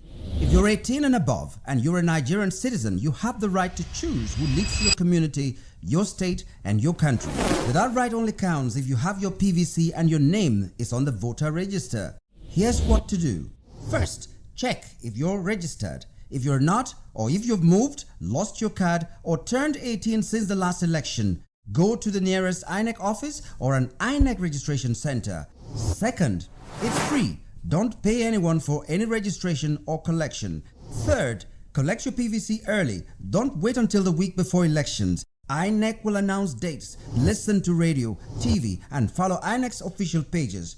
Your PVC is more than plastic. It's your power to hold leaders accountable. It's how you decide on roads, schools, hospitals, and jobs for your community. When you vote, you decide the future of your children. Get registered. Get your PVC. Vote in 2027. For Nigeria to work, you must be a part of it. Your vote, your future, your responsibility. This message is brought to you by Voice of the People, VOP Media. From the views on the streets, we go to bed empty hunger, to the blaring horns of a hustling city, the loudest voices of the common man got a medium to be heard. This particular administration, they were coming unprepared. It's not a bad thing to renovate the president's lodge. Through top-notch programming, unbiased reportage of news, sports, business, entertainment, and cultural documentaries, Voice of the People 90.3 FM became a symbol for 21st century media. And now, a new baby is born. Voice of the People Television, VOP TV, youthful, full of vigor and penchant for excellence in the continent's media space, exposing the wrongs, applauding the rights, dissecting the news without fear or favor, through factual and accurate stories and contents. Corruption kills three things that makes a society. Representing the interests of the people and giving them a voice. Voice of the People TV is here to stay towards building a fair society. VOP TV, Voice of the People Television, truly a voice for the people.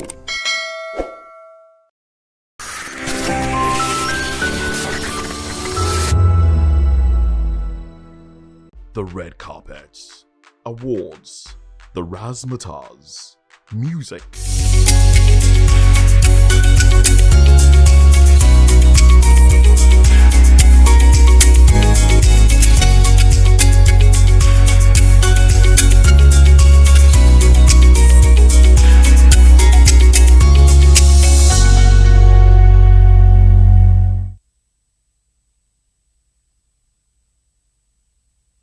Alright, welcome here and welcome on board. It is People's Voice on Voice of the Television.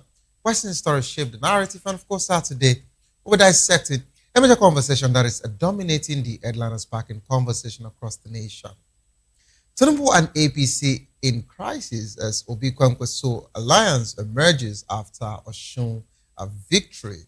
All right, you would agree with me that we all saw what happened, in Osun State on Saturday, and this conversation would be quite interesting today. So I'd want to join, the conversation with expert insights and sense of perspective. Share your thoughts with us.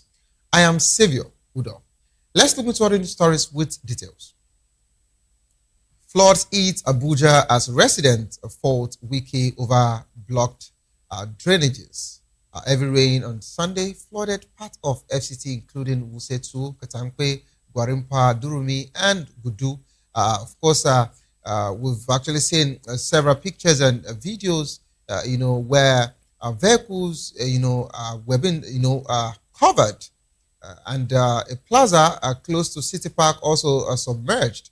A resident blamed FCT Minister Nyesom Wike, accusing the government of abandoning Abuja master plan and selling green areas to developers. The FCT administration is yet to respond to that particular one. Of course, you can actually see the videos yourself. It was quite heavy and serious on Sunday. Just hope that they would be able to contain this particular one before it gets out of hand. And this is to the FCT minister. Away from that particular one, we have Kano government says that they complete 867 projects worth 996 billion naira.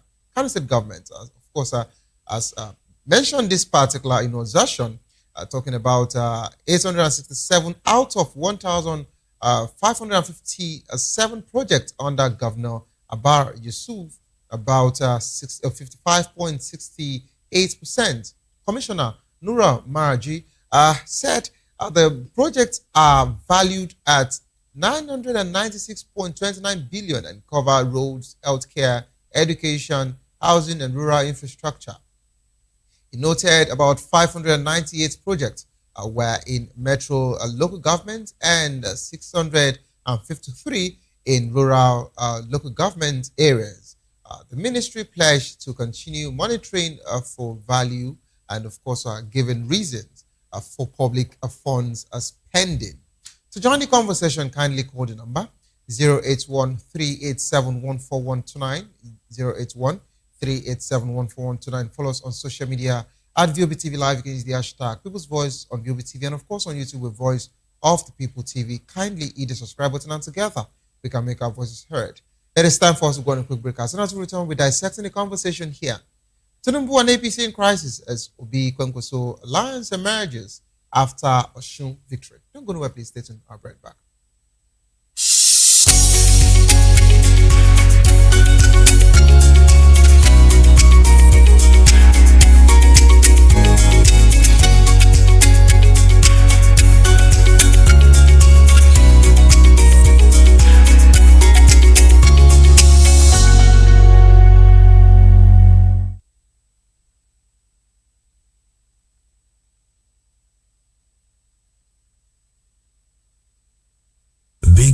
This year, your favorite Voice of the People television station is now on free to air on NigeComSat. All you need to do is align your dish using the following: orbit position 40.5 degrees east, 12.685 gigahertz, 30,000 kilobytes per second. Polarized vertical, frequency 2, 12.731 gigahertz, symbol rate 26,250 kilobytes per second. Polarization H. This works on any decoder. Catch up to 100 channels, sports, movies, news, all for free. This is with better quality at no extra cost. Vop TV on Free TV. Now you have more than a voice. In a world where power shifts with every headlines, news breaks and events happens, we bring you unbiased and explicit information on politics, economy and state of the nation. We break down the chaos. Facts, not fluff. Truth, not spin. We discuss not just politics, but a glimpse into the future. Voice of the People Television. Now you have more than a voice. That 10 seconds you save by crossing the road could cost you your life. Pedestrian bridges are built for one reason: to keep you safe. They are free, they are strong, and they are there to protect you. Dashing across expressways leads to injuries, loss, and grief that last forever. Using the bridge takes less than 1 minute. Losing a loved one lasts a lifetime. Parents, teach your children. Drivers, slow down near bridges. Everyone, please use the pedestrian bridge every time. Your life is worth the climb. This message is from Voice of the People's Television.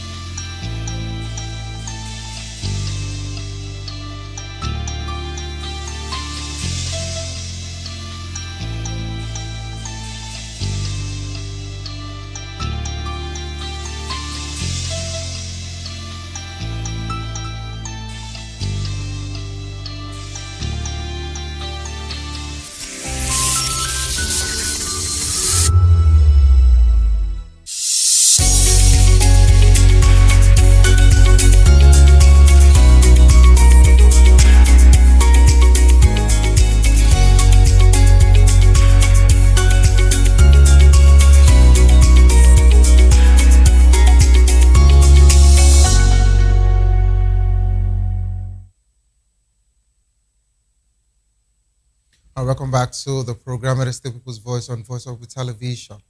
The APC and President Bola Ahmed Tinubu are in crisis mode after Governor Ademola Adeleke secured his second term in Osun, of course, on August 15th. The APC has rejected the result and says it is considering a tribunal challenge. The Mole Campaign Council also accused the party of a show of shame in Osogbo after a man claiming to be a court party national chairman endorsed APC Bola Oyebamiji. The bigger problem for Tinubu is the opposition called AAC SDP have now formed an alliance to challenge him in the 2027 following a summit in Ibadan, and of course led by ADC's David Mark and PDP's Tamino Turaki, adding to the pressure from NDC's Rabi Kwankwaso, who actually announced that he and Peter Obi will lead the party's 2027 presidential ticket, and declared that Ganduje, Abba Yusuf, and Shekarau are politically finished in Kano. With Osun loss, the opposition forces are actually uniting, and the APC faces its toughest test yet ahead of 2027. When I've been joined in the studio by Honorable Oluwasomi Olamide, an APC chieftain, finally. Good afternoon to you, good afternoon. Honorable. You're welcome back again. Yeah, good afternoon. All right, good afternoon. And it's so good to have you, in the studio. And of course, we'd also be joined by Dr. Kayode, who is a social political technocrat, of course, aviation safety expert. We're still waiting for him to actually, be properly set up. But let me come to you. How was a Saturday? I don't want to ask anything yet, but I want you to tell me what you feel about Saturday's election. Give me your assessment, and afterwards we'll take it off from there. Thank you. Well, just as Mr. President has said, just as Mr. President has said, the people have spoken loud, and that's the president of the nation, and he rightly said the opinion of the people, and we must respect the wishes of the people. Mr. President is a Democrat, and before the announcement by INEC, he congratulated the governor, Ademola Adeleke, for the goodwill extended to him through the votes. And Mr. Governor himself has extended his olive branch to the opposition, the APC. So I think it's a family affair now. Thank you. Okay, so you only responded to the aftermath. Yeah.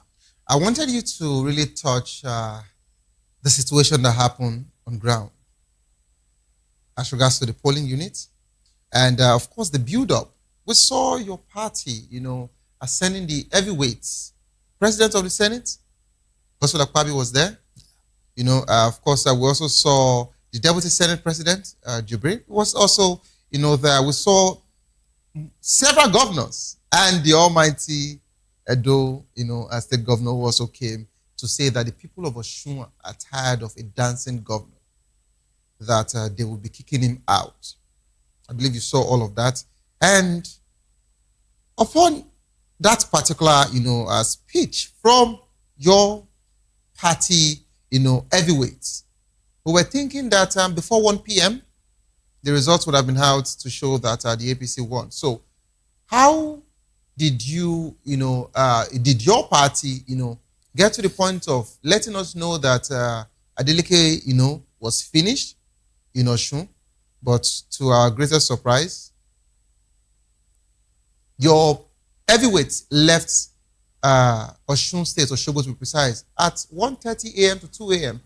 I believe my team have some of the videos. I want you to watch. I would like you to tilt a bit so you can see some of them on the screen. It will be reeling in, one after the other. First, I love the fact that they all wore the attire of, the APC, outfit, and they came out strong. But this was when your elder statesmen were leaving, and the people were chanting because they stayed up until that particular vote was, finally counted upon the announcement. The people of Osun didn't sleep.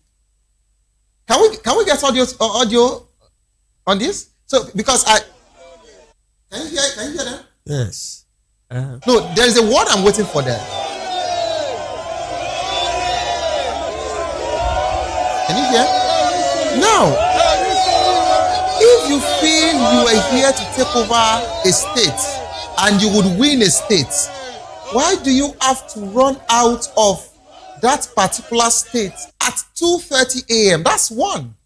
Secondly, they chanted a particular word which simply means thief. Your party said the people of Osun were tired of a dancing governor, but the people of Osun didn't seem that way. What would you have to say as regards to this? Thank you. Every party member would like to, every party member, we want to solidarize with their own. It's just like you having to contest for an elected position, right?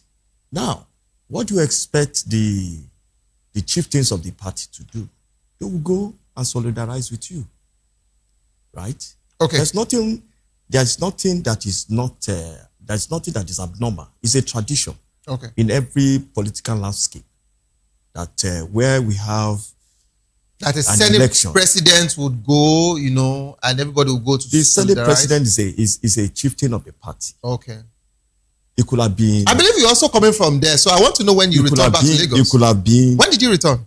Honorable. No, I was not even there. You didn't go to solidarize? I solidarized with you. Okay. Then, but okay. The fact remains that is a democracy. Okay. Right? That's the major aspect that we should talk about now. Okay. In democracy, the people's voice matters a lot. That's what. Secondly, that's the name of our program. You don't expect. The show is people's voice, so I think I like that. Please go ahead. Every chieftain of the party is expected to, give some sort of support. Okay. To their now, Honorable, I would like us to take this precept upon precept. Now, you use the word democracy, and I love that word. Thank you. Okay. So, if you have mentioned the word democracy, and the president also called, the governor to congratulate him. That's what Adeleke said. Yeah. Let me ask you, did your party rig this election or not?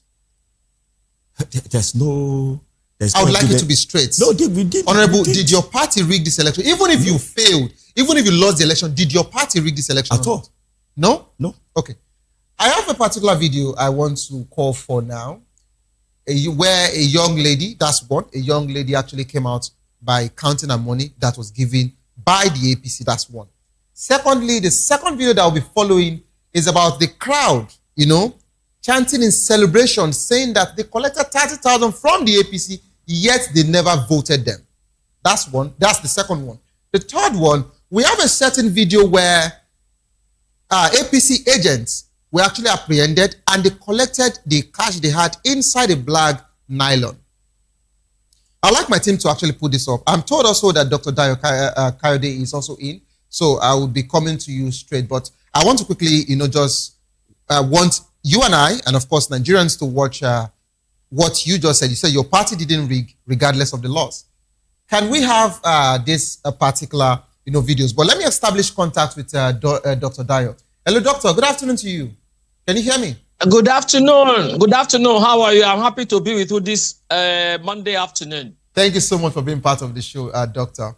All right, doctor, we just started, of course, and Honorable here, as from the APC, has mentioned a lot, and he talked about democracy, and he also mentioned, how or why, the APC heavyweights actually went to, Osun to support Oyebamiji, which is the normal tradition, just like you said, which we are not actually faulting that one. But I only asked why they had to leave at 2:30 a.m. at midnight and not wait till dawn, or not even waiting, to a broad daylight. So I don't know. And I just asked him if the APC actually, rigged the election or even bought votes. But he said no. So I would like my team to actually get the video ready. But doctor, let's hear what you have to say, please. Well, I wish it wasn't the all right, doctor, please, I want you to hold your thoughts. Okay. I want us to get a particular audio from this, and let's watch this video. Voters card. Voters card. Lele. Ibomi. Lele.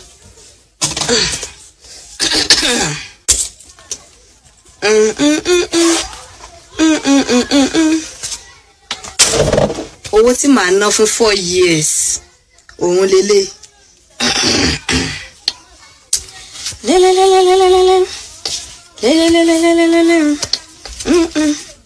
Ṣé ká pápá 4 years money.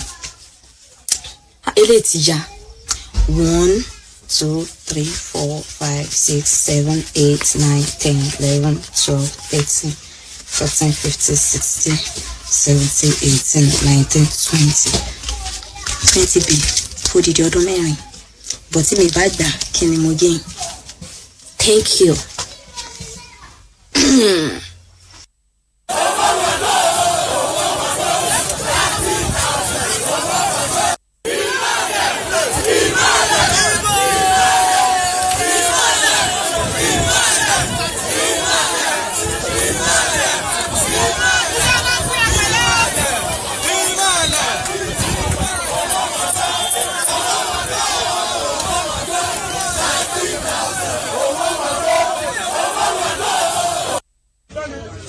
àwọn bá wọn fọ wọn láwọn bá wọn jẹ àkànlé wọn. àwọn ẹgbẹ́ ọ̀bẹ ẹ̀wọ̀ wọ́n sá lọ wọ́n ní bàbí kan ní wọ́n fi gbówó lọ. bàkan ní wọ́n fọ́ unitate ní unity gómìnà kankan àwọn apc lọ́wọ́ bẹ̀ wọ́n ń pínwó. All right, you can actually see the 3 videos, Honorable, and I love the fact that you are still in a good shape. Now, the first one, she showed, a PVC showed that she voted. That's her PVC. And that's our PVC, and she showed that she voted. But she now used a particular, statement. 20,000 for 4 years, which we call satire. Okay. Throwing shades at a certain party, which happens to be the APC, that gave her 20,000 to take her 4 years from her. That's one. Secondly, the video we saw that had the multitude of people gathering and chanting and singing. Thank God that you are also a Yoruba man and the doctor is a Yoruba person. But for my friend and anybody out there who's watching, they said, and this was their song, Owo Wogbo, 30,000. Owo Wogbo, meaning money is gone, lost inside the bush. 30,000 is gone. Then they started chanting the word Imole, Imole, Imole. That is the normal, slogan for Governor Adeleke, which means, brightness or, anything you light, whichever ways, which is the Accord Party slogan. Honorable, how would you respond to this? You told me, you said your party didn't indulge themselves in vote buying. Yeah, you see, the truth of the matter is that and you said you didn't read. I have a particular one that a particular INEC official was apprehended with money, and she quickly said, she had dropped it, and they asked her to explain herself, and she told the people there that it was a presiding officer that said she should follow the APC to somewhere where they handed her the money. I'm coming, so I just wanted to take it precept upon precept. Okay. I just hope that time would permit us to Thank you. Let me come to the last one you just mentioned. Now, that is an allegation. It's not proven.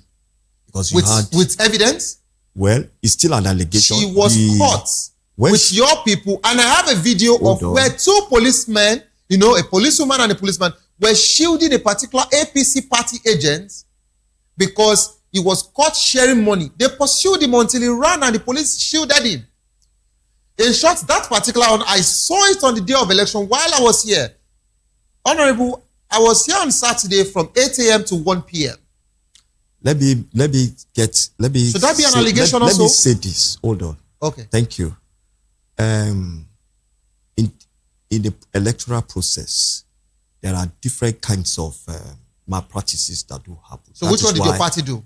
Hold on. That is why we have the law enforcement agents to ensure that the right things are done, to ensure that our democratic process, works and prevails, especially for the 2027 general election.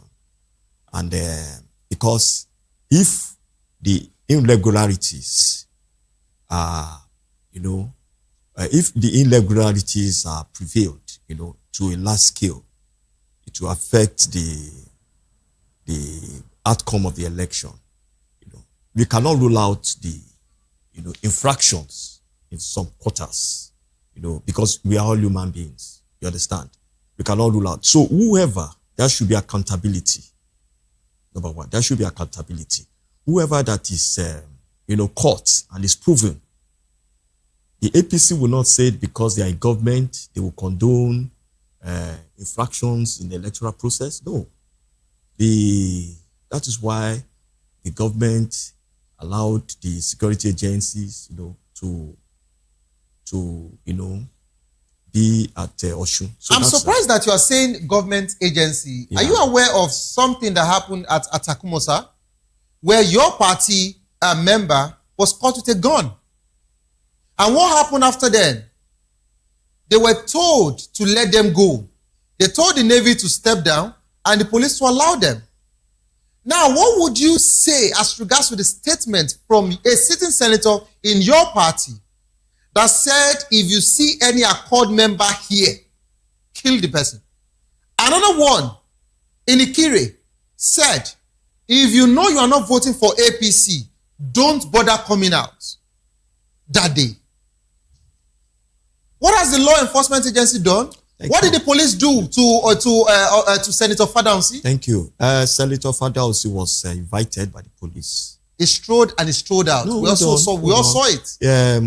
If you make you as a citizen of Nigeria, if you make some certain statements that are inimical to the peace of the citizens, especially during the electoral process, the police is entitled to invite you. As the police invited Sheikh Jingar in Kano, I'm just asking a question. Let's talk about let's narrow our discussion to this election. Okay, so after the invitation, what happens next? He was invited and he clarified what he said, right? He clarified what he said, and certainly if he's invited, he will make certain statements to the police. And within the statements, if the statements are meaningful to them, it's within the ambit of the law to take whether it's logical or not. There is no immunity for any senator or any House of Rep or honorable. So he is accountable to what he says, but he has clarified it that wasn't what he meant. That what he meant was the party, not anything to do with individual killing. Yeah. Now, are you also aware that the same Senator Fadausi went to the polls where people were meant to cast their votes, where people were meant to exercise their own civil rights, and he went there and said, Emma Wumon, whosoever that votes anybody outside APC, you know what to do, and do it to them. We have the video as well. Do you want me to play it? Well, just like I said, should he be invited for this one as well? If you have it, you can bring it up. But what I'm trying to say, please, I would like that particular video from Senator Fadausi. Yes, go ahead. See, what I want to say, and I would also play that of the INEC. What I want to say is that assistant the presiding APC officer, as a party, okay, will not condone any infraction that will affect the outcome of the general election. And really? Yes. So, APC? Yes. Okay. Thank you. What we are for peace, wow, right? We are for peace. But when we talk about the electoral process in any part of the world, definitely there will be one or two. So how do you explain the talks that were caught with gun? Well, the law enforcement agents will do the work. You just mentioned that APC are for peace. Let me take it to Dr. Dio. Let me say this. Yes. Let me say this. Okay. Before the election, there have been cases of issues of violence. We condemn violence. Between who and who? Within the system in the state, we condemn violence. The system. Why you use the word the system? Thank you. Between who and who in the system? Well, within the parties. Which party? The Accord and the mention APC. Your party. Don't use the word party. Your APC, right? Honorable, I want you to talk about parties, make it plain here. When we talk about parties, okay, we are talking about the people that are involved. Okay, which you know. You understand? I don't know. I'm just here. I only know everything that has to do with my office here. I don't know. If you ask me, my chairman is I know. If you know, if you ask me, the management, I know, and my colleagues. You are a media. No, I don't know. Why you use what I know? I don't know how they started the violence situation. And you do your investigation. So what we are you're already telling me my investigations were not right. No, what I'm telling you is that. So are you saying these findings are right? They are correct? That all of these things I've been playing and telling you, are you saying they are correct? That your party did it?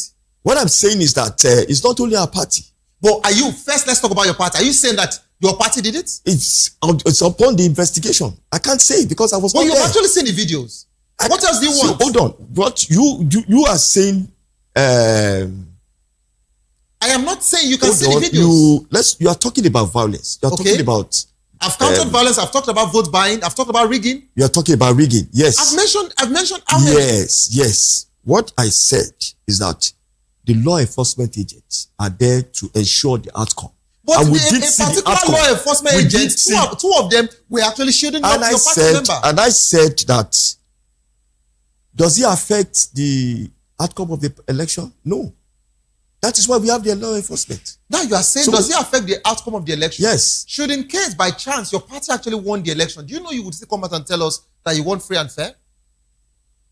If you have won, yes. Why not? If the election was you won free and fair. Hold on. If the election, if the election was this election free and fair? The election was free and fair. Yeah, it was free and fair. It was free and fair. It was fair. It was free and fair. Wait, that's why fair with your party having thugs, carrying guns. When you say attacking election, voters, when you are you say saying election, it was fair that way? When you say election was free, I just want to ask you. We are picking it from fair. I'm coming to free. Are you saying it was fair? Was it with your free? party having thugs, attacking voters? We have the video. Well, hold on.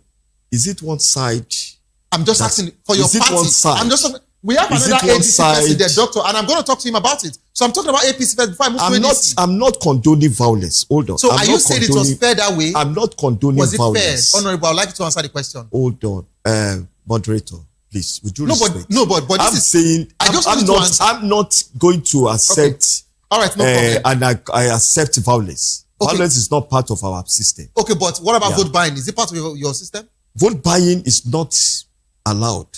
But your party it's not part of our electoral process. And the people, not one person, the people of Osun came out to say your party did it. The people of Osun? Yes. How many people that are in Osun? Should I play more videos for you?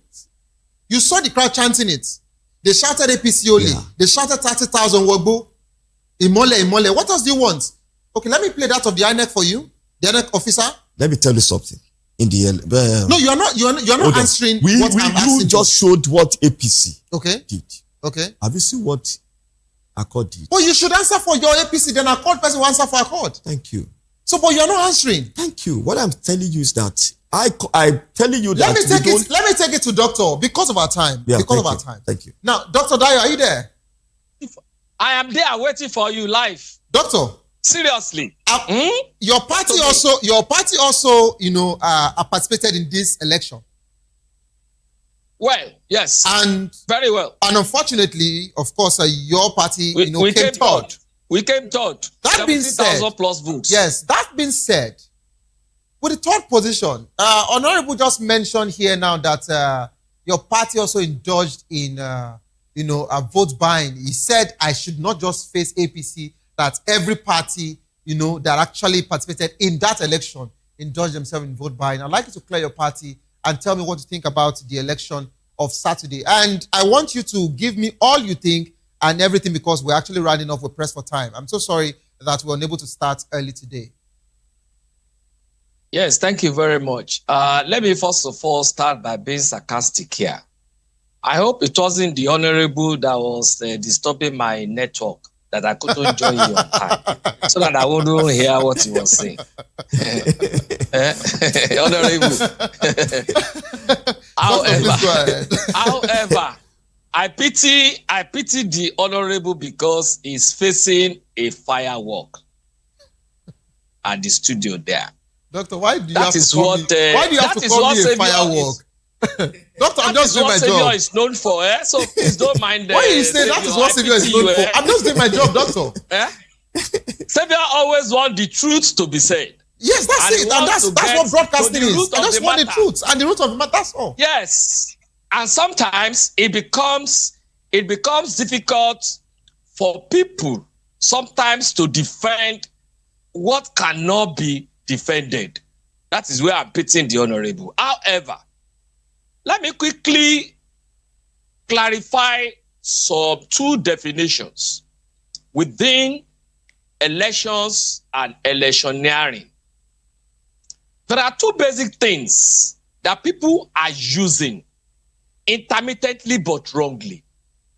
That is election rigging vis-a-vis election malpractices. And I will define them. Election malpractices has to do with going against some of the dictates of electioneering. For example, gun running,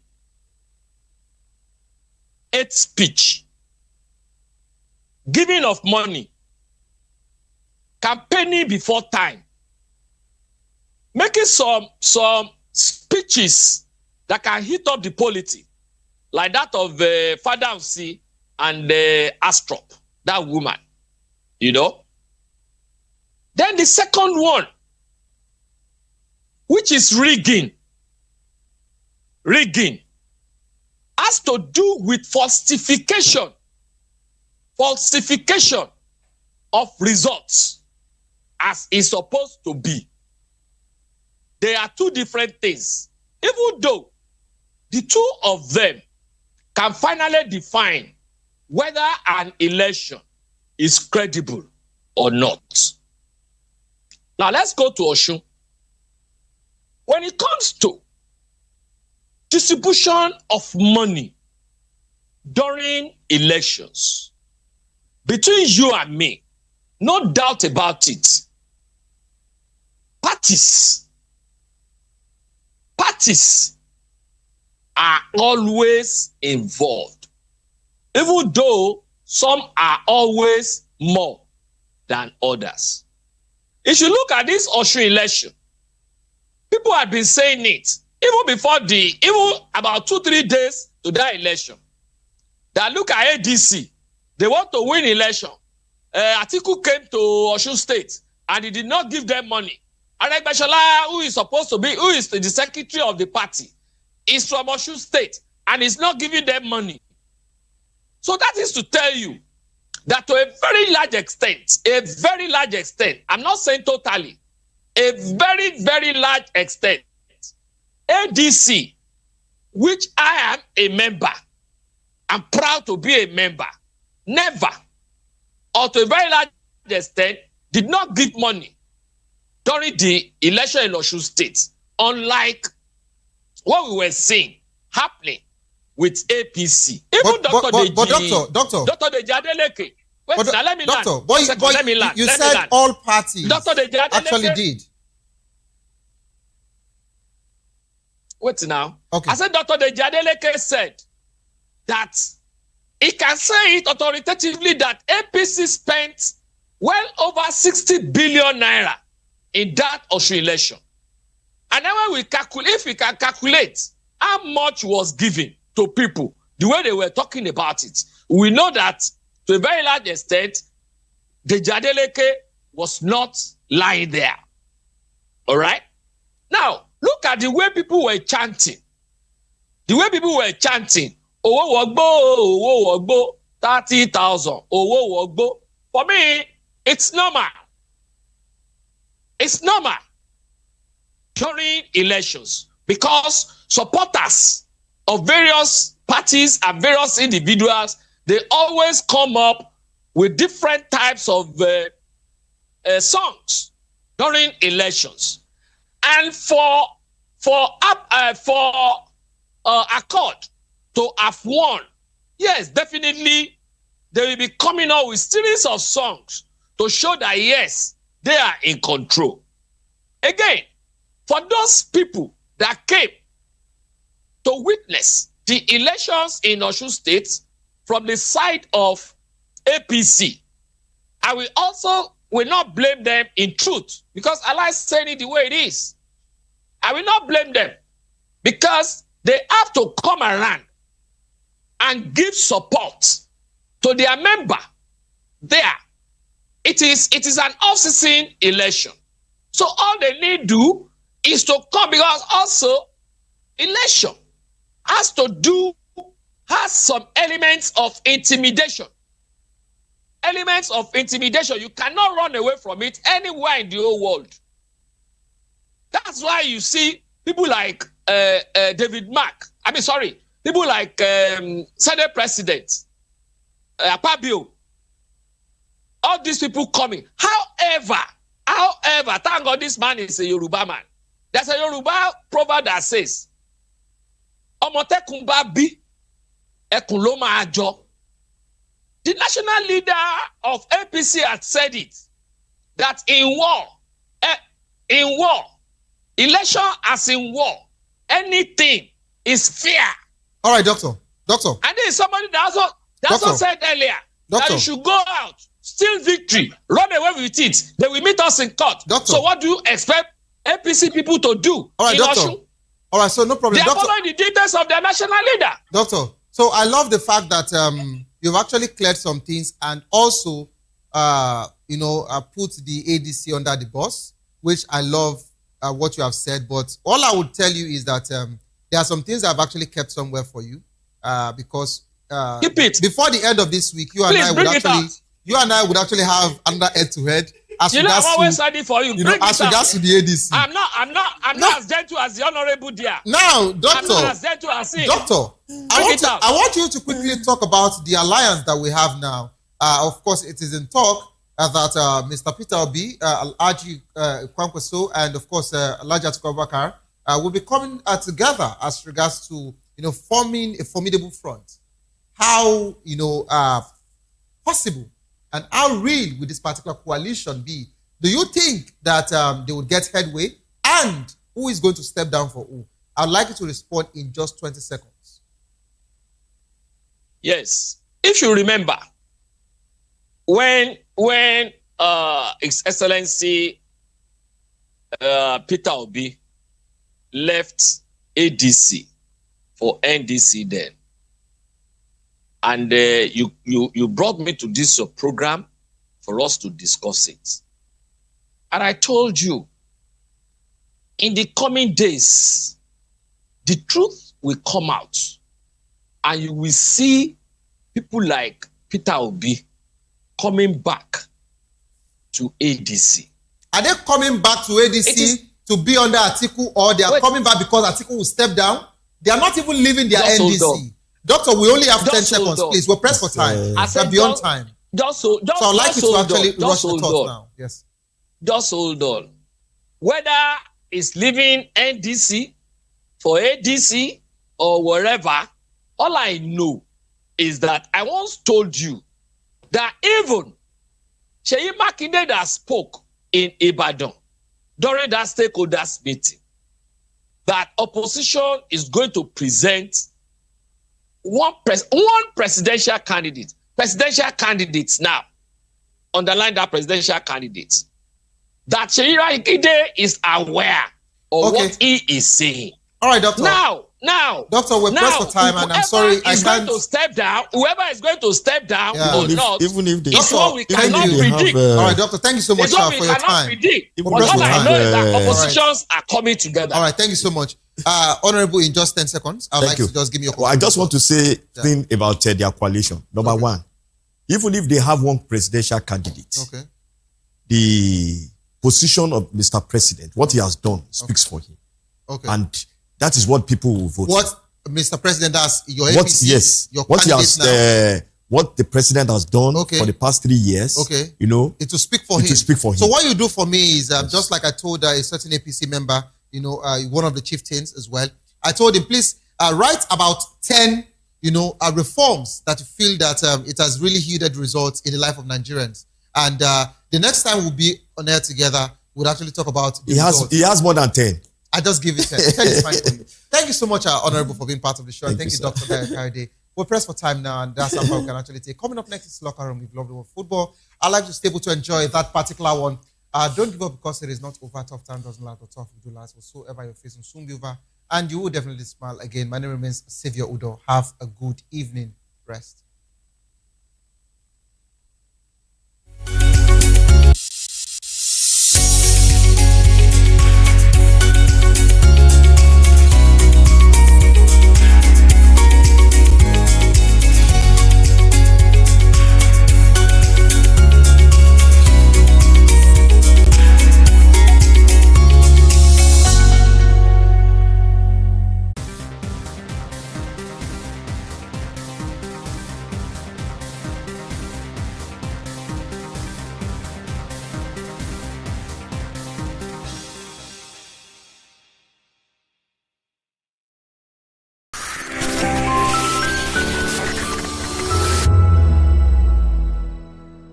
The red carpets, awards, the razzmatazz, music, fashion, interviews, and more. Spotlight on Voice of the People Television. Let's feed you with all the juicy stories in the global entertainment space, bringing you the glitz and glamour as it is hot.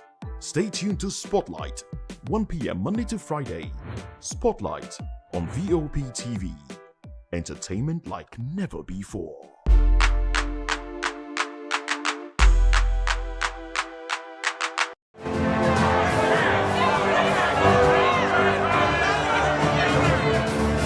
you want your voice to be heard? Do you know that you matter in the scheme of things? The People's Voice, the show where ordinary citizens take center stage as we discuss the biggest stories that affect you and I. With you in mind, we facilitate lively discussions, debates, and interviews on the topics that matter most to you and I, from social justice to economic empowerment, education to healthcare, governance, and more, tackling tough topics and amplifying your voice. Join the conversation and make your voice count. The People's Voice. Make your voice count.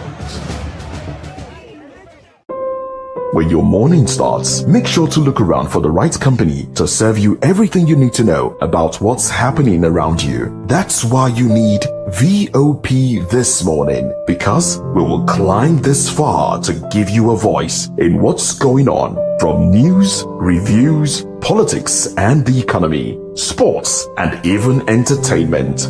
VOP TV. Now you have more than a voice.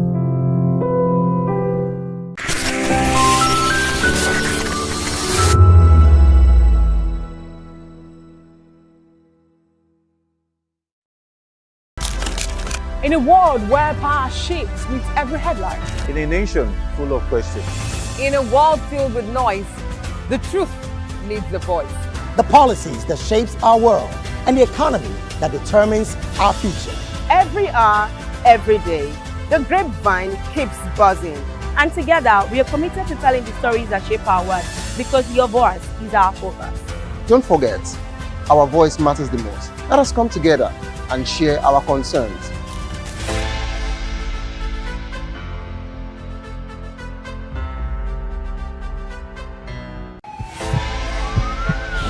This is Health Check, your weekly guide to better living, smarter choices, and trusted answers.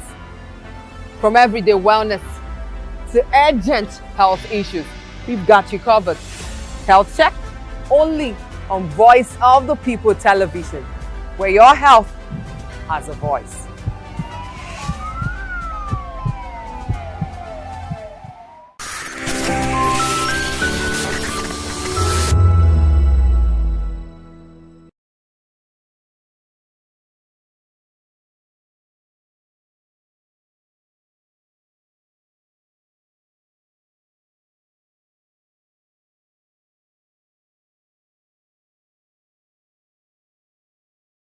In a world where truth is the ultimate power and opinions scream the loudest, it's time to wade through the noise. Hunger no get tribe. Hunger no get religion. And scan the human interest and trending topics that matter. Stay tuned to The Issues, your plug to the stories making the buzz, from politics to science and technology, social justice, and more. Let's tackle the tough questions and expose the truth. The Issues on Voice of the People television. Don't just react, understand. In a world where power shifts with every headline. In a nation full of questions. In a world filled with noise, the truth needs a voice. The policies that shapes our world and the economy that determines our future. Every hour, every day, the grapevine keeps buzzing. And together, we are committed to telling the stories that shape our world, because your voice is our focus. Don't forget, our voice matters the most. Let us come together and share our concerns.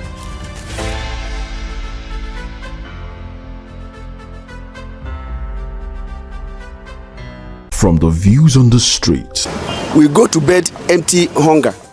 to the blaring horns of a hustling city, the loudest voices of the common man got a medium to be heard. This particular administration, they were coming unprepared. It's not a bad thing to renovate the president's lodge. Through top-notch programming, unbiased reportage of news, sports, business, entertainment, and cultural documentaries, Voice of the People 90.3 FM became a symbol for 21st century media.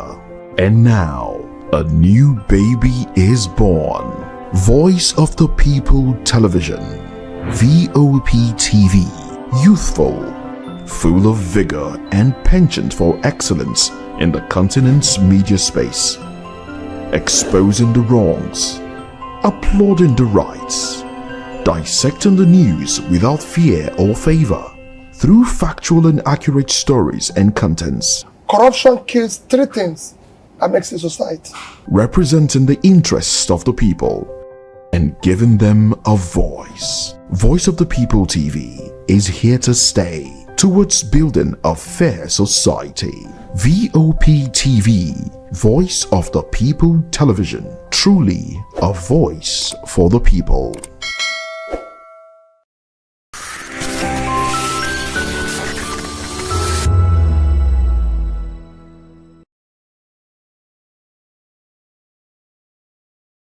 Big news is here. Your favorite Voice of the People television station is now on free to air on Nigecomsat. All you need to do is align your dish using the following: orbit position 40.5 degrees east, 12.685 GHz, 30,000 kilobytes per second. Polarized vertical, frequency 2, 12.731 GHz, symbol rate 26,250 kilobytes per second. Polarization H. This works on any decoder. Catch up to 100 channels, sports, movies, news, all for free. This is with better quality at no extra cost.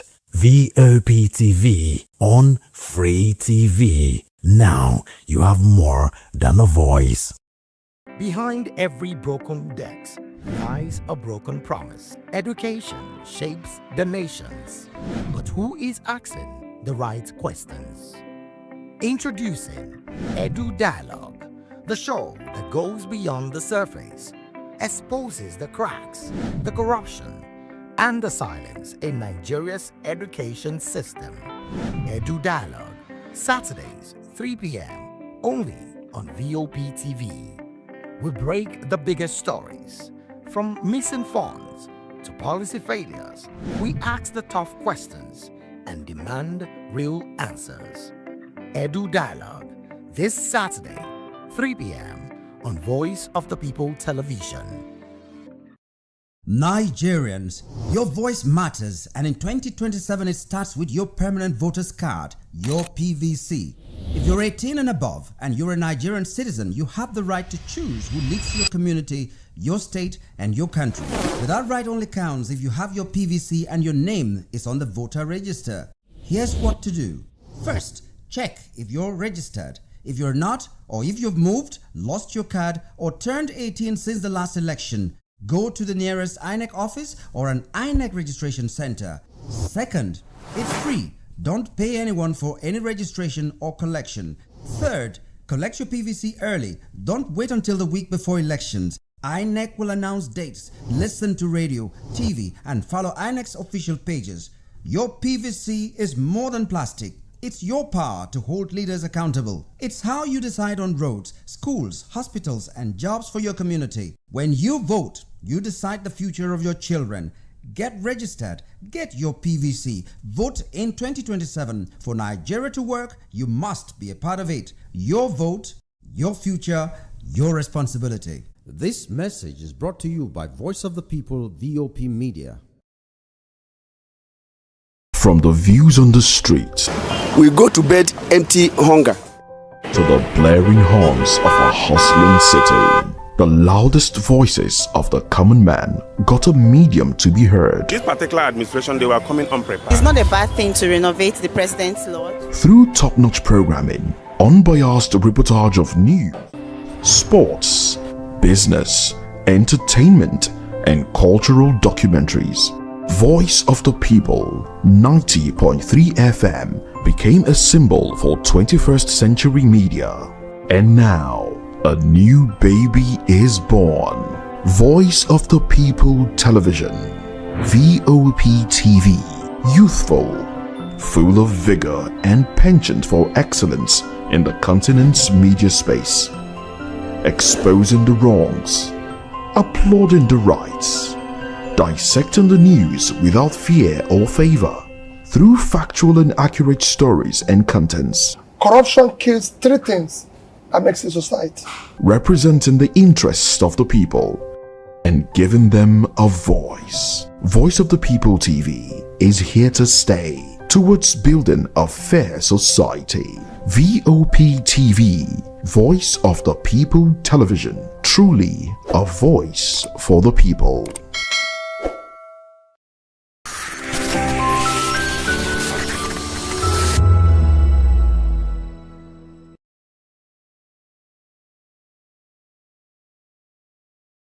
If you've been drinking, don't drive. Hand over the keys to another driver. Call a friend or family member. Use a taxi or a ride-hailing service. Wait until you're completely sober before getting behind the wheel. A few minutes of inconvenience is far better than a lifetime of regret. Friends,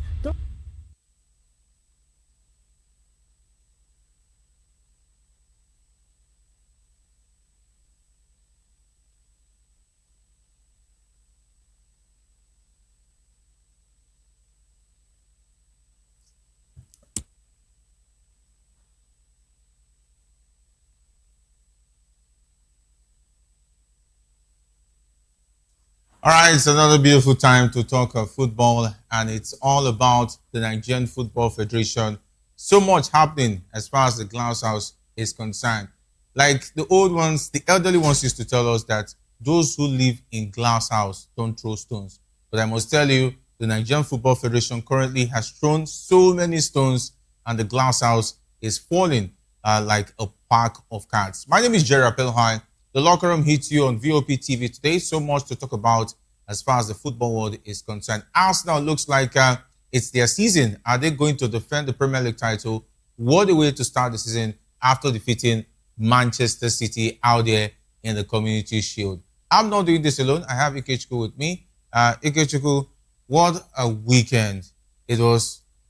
I think we saw the fastest goal ever in the Community Shield, courtesy of Calafiori, and Arsenal could not stop. I was telling everybody that cared to listen that Christos might become the signing of the season. And I think he did wonderfully well in that game against Manchester City with 2 assists. Well, it was a very impressive weekend for Arsenal. They actually did something quite remarkable. Not that they just won the game. They actually won in a very fashionable style. It's not the first time they defeated Man City this huge in this type of fixtures, right? Of course, we've had a particular curtain raiser where they actually defeated Manchester City, 4 goals to nothing. But then it's one of those things you get to see in football. Transition happens. Man City is actually, going through a new phase, right, under a new manager.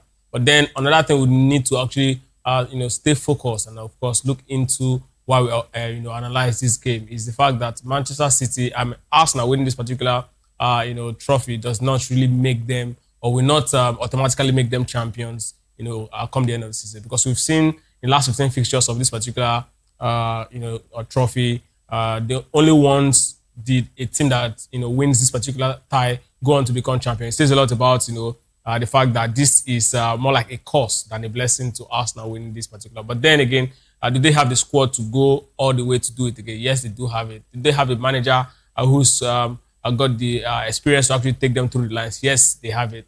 But do they also have, players that are hungry to, go back to back this season? Again, yes, they have all of this. Again, but then season can be quite long. You cannot actually predict what will happen. Injuries will happen. So many things definitely. It's the league, right? It's not just a cup competition where you can actually be very lucky for like 10 games and then become champion. But this is actually a league. It's a marathon. A marathon can be quite very tricky. Again, congratulations to them for winning this one. But then they should not, rest in their eyes. This is the beginning of the season. Now everybody wants to beat them. Some of the things that actually happened last season that gave them advantage, the set piece and all of that. Most of those, advantage they got, shoving goalkeepers and all of that, will not happen this season again. So they have to look for ways to actually get their goals. Again, it's going to be quite an interesting season for them. But then again, I would say that Manchester City is a team that, usually starts slow in the last 4 seasons. Again, if you go into this sort of competition, if you understand how Premier League has been in the last couple of years, you know that this is not, a ground to say this team is definitely going to win the league. But it's a very good Monday to talk football right here, Jerry. And of course, I'm I'm looking forward to what will happen in stock. All right, and of course, what started like a rumor, immediately the Super Falcons failed to qualify for the World Cup. They've been talking about what next for the Nigerian Football Federation, and just some few hours this morning, I was just trying to confirm the news if actually it was true.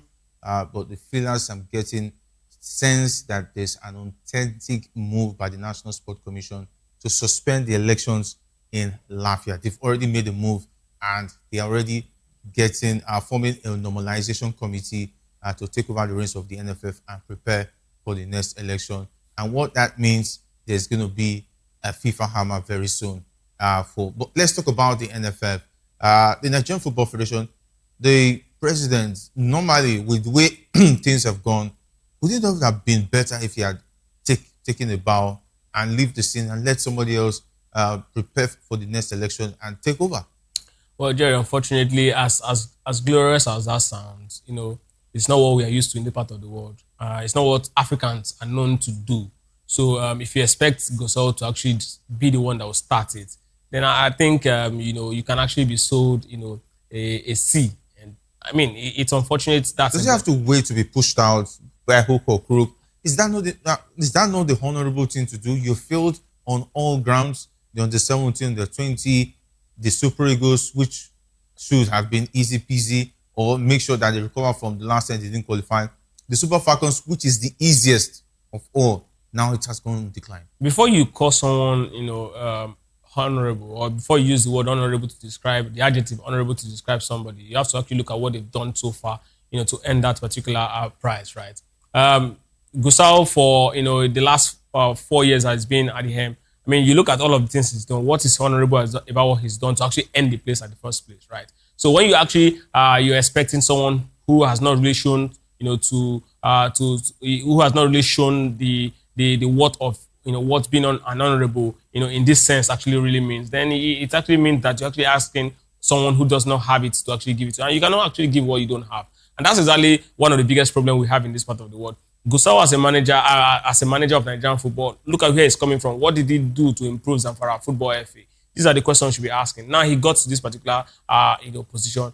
All the things he's done all through the last 4 years, you look at it, how much of an improvement has it done for our football? These are the questions you should be asking ourselves. And then for you to expect somebody who occupies that high office with all the lajes and all of the pesticide that comes with that office to actually relinquish that office because a team fails to qualify, for the World Cup. Team, not one, That's not exactly two, what he three, sees not it. four. No, it's the national team, right? That's exactly what he sees it. I mean, he believes that, by the virtue of how he actually got it, right? If those criteria still remain, then definitely he should actually come on board to actually get it. Before he came into the office as the NFF president, right? The chairman, did Nigeria qualify for the World Cup? Was the person who failed to qualify Nigeria for the World Cup, was he crucified? Yes, he was crucified. He was supposed to go for third term. No, and he was told not to. Jerry, he went for he went through the electoral process. He got knocked out. No, he did not contest. He didn't even contest. Pinnick did not contest. He didn't contest for the third term. He was asked to step down. He was asked not to even attempt. But he wanted to contest. He wanted to contest. That's exactly what I was saying. Immediately he was told that don't even try it. Jerry, that's exactly the point, right? Okay. Now, if Pinnick had contested, right? If Pinnick had been allowed to contest, maybe he would have won. No, we are using, maybe he would have won. Because if Gusau, I mean, the same stick that was used to beat Adams, Jerry, used to beat Jerry, let's even put it into context. Okay. Right. Pinnick, for all his wrongdoings, he did better than Gusau. Far better. Right. Now, if Gusau can actually get 17 FA members saying we want you to continue, how many do you think will be backing Pinnick? These are the questions. So if Pinnick had contested, there's a chance he would have won. It's a fact. You might not like it, but it is the truth. So if Gusau, now, again, the reason why this feelers is coming out, they are trying to actually stop him, or they're trying to actually stop, the election from holding and all of that. The reason why this feelers is coming out is because he's a strong candidate to be re-elected. If it is clear that they don't want him, that election would have, been done, and of course he would have lost. But because it's likely he's going to come back, he's done everything, he's perfected everything, like Chief Odegbami said, to actually get back to the office. That's exactly why there, other political influence is coming out to say, this thing should not happen. Well, if you take a look at it, let's look at those who have elective powers to vote in the next NFF president, come what in Lafia. If the president doesn't, even if you give a presidential that, all the president needs to do is to call all the governors from his political party, call all your FA chairmen. This is what I want them to do. That's as simple as easy. So it's very simple. It will be very difficult for, let's say, one man like Gosol to fight the federal government in this case. That's what I'm saying, Jerry.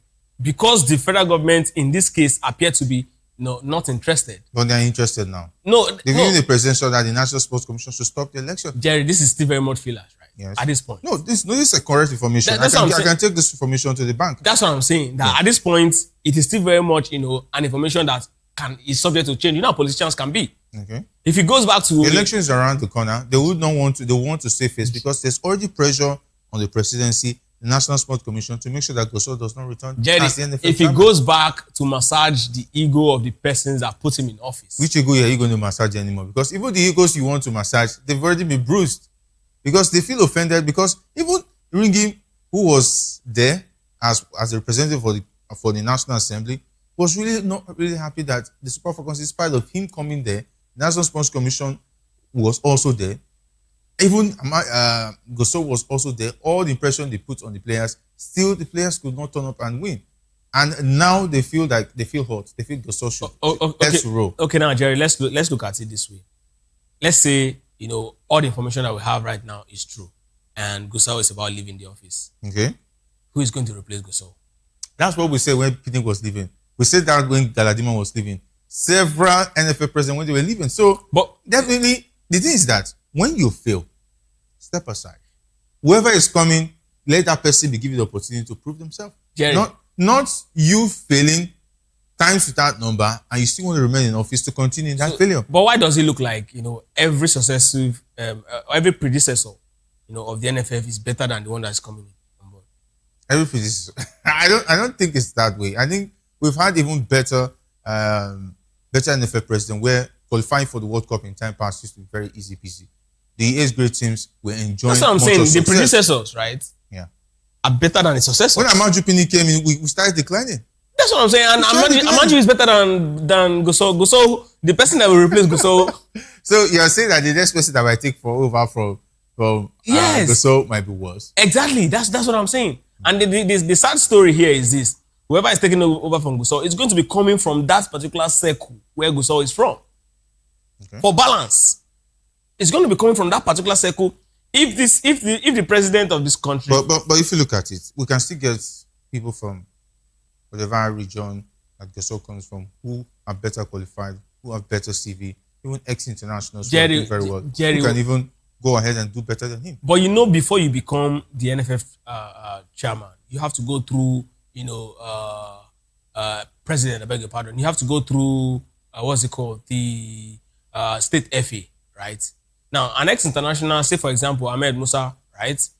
Cannot just come in and say he wants to become, NFF chairman. He just needs to collect form and meet a certain criteria, and if he's signed by the FA chairman there, that's all. Jerry, do you think an Ahmed Musa will manage football properly as an administrator? It's different from playing football. Yeah, it's different from playing football. You have to go through. See, if you're talking about the likes of Olofinjana, right, who's been through the system, who understand what it takes to actually, train through the grassroots.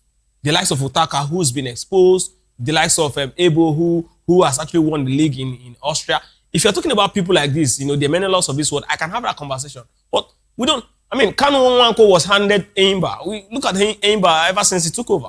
With due respect, arguably, Nigeria's greatest player. JJ Okocha, at some point, he went to Delta State, to actually be part of their football administration. What came out of it? So when we even talk about this ex-international, we should ask ourselves, do they even have it in there? It's not just about you played the game. Do you understand what it takes to actually run a proper Every football one of structure? them cannot have it. We will still have some that has it. Like Michael Menalo, for instance, was an ex-international. Maybe an Olise. Yeah. So Michael Menalo was an ex-international, for instance. He has it already. He went through the process, Jerry. So he went through the process. He has it already now because he went through the process. That's what I'm saying. But these guys left the scene and they went to bed. That's why there will still be a lot of other people. It doesn't have to be Ahmed Musa, for instance. No, I'm just citing, Yes, yeah. looking at all of our excellent. And trust me, Jerry, the reason why I ask this question is I've looked through, there's nobody. No, there are some. At least we mentioned Michael Menelo already. No. I'm talking already. about what we have in the Super Eagles today. Like the last 10 years. People who left the scene. I think we cannot even look at those in the last 10 years. We have to look even further ahead. People that have gone ahead to refine themselves, giving themselves a lot of experience and exposure. Those who can knock on doors and people will answer in terms of sponsors. Because one thing the NFF has continued to say most of the time, until maybe when Ahmad Pini came on board, was that they always were not having money. Okay, like now, the national teams are making more money, unlike it used to be. Even winning the bronze medal at the African Cup of Nations attracts a lot of money in dollars. Same for the Super Falcons, same for all of that teams, because FIFA is making sure that more teams are getting more money and they're sending more money to the FAs. Even the presidency has even increased its budget for football alone. So it will be very unbelievable for any NFL president to come and tell us they don't have money. Most especially the fact that even paying of coaches, they find it difficult to pay for coaches anymore. Sponsors have now taken the burden off the NFL. So at the end of the day, now ask yourself, leadership in Nigeria, we find a situation where our leaders have fallen into a situation where they always take excuses and look for people to take over the responsibility, but only want to answer president, only want to answer the leader of such organization, but doing the work becomes very difficult. Jerry, the problem here is that first of all, we don't even understand what football is. Football is a huge business, and for a business to run smoothly, you need at least two things. You need people to respect the law. You also need security to be at it all-time best. And these two things in this country, as it stands right now, is lacking. Right? And if you're expecting Nigerian football to actually become at least the South African League, because back in the days, in the early 2000s, South African League definitely will be looking towards Nigerian League because of what we've been able to produce in terms of the league, the quality of players that we have. But now we have to look up to them because of what they've done. So it says a lot about the fact that two things you can say for free is happening in South Africa at the time that their football development started. Apart from being intentional about them wanting results, they also have strict rule that that is applied, and also there's security for players to travel. You can play night games. Players and referees they don't have to look over their shoulders when they are not playing at home. All of these are the conditions. I will not put my money as a sponsor in a league where the rules are not respected, where security is not guaranteed. I won't do that. And the reason why we actually were able to attract funding back in the days before the likes of Pinnick came on board is because to a very large extent security was very much better than what we have today. Right? Okay, let's now look at the picture very well, because the information is even getting clearer. According to the information I have here, the NSC was said to have already reached out to FIFA President Gianni Infantino. And of course, we all know that link comes, so it has to come from Sheodiko and Amaju Pinnick, and that they are going to support his re-election. They should not worry, but Gosso will have to go. They've also reached out to Patrice Motsepe, the Confederation of African Football President, as regards that, and they've given them the go-ahead to form a normalization committee. So, and they're going to suspend the talking about the NFF board for the next 3 months, because their tenure is going to expire at the end of this month, ahead of the election, which is in September 27, supposedly was supposed to be held in Lafayette. So if they have the backing of the NFF president and Patrice Motsepe has given a get-go, the normalization committee, what do you expect from a committee like that? For me, first of all, it's a shame that the biggest football brand in Africa is actually going through this to kick out the president. It's a shame. We should have way past this particular level. That is, if the man has taken the bull by the horn, take the honorable position and resign. Now again, this actually speaks to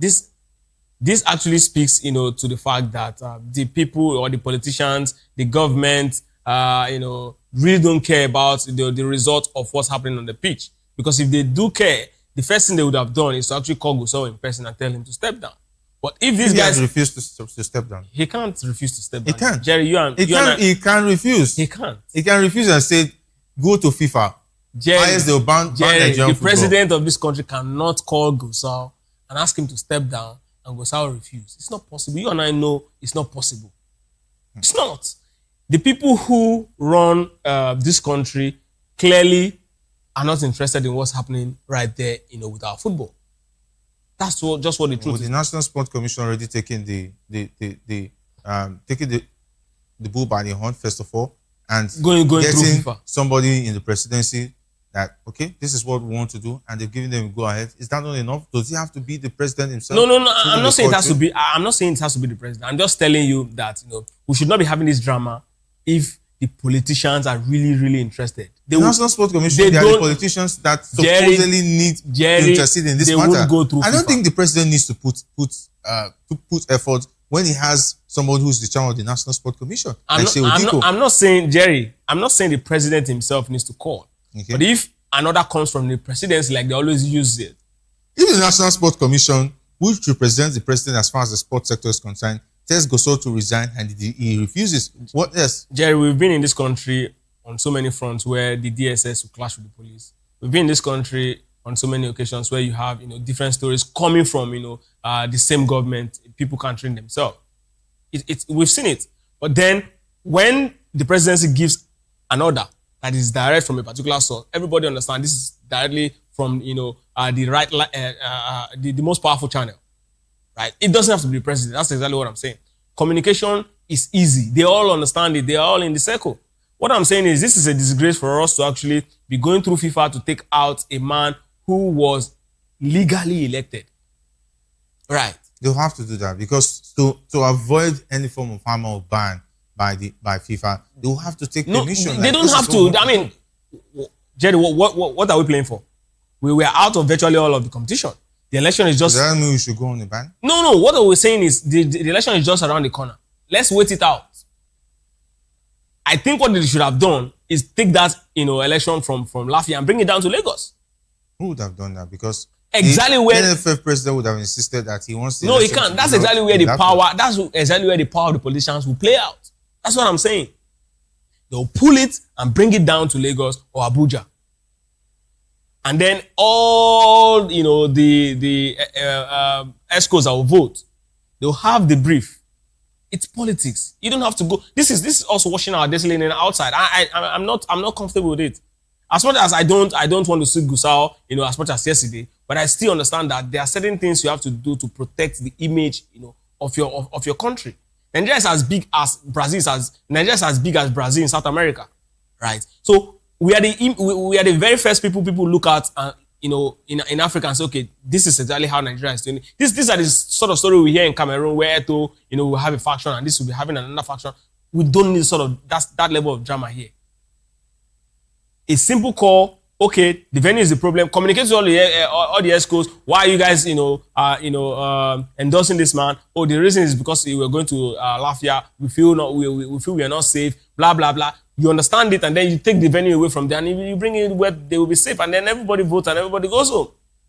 That's what I expect them to do. This going to FIFA. Trust me, Jerry. I think it's way beyond. I think they're giving Gusau too much of respect, or making him look like, okay, he's untouchable. He can do. At this point, it feels like they are trying to remove him illegally. That's exactly what it feels like. It feels like they're trying to remove him because they don't like him. And that should not be the case. They don't like him or because he has failed. No, exactly my point. If he has failed, the election is just around the corner. Let's allow it. We're not going for any major tournament between now and that time. So why the rush? Is that it's going on unopposed. Jerry. So what that means is that there's not an election. There's just a coronation that's going to happen in Africa. That's exactly where the big question should come in. Why are you guys not opposing him? People will come out and say, okay, I'm afraid. This is my problem. This is my problem. Okay. Is it the venue? Okay, let's take it away from the venue. That's simple. Venue. Let's look at the fact is, if the information that he's unopposed is already good to go, there's a process by which you buy your form, you submit your intention, it gets ratified. So all of that process has been taken care of before now. So that means what is left now is the election. Jerry, are you telling me now that there's no way Gusau can be taken out of that office without going through FIFA?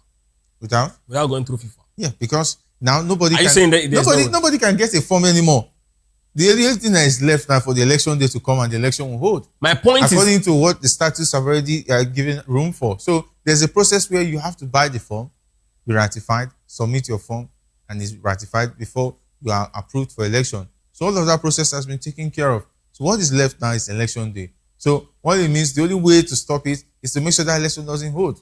Because it's the only ratified candidate based on that next election that is eligible to contest as the NFL So nobody's contesting against Gusau? Nobody's contesting against him.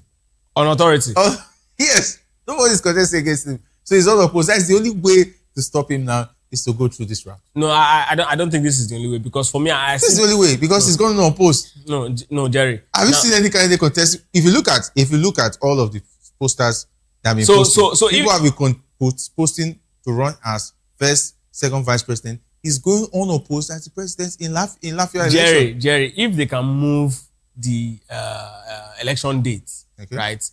That should have actually been what they should have done. We'll move the election date. Gusau will still be in office. Somebody else will come up, and then the venue will be changed. Unless that's how it is done.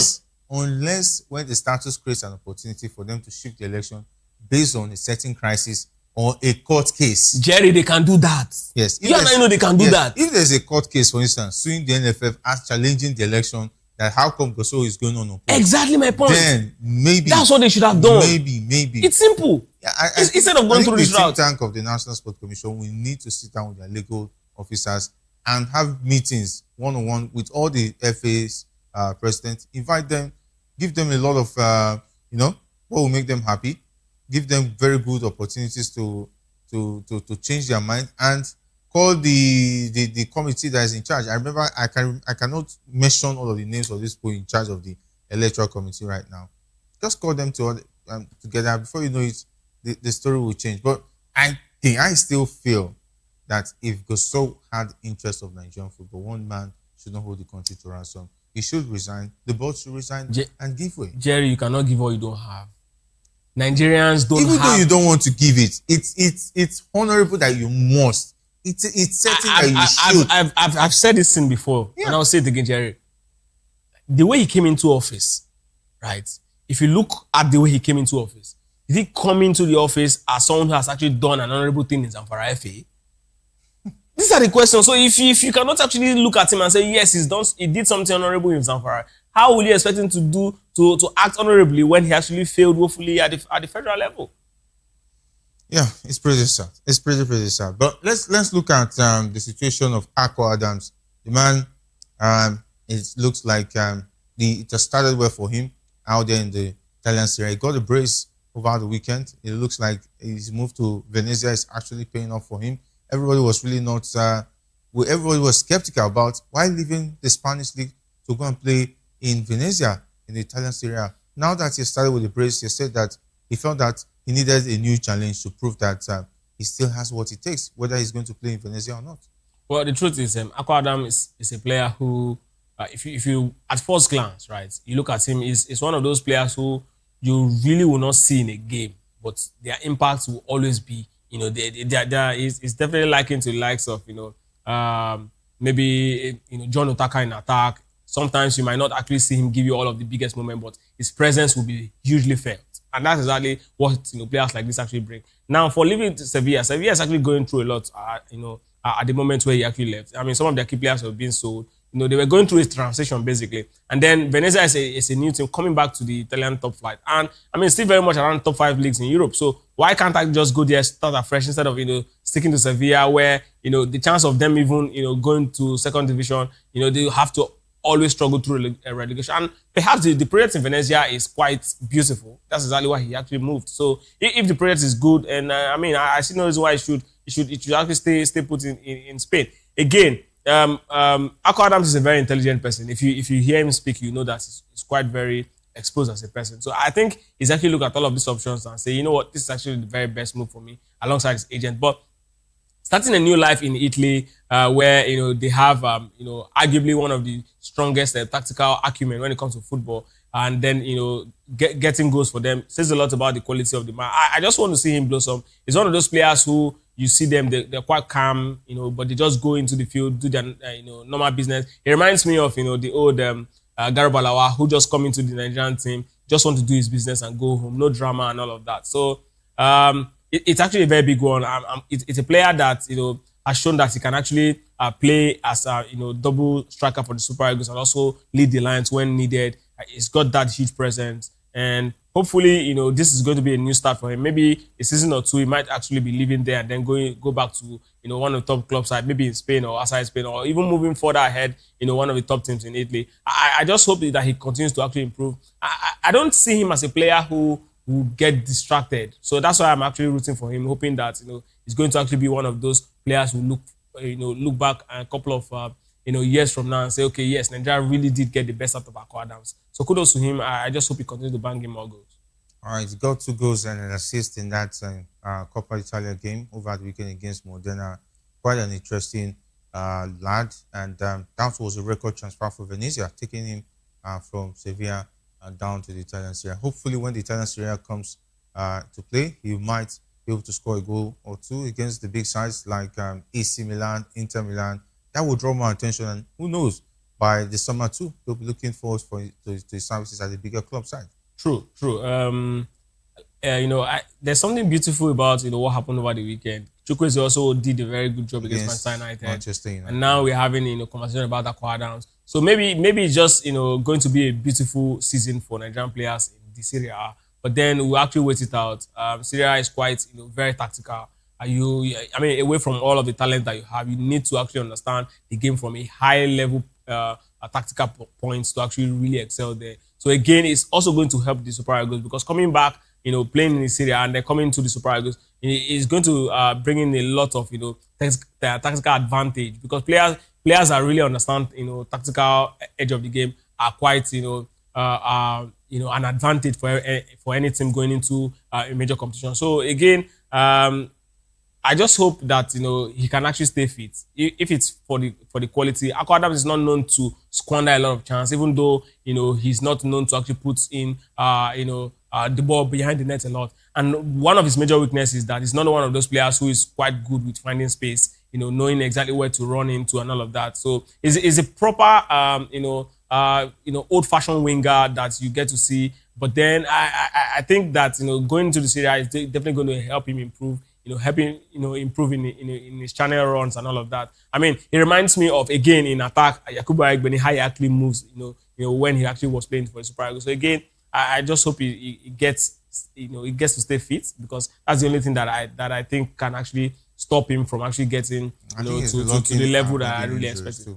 Yes, he's really been lucky with injury, but then with injuries, you never know when it will come. Rodri was, he played over 70 games for Man City, and then when the injury came, he continued like that until he eventually left Manchester City. So these things happen, and you don't want to actually, wish for it to actually come when it's about time for you to actually step up to the next level. And he's still very quite young, so hopefully we'll definitely get to see him, more playing for the Super Eagles. I just hope he's fit to actually be part of the team. All right, definitely. Talking about the man he assists out there in the Super Eagles, Victor Osimhen is in the news, and we hear that Galatasaray owners are already saying that no matter the amount that will be brought to the table, now that the season has started, they will not be selling Victor Osimhen. Of course, that puts some bit of holes in the plans of Arsenal, who have been strongly linked to the Galatasaray striker right now. We heard that over 111 million pounds was tabled by Al Hilal from the Saudi League, and Galatasaray actually rejected it. But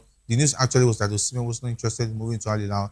But if a Premier League comes with a good offer, do you think that Victor Osimhen should take a look at it and tell the club side, okay, I want to leave? I think the whole conversation about Victor Osimhen moving to the Premier League is still very much, speculations by people who want Osimhen to move to the Premier League. Not that clubs really want it. Osimhen's wage, Osimhen's transfer fee is not something the Premier League team will not be able to afford. I don't really think they've looked at him and say, okay, we really want this man, right? Yes, it's a player that they can actually say, okay, if he's part of the team, yes, it's going to be a blessing to us. But the want there is the big question. It's something that you look at. Okay, yeah, it's a top player, so every club would definitely need Osimhen to be part of their team. But do they actually want him in their team? These are the questions we should be asking. I don't think at this point they really want him. If they want him, I know for sure that they will go for him. The whole conversation about going for Victor Osimhen, we would have had first offer, would have had second offer. The conversation will be really, really like it is for Bakola. Exactly, like it is for even Rodri. You would have been seeing this story pop up. So I think this for me is more of what we saw with Vinicius Junior. Where he was using it where he was, exactly. So maybe the agency or the people who are actually running the PR for Victor Osimhen is actually using him to actually create an impression around, so that other top teams, even if it's not in the Premier League, maybe somewhere in French League One, because there was also conversation moving to PSG before they eventually got Ferran Torres. So maybe they're actually looking at, even in Spain, Barcelona at some point, they were actually trying to link him with Barcelona, that they don't have a striker there. They failed to land Julian Alvarez. Since Ferran Torres is gone, they need a proper number 9. So they need Victor Osimhen to be in the news. And if you're always in the news, definitely people will see you and say, okay, let's start considering him. So again, I think that's just for me, what I actually feel the agency is actually doing at this particular point in time. But no concrete offer. I don't think any Premier League team is really interested in Victor Osimhen. And sadly it is, because still very much in his prime. It's a player who I would really love to see what is, he's definitely going to be dishing out in the Premier League or any of the top 5 leagues in Europe. But unfortunately, maybe he has to actually stay another season. Do you think his wages could actually be the stumbling block? Because he earns a lot of money weekly and yearly.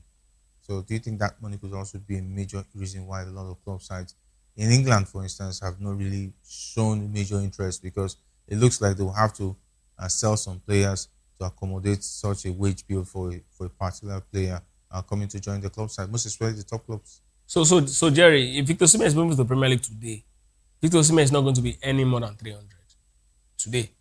And I don't think there is any top team in Premier League that cannot afford to pay him 300 a week. Let's say for Manchester City, they already have a top striker, for instance, in Haaland, and it will make any business sense to add a Victor Osimhen to the club side. So let's look at Arsenal. Then Arsenal, they have a lot of players who don't earn that much. So it will look somehow that you just bring a Victor Osimhen and he's earning higher than most of the players. They can also have a structural wage, right? Saying, okay, Victor Osimhen. So they have to ship out some players. No, they can even say Victor Osimhen coming into the season, we are going to be giving you 250. If we win the league in 2 seasons, we're going to increase your money to 350. These are conversations. If he wants to play in the Premier League, you think Victor Osimhen, I know, is a very difficult man to do such kind of conversation. No. I think it only makes business sense for him and his agent to actually accept 250, right? To be very fair, Jerry, since Victor Osimhen won the Premier League and of course the Golden Boot in Napoli, right? His career has not been at the all-time high, right? So he had a fantastic run in the UEFA Champions League last season, which definitely should put him out there in terms of the conversation of Jerry up there. How many top strikers earn above 250?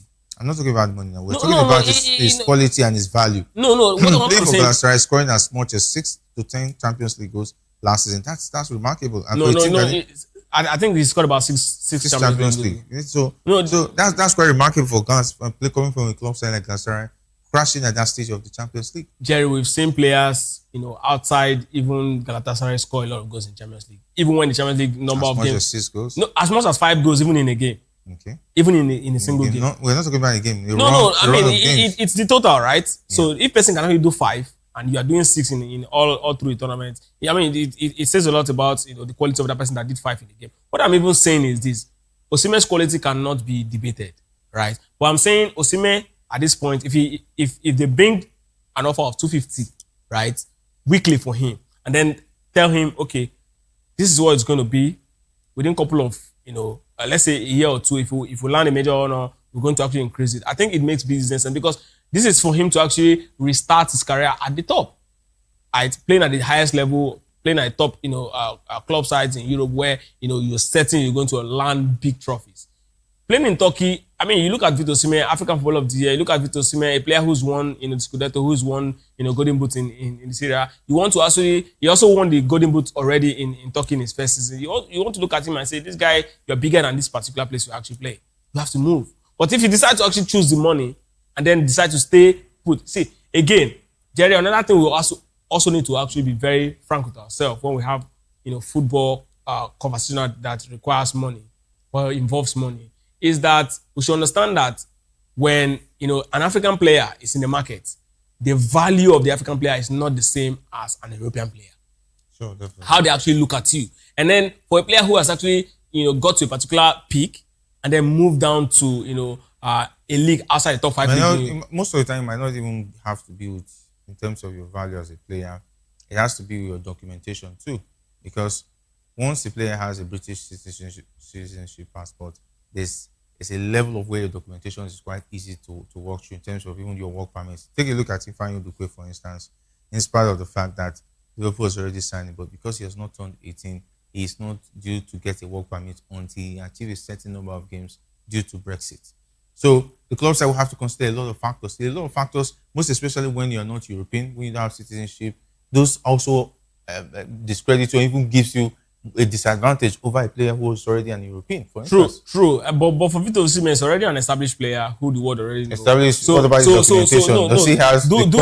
Does he have the identity of a particular European Jerry, player? what I'm saying Imagine is, he was an English player with such quality. He won't play for Turkey at this age of his career, at this time of his career, definitely. No, Jerry. See, like I said, right? An African player, a player who is not an European.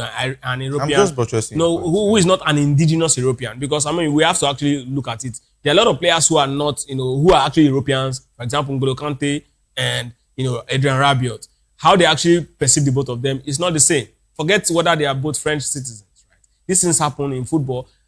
You don't want to call it racism, but then you have to actually look at the way they actually perceive you as a player. Victor Osimhen is an African player, and then when you actually move into Europe, when you're actually playing, or when top clubs side in Europe want to actually acquire a service, they actually look at you from a very different lens compared to actually how they look at Julian Alvarez or a certain Erling Haaland, irrespective of the fact that they are doing a lot of good as well as you are also doing for yourself. So these are the things. That's why I'm saying that for Victor Osimhen, for him to actually return back to mainstream, it's going to take a lot of sacrifice. And if he's not willing to take it, I also will understand, because he is a man who actually believes that he's got the quality to actually be among such amount of money. Top player. Stuff like that. But I think at this level, he needs to make some compromise. Yes, he has to. He definitely needs to do that, because he needs to go back to mainstream Europe, even if it's just for another 3 seasons where he's going to turn 30, and then come back to maybe the Turkey, or maybe go to Saudi Arabia, whichever. But he needs to find a way to come back, because Jerry, trust me. Do you think he's so relaxed because he scored 2 goals over the weekend for his club side? Do you think he's comfortable playing in Turkey and he's not bothered about whether he's going to play any other place in Europe before he retires? I'm not sure I will agree with people who say Victor Osimhen is not bothered about playing in Turkey. Now, here's why I say so. Now, all of the comment about Osimhen going to Premier League, Osimhen going to French Ligue 1, Osimhen going to this, Osimhen going to that, Osimhen has never come out to say he wants to remain in Turkey. Now, when a player leaves a room for rumor to actually spread, he's saying that he's not decided yet. He's open to move to any part of the world, right? That's exactly what it means. That's the money is right. Exactly. So when a player likes where he's staying or where he is at the point, you say, I don't want to leave.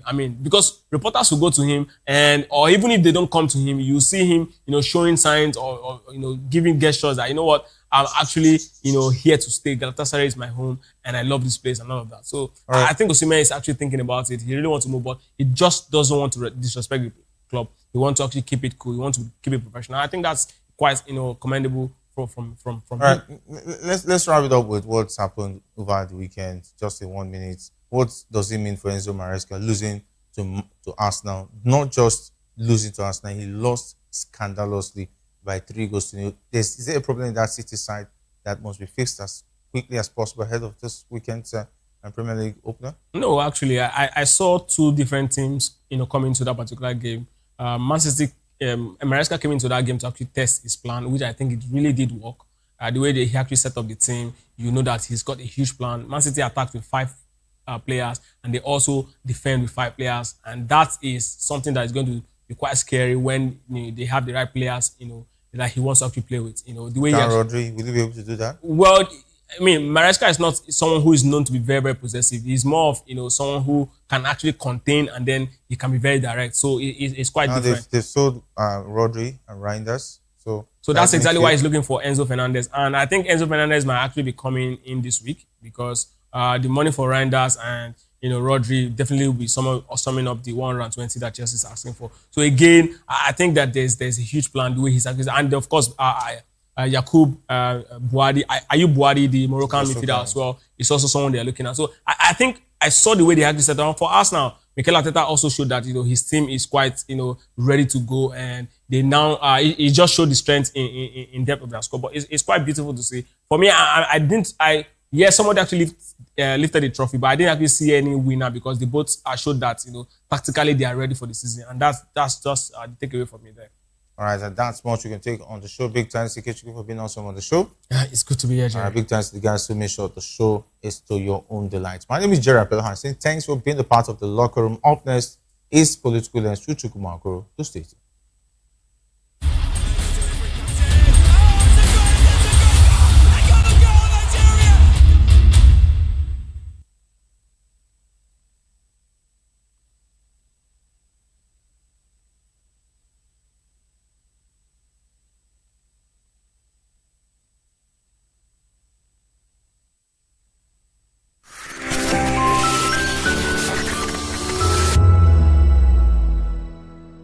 The red carpets, awards, the razzmatazz, music, fashion, interviews, and more. Spotlight on Voice of the People Television. Let's feed you with all the juicy stories in the global entertainment space, bringing you the glitz and glamour as it is hot. Stay tuned to Spotlight, 1 p.m. Monday to Friday. Spotlight on Vop TV. Entertainment like never before.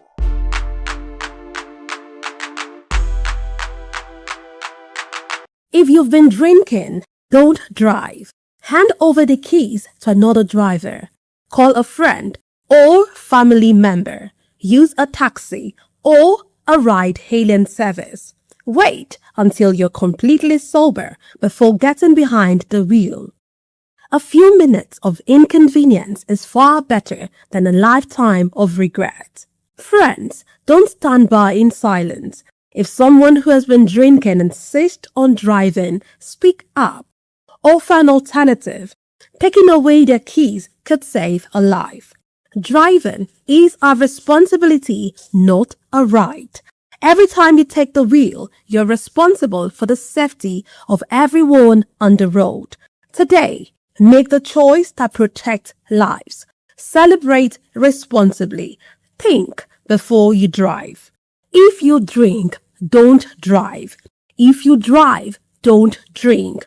Because every life matters and every safe journey begins with the right decision. This message is brought to you by Voice of the People Television. When your morning starts, make sure to look around for the right company to serve you everything you need to know about what's happening around you. That's why you need VOP this morning, because we will climb this far to give you a voice in what's going on, from news, reviews, politics and the economy, sports and even entertainment. VOP TV. Now you have more than a voice.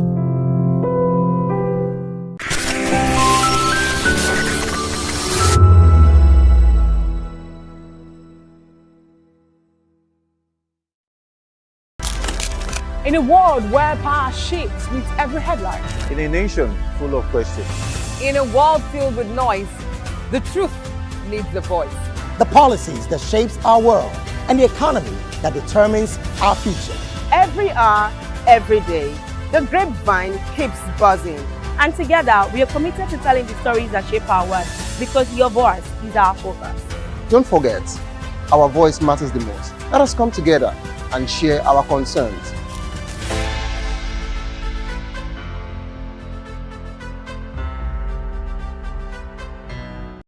Big news is here. Your favorite Voice of the People television station is now on free to air on Nigecomsat. All you need to do is align your dish using the following: orbit position 40.5 degrees east, 12.685 gigahertz, 30,000 kilobytes per second. polarized vertical, frequency 2 12.731 gigahertz, symbol rate 26,250 kilobyte per second, polarization H. This works on any decoder. Catch up to 100 channels, sports, movies, news, all for free. This is with better quality at no extra cost. Vop TV on Free TV. Now you have more than a voice. Behind every broken deck lies a broken promise. Education shapes the nations. But who is asking the right questions? Introducing Edu Dialogue, the show that goes beyond the surface, exposes the cracks, the corruption, and the silence in Nigeria's education system. Edu Dialogue, Saturdays, 3 p.m. only on Vop TV. We break the biggest stories, from missing funds to policy failures. We ask the tough questions and demand real answers. Edu Dialogue, this Saturday, 3 p.m. on Voice of the People Television. This is Health Check, your weekly guide to better living, smarter choices, and trusted answers.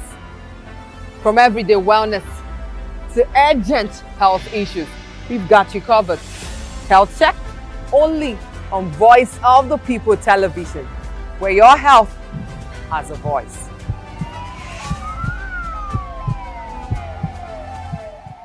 In a world where truth is the ultimate power and opinions scream the loudest, it's time to wade through the noise. Hunger no get tribe. Hunger no get religion. And scan the human interest and trending topics that matter. Stay tuned to The Issues, your plug to the stories making the buzz, from politics to science and technology, social justice, and more. Let's tackle the tough questions and expose the truth. The Issues on Voice of the People Television. Don't just react, understand. In a world where power shifts with every headlines, news breaks and events happens, we bring you unbiased and explicit information on politics, economy, and state of the nation. We break down the chaos. Facts, not fluff. Truth, not spin. We discuss not just politics, but a glimpse into the future. Voice of the People Television. Now you have more than a voice. In a world where power shifts with every headline. In a nation full of questions. In a world filled with noise, the truth needs a voice. The policies that shapes our world and the economy that determines our future. Every hour, every day, the grapevine keeps buzzing. And together, we are committed to telling the stories that shape our world, because your voice is our focus. Don't forget, our voice matters the most. Let us come together and share our concerns.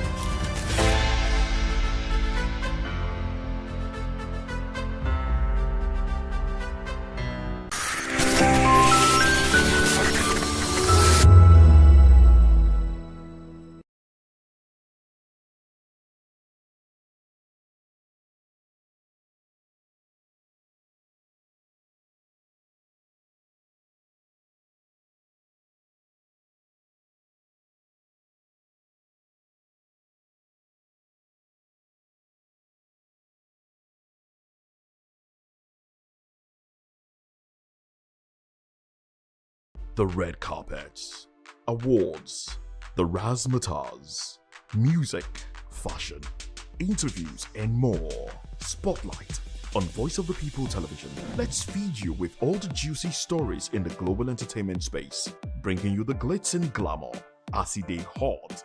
Stay tuned to Spotlight, 1 p.m. Monday to Friday. Spotlight on Vop TV. Entertainment like never before.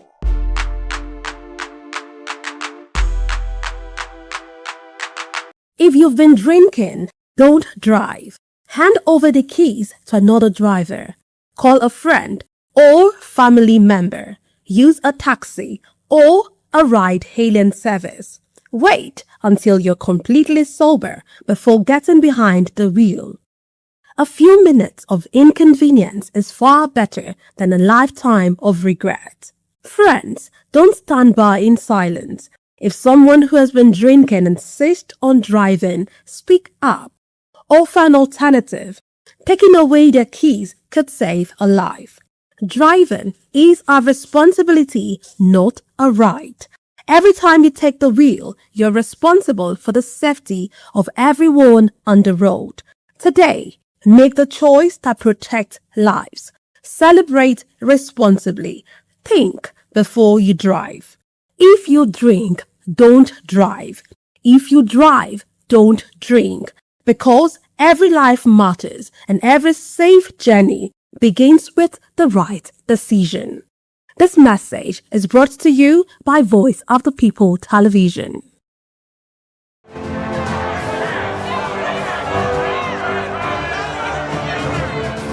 Do you want your voice to be heard? Do you know that you matter in the scheme of things? The People's Voice, the show where ordinary citizens take center stage as we discuss the biggest stories that affect you and I. With you in mind, we facilitate lively discussions, debates, and interviews on the topics that matter most to you and I, from social justice to economic empowerment, education to healthcare, governance, and more, tackling tough topics and amplifying your voice. Join the conversation and make your voice count. The People's Voice. Make your voice count. That 10 seconds you save by crossing the road could cost you your life. Pedestrian bridges are built for one reason: to keep you safe. They are free, they are strong, and they are there to protect you. Dashing across expressways leads to injuries, loss, and grief that last forever. Using the bridge takes less than 1 minute. Losing a loved one lasts a lifetime. Parents, teach your children. Drivers, slow down near bridges. Everyone, please use the pedestrian bridge every time. Your life is worth the climb. This message is from Voice of the People's Television. When your morning starts, make sure to look around for the right company to serve you everything you need to know about what's happening around you. That's why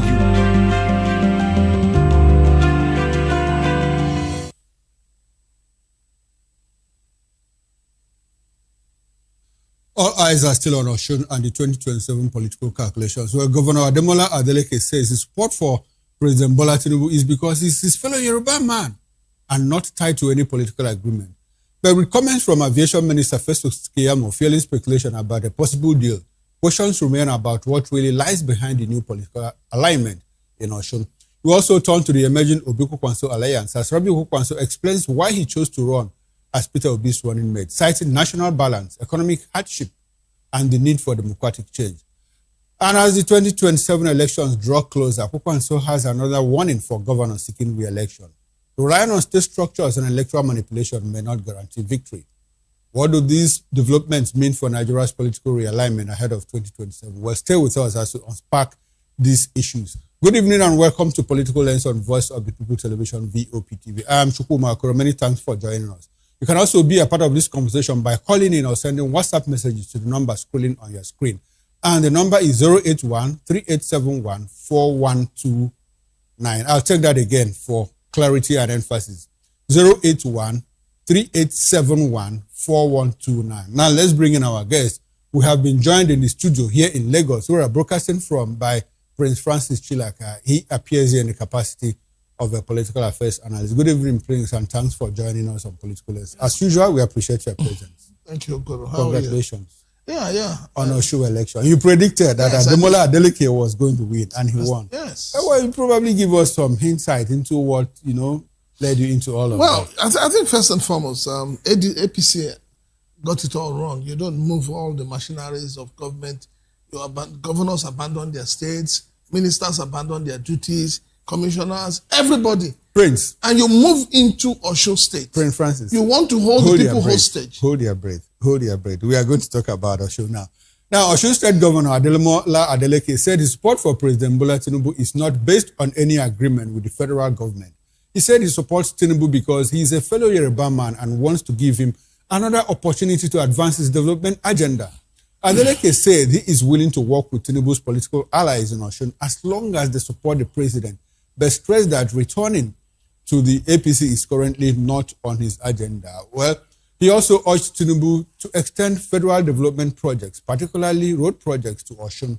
The governor said he wants to resolve outstanding political disputes through dialogue and political solutions. He also disclosed that Tinubu asked him to drop his legal action involving the EFCC and said his administration was working to secure the release of some of the detained supporters. Now, Prince, this is an opportunity for you. I want you to react holistically, on Osun election held on Saturday, where the Accord Party candidate and sitting governor Ademola Adeleke won with over 66,000 votes to beat his closest rival, Oyebamiji, also known as Ambo of the APC. Well, let me start by congratulating His Excellency Governor Jackson Adeleke. He's done so well. I mean, it's for me, this victory is not about political party. The victory, we need to put it in perspective. The victory is not for Accord Party. No, it's not about the political party. Okay. And it's not even about Adeleke. It's about the people. It's about the people. Yes. Okay. We now see that when the people, like I keep saying, when the people come together, it is easy to move a mountain. The people were resilient and they knew what they wanted and they went for it. Despite, all the harassment, all the noise by the APC, all the vote buying and everything, the security personnel and all. The people said, no, this is what we want. And this is what Nigerians need to understand. When you say your votes don't count, you're being stupid and silly for saying that because your vote counts. It is when you don't come out to vote and protect your vote then rigging takes place. So for me, it's a welcome development. Congratulations to the people of Osun State. Congratulations to the people of Osun State and congratulations to the governor. Yeah, now, what do you make of the thank you, Mr. President speech from the governor? The governor did say a lot. Thank you, Mr. President. Well, I'm not supporting you because I'm supporting you, not because of an agreement, with the federal government or with the APC. I'm supporting you because you are a fellow Yoruba man. And I like what you are doing in the Southwest. This is where... I like what you are doing in the Southwest, and I want you to continue doing that for the Southwest. You see, this is where ethnicity and tribalism hold sway. And I'm really disappointed with Adeleke with that statement.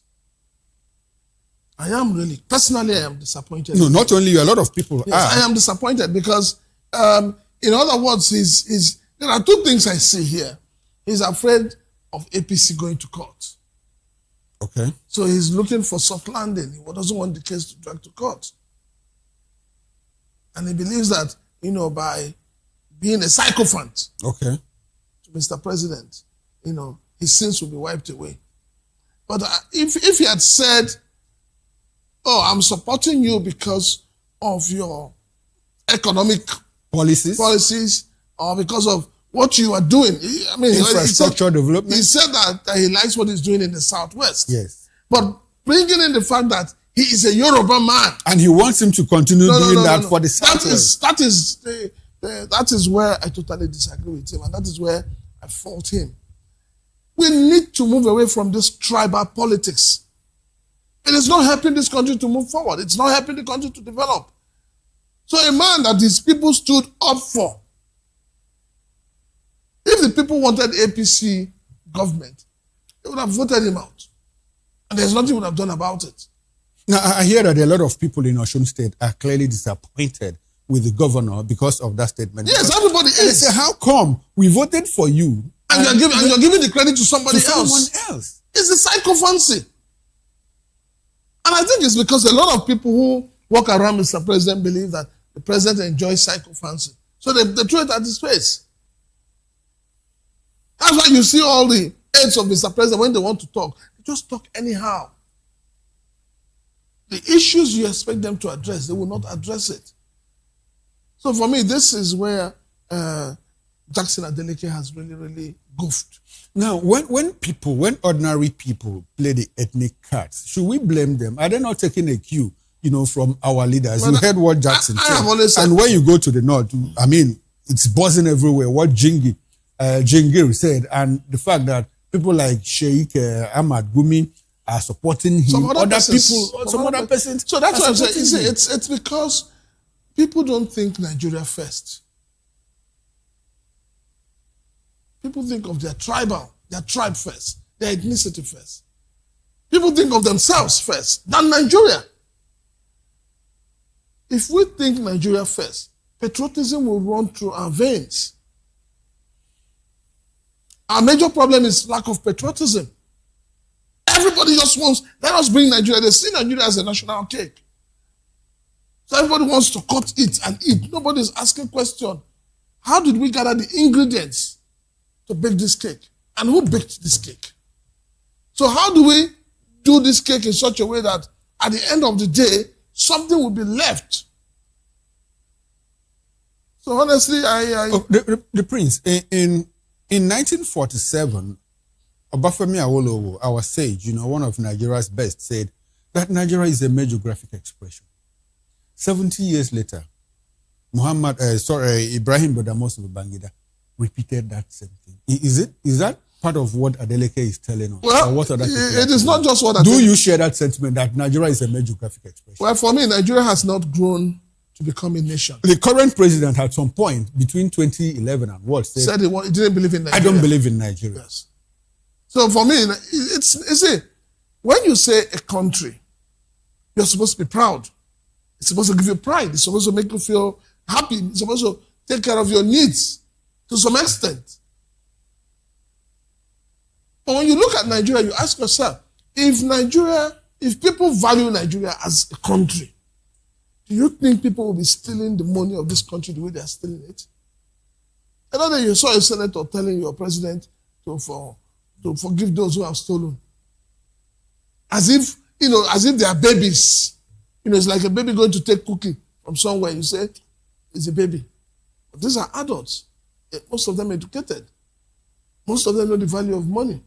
And so if we look at what Ademola Adeleke said, and one people like Jane Gay and Sheikh Umar are saying, should we blame people who, out of disappointment, out of grievance, want to leave this? No, you don't. You see, the thing is, Adeleke is coming from the tribal side of it.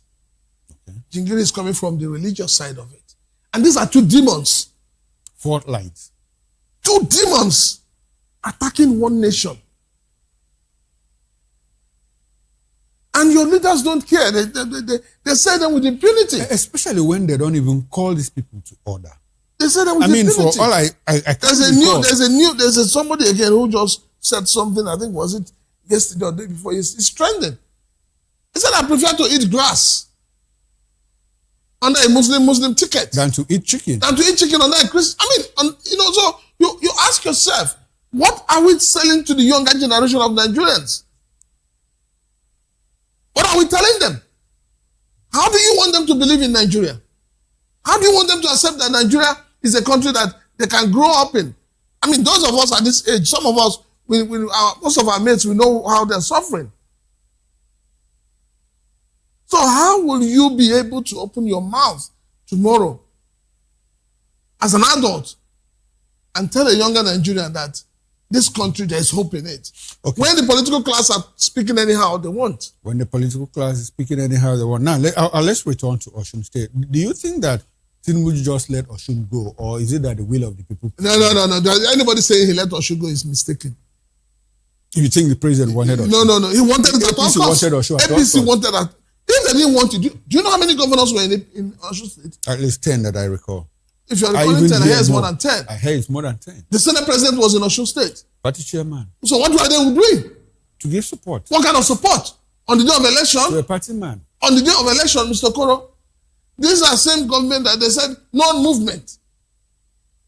So you mean the governors will just sit down somewhere and be, enjoy? You saw a video of somebody who accompanied the governor of Edo State, telling her they were going to smoke out the governor from the state. You saw a few days to the election where somebody Nobody knows who gave instruction that EFCC froze the account of the state. But the president said he didn't know about You and I know how many people have been killed in the state. Over what? So you find out that politics in Nigeria is no longer about serving the people. It's about self-interest. All the politicians are behaving like, as if they're in the, in the wild, where it becomes an issue of self-survival. So we need to sit back. I keep saying it. We need to sit down as a people and ask ourselves, what do we want from Nigeria? How do we want Nigeria to be? Do we believe in Nigeria? Can we continue to live together as one nation? It's a question nobody wants to answer. No, and when you raise these issues, they'll tell you, you cannot raise it, that Nigeria is indivisible. But you see, the signs are obvious. The signs are obvious. Now, let's look at the margin of defeat. 66,000 votes. Do you think that it's, is it wide? Were you expecting that? Because, personally, I thought that, if you go back to what happened in Ekiti, where the APC scored 319,000 votes and the first runner of the PDP scored 40,000 votes, very wide margin. I was expecting that kind of margin in Osun State, but it didn't happen. 66,000 was a close call. If you look at what played out in Osun State, okay. First and foremost, it was obvious that what was happening in Osun State was more like, hostile takeover. Hostile takeover by the APC. By the APC. Which they didn't succeed. By the way. Then you also realize that, don't forget, we saw clips of people offering money. On both sides. Okay. So it became an issue of, one, money is being offered. Two, the conscience of those who are voting. Okay. So at the end of the day, a lot of people collected money from the other party. And voted the other party. Okay. Now, based on the fact that monies were shared on both sides, will you consider this election free, fair, and credible? If your since your electoral act says that vote buying is not a crime. Is that what the electoral law? Well, go and read it. Go and read it. Really? Yeah, that's what it says. It's there. That vote buying is not a crime? Yes. I think I'm right. Okay. I'm surprised to hear this. I hope I am right. Okay, you hope you're right. Yes. I'm surprised to hear this. Yes. Let's still talk about Osun State. I hear that there are rumors here that some highly placed people in the APC, people that lost the ticket, one way or the other. In fact, some fingers are pointing at former Senator Omishore, as having worked against I'm not rumors that he allegedly, worked against the party and a lot of other people who are disgruntled in APC Osun State. Do you think that might have contributed to the loss of APC? Well, when you notice that every time we finish an election in this country, you see people shifting their political base. That's when you see a lot of people decamping to various parties. You know why they do that? Because at the end of the day, they don't get to share in the booty. They don't get to share in what is being given out. So, and if you're disenfranchised as a that has what they call structure. Okay. I don't know what kind of, whether it is wooden structure or iron structure, but as a politician that has a structure, it means that you have people who believe in your ideology and people who support you. So if you have, say, 500 or 1,000 supporters, and these 1,000 people have voters card, and you believe you are going to get the ticket of your party and you don't get it, and the party does not find a way to compensate you, what do? You leave the party. And when you leave the party, what happens? You work against the party. You don't work. You just tell your supporters, I am not... Okay, if you leave, yes, you go with your supporters. Yes. But if you are in... If you are in, you can also tell your supporters... And disgruntled. And you tell your supporters, please, go and vote whoever you want. Okay. Or you might even tell them, don't vote this party. No, you may not want to tell us you're not quoted out of context. Okay, out of context. You just say, go and vote who you want. But the language is clear. If you say go and vote who you want, obviously you mean that you are no longer interested in your own candidate. In the party's candidate. In the party's candidate. So, okay, now, how much of this loss do you think is causing panic and jittery within the camps of the president and the APC? Because a lot of people are saying, or shouldn't, it's more like a test of what might happen in 2027. Do you agree on that? Do you believe that it's a test of what will happen in 2027? You know the truth of the matter is that APC does not even, they don't believe they lost an election. They don't believe they lost an election. So what do they believe? That's why they're telling you that. Okay, that they will go to court. That's why they're telling that it is an arrangement. It's an agreement. Like they're saying. Okay. But in truth, they should know that, first of all, because you had about, if you call it 10, 15, 16 governors in the state and you lost the election, shame on you. Okay. So it simply brings us to what we'll be saying. Have all the 36 governors in your kitty. They have 36 votes. And to think that on election day, the governors will not be in one place. They will all be in their states trying to defend. So now that you have 20, about 15 governors in one state, it's most likely that they share themselves out to the various local governments to monitor. Now, and with that, they're still lost. So tell me what you think will happen in their own individual states, where on the day of election, they have nobody to come to their aid. The Nigerian people need to wake up from sleep. Okay, now the Nigerian people need to wake up. What happened in Osun State? Do you think that the people are gradually beginning to understand where the power belongs to us? There are videos, there's a certain video that's been making the round where people were escorting a bus carrying ballot boxes, and the driver started making a call, and they said, hey, driver, Mr. Driver, stop that call because we will not let people come and snatch these ballot boxes from us. We are going to the collation center with you. There was a video of another young man who probably, was attacking the police for trying to move away with a ballot box. And people were shouting, they are going to shoot you, and the young man persisted. It's like Osun people gave their life for that election. Do you see that happening in 2027? I see more than that happening in 2027. In 2027, even with threats like, don't come to this place to campaign. Well, if you don't vote this person, if you are not going to vote this person, don't even come out, don't cross the gutter and all of that. Okay, let me tell you something that I'm sure a lot of people, because I monitored the last 2023 election in Lagos here. Okay. And at a point in time, the area boys were harassing people. And people started tweeting, bring out your dogs. It was when that tweet went viral that the police now started saying nobody should bring out dogs. Political dogs, no matter what they hold, who they are, they have something they're afraid of. And the will of the people can never be subverted if the people are together. So if the people come out in their thousands to say, look, we don't want this thing cannot hold sway, then it will not hold sway. Now, Prince, in all of this, you made a prediction for Osun State and it turned out the way you saw it. What do you see coming in 2027? Especially, we are hearing, that the opposition parties, in fact, we have 3 political parties now, the AAC, the SDP, and the Accord Party have the 3 presidential candidates. Even people that said earlier, well, I don't believe in opposition, I'm not going to work with any of them. I'm talking about Omoyele Sowore.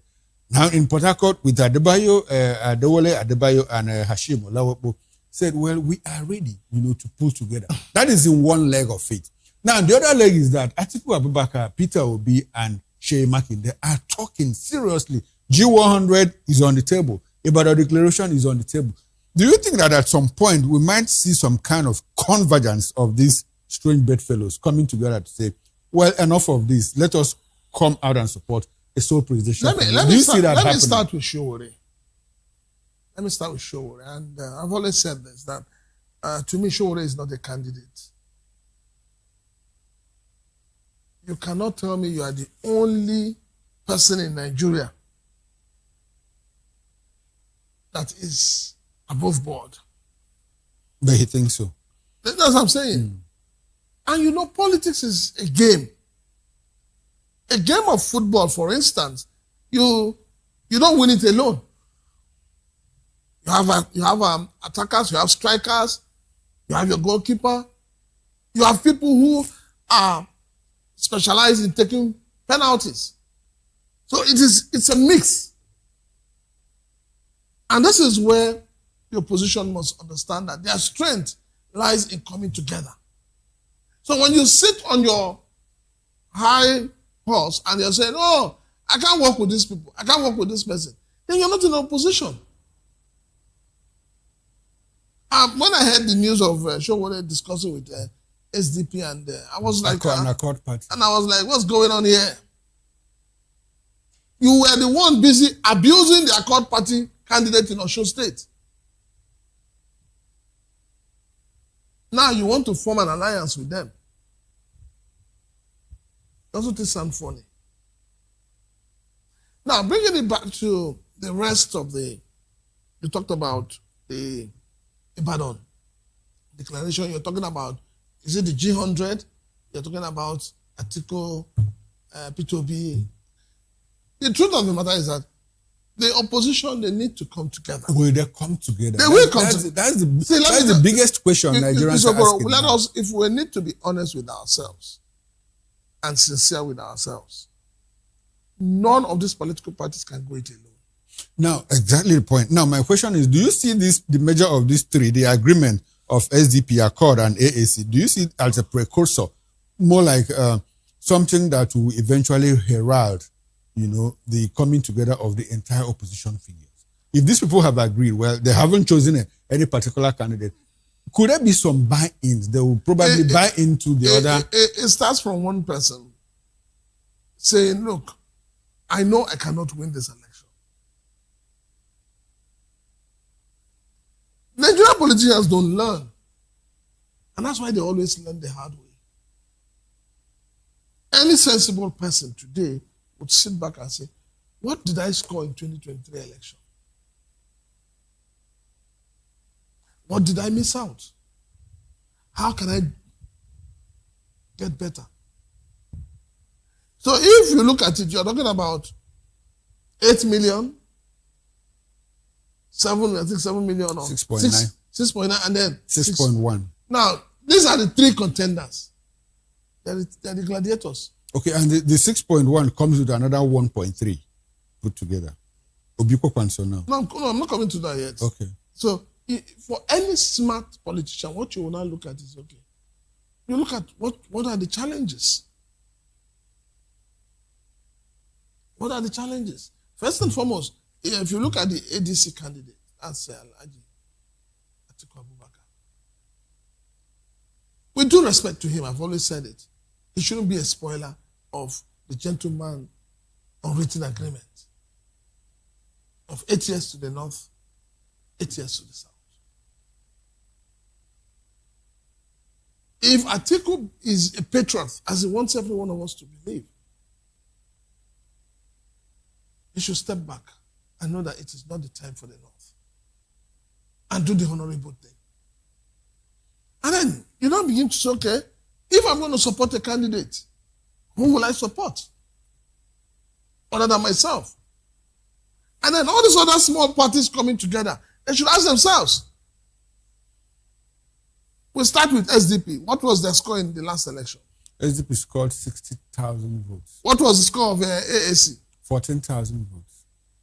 And Accord did 80,000 votes. So altogether, three of them put together scored 155,000 votes. So you have somebody who scored, three parties together, 100 and something votes, and somebody singularly scored 6 million votes. Who would you go for? What magic do you think you will do if you give any of these three entities the ticket? That is all things 2023 being equal. Who would you give it to? So that's where they should learn from. By the time you do all this permutation, it becomes obvious, okay, let this man go. He has a brighter future than all of us. And we now sit down and say, okay, if this man is going to go, what is in it for us? Because politics is all about sharing of booty, nothing else. So if that is the way they are thinking, then the opposition will be ready to do the right thing. But so long as the oppositions are thinking like, oh, Showore sits one way and tells you, I am the best candidate. Adebayo sits one way and tells you, I am the best candidate. This one sits one and says, no, then they're not ready. Okay, I think they are coming to the realization, well, that, we can't go it alone. Now, before we leave Osun, a lot of people believe that the president played a decoy by not taking Osun by force, the way he took Edo. And let me tell you the truth. Let me tell you because something. So that people will think that, well, this man is a Democrat. Look away, and they will be taken by surprise for 2027. No, let me say, every smart person knows when to hold back. I believe that when the results started coming in, it became clear to APC that we can't take the state by force. And that if we try to take it by force, the state will boil. Okay. So it's the boil aspect of it that so in order to ensure that there is peace, because if it starts in Osun State, you don't know where it will end. You don't know where it will end. So it was a right decision and a sensible decision not to utter the will of the people. And that's why I said, credit goes to the people. Credit goes to the people. Yes. Because the people were the ones who are actually the winners of Saturday's election. Okay, let's move on. We'll talk about the governors and what they expect in 2027. Well, Rabiu Kwakwanso said he accepted to be Peter Obi's running mate for the 2027 election because of national balance, equity, and the need for democratic change. He said consultations with his supporters and the obedient movement convinced him that an Obi Kwakwanso ticket could unite the North and South. He also cited Nigeria's insecurity, economic hardship, declining agricultural productivity, and poor infrastructure as reasons for supporting the alliance. Kwakwanso said the arrangement is for the South to produce the president for one term before power returns to the North. He stressed that his decision was based on national interest rather than personal ambition and expressed confidence that Obi will treat him as a working partner rather than a spare tire. This spare tire issue again, where he said the administration will prioritize competence by appointing technocrats, professionals, and experienced politicians to address Nigeria's challenges. The Prince, Kwakwanso has spoken. Did he speak like a politician or did he speak like somebody that Nigerians should trust? Well, Kwakwanso spoke like a man on a mission. A man on a mission. Yes. A mission to become vice president, a mission to become president in 2031, or a mission to deliver? No. First of all, a mission to take over power from the incumbent. Okay. As one. And by extension, a mission to run for president come 2031. Okay, so he spoke based on self-interest. Well, if you look at it, he spoke as somebody who believes that this country must remain as one. And I'll tell you why I said that. He didn't believe that in 2023. I'll tell you why. Well, we are human beings. Human beings change. And the people who change most are the politicians. So we should be cutting the president some slacks if he has changed between when he was governor and now. Because people believe that he performed as governor in Lagos. The problem with the president is that the president has gotten old. He's no longer that vibrant governor that we saw in Lagos. He's not. And so for the fact that he's gotten old, there's need to cut some slack for him. Okay. But the question is, even though he's old, those who he has appointed as his aides, are they being sincere to him? His handlers, are they being sincere to him? Are they being sincere? Are they telling him the truth? Because if they're telling Mr. President the truth, Mr. President will not always tell Nigerians, be patient. I understand what you're going through. He doesn't. In practical terms, the president does not understand what Nigerians are going through. You think so? He doesn't. Because if he does, he would not be saying every time, be patient, sacrifice. You're asking the people to do sacrifice. You're asking people to fast. For instance, you're a pastor.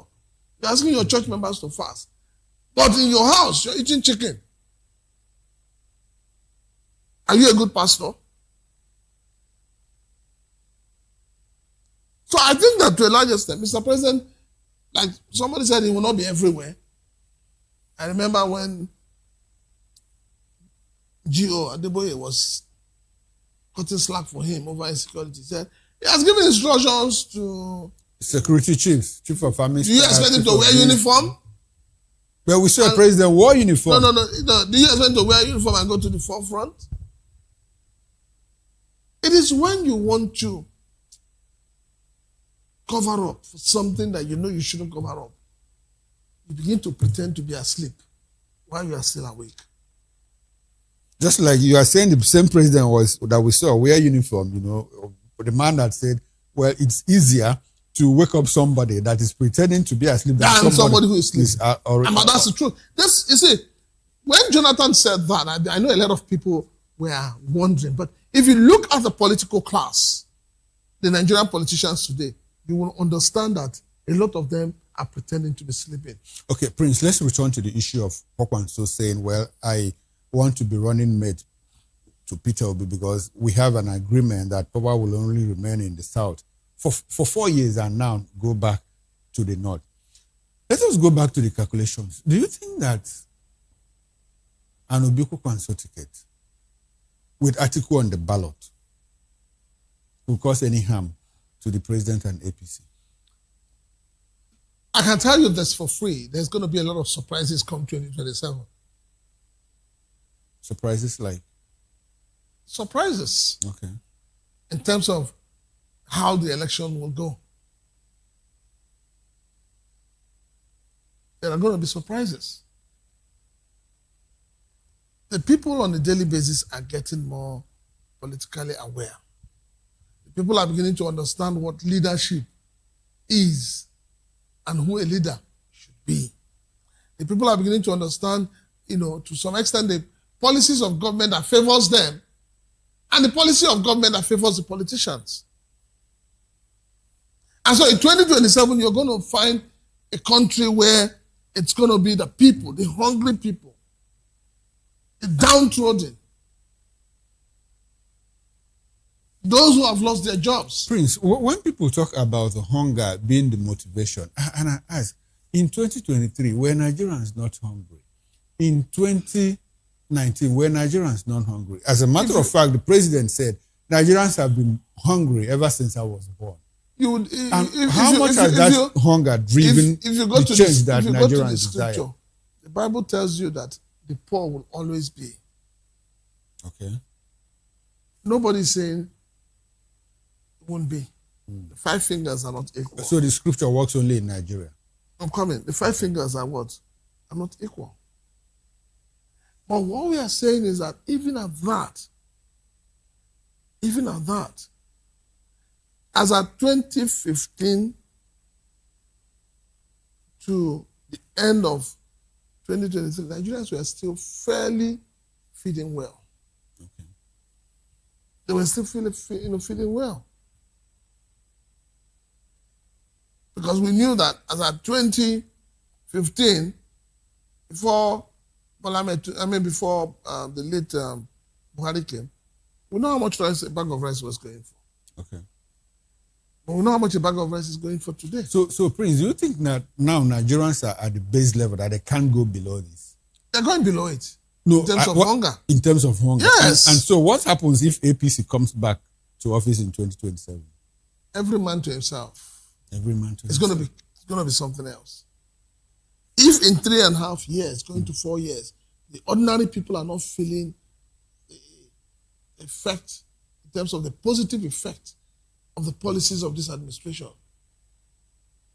then they're in for something else. Do you see this administration doing rotten any magic that the economy might just bounce back before January 2020? I don't see anything they would do. Because even if they want to do, the political will to do it is not there. The political will now, they open everywhere, give import lands, people import food, crash prices of food items, housing goes down, there is fuel goes down, and everything. Mr. Okoro, let us, between you and I, let us be very sincere to ourselves. How do you crash the price of foods that you are importing into the country? Government can decide to sink more money into that. In what way? I mean, Lagos just opened a food bank the other day. What happens to your farmers? Lagos State just opened a food bank. What if they replicate that in all parts of the country? Food bank has always been opened every now and then and never succeeds. In Lagos, it never. This is not the first time we're hearing of food bank. It never succeeds. As long as your farmers are not going to their farms, as long as your citizens who are meant to be the farmers are living in IDP camps, as long as ragtag bandits, terrorists are tormenting people in their ancestral homes, chasing them away from their ancestral homes, collecting levy from farmers, the prices cannot come down. And so you don't see any magic, you don't see any magic happening. If you say you want to import food, which foods are you going to import? You will import rice. You will import yam. You will import beans. Of course, we're importing almost all of those things. You will import pepper, import tomatoes. We even import garri. Then if you do all, Prince, do you know that we import garri? If you do all of that, then the country is not moving forward. And there is temporary relief for the people. How? This is where I got the problem. When you say temporary relief, that's just like a politician coming to give you money and say, vote for me. Yes, because we hear that Nigerians have collective amnesia. They will simply forget what happened. They say, okay, now the bag of rice is 10,000 naira. Why don't you just let the APC continue? You don't see that happening. I don't see that happening. I think Nigerians are becoming wiser. Nigerians are looking for something that is sustainable now. Schools are opening in September. Do you know how many children will not go back to school? To add to the 18-point-something million out of school children. By December, most parents, their rents will expire. Do you know how many parents will not be able to pay their rents? And so what would they do? Go back to the village? They don't. It's either they go back to the village or they begin to fight with their landlords. No, Prince, that's a very scary picture. No, but that's the truth. That is the truth. If you know what landlords are doing now, you'll be shocked. Because the landlords will tell you, okay, things are expensive. I have bills to clear. I have family to take care of. So they dump their bills on you. They dump the entire problem on the tenants. So, but you see, the government is closing our eye, pretending they don't know. And do you know why these landlords get away with it? No, because they get away with it because government has also failed in providing affordable houses. Now, that's a different conversation altogether because affordable housing is a topic on its own. Prince, let's move on. Now, Rabi Kwakwanso, the NDC vice presidential candidate, has warned governors seeking re-election in 2027 that using state government structures and alleged electoral manipulation may not guarantee their victory. He made the remarks during a personalities interview series on radio in Abuja on Sunday, suggesting that many governors who rely on their political influence and state machinery to retain power will be disappointed at the polls. Now, Prince, we'll go back to the issue of governors. In fact, as a matter of fact, we have been hearing that a lot of the governors that ported to APC will be disappointed. Obviously. See, let me say, this is where they made a big mistake. The people saw APC when they voted PDP or Labour Party. And then you wake up from sleep one night after dreaming of being a governor forever. And you feel that you can rubbish the people. The people know that there's no other way they can fight you other than to wait patiently for the next election. At the polling booths. Exactly. And that is where the people will speak and speak loud. Now, let's talk about the governors being jittery. Do you think that what happened in Osun State will get them panicky? It will. Of course, they will naturally go back to the drawing board. If you're a governor that was elected under the platform of PDP and you now come to APC, you must be jittery. Because as it is now, no matter the financial muscle of the governor every governor must be scared and worried that these guys may collect my money and not vote me. With what happened in Osun State? Yes. So don't you think that they will devise other means to win the election? What other means? The only means they can devise is the means of rigging. And if the people says you cannot rig, you cannot rig. Especially when people are now determined to, convey ballot boxes to the collation center. If you follow the 2023 election closely, especially the presidential election, at some point polling units where they said there was no light, people brought out light. People went and carried generator. People brought solar handheld lights just to ensure that the election was free and fair. But at the end of the day, what happened? Glitch that has never been explained to the Nigerian people by INEC. Now, we have a new INEC helmsman, Joash Omoputo. Do you think that with what happened in Osun State, at some point they stopped uploading, results to the IREV until some people cried out and they went back to it. Do you think that they could also use that plan to do some kind of funny things in 2027? Well, in 2027, we're going to be challenging our professors. If our professors are unable to give us free and fair election, then they're not worth the salt. And that is where P2B stands. That's why P2B said that they are responsible for the wrath in the society, for the wrath in the country. So we expect that the professors should be able to do something. Prince, on a scale of 1 to 10, how do you score INEC in Osho election? How do I score INEC? Well, I give them 6. 6, which means they did well. They tried. Adeleke said he was going to stop NURT in Osun State, NURTW, and MC Oluomo says well that no governor has the power to do that. You see, that is why I said a lot of people in this country today speak with impunity, carelessly. The kind of way people spoke to Adeleke as a governor is very, very sad and shameful. Okay, because they thought they had backings. Not only did they have backings, they believed that they were going to run over the state. But they were disappointed. Good. So now they should go back and apologize.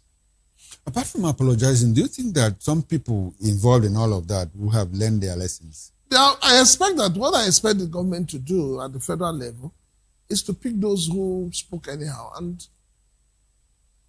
take them to court. Do you see that happening? That's the ideal thing that should happen.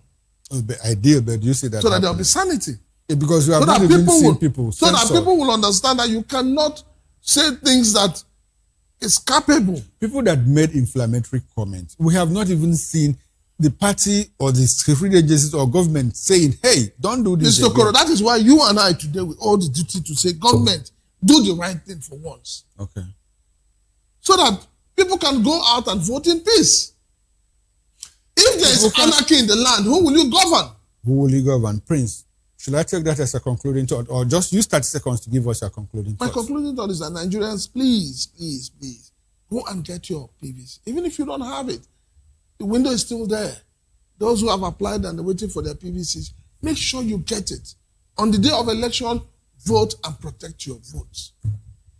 Vote and protect your votes has happened in Osun State. Well, this would be a good place to end the conversation. I've been speaking with Prince Francis Chilaka, who appeared here in the capacity of a public affairs analyst. I must say a very big thank you to you, Prince, and I hope that we can do this some other time. Yeah.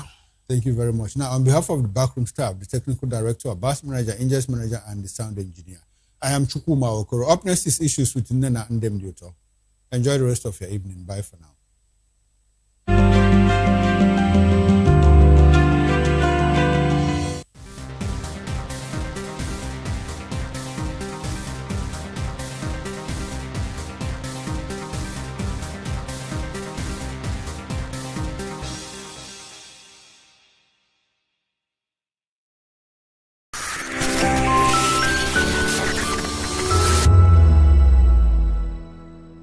The red carpets, awards, the razzmatazz, music, fashion, interviews, and more. Spotlight on Voice of the People Television. Let's feed you with all the juicy stories in the global entertainment space, bringing you the glitz and glamour as it is hot. Stay tuned to Spotlight, 1 p.m. Monday to Friday. Spotlight on Vop TV. Entertainment like never before.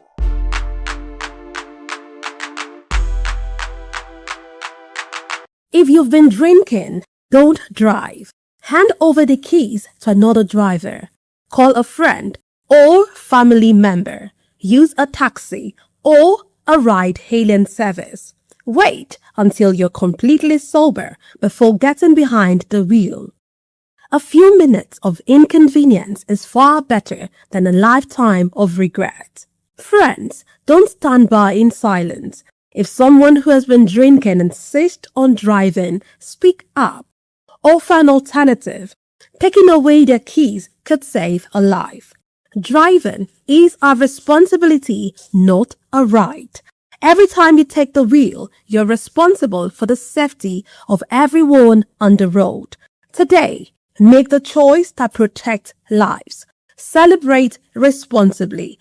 Think before you drive. If you drink, don't drive. If you drive, don't drink. Because every life matters and every safe journey begins with the right decision. This message is brought to you by Voice of the People Television.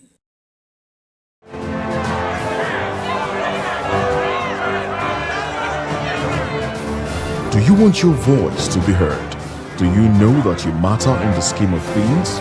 The People's Voice, the show where ordinary citizens take center stage as we discuss the biggest stories that affect you and I. With you in mind, we facilitate lively discussions, debates, and interviews on the topics that matter most to you and I, from social justice to economic empowerment, education to healthcare, governance, and more, tackling tough topics and amplifying your voice. Join the conversation and make your voice count. The People's Voice. Make your voice count. That 10 seconds you save by crossing the road could cost you your life. Pedestrian bridges are built for one reason: to keep you safe. They are free, they are strong, and they are there to protect you.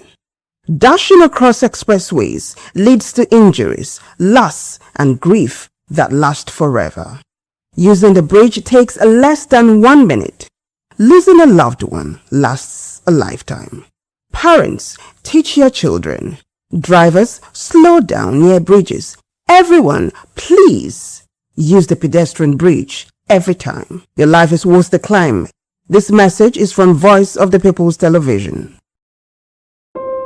When your morning starts, make sure to look around for the right company to serve you everything you need to know about what's happening around you. That's why you need VOP this morning, because we will climb this far to give you a voice in what's going on, from news, reviews, politics and the economy, sports, and even entertainment.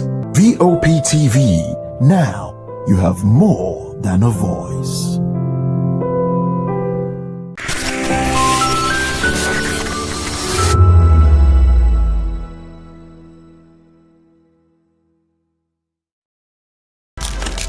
In a world where power shifts with every headline.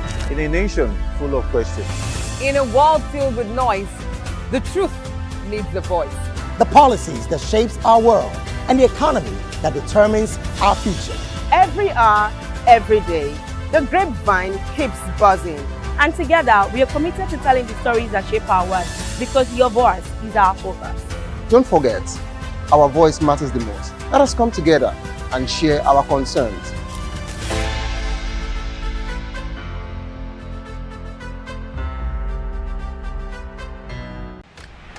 Yes, obviously everybody knows the game is beautiful, and that's why I love sports. My name is Kizzy K. You're welcome to my republic. But remember, There can never be a transfer without a window. Just like there can never be a deep thinking without a Pep Guardiola in football. You can't say tennis without talking about Djokovic. So why not give me attention on the show so I can run your race on the TV like Lewis Hamilton, Formula 1 star. Don't forget, when God have mercy on you, you can achieve your goals like Cristiano Ronaldo. I am a proud Nigerian, and right here, we talk NFF. For every sports update, commentaries, live interviews on the game, we got you on this, because right here at Voice of the Vop TV, the Sports Public Show has got everything just for you to be part of it. I love the beautiful game, and that's why KZK loves sports. Behind every broken deck lies a broken promise. Education shapes the nations. But who is asking the right questions? Introducing Edu Dialogue, the show that goes beyond the surface, exposes the cracks, the corruption, and the silence in Nigeria's education system. Edu Dialogue, Saturdays, 3 p.m., only on Vop TV. We break the biggest stories, from missing funds to policy failures. We ask the tough questions and demand real answers.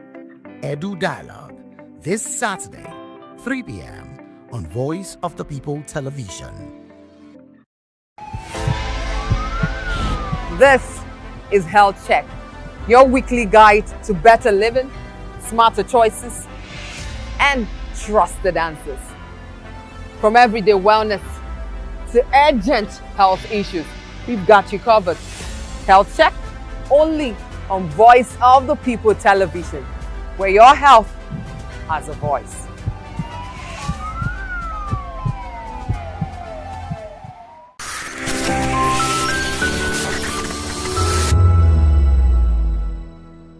In a world where truth is the ultimate power and opinions scream the loudest, it's time to wade through the noise. Hunger no get tribe. Hunger no get religion. And scan the human interest and trending topics that matter. Stay tuned to The Issues, your plug to the stories making the buzz, from politics to science and technology, social justice, and more. Let's tackle the tough questions and expose the truth. The Issues on Voice of the People Television. Don't just react, understand. In a world where power shifts with every headlines, news breaks and events happens, we bring you unbiased and explicit information on politics, economy, and state of the nation. We break down the chaos. Facts, not fluff. Truth, not spin. We discuss not just politics, but a glimpse into the future. Voice of the People Television. Now you have more than a voice. In a world where power shifts with every headline. In a nation full of questions. In a world filled with noise, the truth needs a voice. The policies that shapes our world and the economy that determines our future. Every hour, every day, the grapevine keeps buzzing. And together, we are committed to telling the stories that shape our world, because your voice is our focus. Don't forget, our voice matters the most. Let us come together and share our concerns.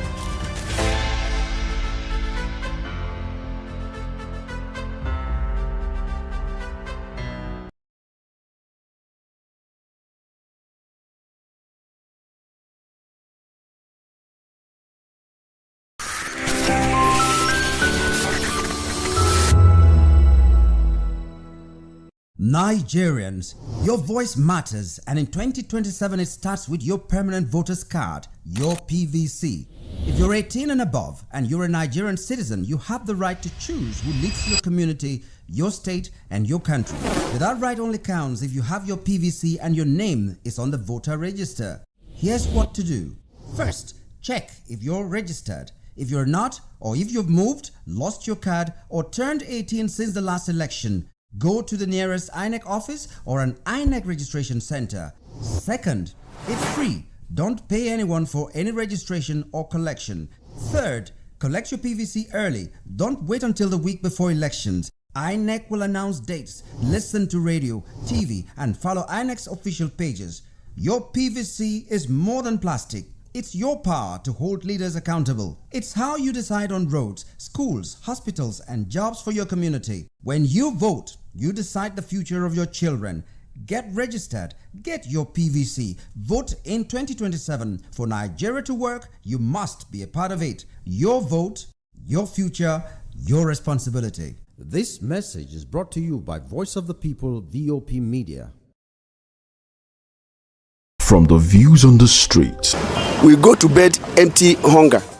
to the blaring horns of a hustling city, the loudest voices of the common man got a medium to be heard. This particular administration, they were coming unprepared. It's not a bad thing to renovate the president's lodge. Through top-notch programming, unbiased reportage of news, sports, business, entertainment, and cultural documentaries, Voice of the People 90.3 FM became a symbol for 21st century media.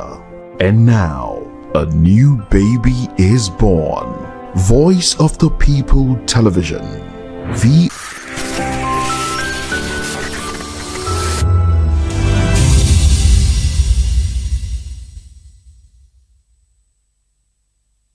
A very good evening to you and welcome to another exciting episode of The Issues on Voice of the People Television.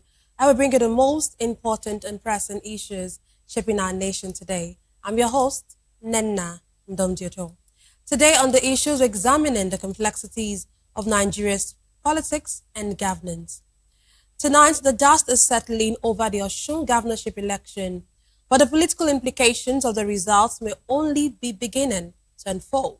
The opposition's victory has been described as a demonstration of the power of the electorate, while questions are already being raised about what the outcome means for the ruling APC as Nigeria moves towards the 2027 elections. Or beyond the result itself, it is another debate, the performance of the Independent National Electoral Commission. Tonight we ask, was Osun a victory for Nigeria's democracy, or does the controversy surrounding the process suggest that there is still much work to be done before 2027? Also, tonight, Osun Governor Ademola Adeleke has clarified his position on President Bola Tinubu's 2027 re-election bid. We examine what that position means for the emerging political realignment ahead of 2027. In addition, we examine Rabiu Kwankwaso's insistence that even as vice president in a Peter Obi-led administration, he would not be sidelined. Finally, we revisit the debate over political leadership and legacy, following President Tinubu's claim that no Nigerian leader has impacted the country like former military ruler Ibrahim Babangida. Join us as we break down the fact and provide context to help you stay informed. We'll take a short break, and when we return, we'll dig deeper into these topics. Don't go away.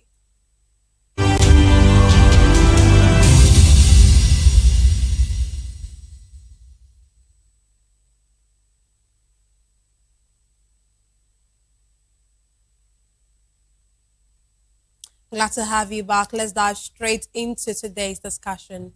The outcome of Saturday's Osun State governorship election is already being viewed beyond the immediate contest for the state. With the opposition retaining control of Osun, other opposition parties say the result could have wider implications for the balance of political forces ahead of the 2027 general elections. The APM described the outcome as a sign of growing discontent with the ruling All Progressive Congress and a foretaste of what awaits Tinubu in 2027. The People's Democratic Party also described Adeleke's victory as an advance payment. Meanwhile, a chieftain of the African Democratic Congress, ADC, Kenneth Okonkwo, has criticized INEC's performance during the Osun election. Okonkwo says the commission's conduct was not one that should attract applause, raising questions about the standard of electoral administration ahead of the 2027 elections. However, INEC said it conducted the election in accordance with established procedures and also rejected allegations that ghost or hired voters were involved in the Osun governorship election. The commission's position comes after claims surfaced questioning the integrity of the voters involved in the poll. Today, I'm delighted to be joined by one distinguished guest. Here in the studio, we have Dr. Peter Anosike. He is a philosopher and an economist. Glad to have you join us, sir. Thank you for having me. Yes, sir. Okay, let me, start with your take on the Osho election. We saw, how Saturday went. We saw how, it looked like many persons were glued, to see, to their TV really, to see the outcome of the election. So what's your take on, not just the results now, but the election itself and how it went? One, it is victory for Osho people. Understand? It is victory for Osho people. That's I have always said it that what we need to chase APC out of power is a democratic rebellion of the people. Because a people united can never be defeated. And this is exactly what happened in Osun State. This is exactly what happened in Osun State. Osun State, that we are able to withstand the evil forces that invaded the state. So for me, assuming I'm the governor of Osun State, I will have declared today sweeping day in Osun, just to sweep out the legs of the evil people that came into the state. Today should have been declared a sweeping day, because 16 governors were in Osun. 16 governors came to Osun with their security details. Some came with armed robbers, kidnappers, and so on and so forth. We were here on Saturday morning when the video from Edo State came out. People saying that they are in Osun to capture Adeleke. They are in Osun to kick out Adeleke. That they are in Osun to finish the video. That is not a civilized language. It is only touts, bandits, terrorists, armed robbers, kidnappers that can use those languages. And that was the people that Monday Obebono came with to Osun to cause mayhem. 16 governors, more than 20 ministers, uncountable senators. So this shows you how idle those governors are. Because assuming they are busy in their states, they will not have gone to Osun where they cannot vote. They have no reason being in Osun except to intimidate the people. Except to intimidate other people. So Nigeria was literally shut down because of Osun State. The Senate president and his own people, all of them were in Osun because of an off-cycle election. But Osun people stood their ground and say enough of this madness, enough of this impunity. So it is a victory for Osun people. It simply shows that a people united can never be defeated. A people united can never be defeated. But while you were speaking, you made mention of evil people. And it's just, one will begin to wonder for you to use that adjective really for them. But I understand what you're saying. People who came were saying that we are here to kick out the governor, we are here to capture the governor, we are here to finish the video, and so on and so forth. That is evil people. Understand me? So I stand on my words. They are evil people. But Osun people show the resilience. Understand? And for what Kenneth Okonkwo said, I stand with him 100%. Okay. Understand? I stand with Kenneth Okonkwo 100%.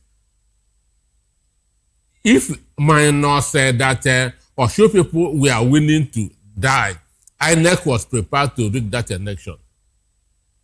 Understand me? INEC was prepared to read that. But when they see how determined these people are, that Osun will burn, if they fail to declare the result, that's why, because there was a stoppage in the uploading of the results for more than 2 hours. Exactly what happened in 2023. So for me, I'm only thanking Osun people, not INEC.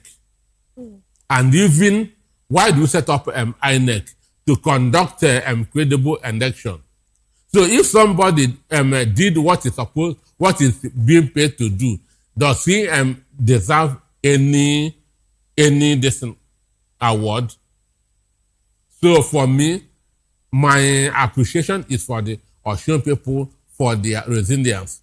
I was watching how they were policing the bus that were carrying the ballot boxes. Understand? Or the bus was moving and they were on their Okada following. That to make sure that it will get to where it's supposed to get. That's what Nigerians should learn from Osun. Vote, stay there, protect your vote.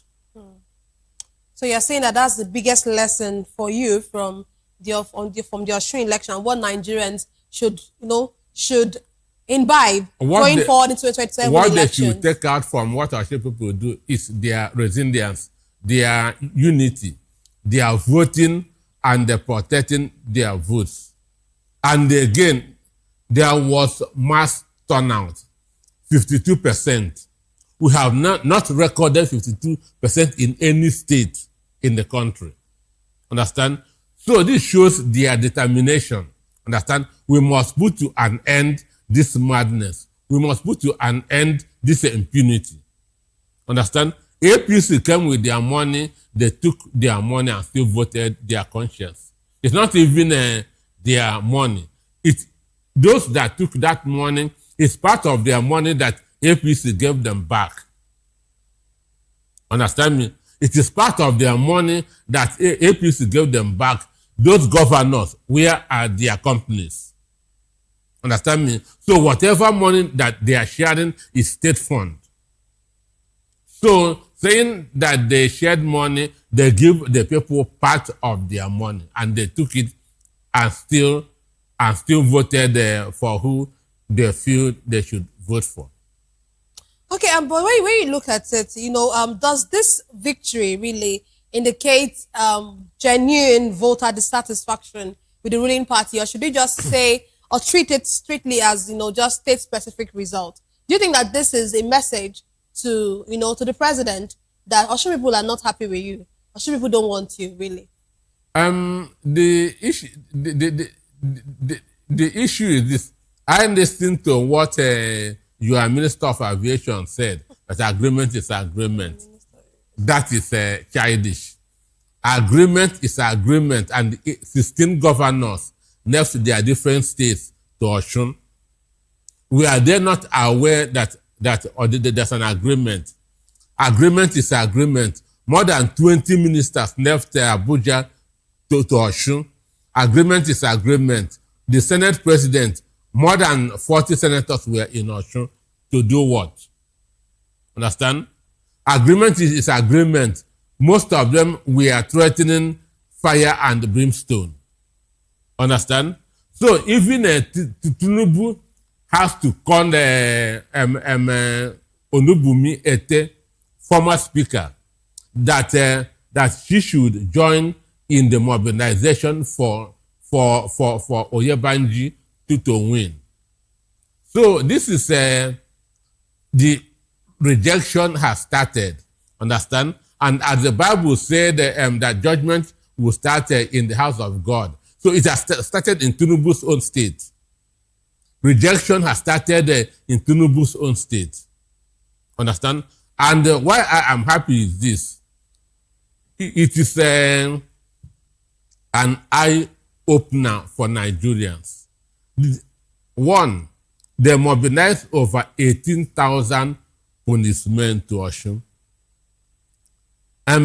16 governors came, understand, with their security details. Senators came ministers came with their security details. So literally, Osun was overrun with security men. And these people were able to withstand them. Osun people were able to withstand them. But in a presidential election, you cannot have two governors in one state. Understand? And they cannot even deploy up to 2,000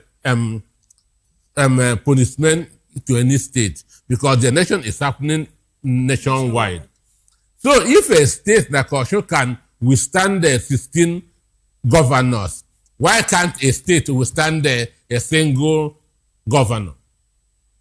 So for me, the rejection has started. It is a wake-up call to Nigerians. Osun is now the model. Understand me? Osun is now the model for 2027. Osun is now a model for 2027.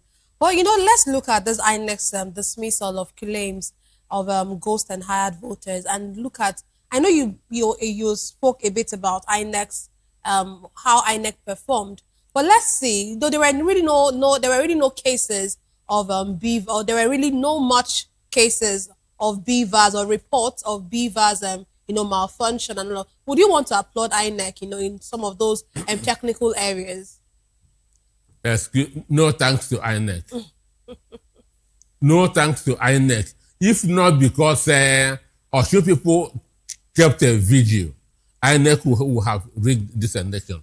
And I know in INEC headquarters in Abuja, they will be very sad, understand, over what happened, understand? That's why I keep on saying a people united can never be defeated. People united because their mandate going to Osun is to make sure that Tinubu wins his own state, understand? And that was why those governors, Hope Uzodinma have been in Osun since Tuesday last week. Understand? Hope Uzodinma have been in Osun since Tuesday last week. That's why he told Davido that Davido should assign Adeneke to his this thing. Understand? But now Davido has said that he's going to sign Hope Uzodinma and Monday Okpebholo as his backup singers. I'm waiting for the album. I am waiting for the album. Oh my God! Well, that's just a joke, anyways. Well, let's move on. Still on the on Osun election and the outcome. From the outcome of the Osun election, we turn to the political relationship between Governor Ademola Adeleke and President Bola Tinubu. Adeleke says he never reached an agreement with the president to support his re-election bid in 2027. The governor made a clarification while explaining his earlier position on Tinubu's second term. Adeleke said his support was not based on any political deal or negotiated arrangement with the president, but was influenced by regional considerations. Meanwhile, the National Democratic Congress has congratulated Adeleke on his victory in the Osun governorship election, while faulting his endorsement of President Tinubu just after his victory. The party described the statement as premature and reflective of the interest of the political elite. Dr. Nosike, wouldn't you say it is, would I use the word ingratitude, really, by the governor? People came out en masse to vote you, and in the same breath of you accepting your victory, you are endorsing the president again. Well, if you remember what I said on Saturday, I said that he lost my respect for endorsing Tinubu. That's what I said here on Saturday morning. That he lost my respect for endorsing Tinubu, and I still stand on it. That's why I have been repeating victory for Osun people, not victory for Adeleke. Understand? Victory for Osun people. Why? Because Osun people has shown that this is possible. Understand? Osun people have said that you can resist federal might. I'm not talking of Adeleke. I'm talking of the Osun people who came out, understand, and were able to challenge the police who were biased. Understand me? So for him, he is an individual. Understand? He has said what is in his mind, or the people has voted for him. But state election and federal election is not the same. He cannot go to their houses and begin that to tell them who to vote for. Understand? Just like during the 2023 elections, governorship is a personal thing. The people can say, this is who we want as our governor. But in a presidential election, we don't want this person, we want this person. So he has that one vote, understand? So he did not say that Osun has endorsed Tinubu, understand? He said that he maintains his stand on endorsing Tinubu, and mind you, Davido has rejected that endorsement. Understand? Davido has rejected that endorsement and calling APC an evil party. But politicians, you don't go to the bank with their words. Because Winston Churchill, one of the foremost British statesmen, said that politicians don't believe themselves. It therefore surprises them when others believe them. Understand? That's what Winston Churchill said. So he has said that in today, understand, on the rave of the moment. Understand? He has not slept for 2 days. So he will not, very soon now, the aura of this will wade. He will now go in and begin to make some thinkings. Because APC, that's almost strangled him. APC almost strangled him. And there's no way that would have happened without the president being involved. Can we talk of the local government election? Today, we don't even know which party has the control of the local government in Osun. Can we talk about the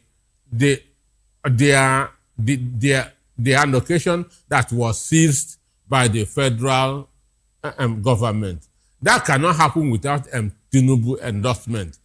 Can we talk about the IGP of police, Disu, going to government house to threaten the governor, that he heard that he is keeping criminals in government house? Understand? Can we talk about the freezing of their state account? Understand? So there's no way those governors who have converged in Osun without following the body movement of the president go and get Osun for me. Understand? So he's not a boy. Even though he's a happy man, dances from morning till night, but he still has brain. He said he still has brain. But I don't know, really. He said that after the euphoria of this, it will win very soon. But he actually endorsed the president even before the victory. He's still endorsing him. That was out of fear. Out of fear? That was out of fear. Then this one is out of... out of joy. Understand me? Out of joy. So he will now want to put the two together. Understand me? How do I go? Because for now, people were saying that he might even cross over to... Exactly. I was going to ask you that. APC. That was a possibility. What do you think? I said there's no reason for that. This is his second term. Okay. This is his second term, understand? And again, Tinubu cannot use force, cannot go hard on any state. Election is starting this August. Understand me?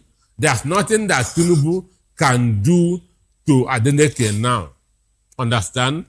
Until after the election. Understand me? And what happened in Osun is basically a rejection of APC, a rejection of Tinubu. Understand? So he will make his, he will go back and sleep and then get advice from people. Okay, but what, you said he will go back and sleep anyways, but let's look at this statement about the fact that his support for Tinubu is because it's based on the fact that the president is a Yoruba man from the southwest. That's not and then how you to now talk. begin to, what do you say? That is not how to talk. Exactly, because It it means doesn't that show depth at all. yeah, because this is this the reason why you should vote the president or endorse the president rather, because it's from the Yoruba region, Understand really. me? And this thing will be used against him in the future. It's going to be used against him in the future. So that is not what he is supposed to have said at that point in time. Understand? For me, I'm projecting P2B. I am projecting P2B not because he is an Igbo man, because he is the most competent among all those that I'm contesting for the presidency. Understand? That's why I am projecting P2B. Assuming that P2B is not there and Oshibajo is there, I would have still projected him. Understand me? So this has nothing to do with where somebody, it's not an issue of geography. So Adeneke got it very, very wrong with that statement. Well, you said it's not an issue of geography, but this seems to be many Nigerians, or some Nigerians, let me not use the word many, some Nigerians seem to want to toe the lines of religion, of tribalism, especially when it comes to, wanting to vote or endorsing someone. Obafemi Awolowo was said that Nigeria is just a geographical space. Understand? That he is a Yoruba. Understand? Before becoming a Nigerian. Understand me? So his sentiment is Oodua. So, and that's what this guy inherited. So, but that thing does not work unless you want to continue just running around your state. Because any day he comes out for national election, it will be used against him. Okay, before we move on from this conversation of Osun State, how important will Southwest, political calculations be in determining 2027 presidential outcome? We know that we have the president who is from the Southwest.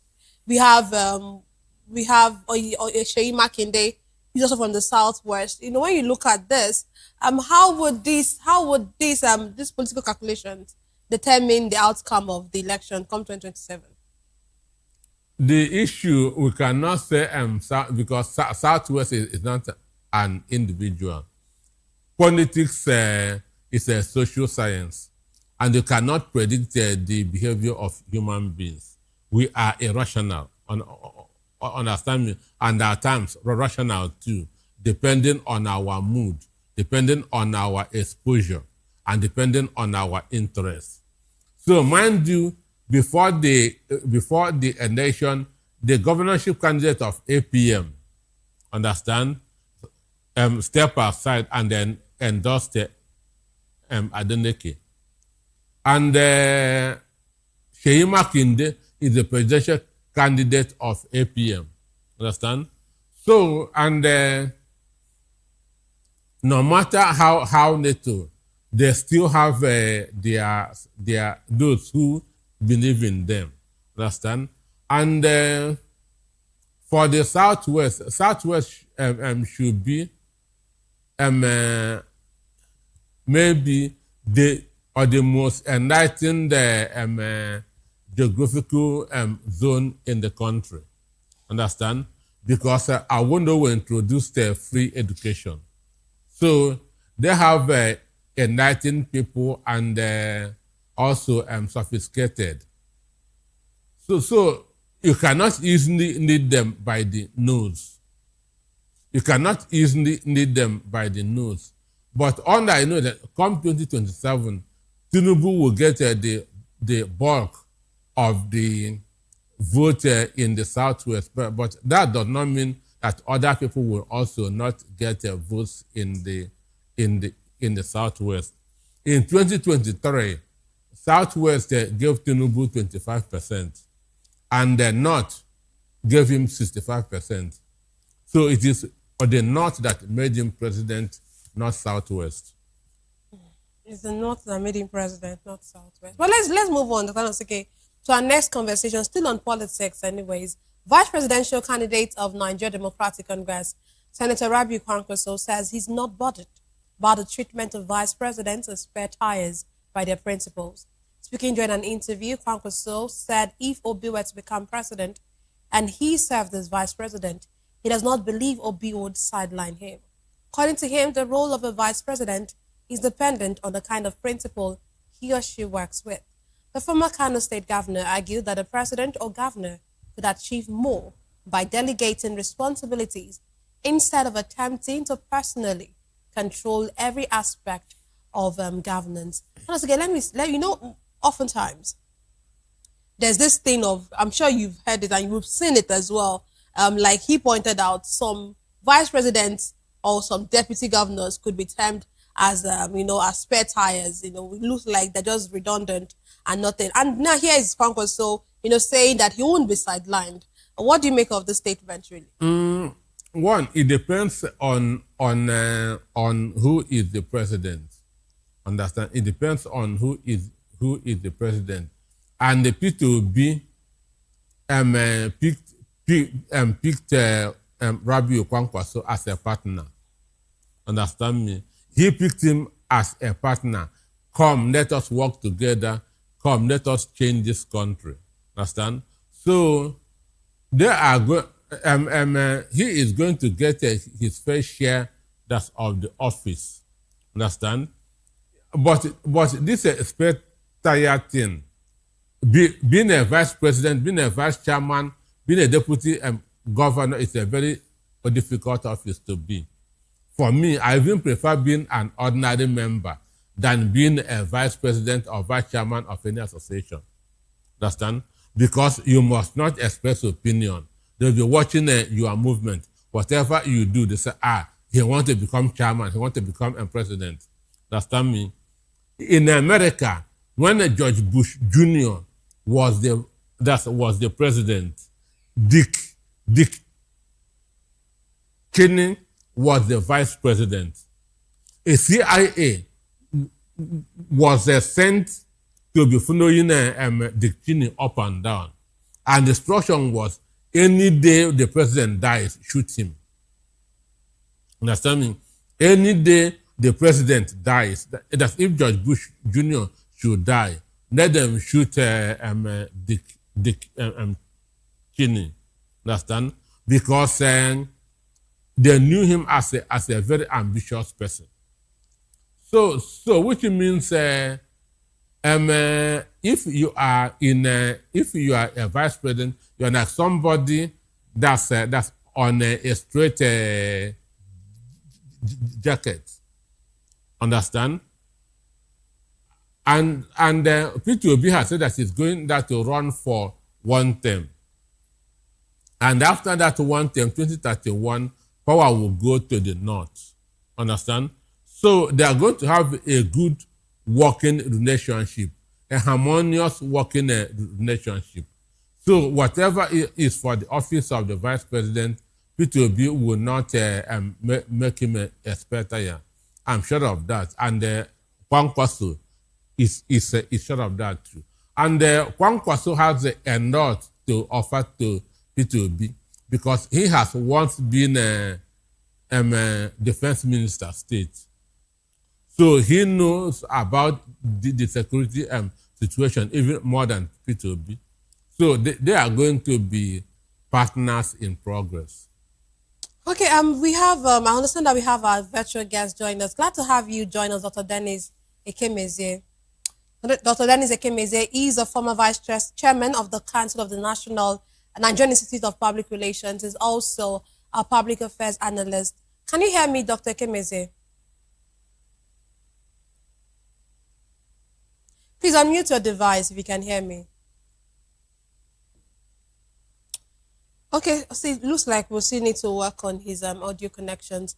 Okay, you were saying that you were so he sounded very certain that Peter Obi would not sideline it was the Rabbi Kwankwaso, and you actually feel that Rabbi Kwankwaso will bring bring something, or bring a lot to the table, really. Sure, because he has occupied different positions. Kanu is very strategic, understand, to the country. Having become governor of Kano State, having been a defense minister, he has a lot to contribute. So they are going to be partners. We are not going to have a master-servant relationship. Okay, but when you look at this Obi-Kwankwaso combination, can this combination successfully, combine the Southeast support base with a Northwest political structure to be able to win the presidential ticket like they want to? We are not talking of the South. We are talking of the North and South. Okay. We are talking of the North and the South, because now or the South have been balkanized. Understand me? The South has been balkanized. Nobody has monopoly anywhere. Even in the Southwest, there's no monopoly. I have said that Tinubu is going to get the bulk of the vote in the Southwest because of the sentiment. But that does not mean that the P2B will not get his 25% in all the states in the Southwest. Understand? South, who is there? That's P2B will still get his good numbers. That's from the South. So this is not a Southeast and a Northwest thing.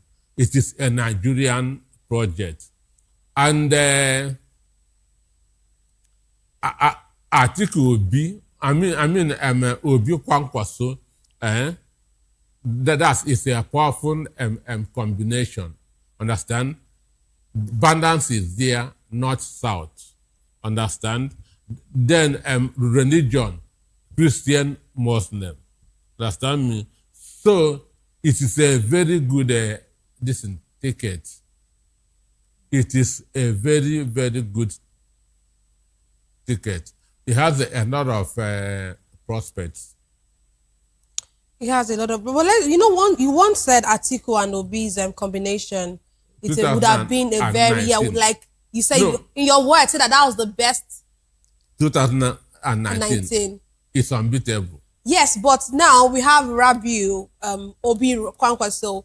If you put that side by side, but he said it's unbeatable, so that means it can't even be compared to the Obi Kwankwaso combination. No. I still prefer the 2019 ticket. Okay, let's move on to our final conversation for tonight. President Bola Tinubu has offered a strong assessment of the legacy of former military head of state Ibrahim Babangida, congratulating him on his 85th birthday. Tinubu says no Nigerian leader has impacted the country in the way Babangida did.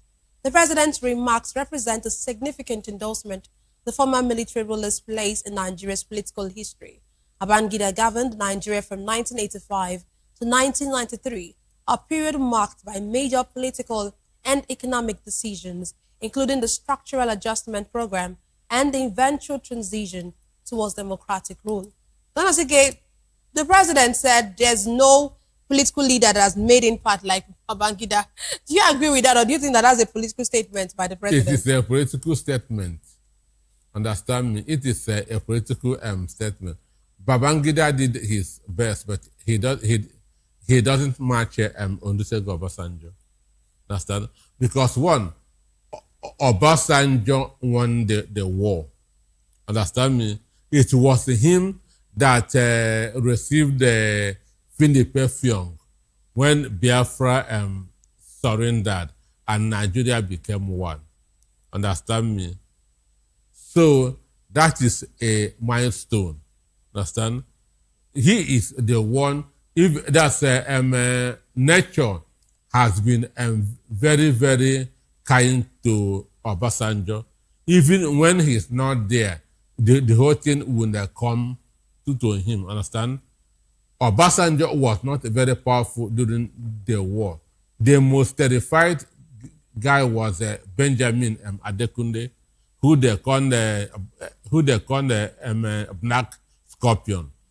So he was actually the person that did everything during the war. But the fate played into Obasanjo's hand. Understand? So Obasanjo took it and they received Philip F. Young. They put it to Ojukwu when Ojukwu ran to Ivory Coast. Understand? So that's a turning point in Nigeria. Understand? Then, and 1976, February, Murtala Muhammad was killed and Obasanjo became the head of state. Understand? Became the head of state. And in 1979, handed over to a civilian government. Understand me? This is also a milestone for a military head of state to just stay 2.5 years and hand over to this is what gave Obasanjo all the respects in the world. Understand? Then he handed over. So Obasanjo even wanted that to run for the Secretary General of the United Nations. Understand? So Obasanjo did. But what do we know of Babangida?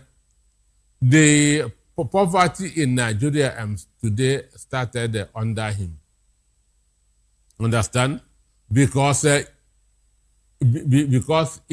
1985 he did his structural adjustment program. They valued our currency. Understand? And that's when our naira begin to become like a Zimbabwean this currency. Understand?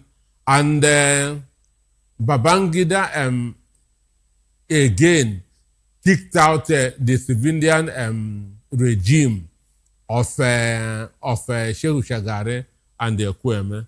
Understand? Why Obasanjo was brought in civilian regime, Babangida overthrew civilian regime. So there's no way that to compare both of them at all. So he was just making a political statement.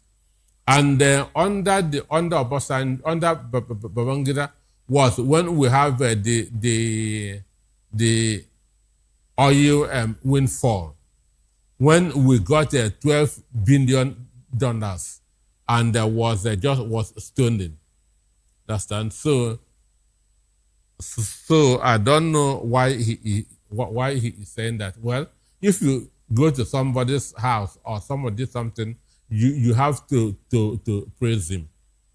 Understand me? So if he was just praising him, he could have used more different words than actually generalizing and saying no other leader had made impact. Like, that seems to be very strong words. But he has not been on the same page with Obasanjo. Oh, okay. Obasanjo is not backing his presidency. Understand me? So is that why you think that he would make that kind of statement? But students of history can tell what really happened. But before we go, before Babangida, we see that even he was a military head of state. But we've seen over time, he looks like his prominence, if I could use that word, in politics still remains. We see people, many presidents, I would say presidents, even those who are seeking for election, often go to see him in his Mina residence. Isn't that something to say about his political powers? Babangida is a giver. Babangida is a giver, and he built a lot of bridges. Understand me? as a head of state, he built a lot of bridges. An instance, his wife is from Asaba, understand? So he has a lot of friends. He's the opposite of Muhammadu Buhari, understand me? So he built a lot of bridges. That's friends across the country. He's a giver too. So such a person will always have people around him. Okay, let's have your concluding thoughts on the conversations we've had today. I say victory for the Osun people for what they did, and the Nigerians should use the Osun state as a wake-up call. Understand that what was done in the micro can be done in the macro. Understand me? So if Nigerians follow the way Osun election, because they refuse to be intimidated, they refuse to back down. Understand? You cannot have 16 governors in one state. Understand? More than 20 ministers in one state, more than 40 senators in one state, and with soldiers and policemen singing war songs up and down, and the people were able to withstand them. So that's why I always say a people united can never be defeated. That's my take. Thank you very much. That last statement is very, very powerful. A people united can never be restored. Thank you very much, Danosike, for being a part of the issues. Thank you as well, Dr. Dennis, even if we could not hear you, during the show. But that's all we have for today's episode of the issues explored, the challenges facing Nigeria's politics and governance. Thank you for being a part of it. Don't forget to tune in next time for more in-depth analysis and discussion. Follow us on social media to stay up to date on the latest news and insight. Until next time, stay informed. I am Nenna Ndamdioto. This has been the issues on Voice of the People Television, where the future faces forward. Please don't forget to stay tuned for hashtag with Vivian by 8 p.m. Don't go away.